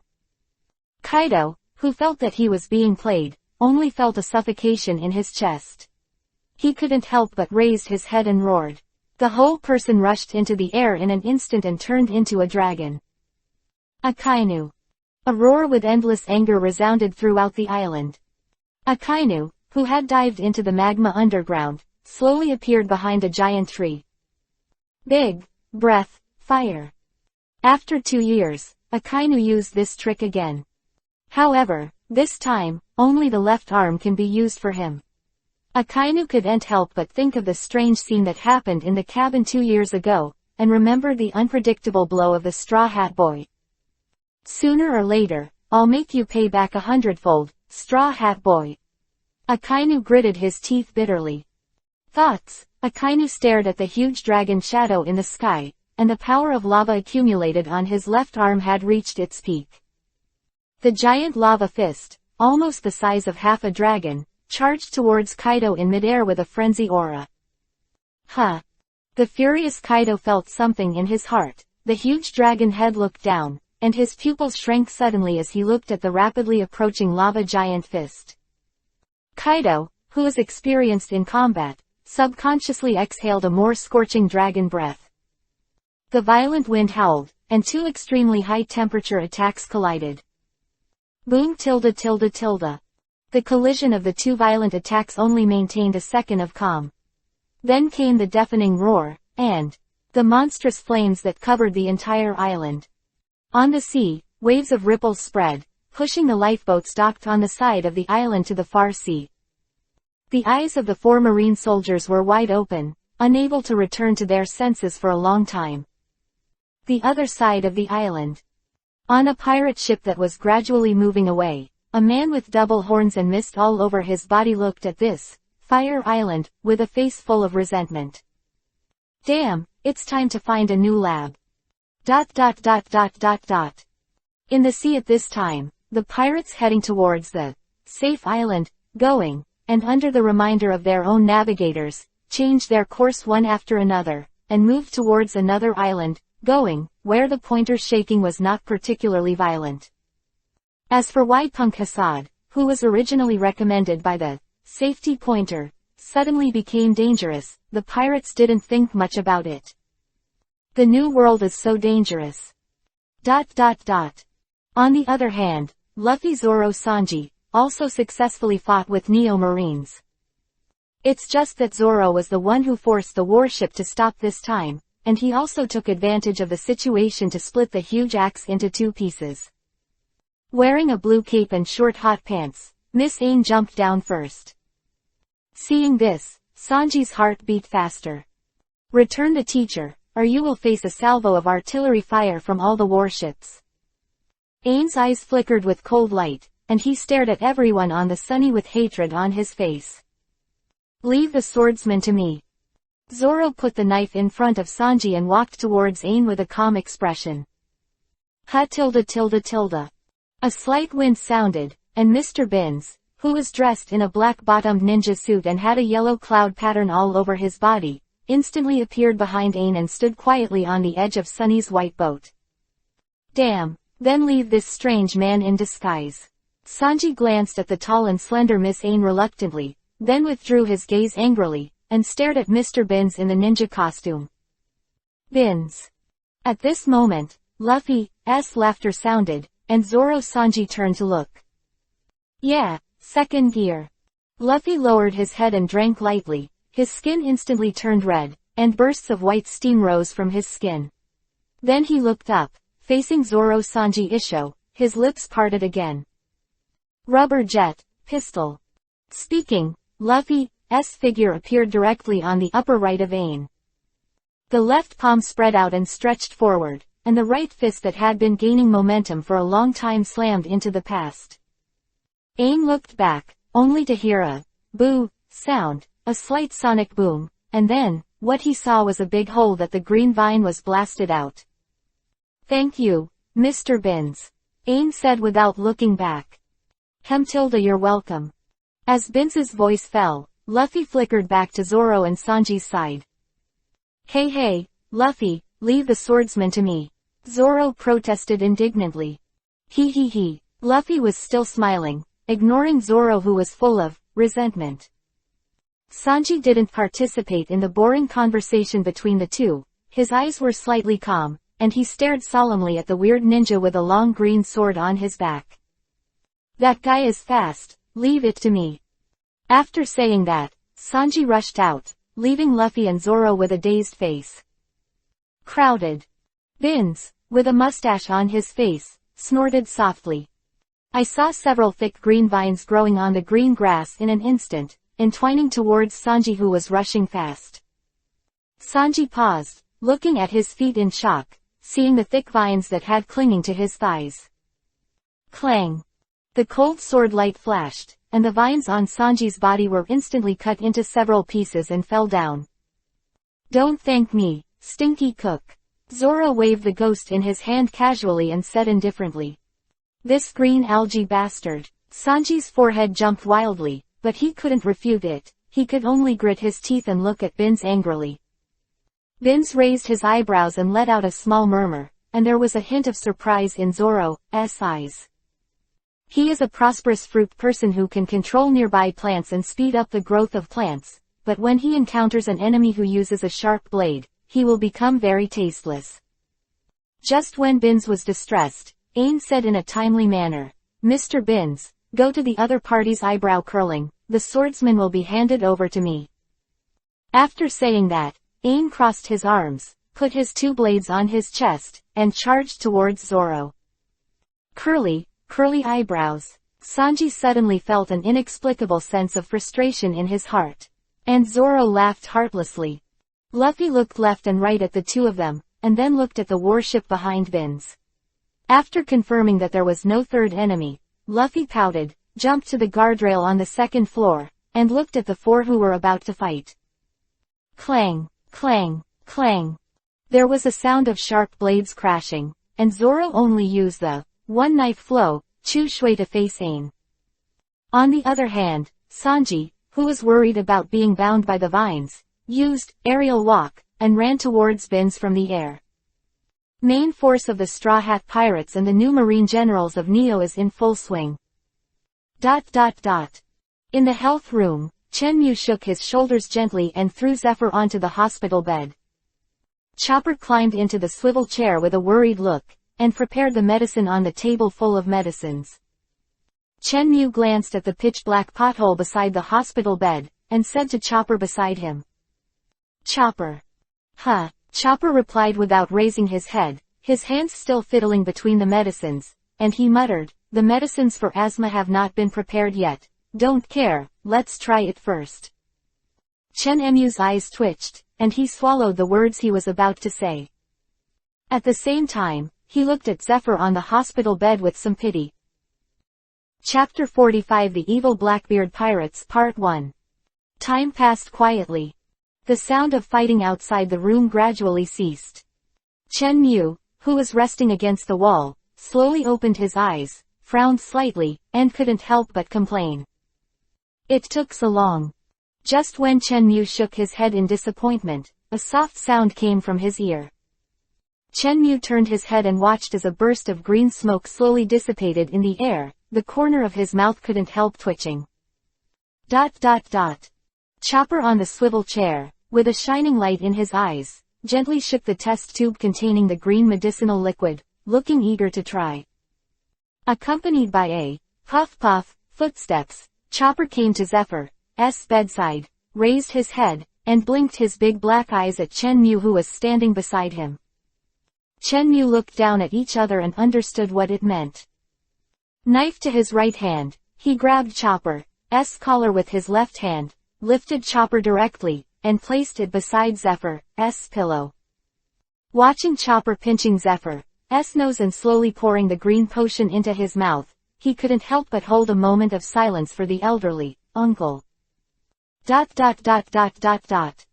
On the other side, the 5 people who ended the fight were separated from each other. Ain was panting slightly, and beads of sweat kept dripping from his fair and pretty cheeks. Mr. Binns in ninja attire, his chest heaving rapidly, holding a long green-handled sword horizontally, blocking Ain's face, looking at Sanji, a trace of fear flashed in his eyes. He. Luffy's laughter broke the solemn atmosphere. Zoro frowned slightly, Vivi tilted his head, looking at the smile on Luffy's face, a bad premonition flashed in his heart. Sanji also looked sideways slightly, and also panicked in his heart. Luffy glanced at Sanji and Zoro, who were 12 years younger, and Luffy's eyes lit up, looking eager to try. "I'm a rubber man, I don't know if your abilities will work for me. I really want to give it a try." Sanji covered his face and sighed, with an expression of, "I knew it was so." The average IQ of our entire pirate group was lowered by him. Ain's frowning eyebrows suddenly loosened, and with a look of caring for the mentally retarded, he looked at Luffy, thinking, "Is there something wrong with this pirate's brain?" Sanji covered his eyes and sighed, with a knowing. At this moment, the smile on Luffy's face faded, and the expression on his face instantly became serious. "You've turned my companion into this. As a captain, I'm very distressed." As soon as the voice fell, his eyes suddenly twitched, and a burst of transparent fluctuation swayed like water waves, quickly passing over the 2 people on the opposite side. "Pa, Conqueror Haki." Ain and Binz froze, and an indescribable pressure instantly appeared on the two of them, as if they were shouldering a giant mountain. After a brief struggle, the two still couldn't carry Luffy's conqueror, and both fell down. There was a burst of pink light on the bodies of Suo-chan and the others. Then the two slowly began to grow taller and stronger, and supported the wide clothes again. Luffy jumped down from the second floor and fell between the two of them. He clapped both hands on their shoulders and said, "Long time no see, Zoro, Sanji, hee." The two first glanced at the laughing Luffy, then turned to look at each other, and there was a hint of disgust in their eyes. Useless stinky swordsman, color cook. At this moment, the distant warship slowly surrounded Luffy and the others. The dark muzzles were aimed at the Sunny in the center. The atmosphere suddenly sank. At this moment, the sound of breaking the air sounded. A burly figure rushed out of the second floor of the Sunny and flew obliquely towards the warship in the distance. The three of Luffy were startled, and stared at the figure and his iconic mechanical arm. "This is Uncle Marine." Before everyone could think about it, there was a slight sound of footsteps behind him. Luffy turned his head and looked at Shenmue, who came out of the room. With a smile on his face, he waved, "Uncle." Shenmue, who was looking from afar, turned his head suddenly, looked at the figure waving below, and said viciously, "Don't call me uncle in the future." Hee. The corners of Shenmue's mouth twitched, and he glanced at Luffy angrily, then turned his eyes to the two fainted.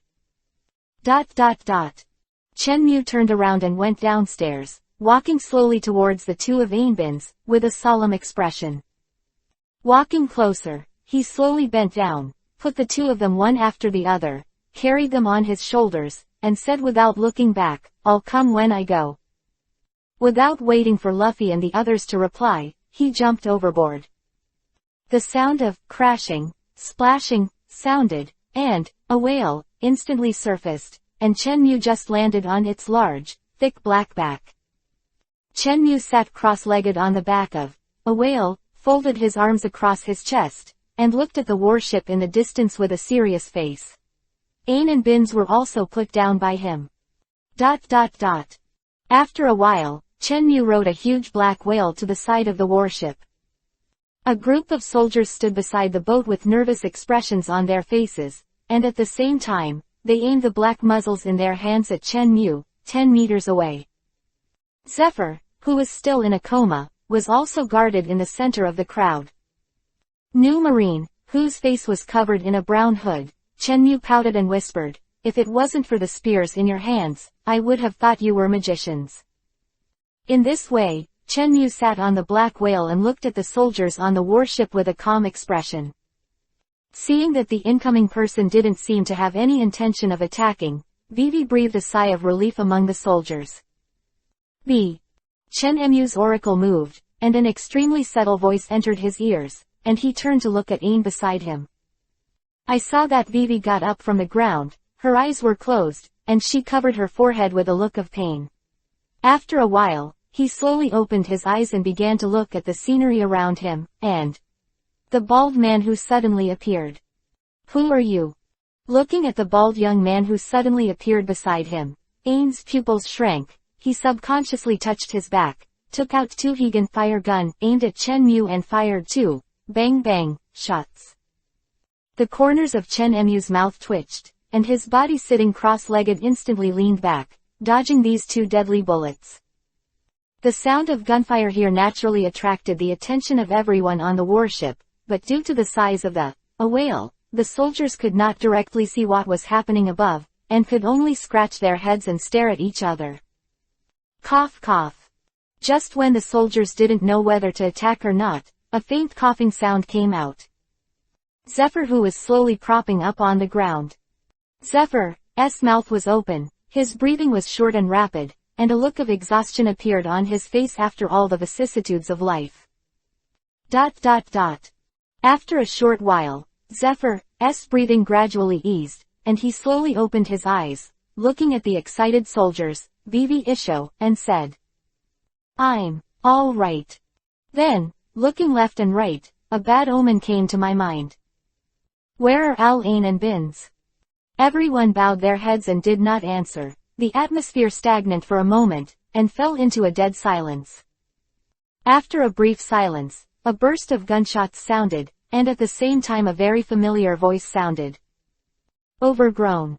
Hearing his student's voice, Zephyr sank his brows and looked at the huge object beside him.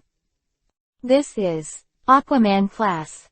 Zephyr's expression froze, and he looked at the behemoth in disbelief.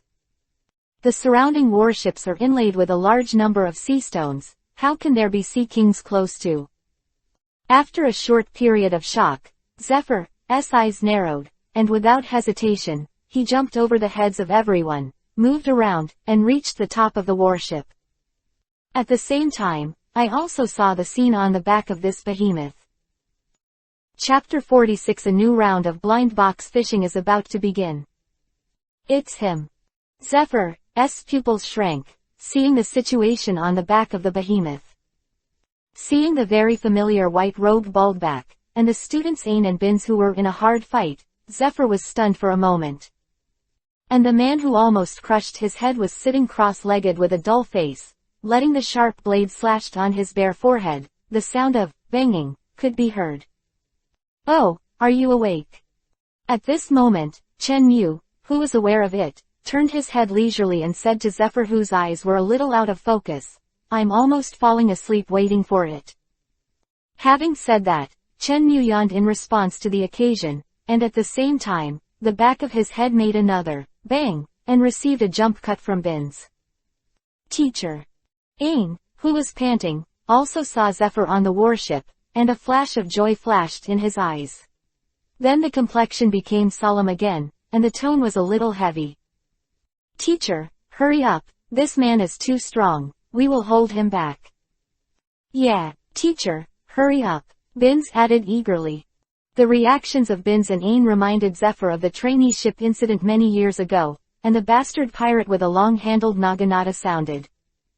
Damn, seeing Binz and Ain who were almost collapsed, Zephyr gritted his teeth, kicked his feet hard, and charged towards Chen Mu. How could I leave my students and run away? Zephyr, who was in the air, shouted at the two of them with anger in his eyes. Chen Mu. Please open your eyes and see clearly, it's me who has been beaten all the time. Chen Mu laughed angrily at the reaction of the three masters and apprentices. Obviously you are beating me all the time, but you are still wronged. ... It's too late, it's too soon. Zephyr's figure quickly approached, and the incomparably thick mechanical stone wall was about to smash heavily on Chen Mushuai's face. Hu tilde. The wind whistled, and Chen Mu's heavy mechanical arm was thrown back and avoided. Zephyr only felt a flower before his eyes, and the figure of the bald man had disappeared before his eyes. The enemy in front of him suddenly disappeared, making Zephyr a little stunned. He didn't even have time to stop the offensive, so he rammed straight into Ain, who was in a daze. Hey, old man, don't be so irritable, okay? Looking at the giant fist that swiped from the tip of his nose, Chen Mu spit out a word of disgust, and then grabbed his right hand upwards, grabbing Zephyr's ankle, and his forward lunging posture stopped instantly. Can't you just sit down and have a good talk? When Zephyr heard this sentence, the whole person was flying back at a faster speed, deeply embedded in the stone wall on the top floor of the warship. Sorry, lost it. Zephyr, who failed to fly into the window in the correct posture, Chen Mu scratched his head in embarrassment. Then he turned his head and said to the stunned duo. Or, you go to rescue him first, and then come back and continue to chop. Chen Mu scolded Isho. Zephyr, who was knocked back with a single blow, Ain covered his mouth and snorted softly, with a deep worry in his eyes. At this time, hearing Chen Mu's extremely arrogant words again, he glared at Chen Mu angrily and jumped towards the distant warship. Binz threw the long knife that was almost curling to the side, followed closely behind. Accompanied by two faint wind whistles, the two of Ain Binz also jumped back to the warship, and one of them grabbed one of Zephyr's arms and pulled it out from the wall. The two held Zephyr's arms and jumped down from the top of the warship. A group of worried soldiers immediately surrounded the two and asked Zephyr's status with concern. Ain and Binz looked at each other and shook their heads at the soldiers, indicating that the teacher was fine. Afterwards, he handed Zephyr to a strong master soldier, carried it on his back, and went to the medical room. Ain crossed the crowd and walked to the side of the boat. After a brief hesitation, Ain finally raised his fair and pretty face, and said to the big round eyes of a whale, "You're not a pirate, so, I'd like to talk to you." Chen Mu, who was sitting cross-legged on the whale's back, was stunned for a moment, then shook his head and chuckled, "It's long overdue." Wow tilde tilde. The huge fish body began to sink, and bursts of waves were startled. When the descending road reached a certain height, Chen Mu lightly patted the broad back, indicating that it could stop. Then, facing Ain indifferently, Isho said, "Let's talk." Ain pursed his lips, and his gaze towards Chen Mu gradually became firm, and he slowly said, "What do you want?" "Fried Yao Rock," Chen Mu said indifferently. Looking at Ain, whose expression gradually became surprised, he added with a smile, "Give it to me, you won't be able to use it anyway." Ain directly ignored Chen Mu's second half sentence and said in shock, "How did you know we had fried Yao rocks?" "There's no way you knew we had rock fry. You're marine." After a brief thought, Ain instantly associates Chen Mu's identity. In this regard, Chen Mu is too lazy to explain. After all, he was really marine. In this regard, Chen Mu is a light Isho. "Fry me Yao Rock and I'll let you go." Ain lowered his head, pursed his lips tightly, and was very anxious. Fried Yao Rock is the most important part of the teacher's plan. There must be no loss, but this person is too strong. After a while, Ain raised his head, a trace of determination flashed on his fair little face, and nodded heavily. "Okay, I can give it to you. But you have to tell me what you need it for." Chen Mu glanced at Ain in front of him with a strange expression, pouted his lips, and said calmly, "Tell you, you don't understand either." After a pause, he supported his chin with his left hand, glanced at Ain and the soldiers behind him, and said calmly, "Put the fried Yao Rock into a lifeboat, and you can leave. It's best not to play tricks. I can detect it if there is one less piece." The hooded soldiers were still in a state of waiting, not taking Chen Mu's words to heart. "Okay." Ain lowered his head, his tone very heavy. Ain, looking at the lonely Ain, Bin slowly retracted his outstretched hand, turned around, and said to the dazed soldier, "Everyone, execute the order." "Ah, yes." The soldier was awakened by Binz's snort, and then ran to the ammunition depot in a little panic. Seeing the crowd that dispersed in a hurry, Chen Mu's mouth turned vivi up, and he thought, "He can open the blind box again." As far as I know, the blasting Yao Rock is as powerful as an ancient weapon, and it has strong destructive power after it explodes. If it is stored on Brother Luffy's boat. At this moment, a slightly questioning voice sounded behind Chen Mu. "Damn it, scare me." Chen Mu turned back suddenly, looking overly frightened. "Jinbei, when did you follow me?" After saying that, Chen Mu looked behind Jinbei again, but did not see the shadow of the Sunny. "Swimming here," Jinbei responded with a straight face. Quote. Chen Mu was speechless. "Why did you come here? Why did you disappear when you were fighting on the boat just now?" Looking at Jinbei with a serious face, Chen Mu decided to change the subject.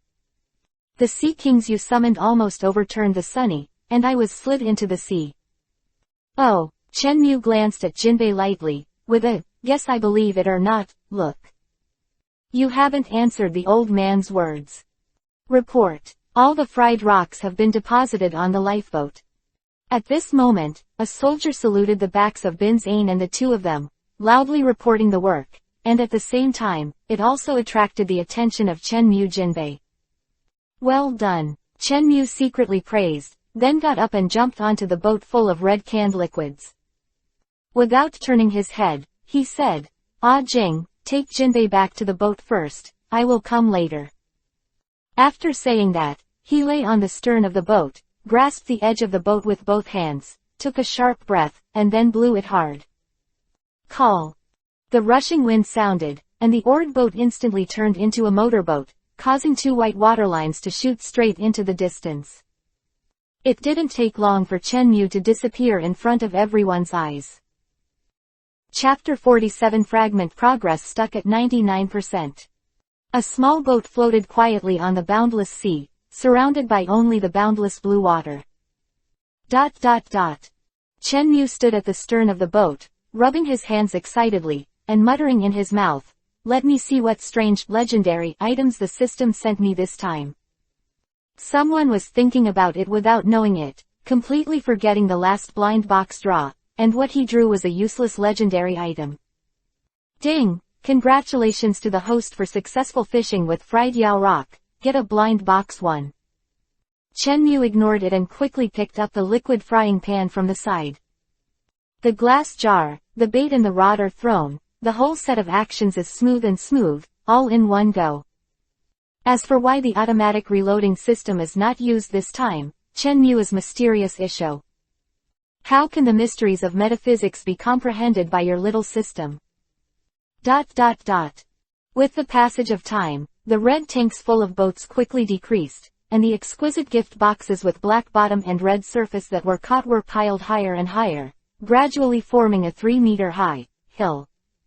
When the last red tank was thrown into the sea, with the familiar ding sound, Chenmu nodded contentedly, and took the opportunity to put the fishing rod into the system space. Then it's time to witness the miracle. Chenmu stopped drinking, and his whole body burst out with incomparably dazzling brilliance. Open it for me. Chenmu's eyes flashed brightly, his hands turned into afterimages, and he opened each gift box at a lightning-fast speed. And the black and red gift box hill is melting at a speed visible to the naked eye. Open black lens bracket ding, ding, ding. Close black lens bracket. A series of system prompts resounded in Chenmu's mind. When the nearly 100 gift boxes were quickly dismantled, Chenmu sighed and wiped the sweat on his forehead. Come on, let me witness the arrival of Emperor O. Chenmu secretly prayed in his heart, then closed his eyes and sank his mind into the system space. Seeing this incomparably empty storage compartment again, Chenmu couldn't help but lift his heart and continued to scroll down. After a short while, the inventory was finally turned to the bottom. Looking at the shard-like object in the corner, Chenmu's mind sank, and there was a bad premonition. No. It's going to be bad. Chenmu secretly swallowed his saliva and tapped his fingers tremblingly. Open black lens bracket weapon forging fragments X99. Close black lens bracket. Note: 100 weapon forging shards can be used to synthesize the weapon forging function. The current shard is 99/100ths. Chenmu was startled. This was the first time he had caught debris. Glancing at the numbers in the lower right corner, he found that Bailey had not increased. Chenmu raised his eyebrows in surprise and thought to himself, could it be that this system is running out of money? Shaking his head, Chenmu refocused his gaze on the fragment that only occupied one space. Looking at the striking, by 99 feet, he couldn't help but fell into contemplation. Stands to reason, they should all be here, how can there be one less? On the other side, the frozen broken island. Kizaru stood quietly in the air, with one hand in his trouser pocket and the other hand holding the glass jar containing the red liquid. After wasting so much time, I only found one, it's really troublesome. Kizaru curled his lips in disgust, and threw the extremely dangerous high-explosive material at the vice admiral behind him. And this group of serious-looking vice admirals changed their faces in an instant, crowded together in panic, raised their hands in the air, and stared intently at the red parabola in the air. Don't squeeze, be careful. Yamakaji, quickly throw away the cigar. Ah, I refuse. Having said that, the bearded Vice Admiral Yamakaji exited the crowd in an instant. Looking at the Vice Admirals who used to be serious, but now they are like children robbing toys, a gentle smile spreads on their faces. On the other side of the sea, several warships surrounded the main ship like the stars and the moon, and began to slowly evacuate. Ain and Binz stood on the bow with heavy expressions in the fleet that was moving away. And Jinbei and the huge Sea King, floating on the sea, watched their departure. Main ship bow. Ain pulled a reluctant smile from the corner of his mouth, and the beautiful eyes that were looking into the distance gradually lost focus, and his eyes were a little blurred. Binz, you said that the teacher is awake, how are we going to face him?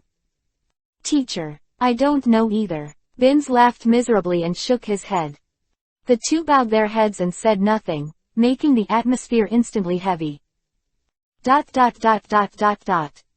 On the sparkling sea. Jinbei floated half of his body on the sea, quietly watching the departure of this special fleet, could not help but feel a little disappointed. It's easy to get Marine to retreat, he's a trustworthy partner. Said, he touched a whale, beside him, but was hidden by him imperceptibly. For this, Jinbei coughed awkwardly, turned and swam towards the sunny. On the other side, Chen, who had been thinking hard, decided to give up. Thinking. Just ask them directly. After thinking about it for a long time, my brain hurts. Chen Mu lay on his back on the boat with a comfortable face, quietly waiting for the arrival of a whale. After a while, waves swayed on the calm sea. Chen Mu's slightly closed eyes slowly opened, and Vivi raised the corner of his mouth. Hee, here we come. Chen Mu sat up and looked towards a certain direction of the sea with a smile on his face. And just under the sea that Chen Mu was looking at, a huge shadow formation was rapidly approaching. Wow! The sound of the waves sounded, and the huge whale slowly emerged from the water. The big black eyeballs, when they saw Chen Mu again, suddenly curved into a crescent moon, and the happy whale chirping was endless. Okay, if you call again, you will overturn the ship. Chen Mu grabbed the edge of the ship and shook his head helplessly. After all, after the ship's body gradually stabilized, Chen Mu jumped lightly and jumped onto Ah Jing's back. And Ah Jing let out a happy cry, turned the huge body gently, and hurried away in the direction from which it came. Just as the three parties went their separate ways, a large white whale-shaped sailboat slowly sailed into this sea area. And the direction it was heading was exactly the direction in which the Neo-Freshman Marine was evacuated. Pirates and Neo-Marine discovered each other. Found a pirate ship ahead. The warning sound from the top of the warship sounded, and Ain and Binz walked out of the health room one after the other, covering the sadness on their faces, and said in a cold tone, everyone, prepare to fight. And the other side. Van Oka, who also found the warship, jumped down from the observation deck at the top of the main mast, the purple-black cloak behind him screeching. Captain, there is Marine. Blackbeard let out a sigh, and took out a monocular with a noble aura from his arms, gleaming with gold. The others also walked to the bow one after another and looked towards the shadow of the ship in the distance. After a while, Blackbeard put the pure gold monocular in his arms and grinned at the crowd. Guys, enjoy the battle. Everyone was stunned for a moment, and looked at Blackbeard with doubts on their faces, but before everyone could ask questions, a very slight gunshot sounded, attracting everyone's attention. Van Oka, _.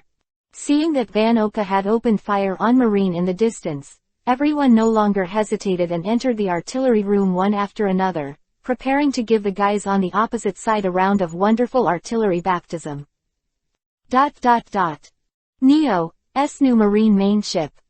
Not long after Ain gave the battle order, the sound of breaking through the sky at a high speed followed, and then there was the sound of wood shattering. Binz, who was standing beside him, frowned, looking for prestige. I saw that the black Marine flag above my head was shot off, swaying and falling down like a piece of rag. Bastard pirates. Ain and Binz's pupils shrank, and their anger surged. A war between the two sides is imminent. And on the sea less than half an hour away from the Neo warship, Kizaru was rushing over on a huge warship. Note, the direction of Ain et al. Going is still the island where the second lava lake is located, which is the volcanic sightseeing island, and the direction of Kizaru et al. Is the same. Chapter 48 Zephyr chases down heroes. Blackbeard's bounty is 2 billion. At this time, Chen Yu was lying on the back of a whale, with Erlang's legs crossed. Shi Shiren rushed to the sunny. Why is the weapon forging function so close to the door, but he is not in a hurry? It's no wonder he can. After all, only enemy and friendly cursors are marked on the system map. When Chen Yu and Ain completed the transaction, Neo Marine was no longer recognized as an enemy, and the corresponding red cursor disappeared from the map. For this reason, Chen Yu once again despised the system and complained that it didn't even have the function of searching for NPCs. At this time, the white whale ship and the huge axe blade ship successfully docked, and the two sides officially began a hand-to-hand battle. Bang!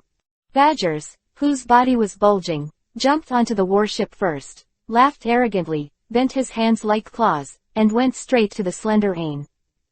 A hint of disgust flashed across Ain's pretty face. Her palm glowed with pink brilliance, and she slapped the rushing badgers hard.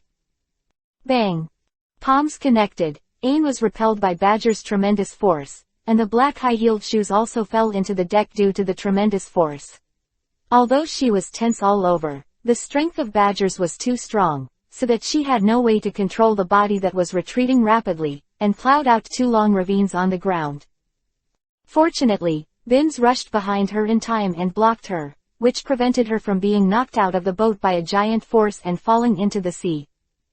Thank you, Bins. Ain Vivi gasped. Bins made a light, and whispered, be careful. Then the whole person disappeared in place, the afterimage flashed by in the air, and Bins appeared directly above Badger's, stomping on his head with a golden rooster independent posture. At this time, Badgers also noticed the attack from above, grinned, and punched his right fist up. Originally a self-confident Badgers, a pink glow shone from his body, and the well-saved offensive was also taken aback, and even his muscles began to contract in a certain proportion. What happened? Badgers was startled, and before he had time to get familiar with the changes in his body, Bins, who fell from the sky, slammed his head into his head, smashed through the deck instantly, and fell into it. Be careful! Ain exclaimed, awakening Bins who was about to pursue him. Watching the 2 pink flames approaching rapidly, Bins subconsciously leaned back, dodging the backward shot that was about to hit him and the fierce attack that almost decapitated him. Seeing that his attack had failed, Shiryu took a sigh of relief and took a cigar. He recovered the blade that had been cut horizontally, and changed it to a slash. The blood-red blade slashed through in an instant, splitting the 2 flames thrown by Ain into 2 halves. Dissipated in the air. Just when Shiryu's old power was not gone and his new power was not born, Bins, who was leaning back, took advantage of the trend and kicked his right foot towards Shiryu behind him.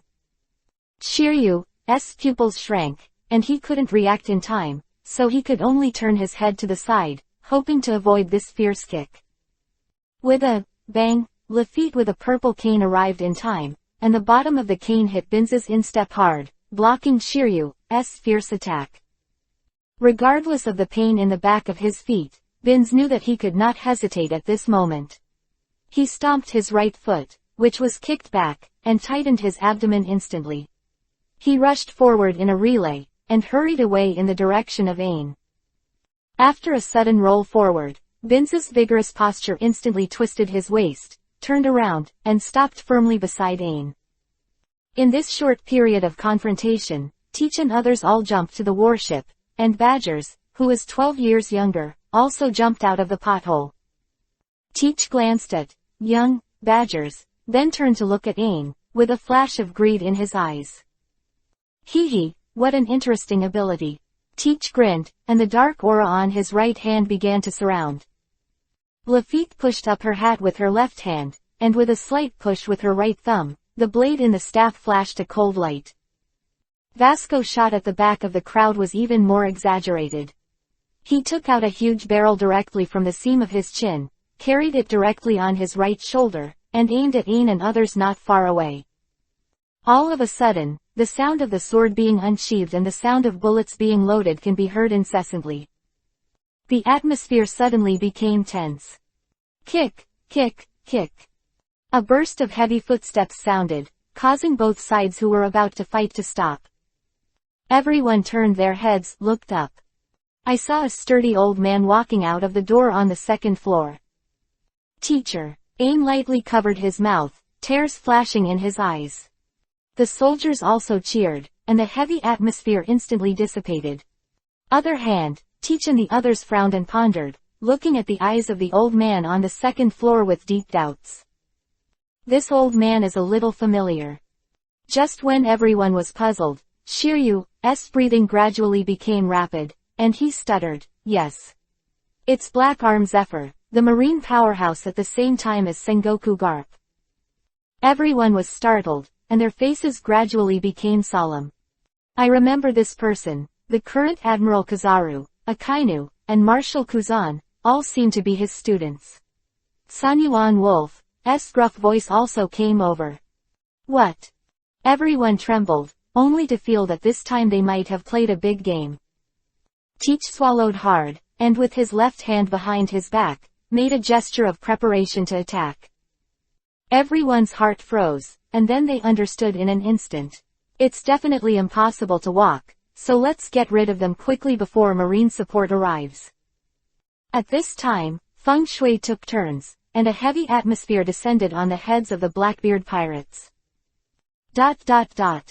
With a bang, Zephyr jumped down from the second floor, landed in front of Ain and Binz, and said lightly. Is it a pirate? Report. It's a pirate, and next to them is their pirate ship. A soldier saluted the military salute and said in a passionate tone. Hearing this, Zephyr nodded lightly, glanced at the white whale boat next to him, and his pupils shrank subconsciously. This is Edward Newgate's boat. Zephyr's heart sank, and the look in Teach and the others' eyes became more solemn. No matter who the pirate group is, they will be wiped out. After speaking, Zephyr's eyes narrowed, waving his giant mechanical arm, and rushed up first. Ain stepped lightly on his feet and jumped into the air. The pink flames came first and directly aimed at Van Oka and the ship Dr. Q, who were holding a spear. Bang bang, 2 gunshots rang out, and the flames exploded in the air. Zephyr, who was waving his robotic arm, also rushed directly in front of Teach, smashed the stone arm, and opened his robotic fingers to grab Teach's head. Dark water. Teach glared angrily and shouted. The palms entwined with the dark aura swung out instantly and slammed into the heavy mechanical arm. Zephyr from the right, but was blocked by the sudden appearance of Binz.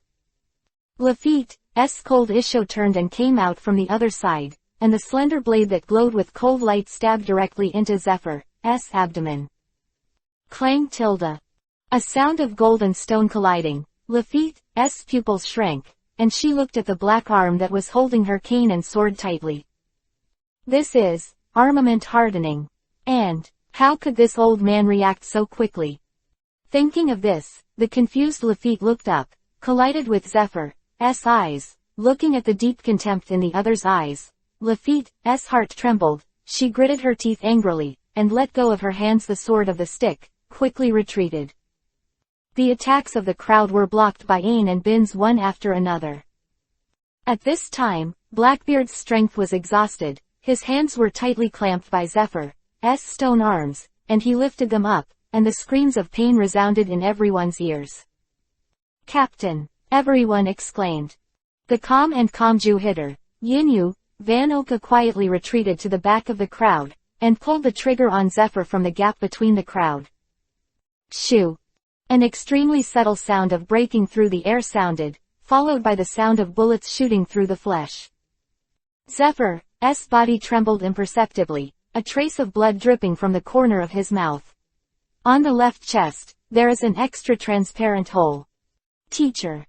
Seeing the bullet passing through his chest, Ain exclaimed, and the tears from the corners of his eyes couldn't stop pouring out of his eyes.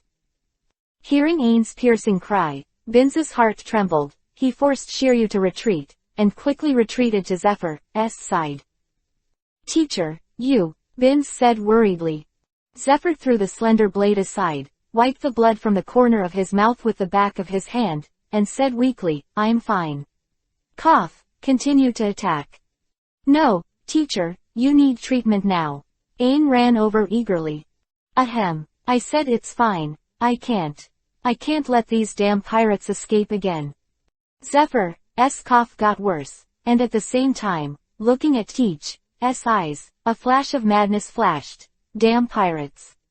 They shouldn't exist in this world. Die, smash, blast. Boom. The raging flames spread instantly, accompanied by a strong shock wave, constantly invading everyone. Damn, how can this old man be so strong? Everyone from the Blackbeard pirates put up their arms to block. Ah, Teach's miserable howl kept echoing in everyone's ears. At this moment, the huge warship suddenly tilted to the side, and everyone was unstable and slipped. "I'm here to save you, Captain." Huge Han Sanyuan Wolf, holding the front and rear ends of the warship, slowly overturned the huge warship. The sound of popping continued. In a panicked exclamation, the main ship of the Neo Marine was completely overturned by Wolf, and everyone on board fell into the water. The people who sank into the sea reacted quickly and swam towards their mates, while Badgers, who had regained his strong body, was carrying Teach, who was completely black. Shiryu carried the comatose Katarina Devon, and the evil king, Avalo Pizarro held shot in one hand and Zephyr's right robotic arm in the other, and swam upwards. Ain and Binz were also rescued by other marine soldiers.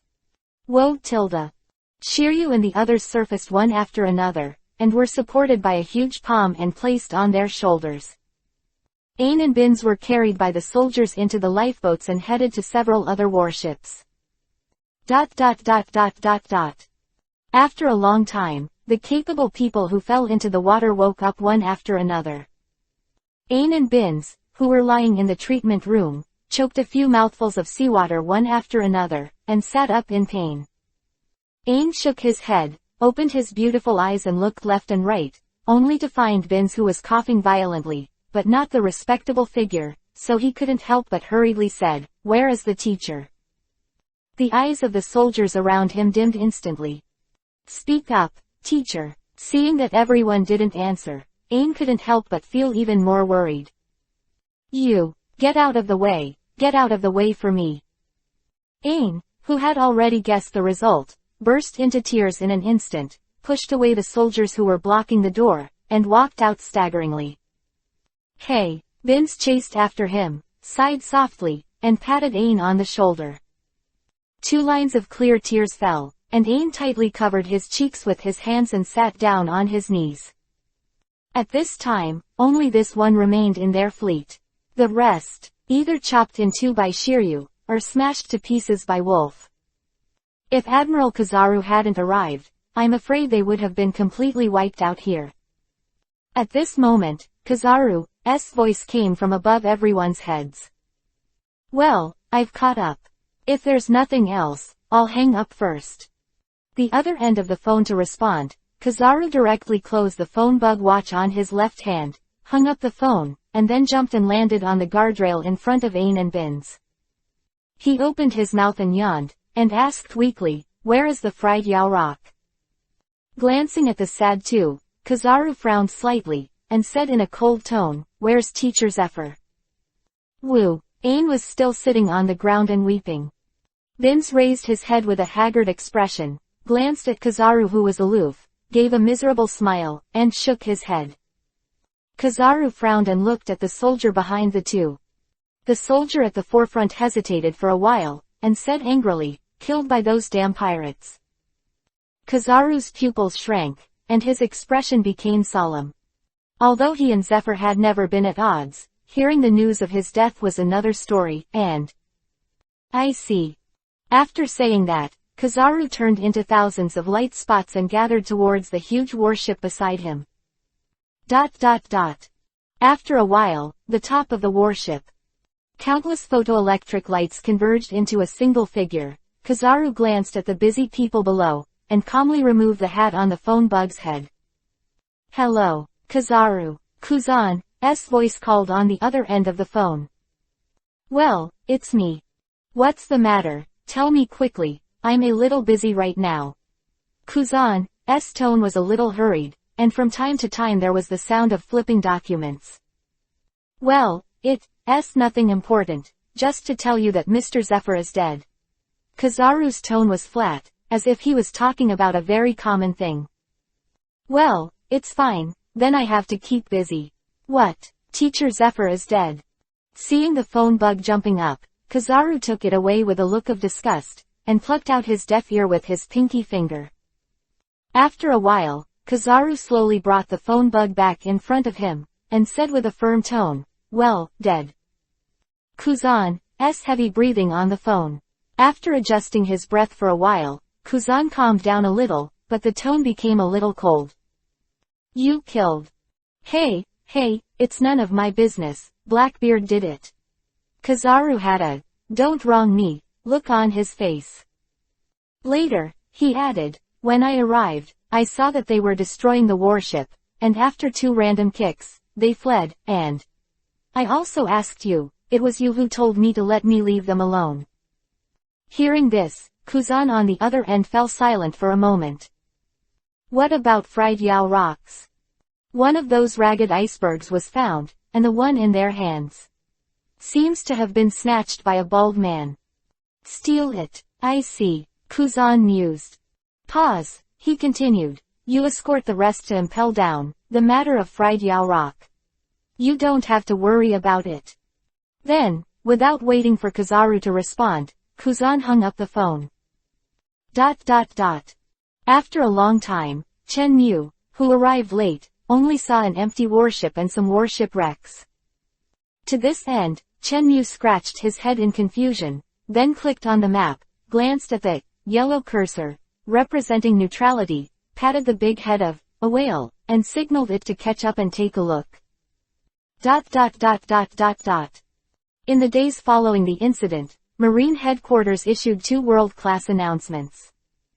1. The former Marine Admiral, Black Arm Zephyr, was killed by the Blackbeard pirates in a sneak attack while guarding the important material, fried Yao rock, special, posthumously named a hero. 2. Blackbeard robbed the fried Yao rock, comparable to ancient weapons, intending to invade various countries in the New World, and the danger is enough to threaten the major kingdoms. For Captain Marshall D. Teach, the bounty has been increased to 2 billion. Regarding Zephyr's posthumous title as a hero, there were many twists and turns. As a marshal, Kuzan tried his best to win several times before he got the promise from above. After all, Zephyr accidentally injured too many Marines when he snatched fried Yaoyan, which once aroused the disgust of the soldiers. But under the joint suppression of Kuzan and Akainu, this gradually subsided. Chapter 49. He lay down by himself, and I have no melon. On the rough sea. Kizaru was sitting on the noble chair in the bow, and behind him were the 2 kneeling Bin's Ain, both of whom were clasped by seastone. After being silent for a long time, Kizaru said calmly, "I need to confirm that you didn't secretly hide the fried Yao rock, but really gave it to a light bald pirate." The 2 kneeling looked at each other, and a trace of humiliation flashed in their eyes. Ain pursed his lips tightly. After struggling violently in his heart, he bit his lip and said bitterly, "If we don't agree to his request, I'm afraid we won't be able to live." That bald pirate, very strong, you can go to him if you don't believe me. Bins added hurriedly. You don't talk anymore." By Bins from the bad memories of the previous few days, Kizaru's forehead throbbed violently, trying his best to suppress the anger in his heart. "Do you think you can't beat it? Replace me. I can't beat it either." Kizaru groaned wildly in his heart. Kizaru took a deep breath and was about to divert the subject, but was interrupted by the sound of warning above the warship. "Alert! There is a huge Sea King behind, and it is expected to hit us in 1 minute." The broadcast sounded at the top of the watchtower. Sea Kings. Everyone was stunned. Looking at the dazed Vice Admiral, Kizaru pouted and said with a dull expression, "Oh scary sea kings. Momonga, I'll leave it to you tilde." "Yes, Your Excellency." Momonga nodded solemnly. "Okay, let's change the subject." Kizaru clapped his hands lightly, making Ain and Bins look back at him. Continued, "Without, fried Yaoyan, how would you fulfill Z's last wish?" Hearing this, Ain's pupils vivi shrank, and his mouth opened, as if he had been guessed. "We don't know," Bins said ruefully. Bins didn't know he could understand. After all, he wasn't the one who handled the day-to-day military affairs.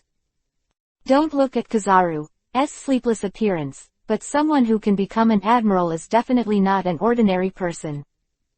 Kizaru didn't even look at Bins, his eyes full of pressure on the blue-haired girl. He knew that after Zephyr's death, she would be the only commander. In other words, she's the new admiral. Although Kizaru still had a smile on his face, from Ain's point of view, this smile did not feel any warmth at all, only the endless coldness. When it comes to the safety of the whole new world, even this lazy admiral has to work hard. Just when the atmosphere almost solidified, the sharp announcement sounded again. Enemy attack. Kizaru's eyes twitched again. "What the hell, can't you let me finish the question quietly, it's delaying my rest time." Kizaru complained in his heart. Kizaru sighed helplessly. "No way, since the enemy has already attacked the door, the interrogation can only be interrupted." Kizaru stood up slowly, released his arms holding his arms, and raised his right foot with a mocking expression. Before he stepped down, his entire body turned into countless golden light spots and gathered towards the top of the warship. Several Vice Admiral also took out their weapons with solemn expressions and ran towards the stern. Already had conjectures about Momonga, who had not returned for a long time. After a while, the stern was crowded, and the 4 Vice Admirals stood at the forefront. Kizaru stood still at the top of the warship, the marine coat behind him squeaked by the blowing hunting. Looking at the rapidly approaching Sea Kings, Kizaru's eyes narrowed slightly. No, to be precise, it should be looking at the bald man on the back of the Sea King. It's really him. Ellipsis. At this moment, on the incomparably thick black back of a whale, a Vice Admiral with mohawk hair was lying motionless with his eyes closed. On its back sits a bald man dressed in yellow with a white cloak fluttering behind him. It was Chen Mu. That's right, a whale has caught up with this yellow cursor, under the command of Chen Mu. But what Chen Mu didn't know was that the yellow cursor, at this time was slowly turning to crimson. Between him and Marine is quietly rising. Ellipsis. Chen Mu Vivi raised his eyebrows and looked at everyone at the stern with a little thought. The few Vice Admirals who have only met once, and can only rely on the memories in his mind to identify them one by one. But he still had a fresh memory of the figure in yellow at the top of the warship. After all, I just hit someone a few days ago. Chen Mu coughed softly, moved his butt off Momonga's back, then showed a smile on his face, and said to Kizaru in the distance. "Ah, long time no see, old Huang." As he said, he waved at Kizaru. "I don't know, I thought it was an old friend who reunited after a long absence." Everyone turned their heads to look at Kizaru, who was in the high place, and there was a hint of confusion in their eyes, and they thought, "Is this person a friend of Your Excellency Admiral?" Kizaru looked at everyone's strange eyes, and the corners of his eyes twitched. Then he took a deep breath, turned into a golden beam, and shot towards Chen Mu.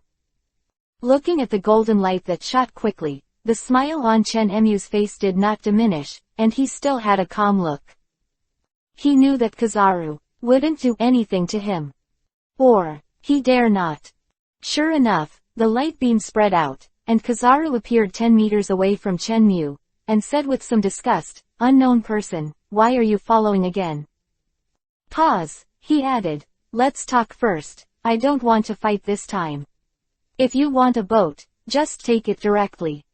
After saying that, He raised his hands with a mocking expression, expressing surrender. Kizaru with a weird expression, the smile on Chen Emu's face froze. Do you really think of me as a pirate who robs the sea? In this regard, Chen Mu just laughed, too lazy to explain. Looking at Chen Mu, who was smiling and said nothing, Kizaru hesitated for a while, pointed to Momonga on the ground, and said, "Can you let me take that guy back first?" Then he pouted and added, "Of course, if you don't want to pay it back, you can put forward conditions. I will pass on your request to our marshal." After that, he inserted his hands into his trouser pockets again, turned around and was about to leave. "Don't you want to listen to my conditions? How to just turn around and leave?" Chen Mu couldn't help complaining. Afterwards, Chen Mu rolled his eyes speechlessly, pressed his right hand on Momonga's back, and pushed it gently. Momonga spun around and slipped under Kizaru's feet. He was lightly stepped on by his right foot and stopped. Kizaru looked at Chen Mu with a faint smile on his face. Vivi raised his eyebrows, and said in a slightly questioning tone, "Then, if you're okay, I'll go first." Having said that, Kizaru lifted Momonga's collar with his right hand, and pointed his left thumb back, with a, "If you don't speak, I'll really leave," expression. Cough cough. Chen Mu coughed for a while. Forcibly suppressed the desire to complain, and said solemnly, "I have something to do with Ain, she should be on your boat." "Oh, that little blue-haired girl." Kizaru narrowed his eyes and said slowly. "Little girl. Ah, yes, with blue hair." Chen Mu was stunned for a moment, then suddenly realized. Kizaru called her a little girl, and that's right, after all, he's old, at 58 now. For Ain's age, she was indeed a little girl. "She's a repeat offender that our marshal indicated and wanted me to personally escort to impel down." Kizaru frowned slightly.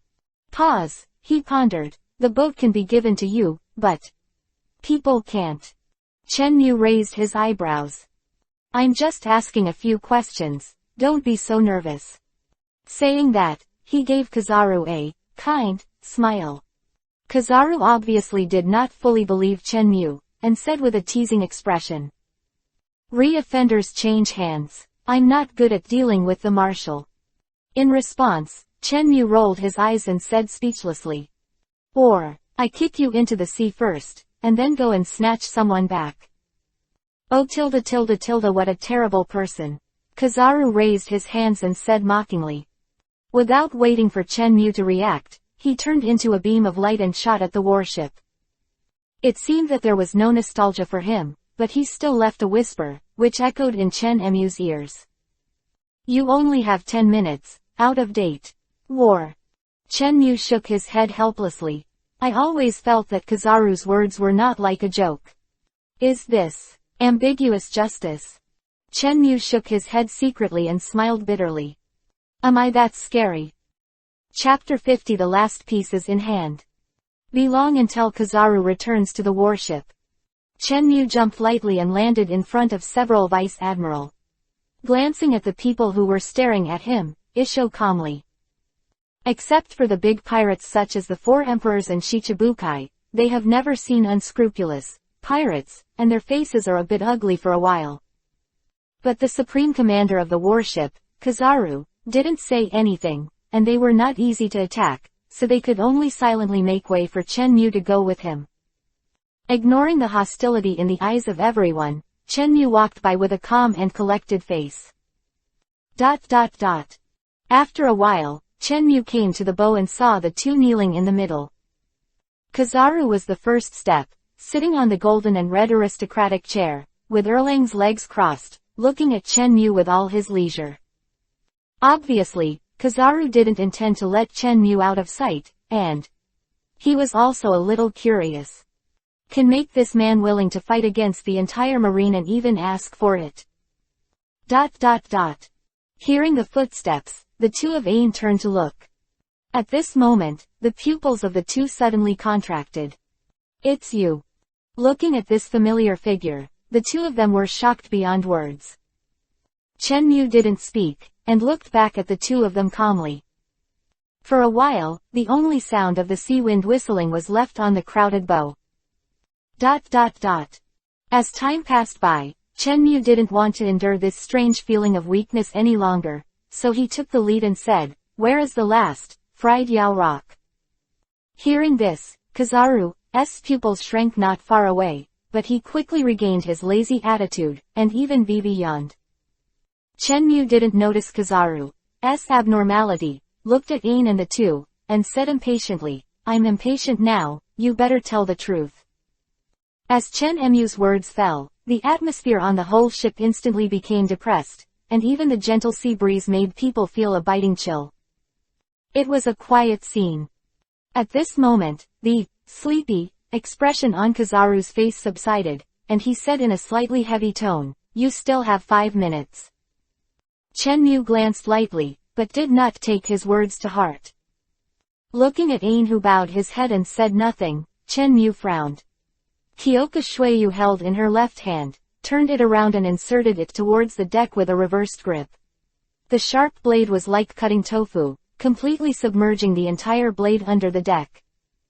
Glancing at the two of Ain, whose eyes were beginning to blur, Chenmu's mouth raised Vivi, and he said slowly, "Where is the fried Yaoyan?" Binz's pupils were blurred, and he said with a dull expression, "Stolen by the bald pirates." Light, bald pirate. The corners of Chenmu's eyes jumped wildly, and he almost couldn't hold back his punch. Ignoring Binz, Chenmu Vivi turned his head, stared at Ain, and said solemnly, "Where is the last, fried Yao rock?" Ain's tender body trembled, a look of fear appeared on his pale and pretty face, and he said in a trembling voice, "I was taken away by that terrifying man." Hearing this, Chenmu fell into contemplation and began to recall the plot of the previous life. According to the plot, after encountering the Straw Hat Pirates, fried Yaoyan should be placed by Zephyr on the volcano hot spring island to blow up the second island. Before they could go to the volcanic hot spring, I stopped them halfway. Logically speaking, there should be all the fried Yao rocks. How can there be one less suddenly? Just as Chenmu was thinking hard, a soldier with dull eyes slowly walked out of the array and murmured, "Fried Yaoyan, I hand over." Sleeveless marine suit was hit by a golden beam before he could finish speaking, and instantly turned into a sparkling star, and disappeared into the sky. Although Kizaru responded in a timely manner and kicked the soldier away, the soft whisper that was like a mosquito's groan still reached Chenmu's ears. Kizaru Vivi turned his head and glanced carefully at Chenmu behind him. Seeing that he was still bowing his head in deep thought, he let out a sigh of relief, raised his left hand, and wiped the sweat on his forehead. "Ha ha, I forgot about you." Chenmu chuckled lightly. Looking at the stiff Kizaru, Chenmu slowly pulled up Jinghua Shueyu, pacing, and slowly walked to Kizaru's side. Seeing the sweat dripping down his face, Chenmu chuckled again. "Ha ha, the acting is good, I was almost fooled by you." Logically speaking, with Chenmu's strength, almost everyone in the whole ship will be dragged into a fantasy world, and Kizaru is no exception. However, Chenmu forgot that Jinghua Shueyu's cracking method should be done before the full hypnosis is activated. If you touch the knife, you can be unaffected. Coincidentally, the two of them only fought a few days ago, and it happened to be a wave of swordsmanship, which led to the dramatic scene now. Kizaru's eyeballs Vivi moved, and he glanced at Chenmu beside him, and it turned into a golden light and disappearing in place. At Kizaru, who suddenly running, Chenmu shook his head and chuckled, and couldn't help but murmured in his heart, "Young uncle, I'm not afraid I don't know, what is a system map?" With his thoughts back, Chenmu's figure flashed and disappeared. With Chenmu's departure, everyone on the boat gradually separated from the environment. On the other side, Kizaru stood still on a small lifeboat, holding a glass jar with red liquid in his left hand, and his right index finger shone with golden light. After a short charge, a beam of light instantly cut through the sky, heading towards the huge Sea King in the distance. Class shot away. Boom! A violent explosion sounded, blasting the huge body of a whale, into a huge hole dripping with flesh and blood, and the wound was even more bloody. A whale was in pain and kept howling. At the same time, its huge fish tail was raised high, and then it slapped hard and dived towards the deep sea. And the waves raised by the fish tail also quickly pushed the boat that Kizaru was riding into the distance. Seeing the huge black whale fleeing wounded, Kizaru nodded in satisfaction. Suddenly, an extremely dangerous omen flooded Kizaru's heart. Oops! Kizaru's heart froze. He turned around instantly, and looked at the bald man who suddenly appeared. Chenmu tilted his head and glanced at the direction in which a whale was diving, mocking Isho, and said, "Dignified Marine Admiral, how could he still hit and run?" Although Kizaru doesn't know what hit and run means. But feeling the coldness in the eyes of the visitor, he knew that this matter could not be helped. "Let's talk. You want to be public or private?" Chenmu said to the high-ranking Marine with a Gai-Luzi tone. Kizaru looked confused. Chenmu coughed lightly, stretched out two hands towards Kizaru, and said indifferently, "It's private, you just give me that thing, I'll leave." It's just. I'll beat you up, take the things away, and leave. You choose. Chenmu hooked Kizaru with his right hand, while his left hand held Jingwashueyu, and calmly pulled a knife flower, pointing directly at the tip of Kizaru's nose. Threat means beyond words. Kizaru Bibi raised his eyebrows. There were a few deep forehead lines on his forehead, and he said with a teasing face, "It's terrifying. Speak to me well," Chenmu shouted, interrupting Huang Admiral's yin and yang words. Kizaru's expression froze, and he looked at Chenmu in confusion, thinking, "Why is this person so irritable today? He didn't even let me finish the sentence." Looking at the stuck Kizaru, Chenmu couldn't help but feel a shock. An indescribable feeling came to his heart, and he couldn't help but complain. "Let you talk yin and yang strange, now you're stuck, you're in a circle, ha ha ha ha." Compared to someone's rising wicked taste, Kizaru, who gradually slowed down, seemed more serious. "You don't seem worried at all that I'm going to ruin it." Kizaru calmly Isho, a golden light on his fingertips. Chenmu's arrogant laughter stopped abruptly and looked at Kizaru dazedly. Looking at Chenmu who was suddenly stunned, Kizaru's heart was somber, and the fingertips, which were glowing with dangerous light, got a little closer. If you listen carefully, you can hear a subtle, click, sound. Looking at the tiny cracks on the glass jar, Chenmu's eyes widened, and he rushed towards Kizaru with a violent aura. However, Kizaru had already transformed into an elemental form, allowing those golden light spots to be blown around. As soon as the violent wind stopped, he would be able to go back and forth on him. Chenmu's face sank, and a trace of killing intent flashed in Kizaru's eyes. "Ouch, what a terrifying murderous look." Kizaru sneered indifferently. "Ha ha ha ha." The sound of heavy breathing constantly echoed on the boat, as if trying to suppress the anger in his heart. After a short while, Chenmu's breathing gradually stabilized, his complexion returned to a cold color, and he said lightly, "Think clearly, is it worth losing your life just for such a small, fried Yao rock?" The smile on Kizaru's face subsided, looking directly into Chenmu's eyes, and said solemnly, "But I know, you need this." "Okay, I don't want to talk nonsense anymore." Chenmu waved his hand impatiently. Looking at Kizaru who kept his mouth shut, Chenmu continued, "I gave Fujitora 2 choices that day. Today, I'll give you 2 too. 1, give me something, I won't kill you. 2, you die, this broken thing. I don't want it." After saying that, Chenmu's aura suddenly exploded. The boat under the two of them also began to shake violently, and bursts of overwhelmed creaks sounded, as if it would fall apart at any time. Glancing at the boat that was about to fall apart, Kizaru sighed helplessly and threw the fried Yao rock over. Chenmu raised his right hand lightly, caught the explosive product thrown by Kizaru, glanced at the helpless middle-aged uncle, and said softly, "You are very sensible." Kizaru raised his eyebrows, Isho, and shrugged, "Thanks for the compliment." Then, in a nonchalant tone, he said, "With your strength, if you want to destroy the new world, you don't need to use fried Yao rock, and you have no reason to destroy the new world. Right, no name." The smile on Kizaru's face gradually became more confident. Chenmu couldn't deny it and smiled lightly. "Haha, my family was not killed by the bastard pirates." Kizaru's smile gradually faded. Chenmu continued, "Even if he kills him, I can take his life with my own hands. Even if he is recruited by you and joins the Shichibukai under the king, he will not be able to keep him." Kizaru's pupils shrank, and he said with a shocked expression, "How did you know about Teacher Zephyr's family?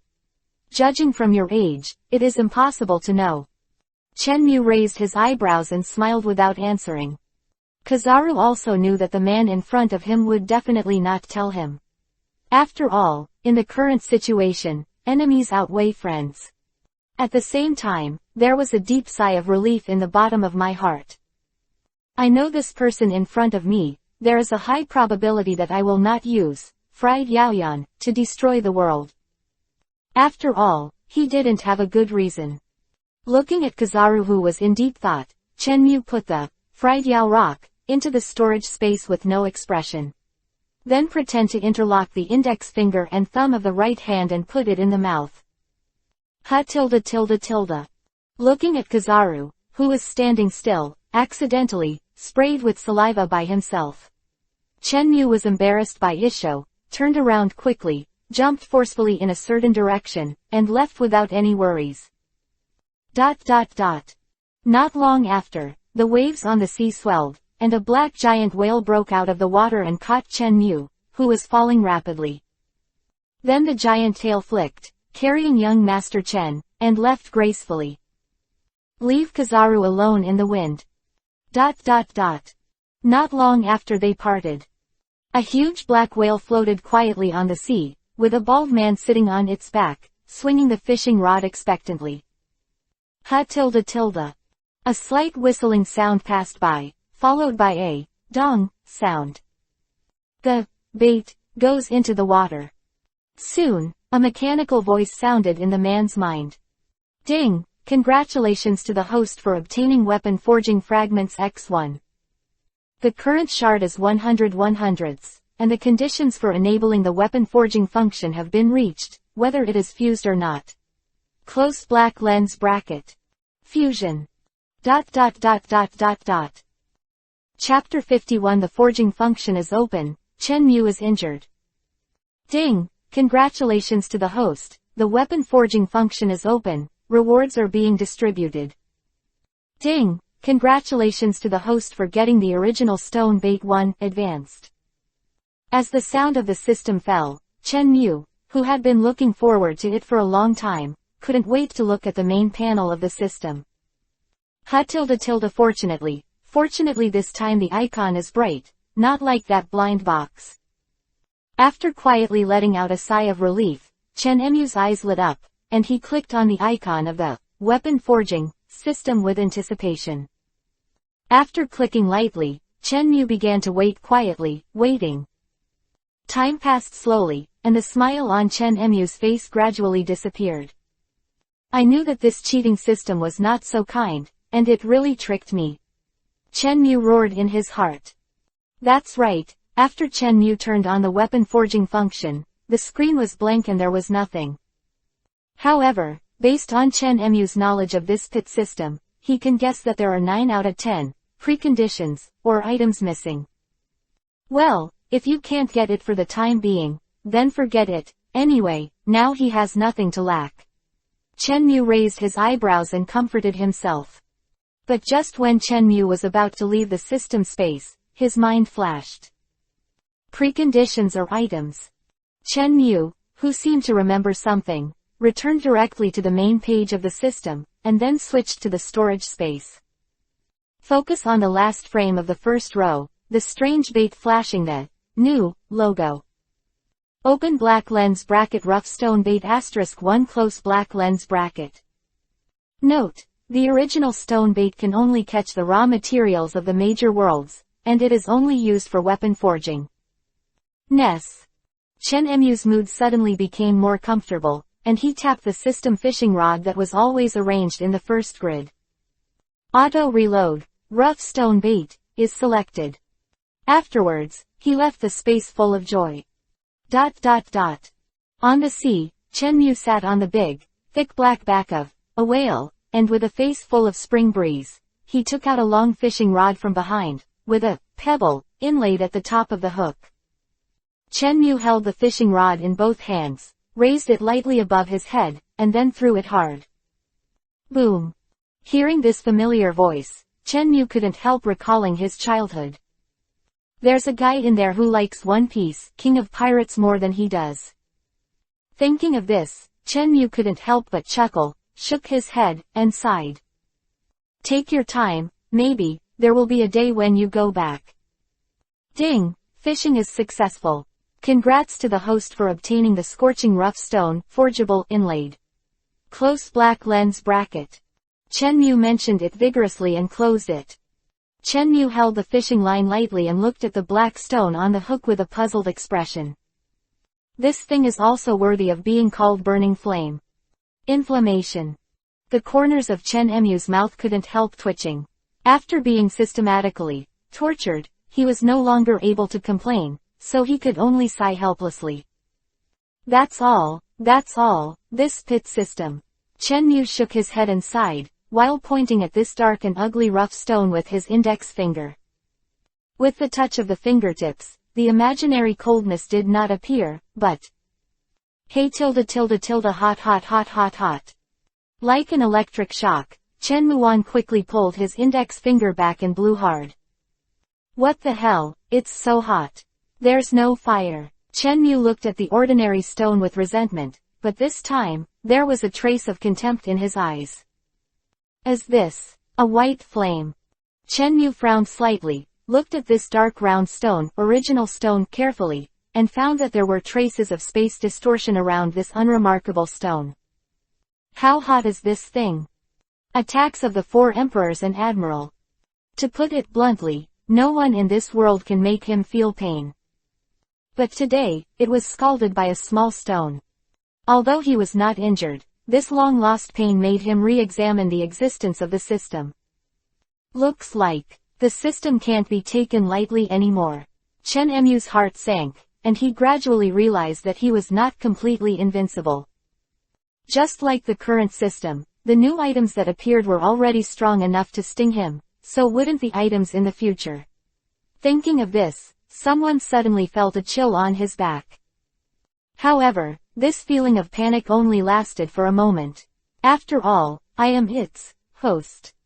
Chen Mu Saran Isho, no longer thinking about it, refocusing his eyes on this scorching rough stone, stretched his right hand forward, gently grasped, and held this egg-sized black rough stone in his palm.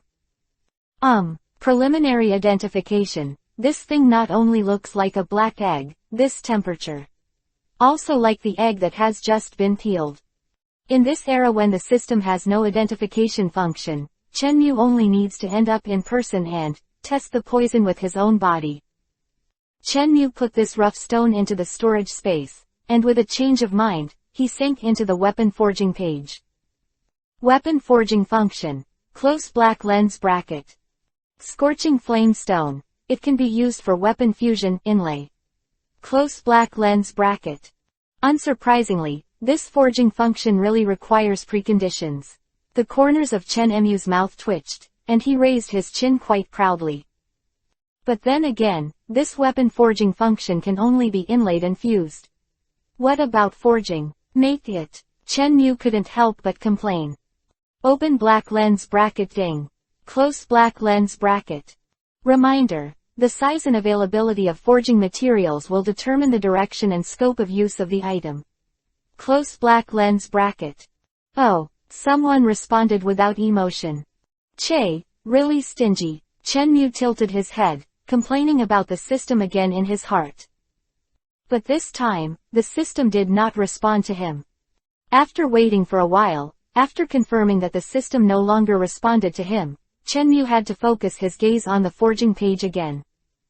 I looked left and right, looked up and down, and after looking around, I couldn't find the fusion or mosaic option. Are there any preconditions? Chen's bald-headed handsome face collapsed, and he felt a sense of frustration that he had been deceived by the system. When someone looked decadent, the mature and sensible Ah Whale had already carried him back to the sunny.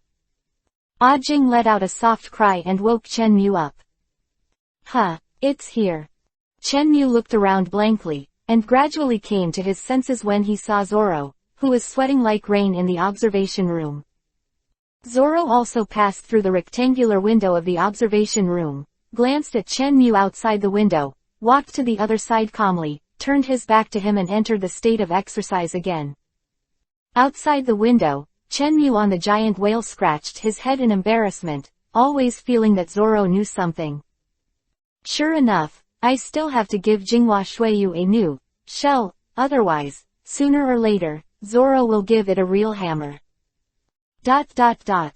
Sunny. Hey, uncle, come down for the banquet.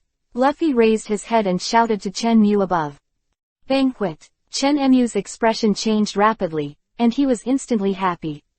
Then, with a swish, Chen Mu disappeared directly from Ah Jing's back and appeared in front of Luffy.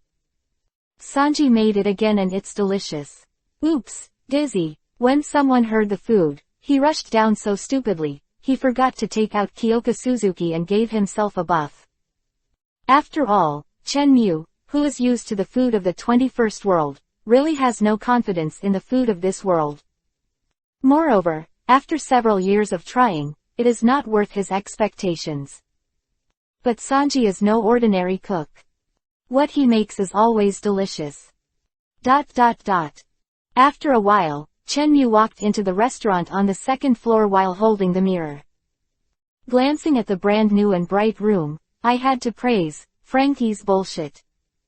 This repair speed is almost catching up with the system. When Chen Mu was seated, the smiling people slowly looked at Nami on the other side, and Luffy who was strangled by Nami's neck. Well, then, everyone can start. Seeing the gentle smile on Nami's face, Chen Mu subconsciously shook and almost shook the spoon in his hand. Well, everyone is very polite. Since that's the case, let's invite our guests, this handsome little brother, let's start first. Then, pitifully said, if the guests don't start first, everyone will be hungry together. Seeing the begging in the eyes of the crowd, Chen Mu sighed faintly, picked up the knife and fork in his hand, and cut the large piece of steak full of fragrant meat on the plate. Okay our respected guests, we have already started to enjoy the food. Then, everyone can start. Looking at everyone who was starting to wind and cloud, Robin took the special milk tea from the table and took a sip, with a gentle smile on his face. Chen Mu knew in his heart that he would not be able to escape this slaughter. He could only turn his grief and anger into appetite. With the idea of eating more and paying more, Chen Mu's meat-eating speed was not as fast as Luffy's. Seeing the mountains of delicacies gradually being eaten up by everyone, the light in Nami's eyes became brighter and brighter. Chapter 52 Feet Real Fighting, and Fake Fighting. Inside the restaurant, Chen Mu, who was full of food and drink, leaned against the soft back of the chair and raised his head comfortably. At this moment, there was a slight and rapid sound of footsteps. Dear guest, are you satisfied with this meal? Nami whispered in Chen Mu's ear with an extremely sweet voice. Chen Mu's face stiffened, he turned his head stiffly, looked at Nami who was smiling like a flower, then looked down, swallowed secretly, and said to himself. Nami is really great, I can't even hold it. Then suddenly thought of something, the tiger body shook. Oops, Nami is definitely not the one who suffers, I must be in her calculations. Chen Mu couldn't help but secretly worry. At this moment, Nami's sweet and glutinous voice sounded again. Dear guest, if you are satisfied with this meal, please also pay for this time, which is 10 million Baileys. After a pause, Nami's smile grew brighter and she leaned over Chen Mu's ear and said, Dear guest, you must be satisfied with my service. Then, Also please pay for the service of the little girl. Saying that, Nami stretched out 2 slender fingers towards Chen Mu. Muscles on Chen Mu's face trembled, and he said in a trembling voice, 2 million. No tilde. Nami smiled and shook her head at Chen Mu. Looking at the people who turned their heads and whistled, Chen Mu's heart sank, and he had already guessed the answer. 20 million. Chen Mu's tone was a little stiff. Looking at Nami who was about to shake her head again, Chen Mu said anxiously, I don't have 200 million. After saying that, he stood up quickly, raised his white cape at Nami, and added, Look, do I look like someone who can hide 200 million Baileys on me? Seeing Chen Mu's crying face, Nami pursed her lips, her heart softened, and she nodded lightly, a total of 25 million Baileys. Chen Mu slumped on the chair with an expression like the rest of his life. It's not that he is reluctant to give up money, he is afraid that Nami will get worse after developing this terrible habit. After all, his source of income depends entirely on the system's rewards. It seems, I'm going to learn a craft to make money, Chen Mu murmured in his heart. Then he smiled wryly and said to Nami, I put Bailey in Ah Jing's mouth, I'll go get it. After saying that, Zgu turned around and left, ignoring the light in the eyes of the girl behind him. Everyone was silent and looked down on themselves. Ellipsis. After a while, Chen Mu pretended to walk in from the outside with a bulging money bag. Nami's eyes lit up instantly, and she rushed towards Chen Mu with joy. He threw the purse into his arms. Chen Mu stood at the door awkwardly, not knowing whether to advance or retreat. At this moment, he suddenly felt that he was an outsider. The people sitting inside, drinking or chatting happily, were like family members, unlike him, who was always a passerby. Chen Mu faintly turned around and left with a bit of loneliness. The atmosphere that was supposed to be happy suddenly became quiet. Laughter stopped. Zoro looked thoughtfully at the direction Chen Mu left. Sanji wiped off the water stains on the last plate, put it aside, walked over to Luffy while wiping his hands, patted his shoulder lightly, shook his head and walked out without speaking. Everyone frowned as they watched Sanji leave, and fell into contemplation. Hey, Luffy tilde, Nami whispered to Luffy. Huh, Luffy looked back, looking at Nami suspiciously. Well, that uncle, Nami hesitated for a long time, but didn't say why. With a serious face, Robin put down the black tea in his hand and said slowly, we all think he is very easy to get along with. Robin looked at the confused Luffy and smiled. Has Luffy ever thought about making him a partner? Everyone turned their heads and looked at Luffy. Luffy was startled, scratched the back of his head, and asked, Uncle, hasn't he always been a partner? This time it was everyone's turn to be confused. When did you admit he was a partner? How do we not know? I thought you knew. Luffy asked the crowd with a soul pounding.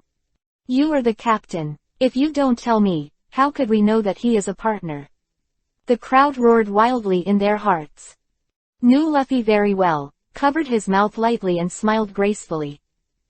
Luffy with a look of disgust, Nami blinked her beautiful eyes like autumn water, turned around secretly, quietly wiped away the tears from the corners of her eyes, and her rosy mouth Vivi curled up. Luffy is still the sweetest idiot. ... Sunny, on the grassy deck. Chen Mu put his hands on the guardrail and looked into the distance without focus. At this time, Jinghua Shuiyu was bitten in his mouth by him. The sea breeze in the afternoon is very comfortable. Sanji's voice came from the second floor. Chen Mu was stunned for a moment, turned his head, and looked at Sanji so quietly. A few seconds later, Chen Mu said with a slight disgust, Can you not smoke in the upper wind? I'm down there, I'm choking. The smile on Sanji's face froze, and the hand holding the cigarette trembled slightly. Ha ha ha ha ha. A burst of wanton laughter came. Immediately afterwards, Zoro walked out of the room with his hands covering his stomach. Ha ha ha, stupid cook. Zoro's merciless sarcasm entered Sanji's ears. Sanji was trembling with anger, and his breathing became a little heavy. Seeing Zoro pointing at Sanji's back with one hand and laughing while covering his stomach with the other, Chenmu subconsciously took 2 steps back and muttered in his heart. This distance is too close. If the 2 of them fight, I'm afraid they will splatter my blood. Chenmu took a few steps back again. Finally, the unbearable Sanji burst out. Green-headed bastard, Sanji growled. Before he finished speaking, Sanji flickered and disappeared. Immediately afterwards, the sound of strong wind whistling above Zoro's head, and Sanji's violent shout. First-class ground meat. The smile on Zoro's face subsided, and with a sound of chang, the Chushui heavy sword was instantly unsheathed. The 2 went up and down, frantically, fighting each other. Ah! Yahaha! Sanji, who was in the air, kicked his feet faster and faster, turning into afterimages. Zoro below, also turned into a 2-sword flow, quickly waving 2 sharp-edged swords, drawing a cold light in the air. For this reason, the corners of Chenmu's mouth twitched, and he couldn't help but complain. When fighting the enemy, I have never seen you work so hard. The sound of fierce fighting outside drew everyone in the room out. But when everyone saw that it was Suo-shan and the 2 who were madly fighting, they were not surprised. After all, the 2 of them had a small fight every day and a big fight every 3 days, and everyone was used to it. Hey Zoro, Sanji. Luffy sat on the white railing on the 2nd floor, shouting to the 2 who were fighting to the bow. Huh.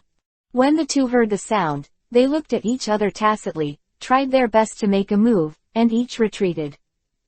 Humph. Stupid swordsman, cheek. Chenmu raised his eyebrows and looked at the 2 of them amusingly. Hey, uncle, come here. Luffy shouted at Chenmu again. Huh, me. Chenmu was taken aback. Then, follow Zoro Sanji and walk towards Luffy. Chapter 53 Renovation of White Flame and Black Pocket. On the sunny. Chenmu stood beside Luffy, together with everyone, looking at Usopp on the bow. The long sea breeze roared past, raising the black curly hair under Usopp's hat. I saw that his left eye was tightly closed, his breathing gradually became slow and long, and he was concentrating on a certain floating object in the distance. Call out. A slight cracking sound rang in the ears of everyone. Everyone stared at it and saw a small transparent hole on the wooden barrel that was floating up and down. Frankie, who was looking far into the distance, put down his right hand on his forehead, and his tone was a little puzzled, as that wooden barrel a little strange. Nami was stunned for a moment, her pretty face was full of doubts, and she said suspiciously, "Isn't it just an extra hole? Based on Usopp's accuracy, is this strange?" As he said that, he glanced at the people who were staring at him. How did you? Shish, look. Zoro looked serious, raising his chin at the barrel in the distance. Nami was stunned and followed Zoro's gaze. I saw that the wooden barrel was slowly melting at an extremely slow speed. Nami's pupils shrank, and she covered her mouth lightly, her face full of disbelief. Why, Usopp, did you secretly replace the cork with a flame seed? After a brief shock, Nami asked the calm Usopp. Usopp frowned without saying a word, still looking at the gradually melting wooden barrel. ... After a moment, the Sunny approached. Looking at the barrel with less than 1/10 of it remaining, everyone looked serious. Go down and have a look, old man. After saying that, Jinbei jumped into the sea with a pop, and swam in the direction of the mutilated wooden barrel. Seeing Jinbei approaching the wooden barrel, Robin with a keen mind frowned slightly and pursed his lips tightly. There is still some left, you wait, the old man will bring this back. After saying that, Jinbei gently copied his right hand and lifted the ups and downs of the mutilated wooden barrel. Don't put it down soon. Robin shrank his pupils and hurriedly said. But still a step too late. Jinbei, who was holding the barrel aloft, threw the barrel away as if electrocuted. Then his right hand was quickly put down and dived under the sea. Jinbei's face full of pain, a hint of surprise flashed in everyone's eyes. This invisible flame can actually hurt a fish man Jinbei. You know, most of Jinbei's skills are in these palms. Also, he can use armament for defense. Thinking of this, everyone couldn't help but fix their eyes on Jinbei's black right arm. Yes, Jinbei just reacted now and wanted to use armament hardening to crush this weird flame. However, what everyone saw was that Jinbei's forearm was a normal black armament, and the palm was still his original skin color. It seems, can't override armament. Everyone sighed in their hearts and looked at Chen Mu as if asking for help. Chen Mu also frowned at what happened to Jinbei. He also didn't expect that the flame that could make him feel the burning pain would be the flame of possession to others. It won't take a few minutes, and Jinbei's palm will be melted away. If it drags on for a long time, it may burn the entire arm. Zoro said softly, pulling out Chushui, as if he wanted to jump down and help Jinbei's broken arm. Uncle, looking at Jinbei, whose face was getting paler, Nami pulled Chen Mu's white cloak anxiously. Chen Mu couldn't tell because of the bitterness. The system didn't introduce too much about this stuff. I can't help it either. Chen Mu shook his head with a wry smile, but before he could finish speaking, the system's voice rang. Seastone element is detected nearby, the burning effect is weakening. You can try seastone. Chen Mu turned his head solemnly and glanced around at the crowd. Measure, given by Chen Mu. Zoro, who was about to jump into the sea, froze, and the expression on his face instantly became weird. Seeing the expressions on everyone's faces gradually become weird, Chen Mu was stunned. What are your expressions? Aren't you the ones who are looking for a solution? Look at me, go save people. Chen Mu has a question in his head. Big Uncle, we have 4 abilities, Chopper said timidly. So what? Chen Mu looked at Chopper, whose face was full of fear, and slowly spread his hands.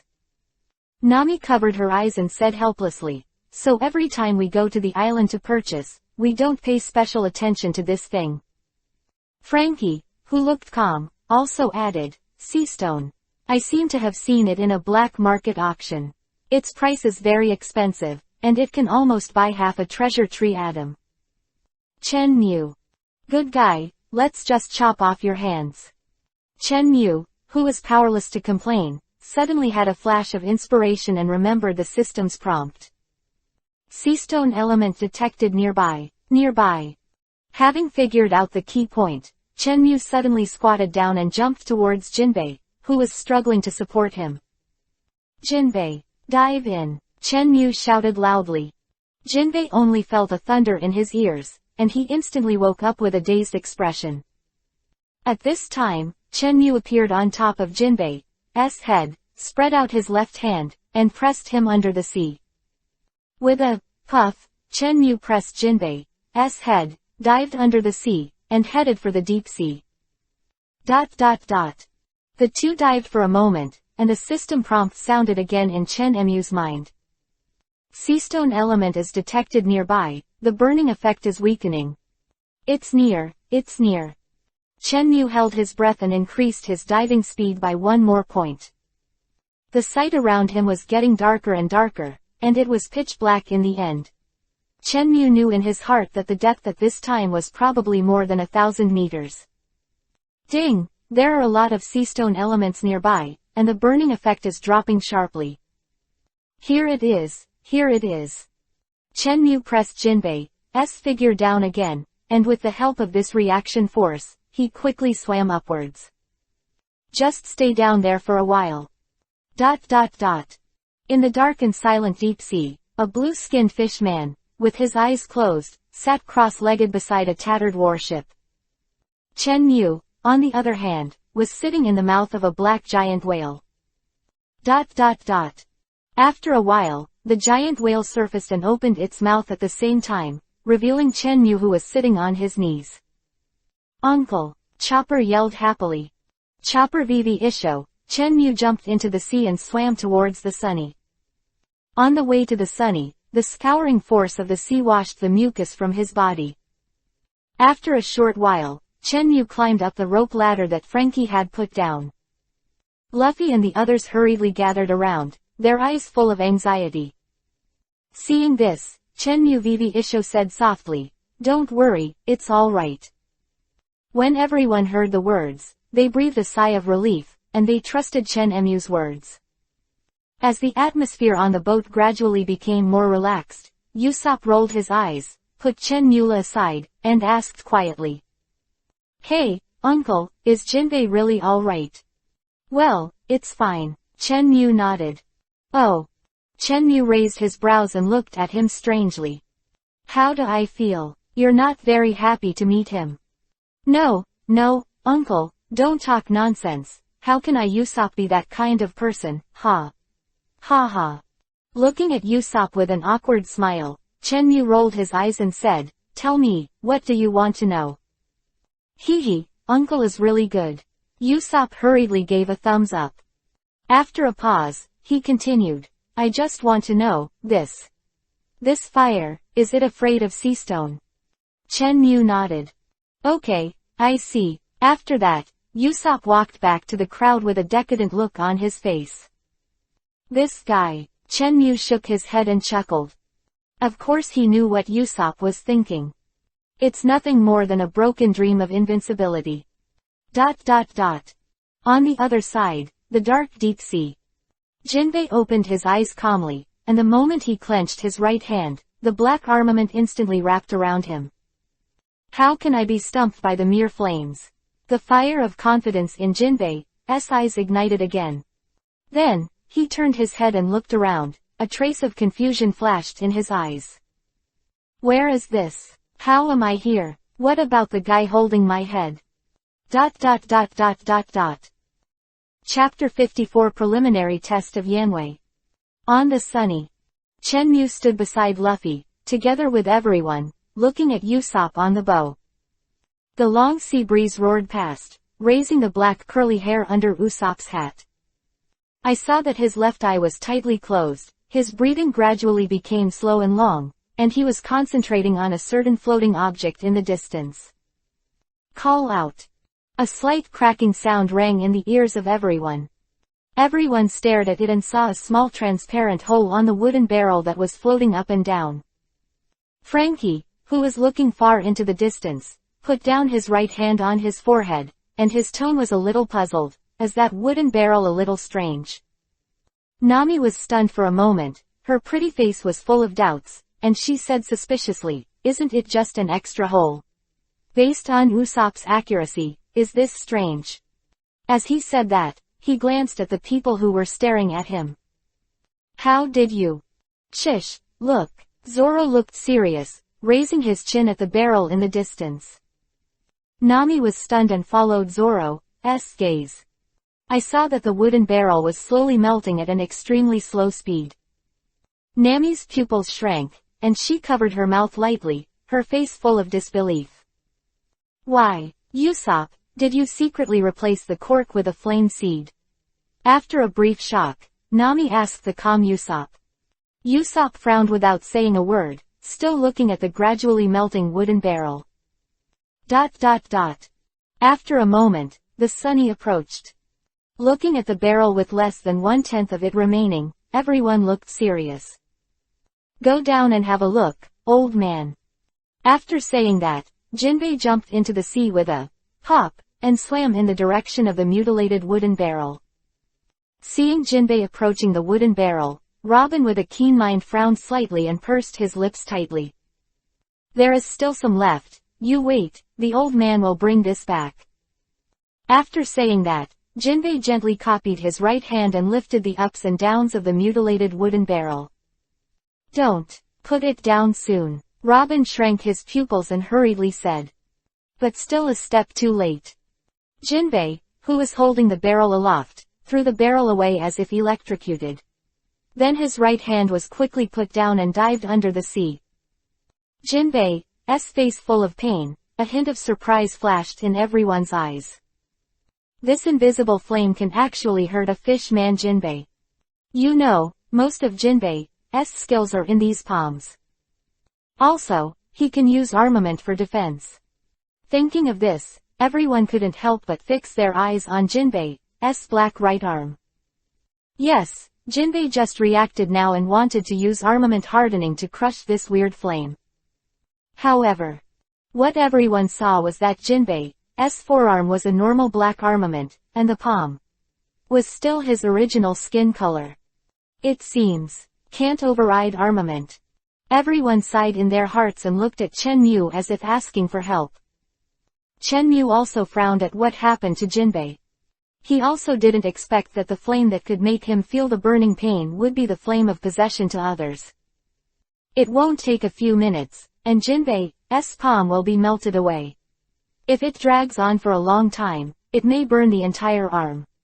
Zoro said softly, pulling out Chushui, as if he wanted to jump down and help Jinbei's broken arm. Uncle, looking at Jinbei, whose face was getting paler, Nami pulled Chen Mu's white cloak anxiously. Chen Mu couldn't tell because of the bitterness. The system didn't introduce too much about this stuff. I can't help it either. Chen Mu shook his head with a wry smile, but before he could finish speaking, the system's voice rang. Seastone element is detected nearby, the burning effect is weakening. You can try seastone. Chen Mu turned his head solemnly and glanced around at the crowd. Measure, given by Chen Mu. Zoro, who was about to jump into the sea, froze, and the expression on his face instantly became weird. Seeing the expressions on everyone's faces gradually become weird, Chen Mu was stunned. What are your expressions? Aren't you the ones who are looking for a solution? Look at me, go save people. Chen Mu has a question in his head. Big Uncle, we have 4 abilities, Chopper said timidly. So what? Chen Mu looked at Chopper, whose face was full of fear, and slowly spread his hands. Nami covered her eyes and said helplessly, so every time we go to the island to purchase, we don't pay special attention to this thing. Frankie, who looked calm, also added, Seastone. I seem to have seen it in a black market auction. Its price is very expensive, and it can almost buy half a treasure tree atom. Chen Mu. Good guy, let's just chop off your hands. Chen Mu, who was powerless to complain, suddenly had a flash of inspiration and remembered the system's prompt. Seastone element detected nearby. Having figured out the key point, Chen Mu suddenly squatted down and jumped towards Jinbei, who was struggling to support him. Jinbei, dive in, Chen Mu shouted loudly. Jinbei only felt a thunder in his ears, and he instantly woke up with a dazed expression. At this time, Chen Mu appeared on top of Jinbei's head, spread out his left hand, and pressed him under the sea. With a puff, Chen Mu pressed Jinbei's head, dived under the sea, and headed for the deep sea. The two dived for a moment, and the system prompt sounded again in Chen Mu's mind. Seastone element is detected nearby, the burning effect is weakening. It's near. Chen Mu held his breath and increased his diving speed by 1 more point. The sight around him was getting darker and darker, and it was pitch black in the end. Chen Mu knew in his heart that the depth at this time was probably more than 1,000 meters. Ding! There are a lot of seastone elements nearby, and the burning effect is dropping sharply. Here it is. Chen Mu pressed Jinbei's figure down again, and with the help of this reaction force, he quickly swam upwards. Just stay down there for a while. In the dark and silent deep sea, a blue-skinned fish man, with his eyes closed, sat cross-legged beside a tattered warship. Chen Mu, on the other hand, was sitting in the mouth of a black giant whale. After a while, the giant whale surfaced and opened its mouth at the same time, revealing Chen Mu, who was sitting on his knees. Uncle! Chopper yelled happily. Chopper Vivi Isho, Chen Mu jumped into the sea and swam towards the Sunny. On the way to the Sunny, the scouring force of the sea washed the mucus from his body. After a short while, Chen Mu climbed up the rope ladder that Frankie had put down. Luffy and the others hurriedly gathered around, their eyes full of anxiety. Seeing this, Chen Mu Vivi Isho said softly, "Don't worry, it's all right." When everyone heard the words, they breathed a sigh of relief, and they trusted Chen Emu's words. As the atmosphere on the boat gradually became more relaxed, Usopp rolled his eyes, put Chen Mula aside, and asked quietly. Hey, Uncle, is Jinbei really alright? Well, it's fine. Chen Mu nodded. Oh. Chen Mu raised his brows and looked at him strangely. How do I feel? You're not very happy to meet him. No, Uncle, don't talk nonsense. How can I Usopp be that kind of person, ha? Ha ha. Looking at Usopp with an awkward smile, Chen Mu rolled his eyes and said, Tell me, what do you want to know? Hee, Uncle is really good. Usopp hurriedly gave a thumbs up. After a pause, he continued, I just want to know, this fire, is it afraid of sea stone? Chen Mu nodded. Okay, I see. After that, Usopp walked back to the crowd with a decadent look on his face. This guy. Chen Mu shook his head and chuckled. Of course he knew what Usopp was thinking. It's nothing more than a broken dream of invincibility. ... On the other side, the dark deep sea. Jinbei opened his eyes calmly, and the moment he clenched his right hand, the black armament instantly wrapped around him. How can I be stumped by the mere flames? The fire of confidence in Jinbei's eyes ignited again. Then, he turned his head and looked around, a trace of confusion flashed in his eyes. Where is this? How am I here? What about the guy holding my head? ... Chapter 55 The magic weather stick transformation failed. With a crashing sound, Jinbei broke through the sea and swam to the sunny calmly. Sanji, who was standing still beside the boat, saw Jinbei approaching. He let out a smoke ring, then hooked and kicked with his left foot, and dropped the rope ladder down. ... Jinbei climbed onto the boat and looked at the unbelievable picture, and couldn't help shaking his eyebrows. I saw Luffy and the others, their eyes glowing brightly, and their faces surrounded Usopp with excitement. Usopp, on the other hand, held his right hand high, holding the black pocket slingshot tightly in his palm, with a proud and smug look on his face, like a nouveau riche. A small group of people on the other side seemed to be arguing about something, with a red face. Chen Mu, who was in the middle of the crowd, smiled awkwardly, looking like a peacemaker. Please listen to me. Chen Mu resignedly separated the two. Zoro and Frankie turned their heads one after another, looking at Chen Mu impatiently. Hey, my dear, is it so impatient to ask for help? Chen Mu's forehead is covered with black lines. Seeing the two of them look at him, Chen Mu coughed lightly, and said, the small part of the remaining material is only enough for one person's weapon to be transformed, so. Hearing this, everyone on the boat stopped their movements and pricked up their ears. So what? The two asked with a hunch, frowning. So, why can't I use it for myself? I also have weapons. After saying that, Chen Mu raised his left hand and waved at the two of them, flashing a cold sword light, and flashing the two of them's faces. Seeing this, Zoro and Frankie looked at each other, then bowed their heads tacitly, and fell into contemplation. Chen Mu raised his brows and looked at the two of them in surprise, thinking. It seems that the two of them still have no intention of giving up. Etc. Something seems wrong. Everything and technology are mine. If I don't get it for you, do you still want to use force against me? Thinking of this, Chen Mu couldn't help but laugh a little. These two. It seems that they can't break his defense at all. ... After a while, Zoro and Frankie sat on both sides with displeased faces. Right in the middle of the two, stood a little beauty who bulged forward and backward. Really One Piece, King of Pirates Nami.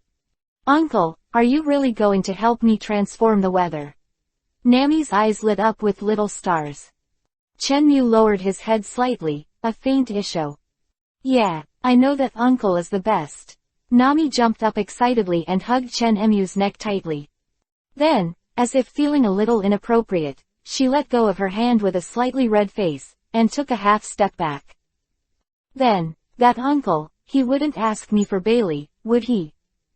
When it comes to Bailey, Nami's state has changed in an instant, with a pitiful look, and there seems to be tears in her watery eyes. Chen Mu's mouth twitched. No, I don't lack Bailey. Chen Mu's heart softened and he blurted out. Looking at Nami's beautiful eyes, a light called, money, lit up. Chen Mu subconsciously took a few steps back and secretly said something bad. Oops, I said the wrong thing. Seeing Chen Mu's reaction, Nami's eyes rolled, and her whole body suddenly became twisted, and she said in a milky voice, then. That uncle will let me keep these unimportant things ... After saying that, she pursed her lips, looking like she was about to cry. ... The corners of Chen Mu's eyes twitched, not knowing how to refute this pretty girl. Robin, who was watching the play, covered his mouth and chuckled, Nami, get up, he should agree. Chen Mu was startled and looked at Robin in disbelief. Sister Robin, you have changed, and your heart has become black. Chen Mu then reacted and waved to Nami in a hurry, wanting to save one last time, but Nami, who was quick-eyed and quick-handed, came first, jumped up in an instant, and hugged Chen Mu's right hand tightly. Chen Mu glanced down and looked at his forearm. He was deeply immersed in the two groups of white flesh. He couldn't help swallowing his saliva, but his mouth was dry. Uncle ... Nami hugged Chen Mu's right hand, looking like letting you pick it. Chen Mu forcibly controlled himself to look away, took a few breaths of air, and forcibly calmed down his excited mood. Okay, I'll give it to you, you put my hand first. Before Chen Mu finished speaking, he only felt that his arms were empty, the feeling of warm and fragrant nephrite had disappeared, and his heart could not help but feel a little empty. Looking at the joyful Nami, everyone vivi isho. Except for the jealous Sanji. ... After a while, Chen Mu took the magic weather stick and pretended to jump into the big mouth of the whale, strengthening the light flashed, and the remaining half of the burning stone completely disappeared. Simple and boring reinforcement, once again successful. The giant mouth opened, Chen Mu held a stick in one hand and a knife in the other, and jumped on the Sunny.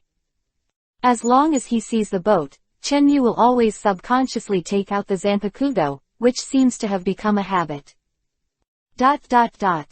Chen Mu gently floated down and landed on the green lawn.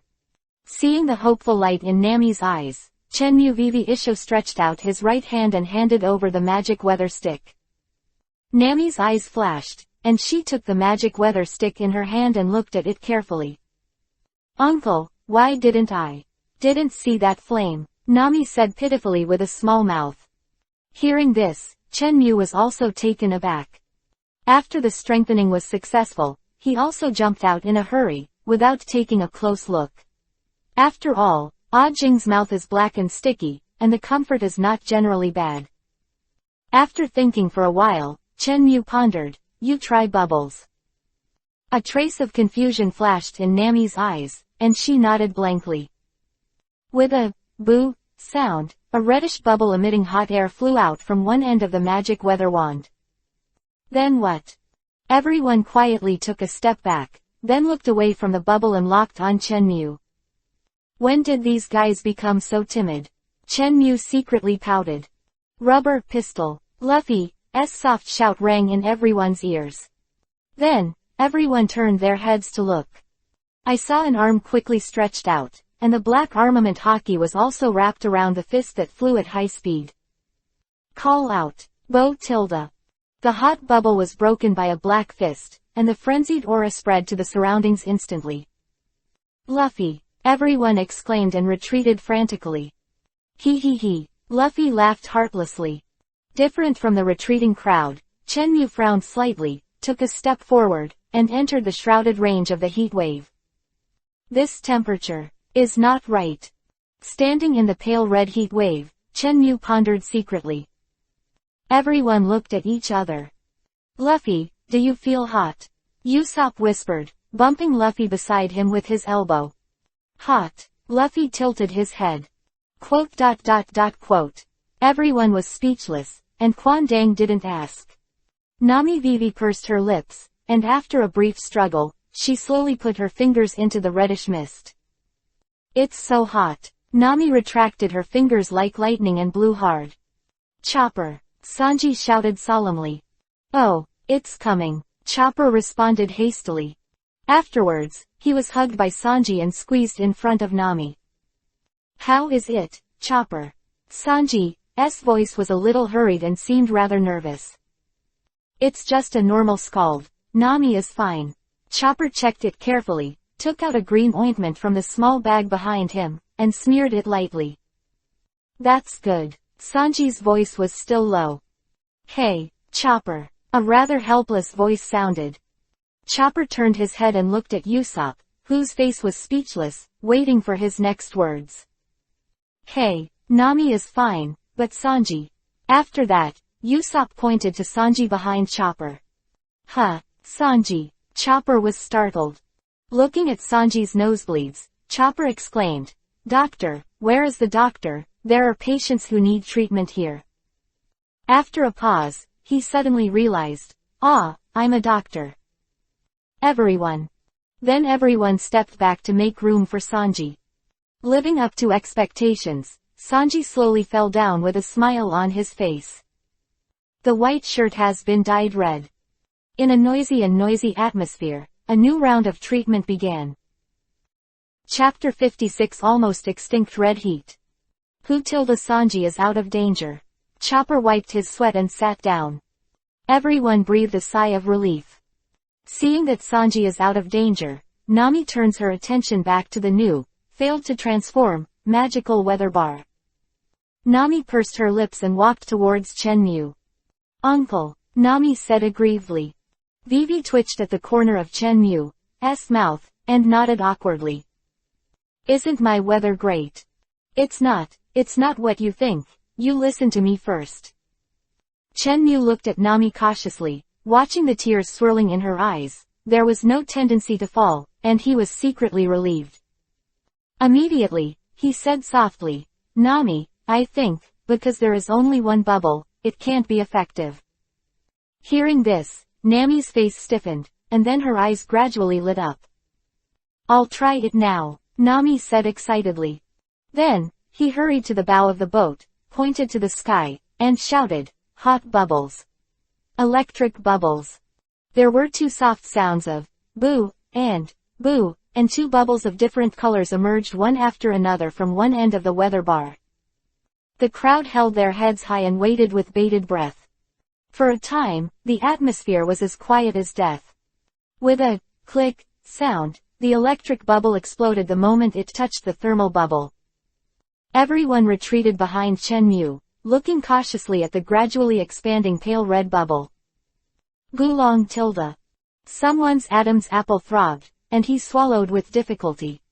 Aware of Usopp's fear, Chenmu shook his head and laughed in his heart. A violent explosion sounded, attracting everyone's attention. Everyone saw that the light red bubble, which was originally only the size of a basketball, exploded after it expanded to a diameter of 1 meter.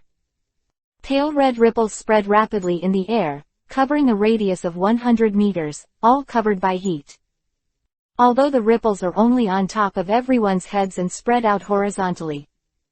But the intense high temperature made it very uncomfortable to bake everyone on the boat. Under this high temperature, the grass withered, the leaves quickly withered and yellowed, and even the yellow oranges were instantly shriveled and fell off one after another. Everyone's faces slowly turned ashen, as if someone had strangled their throats.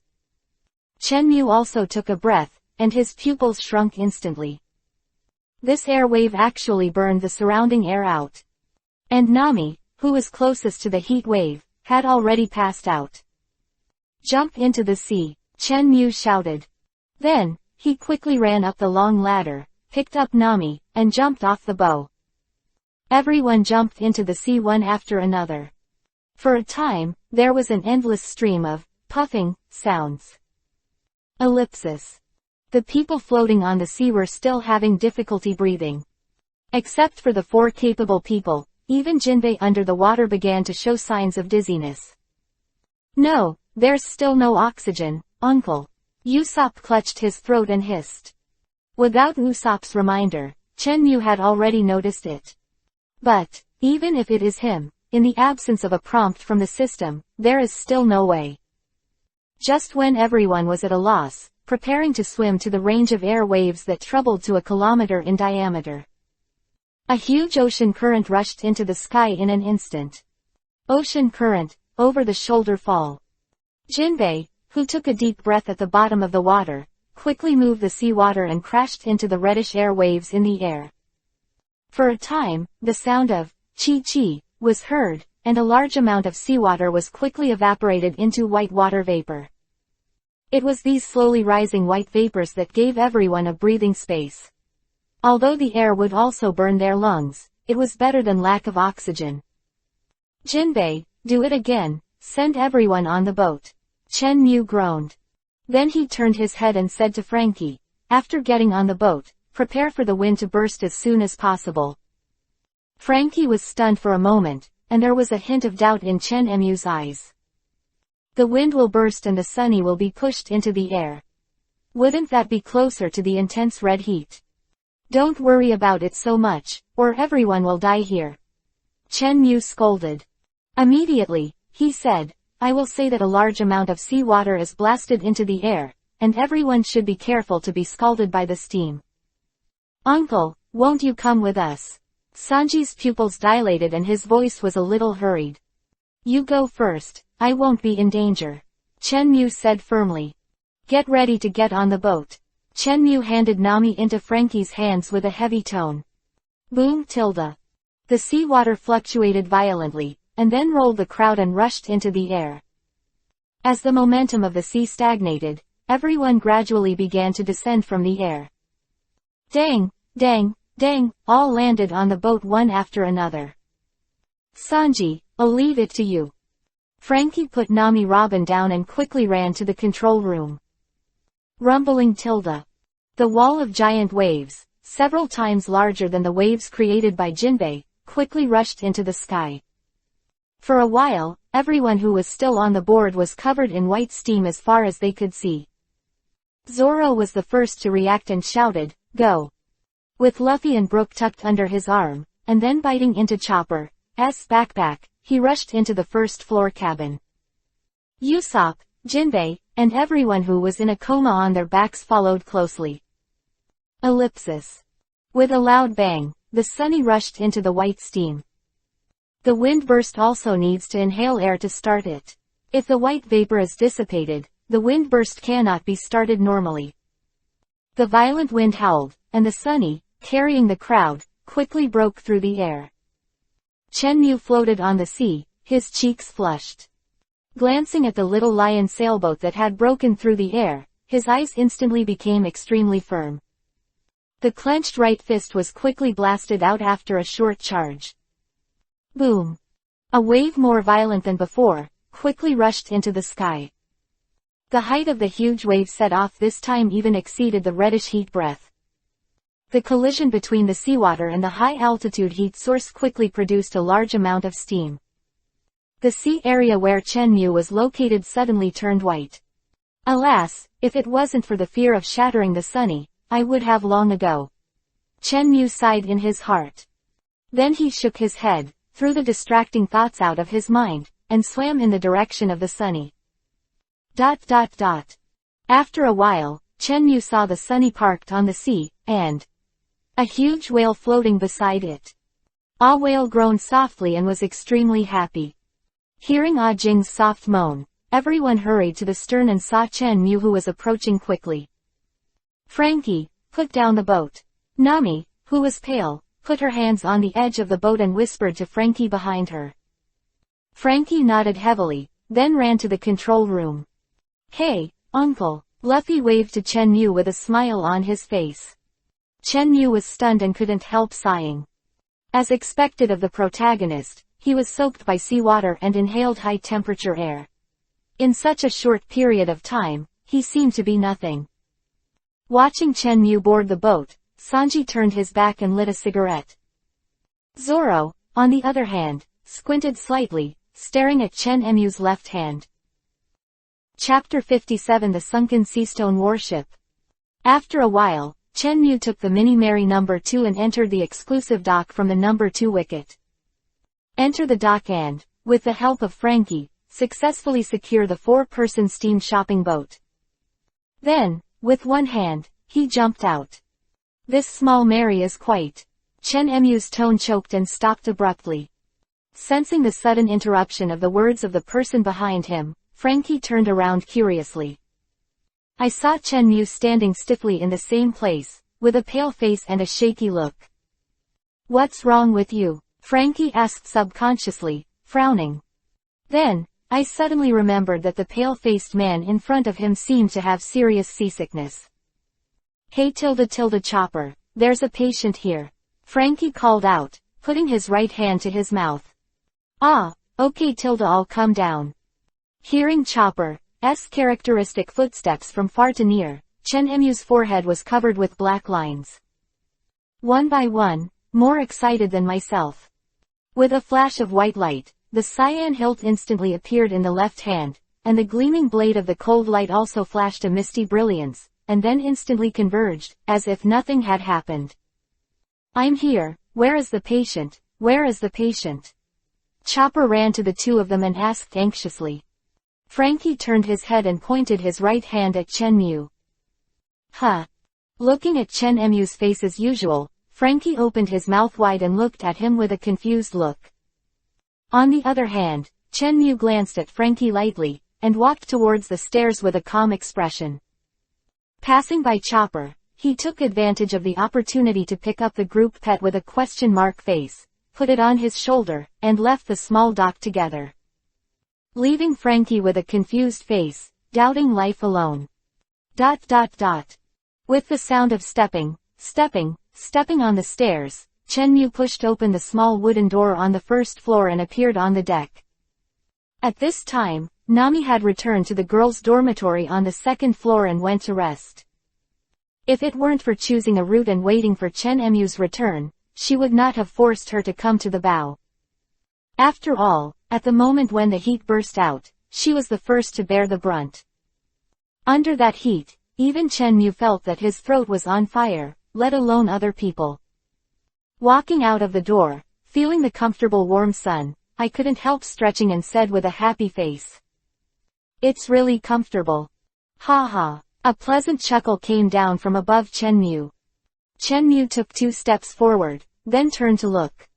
I saw Robin on the second floor, wearing a white towel, leaning lightly on the guardrail, drinking steaming afternoon tea. The aroma of tea is overflowing. Chen Mu swallowed and stared at the white teacup that Robin was holding on his chest, and said without looking back, Sanji, bring me a cup of tea too. Ha tilde. Sanji raised his head and exhaled a faint ring of smoke, pretending not to hear. Waiting for Sanji's reply, Chen Mu didn't care, still staring at the white flower teacup on Robin's chest. This teacup is really white. When Chen Mu was still thinking about it, a heavy cough came into his ears.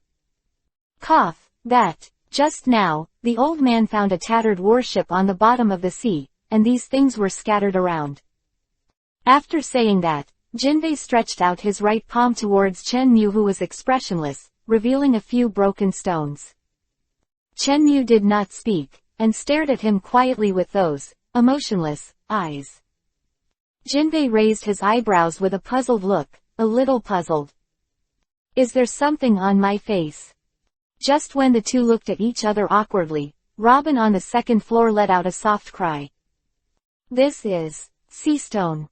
Then, in order to verify the thoughts in my heart, I performed a round of blooming. I saw a pair of white lotus-shaped arms growing out of Jinbei's shoulders and pointing towards the light blue stones.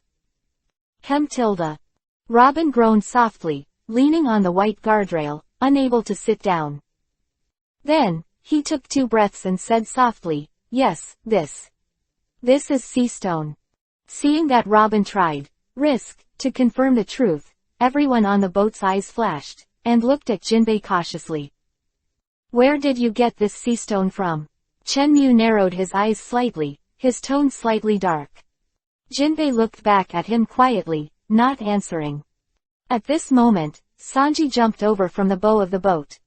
First, he glanced at Robin with a worried expression, and after seeing his Vivi shaking his head, he solemnly looked at the blue stone in Jinbei's hand. This stone, is it from that warship? Sanji frowned, his voice a little low. Jinbei glanced at Sanji and nodded slightly.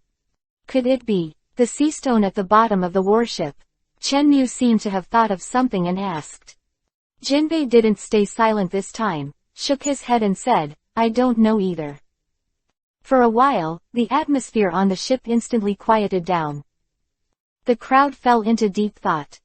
Recalled all the several battles of Vice Admiral Marine in his mind. Wrong. Marine is able to traverse the calm zone and avoid Sea King attacks, relying on the sea stone on the bottom of the ship, which is also the result of Vegapunk. With the means of this advanced scientist, these inlaid sea stones would never fall off so easily. Moreover, judging from the major battles, there are not a few warships that have been sunk. It seems that no one has ever paid attention to these warships. Warships can easily cross the windless zone and enter the New World. This technology, as long as a pirate with a normal mind, should be curious. Therefore, there is a high probability that these sea stones will not fall from the bottom of the boat. Since it's not from the bottom of the boat, it can only be.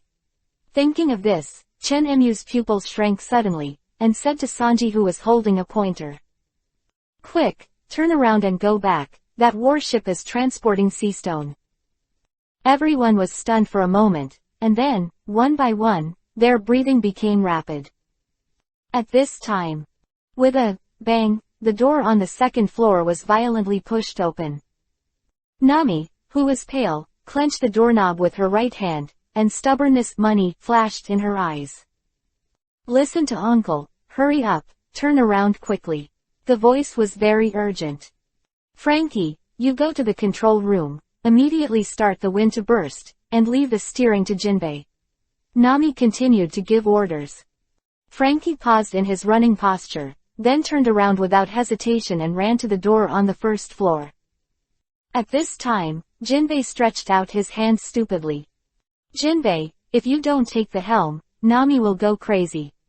Chen Mu blinked at Jinbei and said with a weird smile. Ah, oh. Jinbei turned around stupidly and ran to the stairs connecting to the bow. After running for a while, Jinbei came to the bow, held the circular steering wheel tightly with both hands, and made several laps to the right. With Jinbei's movements, the direction of the Sunny's going changed suddenly, and after slowly making a circle, the bow of the ship was aligned with the direction it came from. Fang, the direction is fine. Jinbei suddenly stuttered for some reason. Okay, Frankie, start the blaster. You're mistaken, we're not coming this way, we're coming over there. Zoro looked serious and pointed his left hand in the other direction.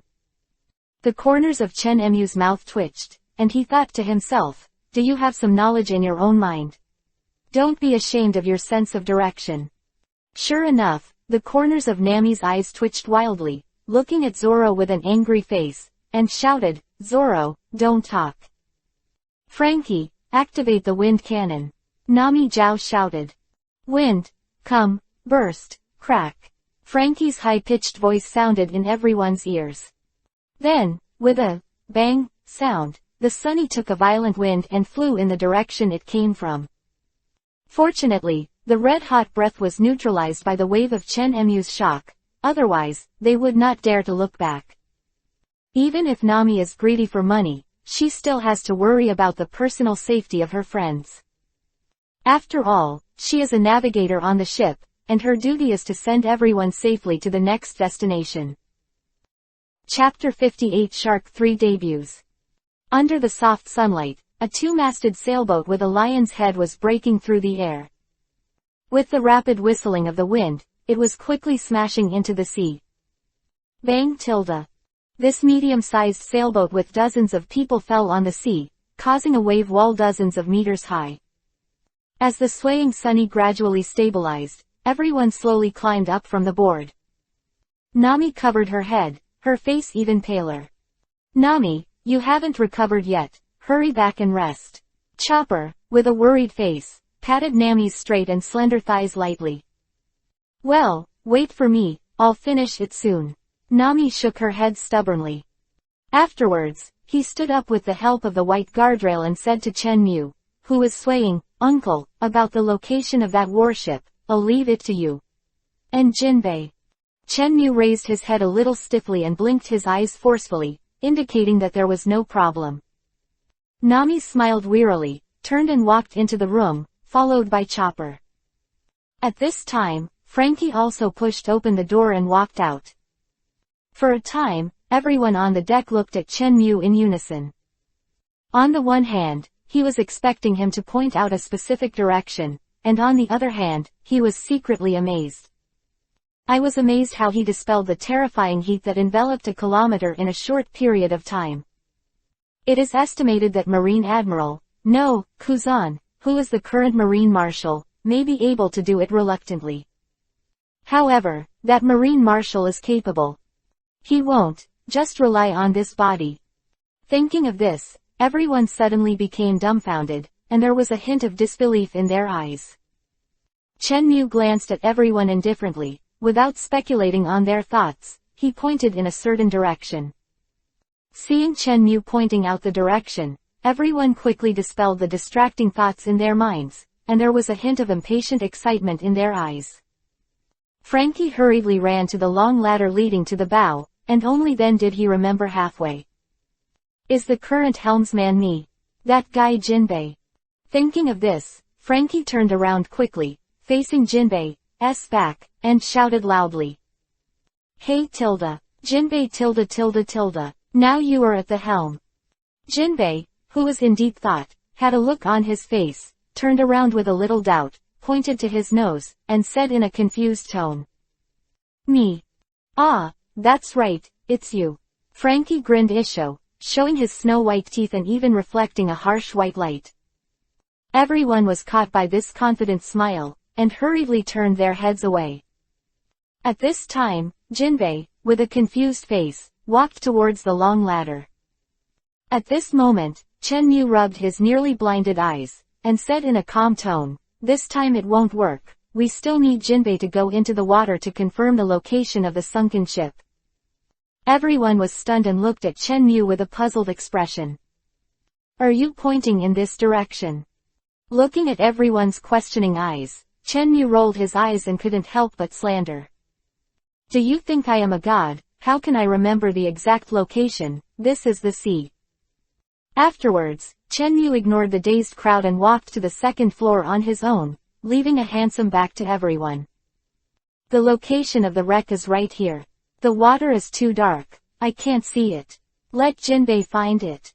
After speaking, Chen Mu closed the door on the second floor with a bang, and disappeared in front of everyone.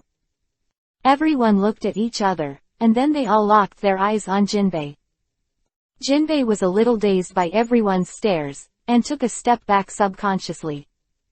At this moment, Sanji lightly flicked the exhausted cigarettes, and walked towards the second floor, saying as he walked, I'll go make a pot of tea, and the shipwreck will be handed over to you, Jinbei.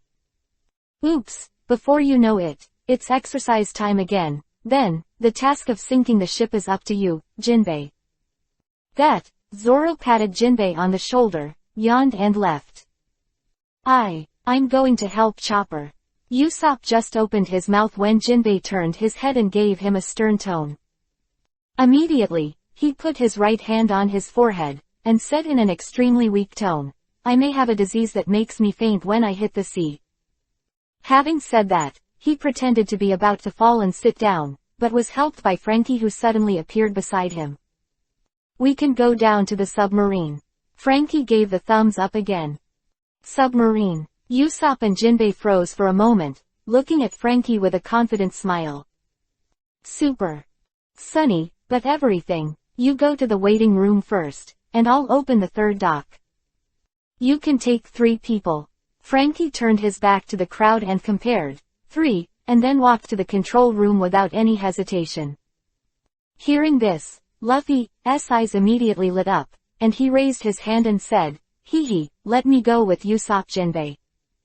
Hearing Luffy's voice, Frankie's body froze suddenly, and then he sighed. Hey, you are the captain, you have the final say.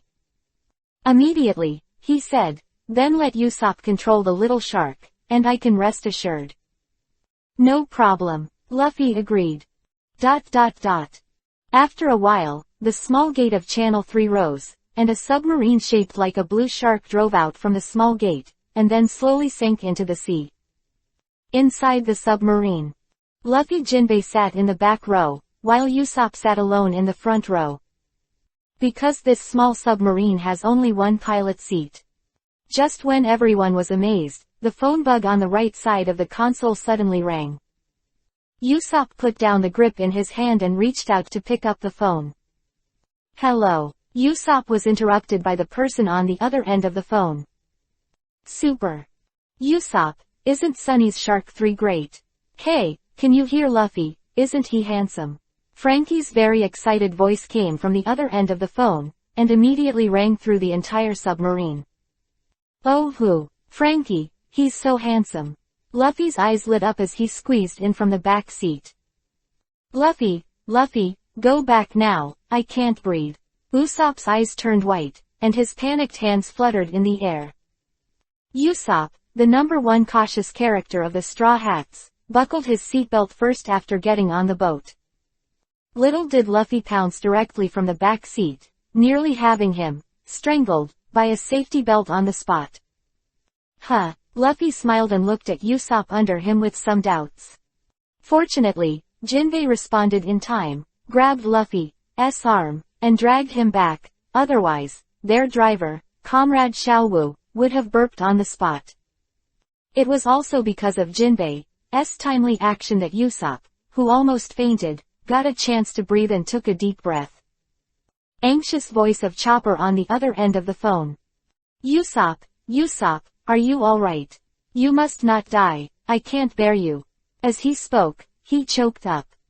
Usopp's forehead was covered with black lines, rolled his eyes, and said, I'm not dead, I can still breathe heavily now. Oh, that's good, then I'll go. Chopper's slightly crying voice suddenly subsided, and his tone instantly calmed down, and then disappeared on the other end of the phone with its unique footsteps.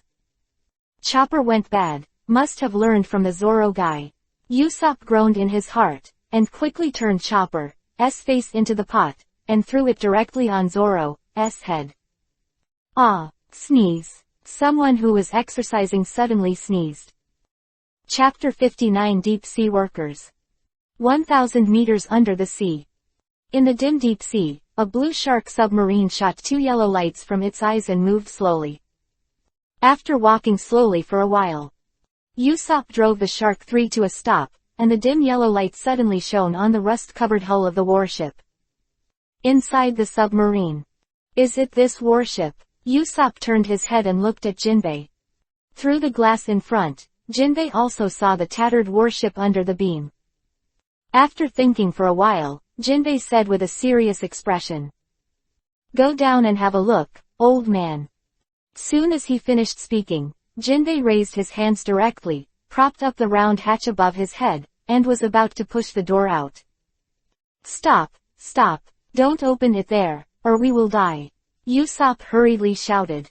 Hearing Usopp's anxious voice, Jinbei opened the door with a pause, turned his head, and said with a confused expression. How does the old man get out? At this moment, a small speaker located in the upper left corner of the console rang. Usopp, press that red button. Frankie's voice came from the speaker. Usopp looked left and right, then locked his eyes on the speaker in the upper left corner, and asked suspiciously. Frankie, you've been spying on us. I didn't, Gulong tilde. Frankie's calm voice came from the speaker again, and at the same time, there was a very strange voice. Why is this sound so familiar? You're drinking Coke while peeking at us. Usopp frowned and asked suspiciously. I didn't. Hiccup tilde. Frankie denied again. Hearing the hiccup, Usopp suddenly understood. This guy is lying. Hey, we are making money to support our family in the unknown deep sea. How about you, lying in the monitoring room, watching the show, and drinking Coke? Usopp's forehead throbbed with blue veins. Looks like you've found the warship, so don't drag it anymore. Press that red button and the rear hatch will open. Obviously, Frankie has a guilty conscience, but after 2 years of further study in the future country, he is no longer the boring boy in underwear, and now he can change the topic skillfully.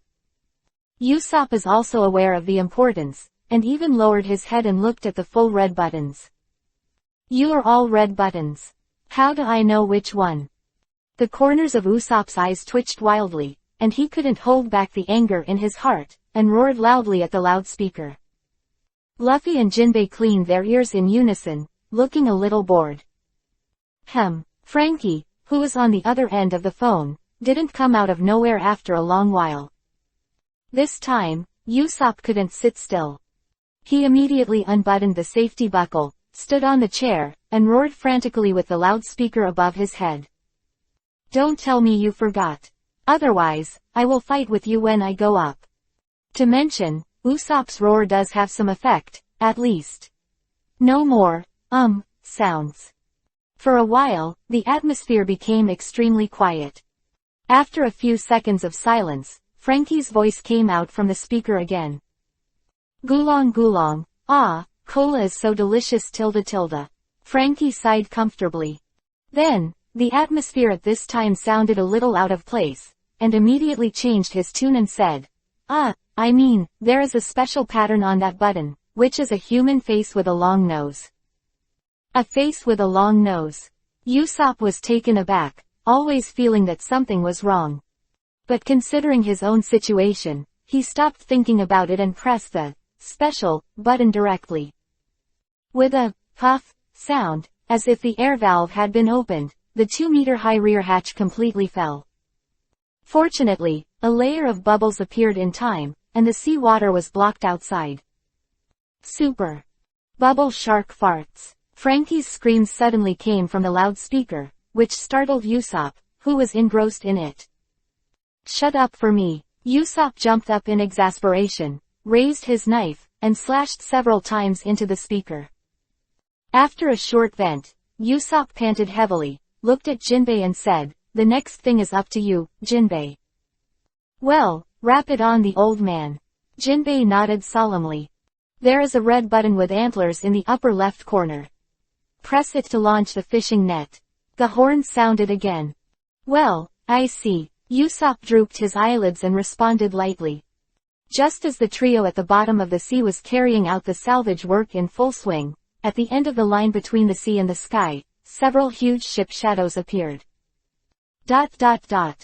Look out interior. Zoro had a warning sign in his heart, put down the barbell stacked with 10 huge discus, and walked abruptly to the window, staring at it. This is Marine. Zoro frowned and picked up the phone bug beside him. Hey, can you hear it? Can you hear it? Zoro's voice, through the loudspeaker, spread throughout the ship, and everyone put down their movements at the same time and began to listen intently. Hey, Cook, there's Marine here, can you hear it? Zoro waited for a few seconds. Seeing that there was still no sound coming from the phone bug, he casually threw the phone away and left with disgust. The observation room.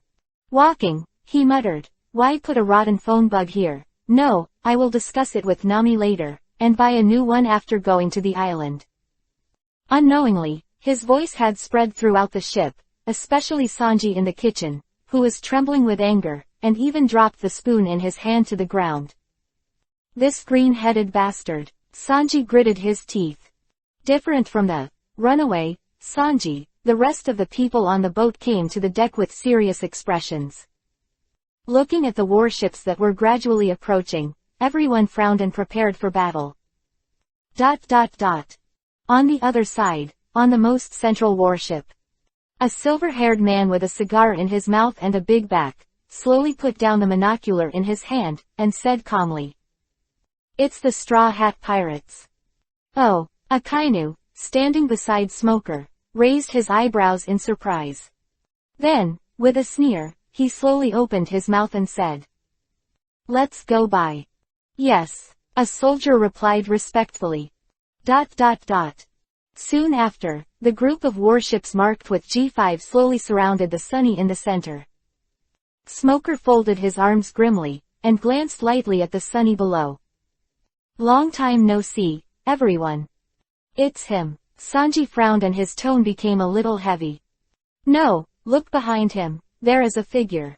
Nami, who was standing on the second floor, exclaimed. Because the huge warship was too close to block the sunlight, everyone couldn't see the figure behind Smoker for a while. He, let me find it anyway. With a sneer, Akainu crossed the Smoker and stood in front of everyone. Yes, Marine Admiral. Nami's pupils shrank suddenly, and she took a step back subconsciously. Oh, are you the navigator of the Straw Hat Pirates? Akainu raised his brows and looked at Nami, who was pale. Pause, he continued. Obviously, he has an extremely amazing sailing talent, but he chose to help these hateful pirates. Akainu took a step forward, his eyes fixed on Nami, and the expression on his face gradually became fierce. It is like a wicked tiger rushing towards its prey. No, it's a vicious dog. By Akainu Morihan's gaze, Nami trembled uncontrollably, her beautiful eyes widened, and Akainu's extremely frightening figure was reflected in her eyes. As her pupils kept dilating, Nami trembled even more, and in the end, she sat down directly and hugged her head tightly. No, I'm not wrong, and the like. Akainu alone, Nami is clearly on the verge of collapse. Nami. Everyone looked anxious. In this deadly atmosphere, a figure jumped up instantly and appeared on the second floor. Sanji's body was full of manic aura, and that was not a generous back, but it gave Nami a full sense of security. Actually, he is the one, the knight who truly protects the princess. Sanji. Nami raised her head slowly, tears flashing in her beautiful eyes. Don't worry, I won't let anyone hurt you. Sanji turned his head, Isho gently towards Nami. Huh, is it? Akainu sneered disdainfully, then turned his eyes away, scanning back and forth among the people below. After looking at it for a long time, I found that the most important, that person, did not appear in it, so I could not help but breathe a sigh of relief. Then, a cold light flashed in his eyes, and he sneered, Your captain, where is the Straw Hat Boy? Ah, our captain has something to do. Zoro looked at Akainu calmly, and responded indifferently. Then the three knives were unsheathed, and the words Hidao on the white hilt were bitten into their mouths. Chu Shui Guiche held each hand, and the black armament breath quickly entangled. When the captain was away, as a fighter, he naturally wanted to be the first to rush forward to meet the enemy. Seeing Zoro drawing his sword, everyone took out their weapons one after another, ready to fight at any time. Seeing everyone's face like an enemy, Smoker grinned and sneered, Are you going to fight? I've been waiting for this moment for a long time. Speaking, Smoker had already jumped out of the warship, holding 10 hands high, smashing towards Zoro below. The attack was swift and violent, and Zoro was unequivocal, holding his two swords horizontally and bucking the trend. Clang tilde tilde tilde. The deafening sound of gold and iron sounded, reaching everyone's ears. As for Zoro and Smoker, they didn't fight. Zoro had a solemn expression, half bowed, slipped a few meters backwards, and plowed the green lawn into 2 shallow ravines. And Smoker, also by the power of the shock, floated in the air. Ha ha, that's kind of interesting. Smoker grinned Isho, spitting out a thick ring of smoke. Then, with a sneer, he was about to pounce again. However, a crisp female voice entered his ears. Smoker Vice Admiral, please give me this enemy. Smoker was stunned for a moment, looked at Tashigi who jumped down, then nodded helplessly, and fell to the bow of the Sunny. Tashigi landed on the edge of the Sunny, pulled out his saber, and looked at Zoro cautiously. In response, Zoro frowned secretly, took down the word Hidao in his mouth, and said calmly, I don't cut women. After saying that, he turned around and walked towards the Smoker on the bow. Hey, you seem to have forgotten me. With a sneer, Akainu stepped on the stone guardrail on the bow with his right foot, his left arm turned into a giant lava fist, and the terrifying high temperature and thick smoke spread out to the surroundings.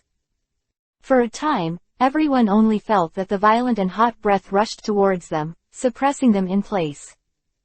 Damn, is this the enemy Luffy faced back then? Sanji clenched his teeth, not daring to relax. Nami, who fell behind him, lowered her head and pursed her lips. After struggling for a while, she slowly stood up from the ground. I can fight too. Nami's tone trembled. Nami, looking at Nami's shaky body, a hint of shock flashed in Chopper's eyes. Although Sanji didn't look back, he could definitely feel the will of the person behind him. I will never let my partner fight a powerful enemy alone. Nami pursed her pale lips, trying to suppress the fear in her heart, and aiming the weather stick at Akainu aloof. Although people don't say it. But 2 years ago, Luffy went to Marine headquarters alone and was forced to fight countless Marine powerhouses, leaving an indelible trace in their hearts. In order not to let the captain of the family carry the enemy alone, in order not to separate. What if you were Marine Admiral? We're still going to kick you out. At this moment, a lazy voice entered the ears of everyone. Ah, what a coincidence, we meet again. Hearing the sound, everyone turned their heads in unison and looked at the bald man on the 3rd floor. I saw a white bath towel wrapped around his waist, a cup of steaming black tea in his hand, and he was looking at Akainu calmly. Looking at the calm Chenmu, Nami and the others were all startled, and they couldn't help thinking of the Dragon Palace City, Chenmu's record against Admiral Fujitora. Yes, the uncle can fight against Admiral. Although the battle ended in a draw, there was no defeat in the end. Thinking of this, Nami's frowning brows loosened and she smiled. Trotted briskly all the way, ran behind Chenmu, pouted pitifully, pointed at Akainu with fierce eyes and said. Uncle look at that Marine, he just planned to sink the Sunny and let us sink into the sea. Chenmu raised his eyebrows, looked at Nami, who was holding his arm tightly, with a strange expression, and said with some amusing, did he really say that? Yeah, Nami nodded vigorously. Then he wrinkled his little nose, pointed at Akainu's smoky left arm and said, look at the constantly dripping lava, if it drips on the Sunny, wouldn't it be a big crater? Thinking that Chenmu didn't get the point, he hurriedly added, the maintenance fee for the Sunny is very expensive. I don't have much money. At the end, the voice is getting smaller and smaller, it seems. Guilty. Hearing this, Chenmu couldn't help shaking his head and smiled bitterly, thinking. You don't have any money yet. Just this month, the Bailey you smashed out of me back and forth will not be less than 30 million. Of course, I thought about this in my heart, and it was impossible to say it. No way, men who have been single for a long time are basically soft-hearted towards meeting girls. Naturally, Chenmu was not exempt from the vulgarity. Thinking that he had been lonely and widowed for so many years, Chenmu laughed at Isho, turned his head, and said softly to the poor Nami, I'll go talk to him. Let's talk. That, he put down the delicate teacup in his hand, raised his eyebrows at Akainu in the distance, bent his feet and charged up, and made a gesture of jumping over.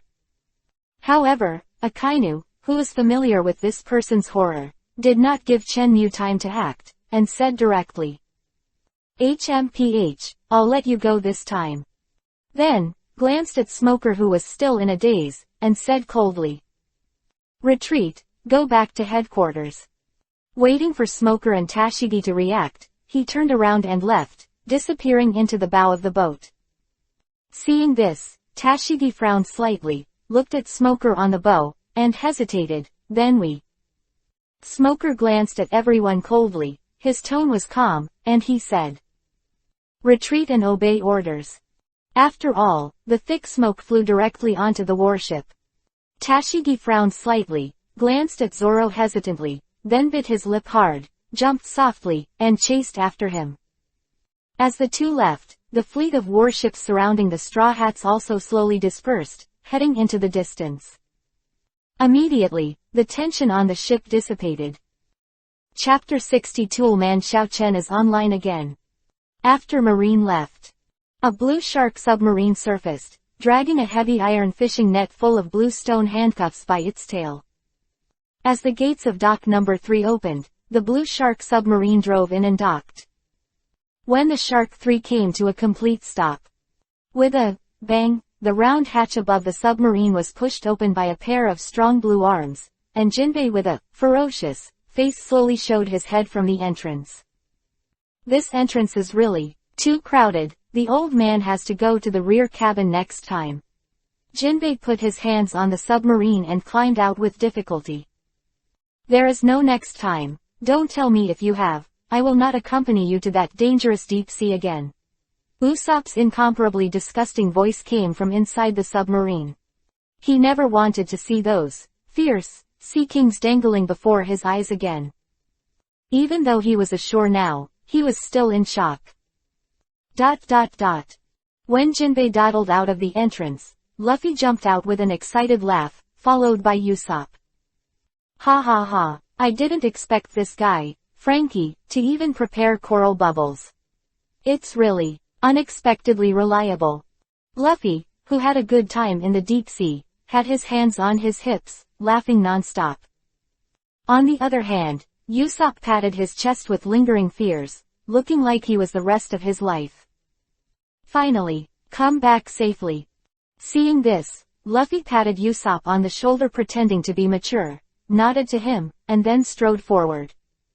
He walked, he waved his hand and said, I'm a little hungry. I'll go up and pick some oranges. Looking at Luffy's retreating back, Usopp always had an indescribable strangeness. He couldn't figure out the key point, so he shook his head helplessly and followed.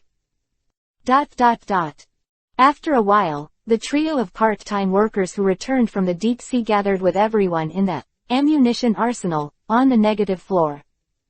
The crowd formed a group, looking at the pile of seastone handcuffs on the ground, lost in thought.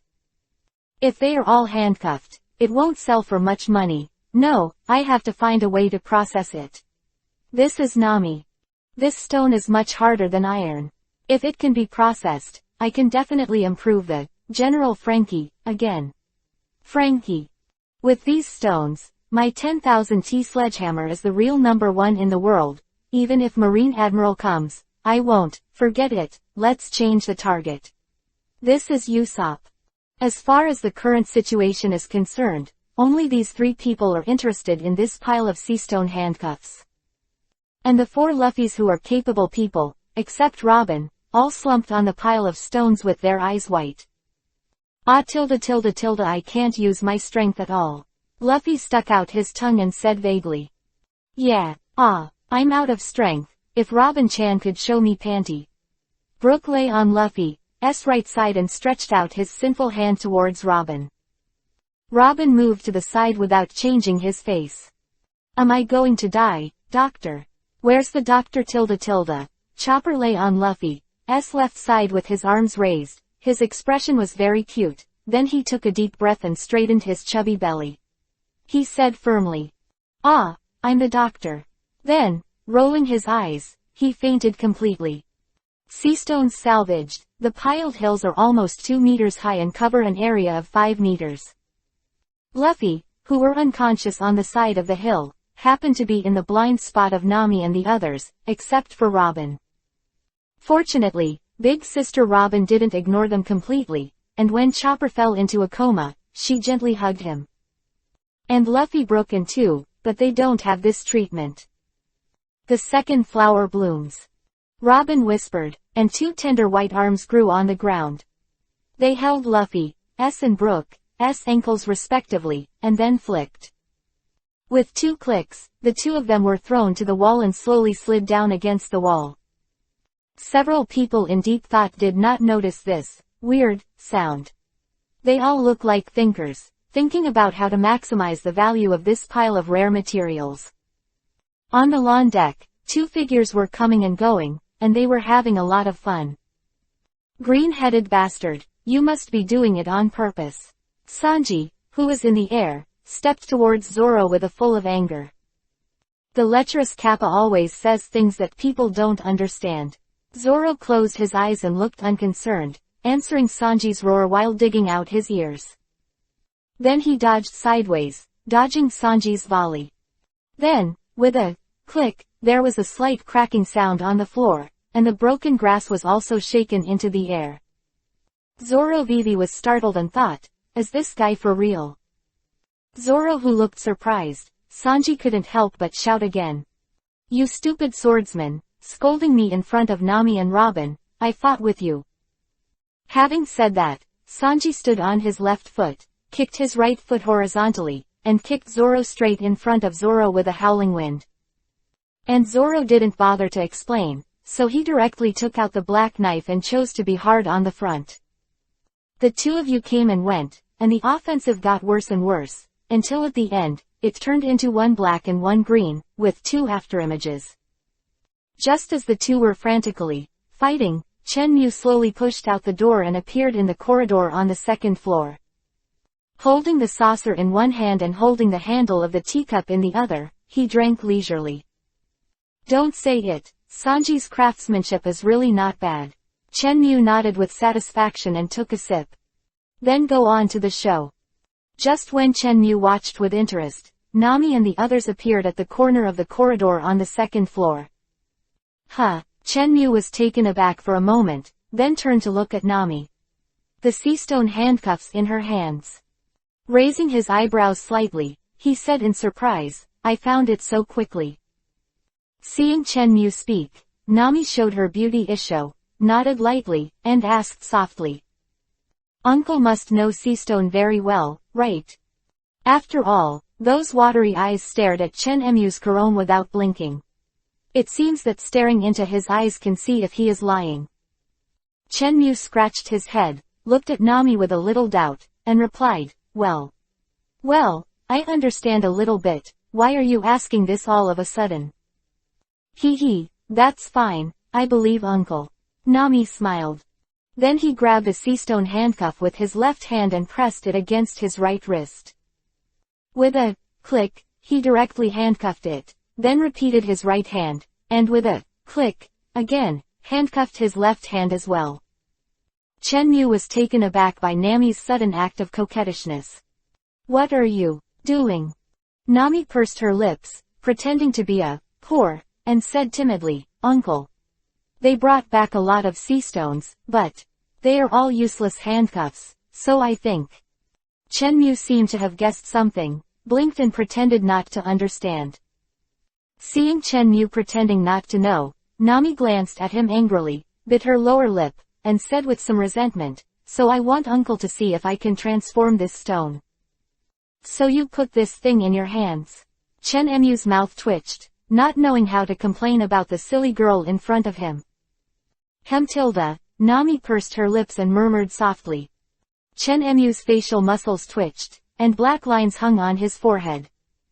My dear, the hardness of this broken stone is comparable to that of a diamond. You don't ask me in advance if I can open it, but just put it on yourself. What a brainless. Vivi complained for a while. Chen Mu calmed down, and looked at Nami's chest. The hands that were tied to her chest. Handcuffs. Beautiful. Wait a minute, why does this look familiar to me? Chen Mu couldn't help but complain to himself. Chen Mu, who knew that he was about to think wrongly, hurriedly shook his head and threw the strange thoughts out of his mind. Then pretended to be deep. Let me try it first. After saying that, he put down the teacup with his right hand, and then bent his 5 fingers into claws, aiming at Nami's chest. The handcuffs on his chest, and stretched it straight out. At this moment, the flow of time became very slow.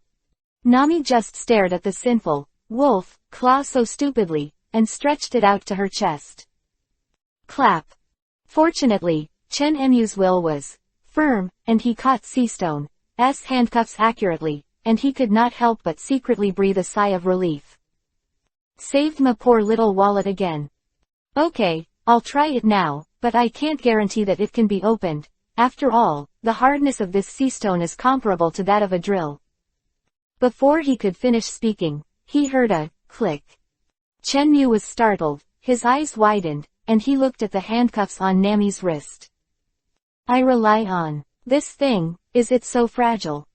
Nami's beautiful eyes lit up, and she looked at Chenmu with a hint of greed. That's right, it's greed. Looking at Nami who was staring at him, Chenmu couldn't help but take a half step back. What do you want? Uncle I just want you to do a little favor. Nami gave Chenmu a wink, her tone full of feminine and pretentious. Chenmu subconsciously swallowed his saliva and took another half step back. You're not going to crush these sea stones. Immediately, he questioned again, if these stones are broken, wouldn't they be even less valuable? Nami said to Chenmu's charming Isho, Uncle gently squeezed this stone as hard as a diamond and shattered it. Uncle, if you control it a little bit, won't you be able to squeeze out the desired shape? Without waiting for Chenmu to speak, Nami said softly again, if it's an uncle, it's definitely possible. Chenmu twitched the corners of his mouth and said hesitantly, crush it. I can do it, but it seems a little difficult to shape it. Even if it's an uncle. Nami looked at Chenmu with hope. Okay, of course I can. I'm very good. This is the most important dignity of a man and must not be lost. Although Nami may not understand the connotation, Chenmu will never allow himself to bow his head first. Seeing Chenmu who was suddenly in high spirits, Nami's expression froze, and then quickly changed back to a smile. Vivi leaned forward and whispered, Uncle, sea stone's most valuable shape is a bullet. After finishing speaking, without waiting for Chenmu to react, Nami turned around directly, with her hands behind her back, and jumped away. Bullet. Chenmu Vivi was stunned for a moment, and then, he suddenly remembered the prop that had been dusted by him for a long time. I think I still have some stock.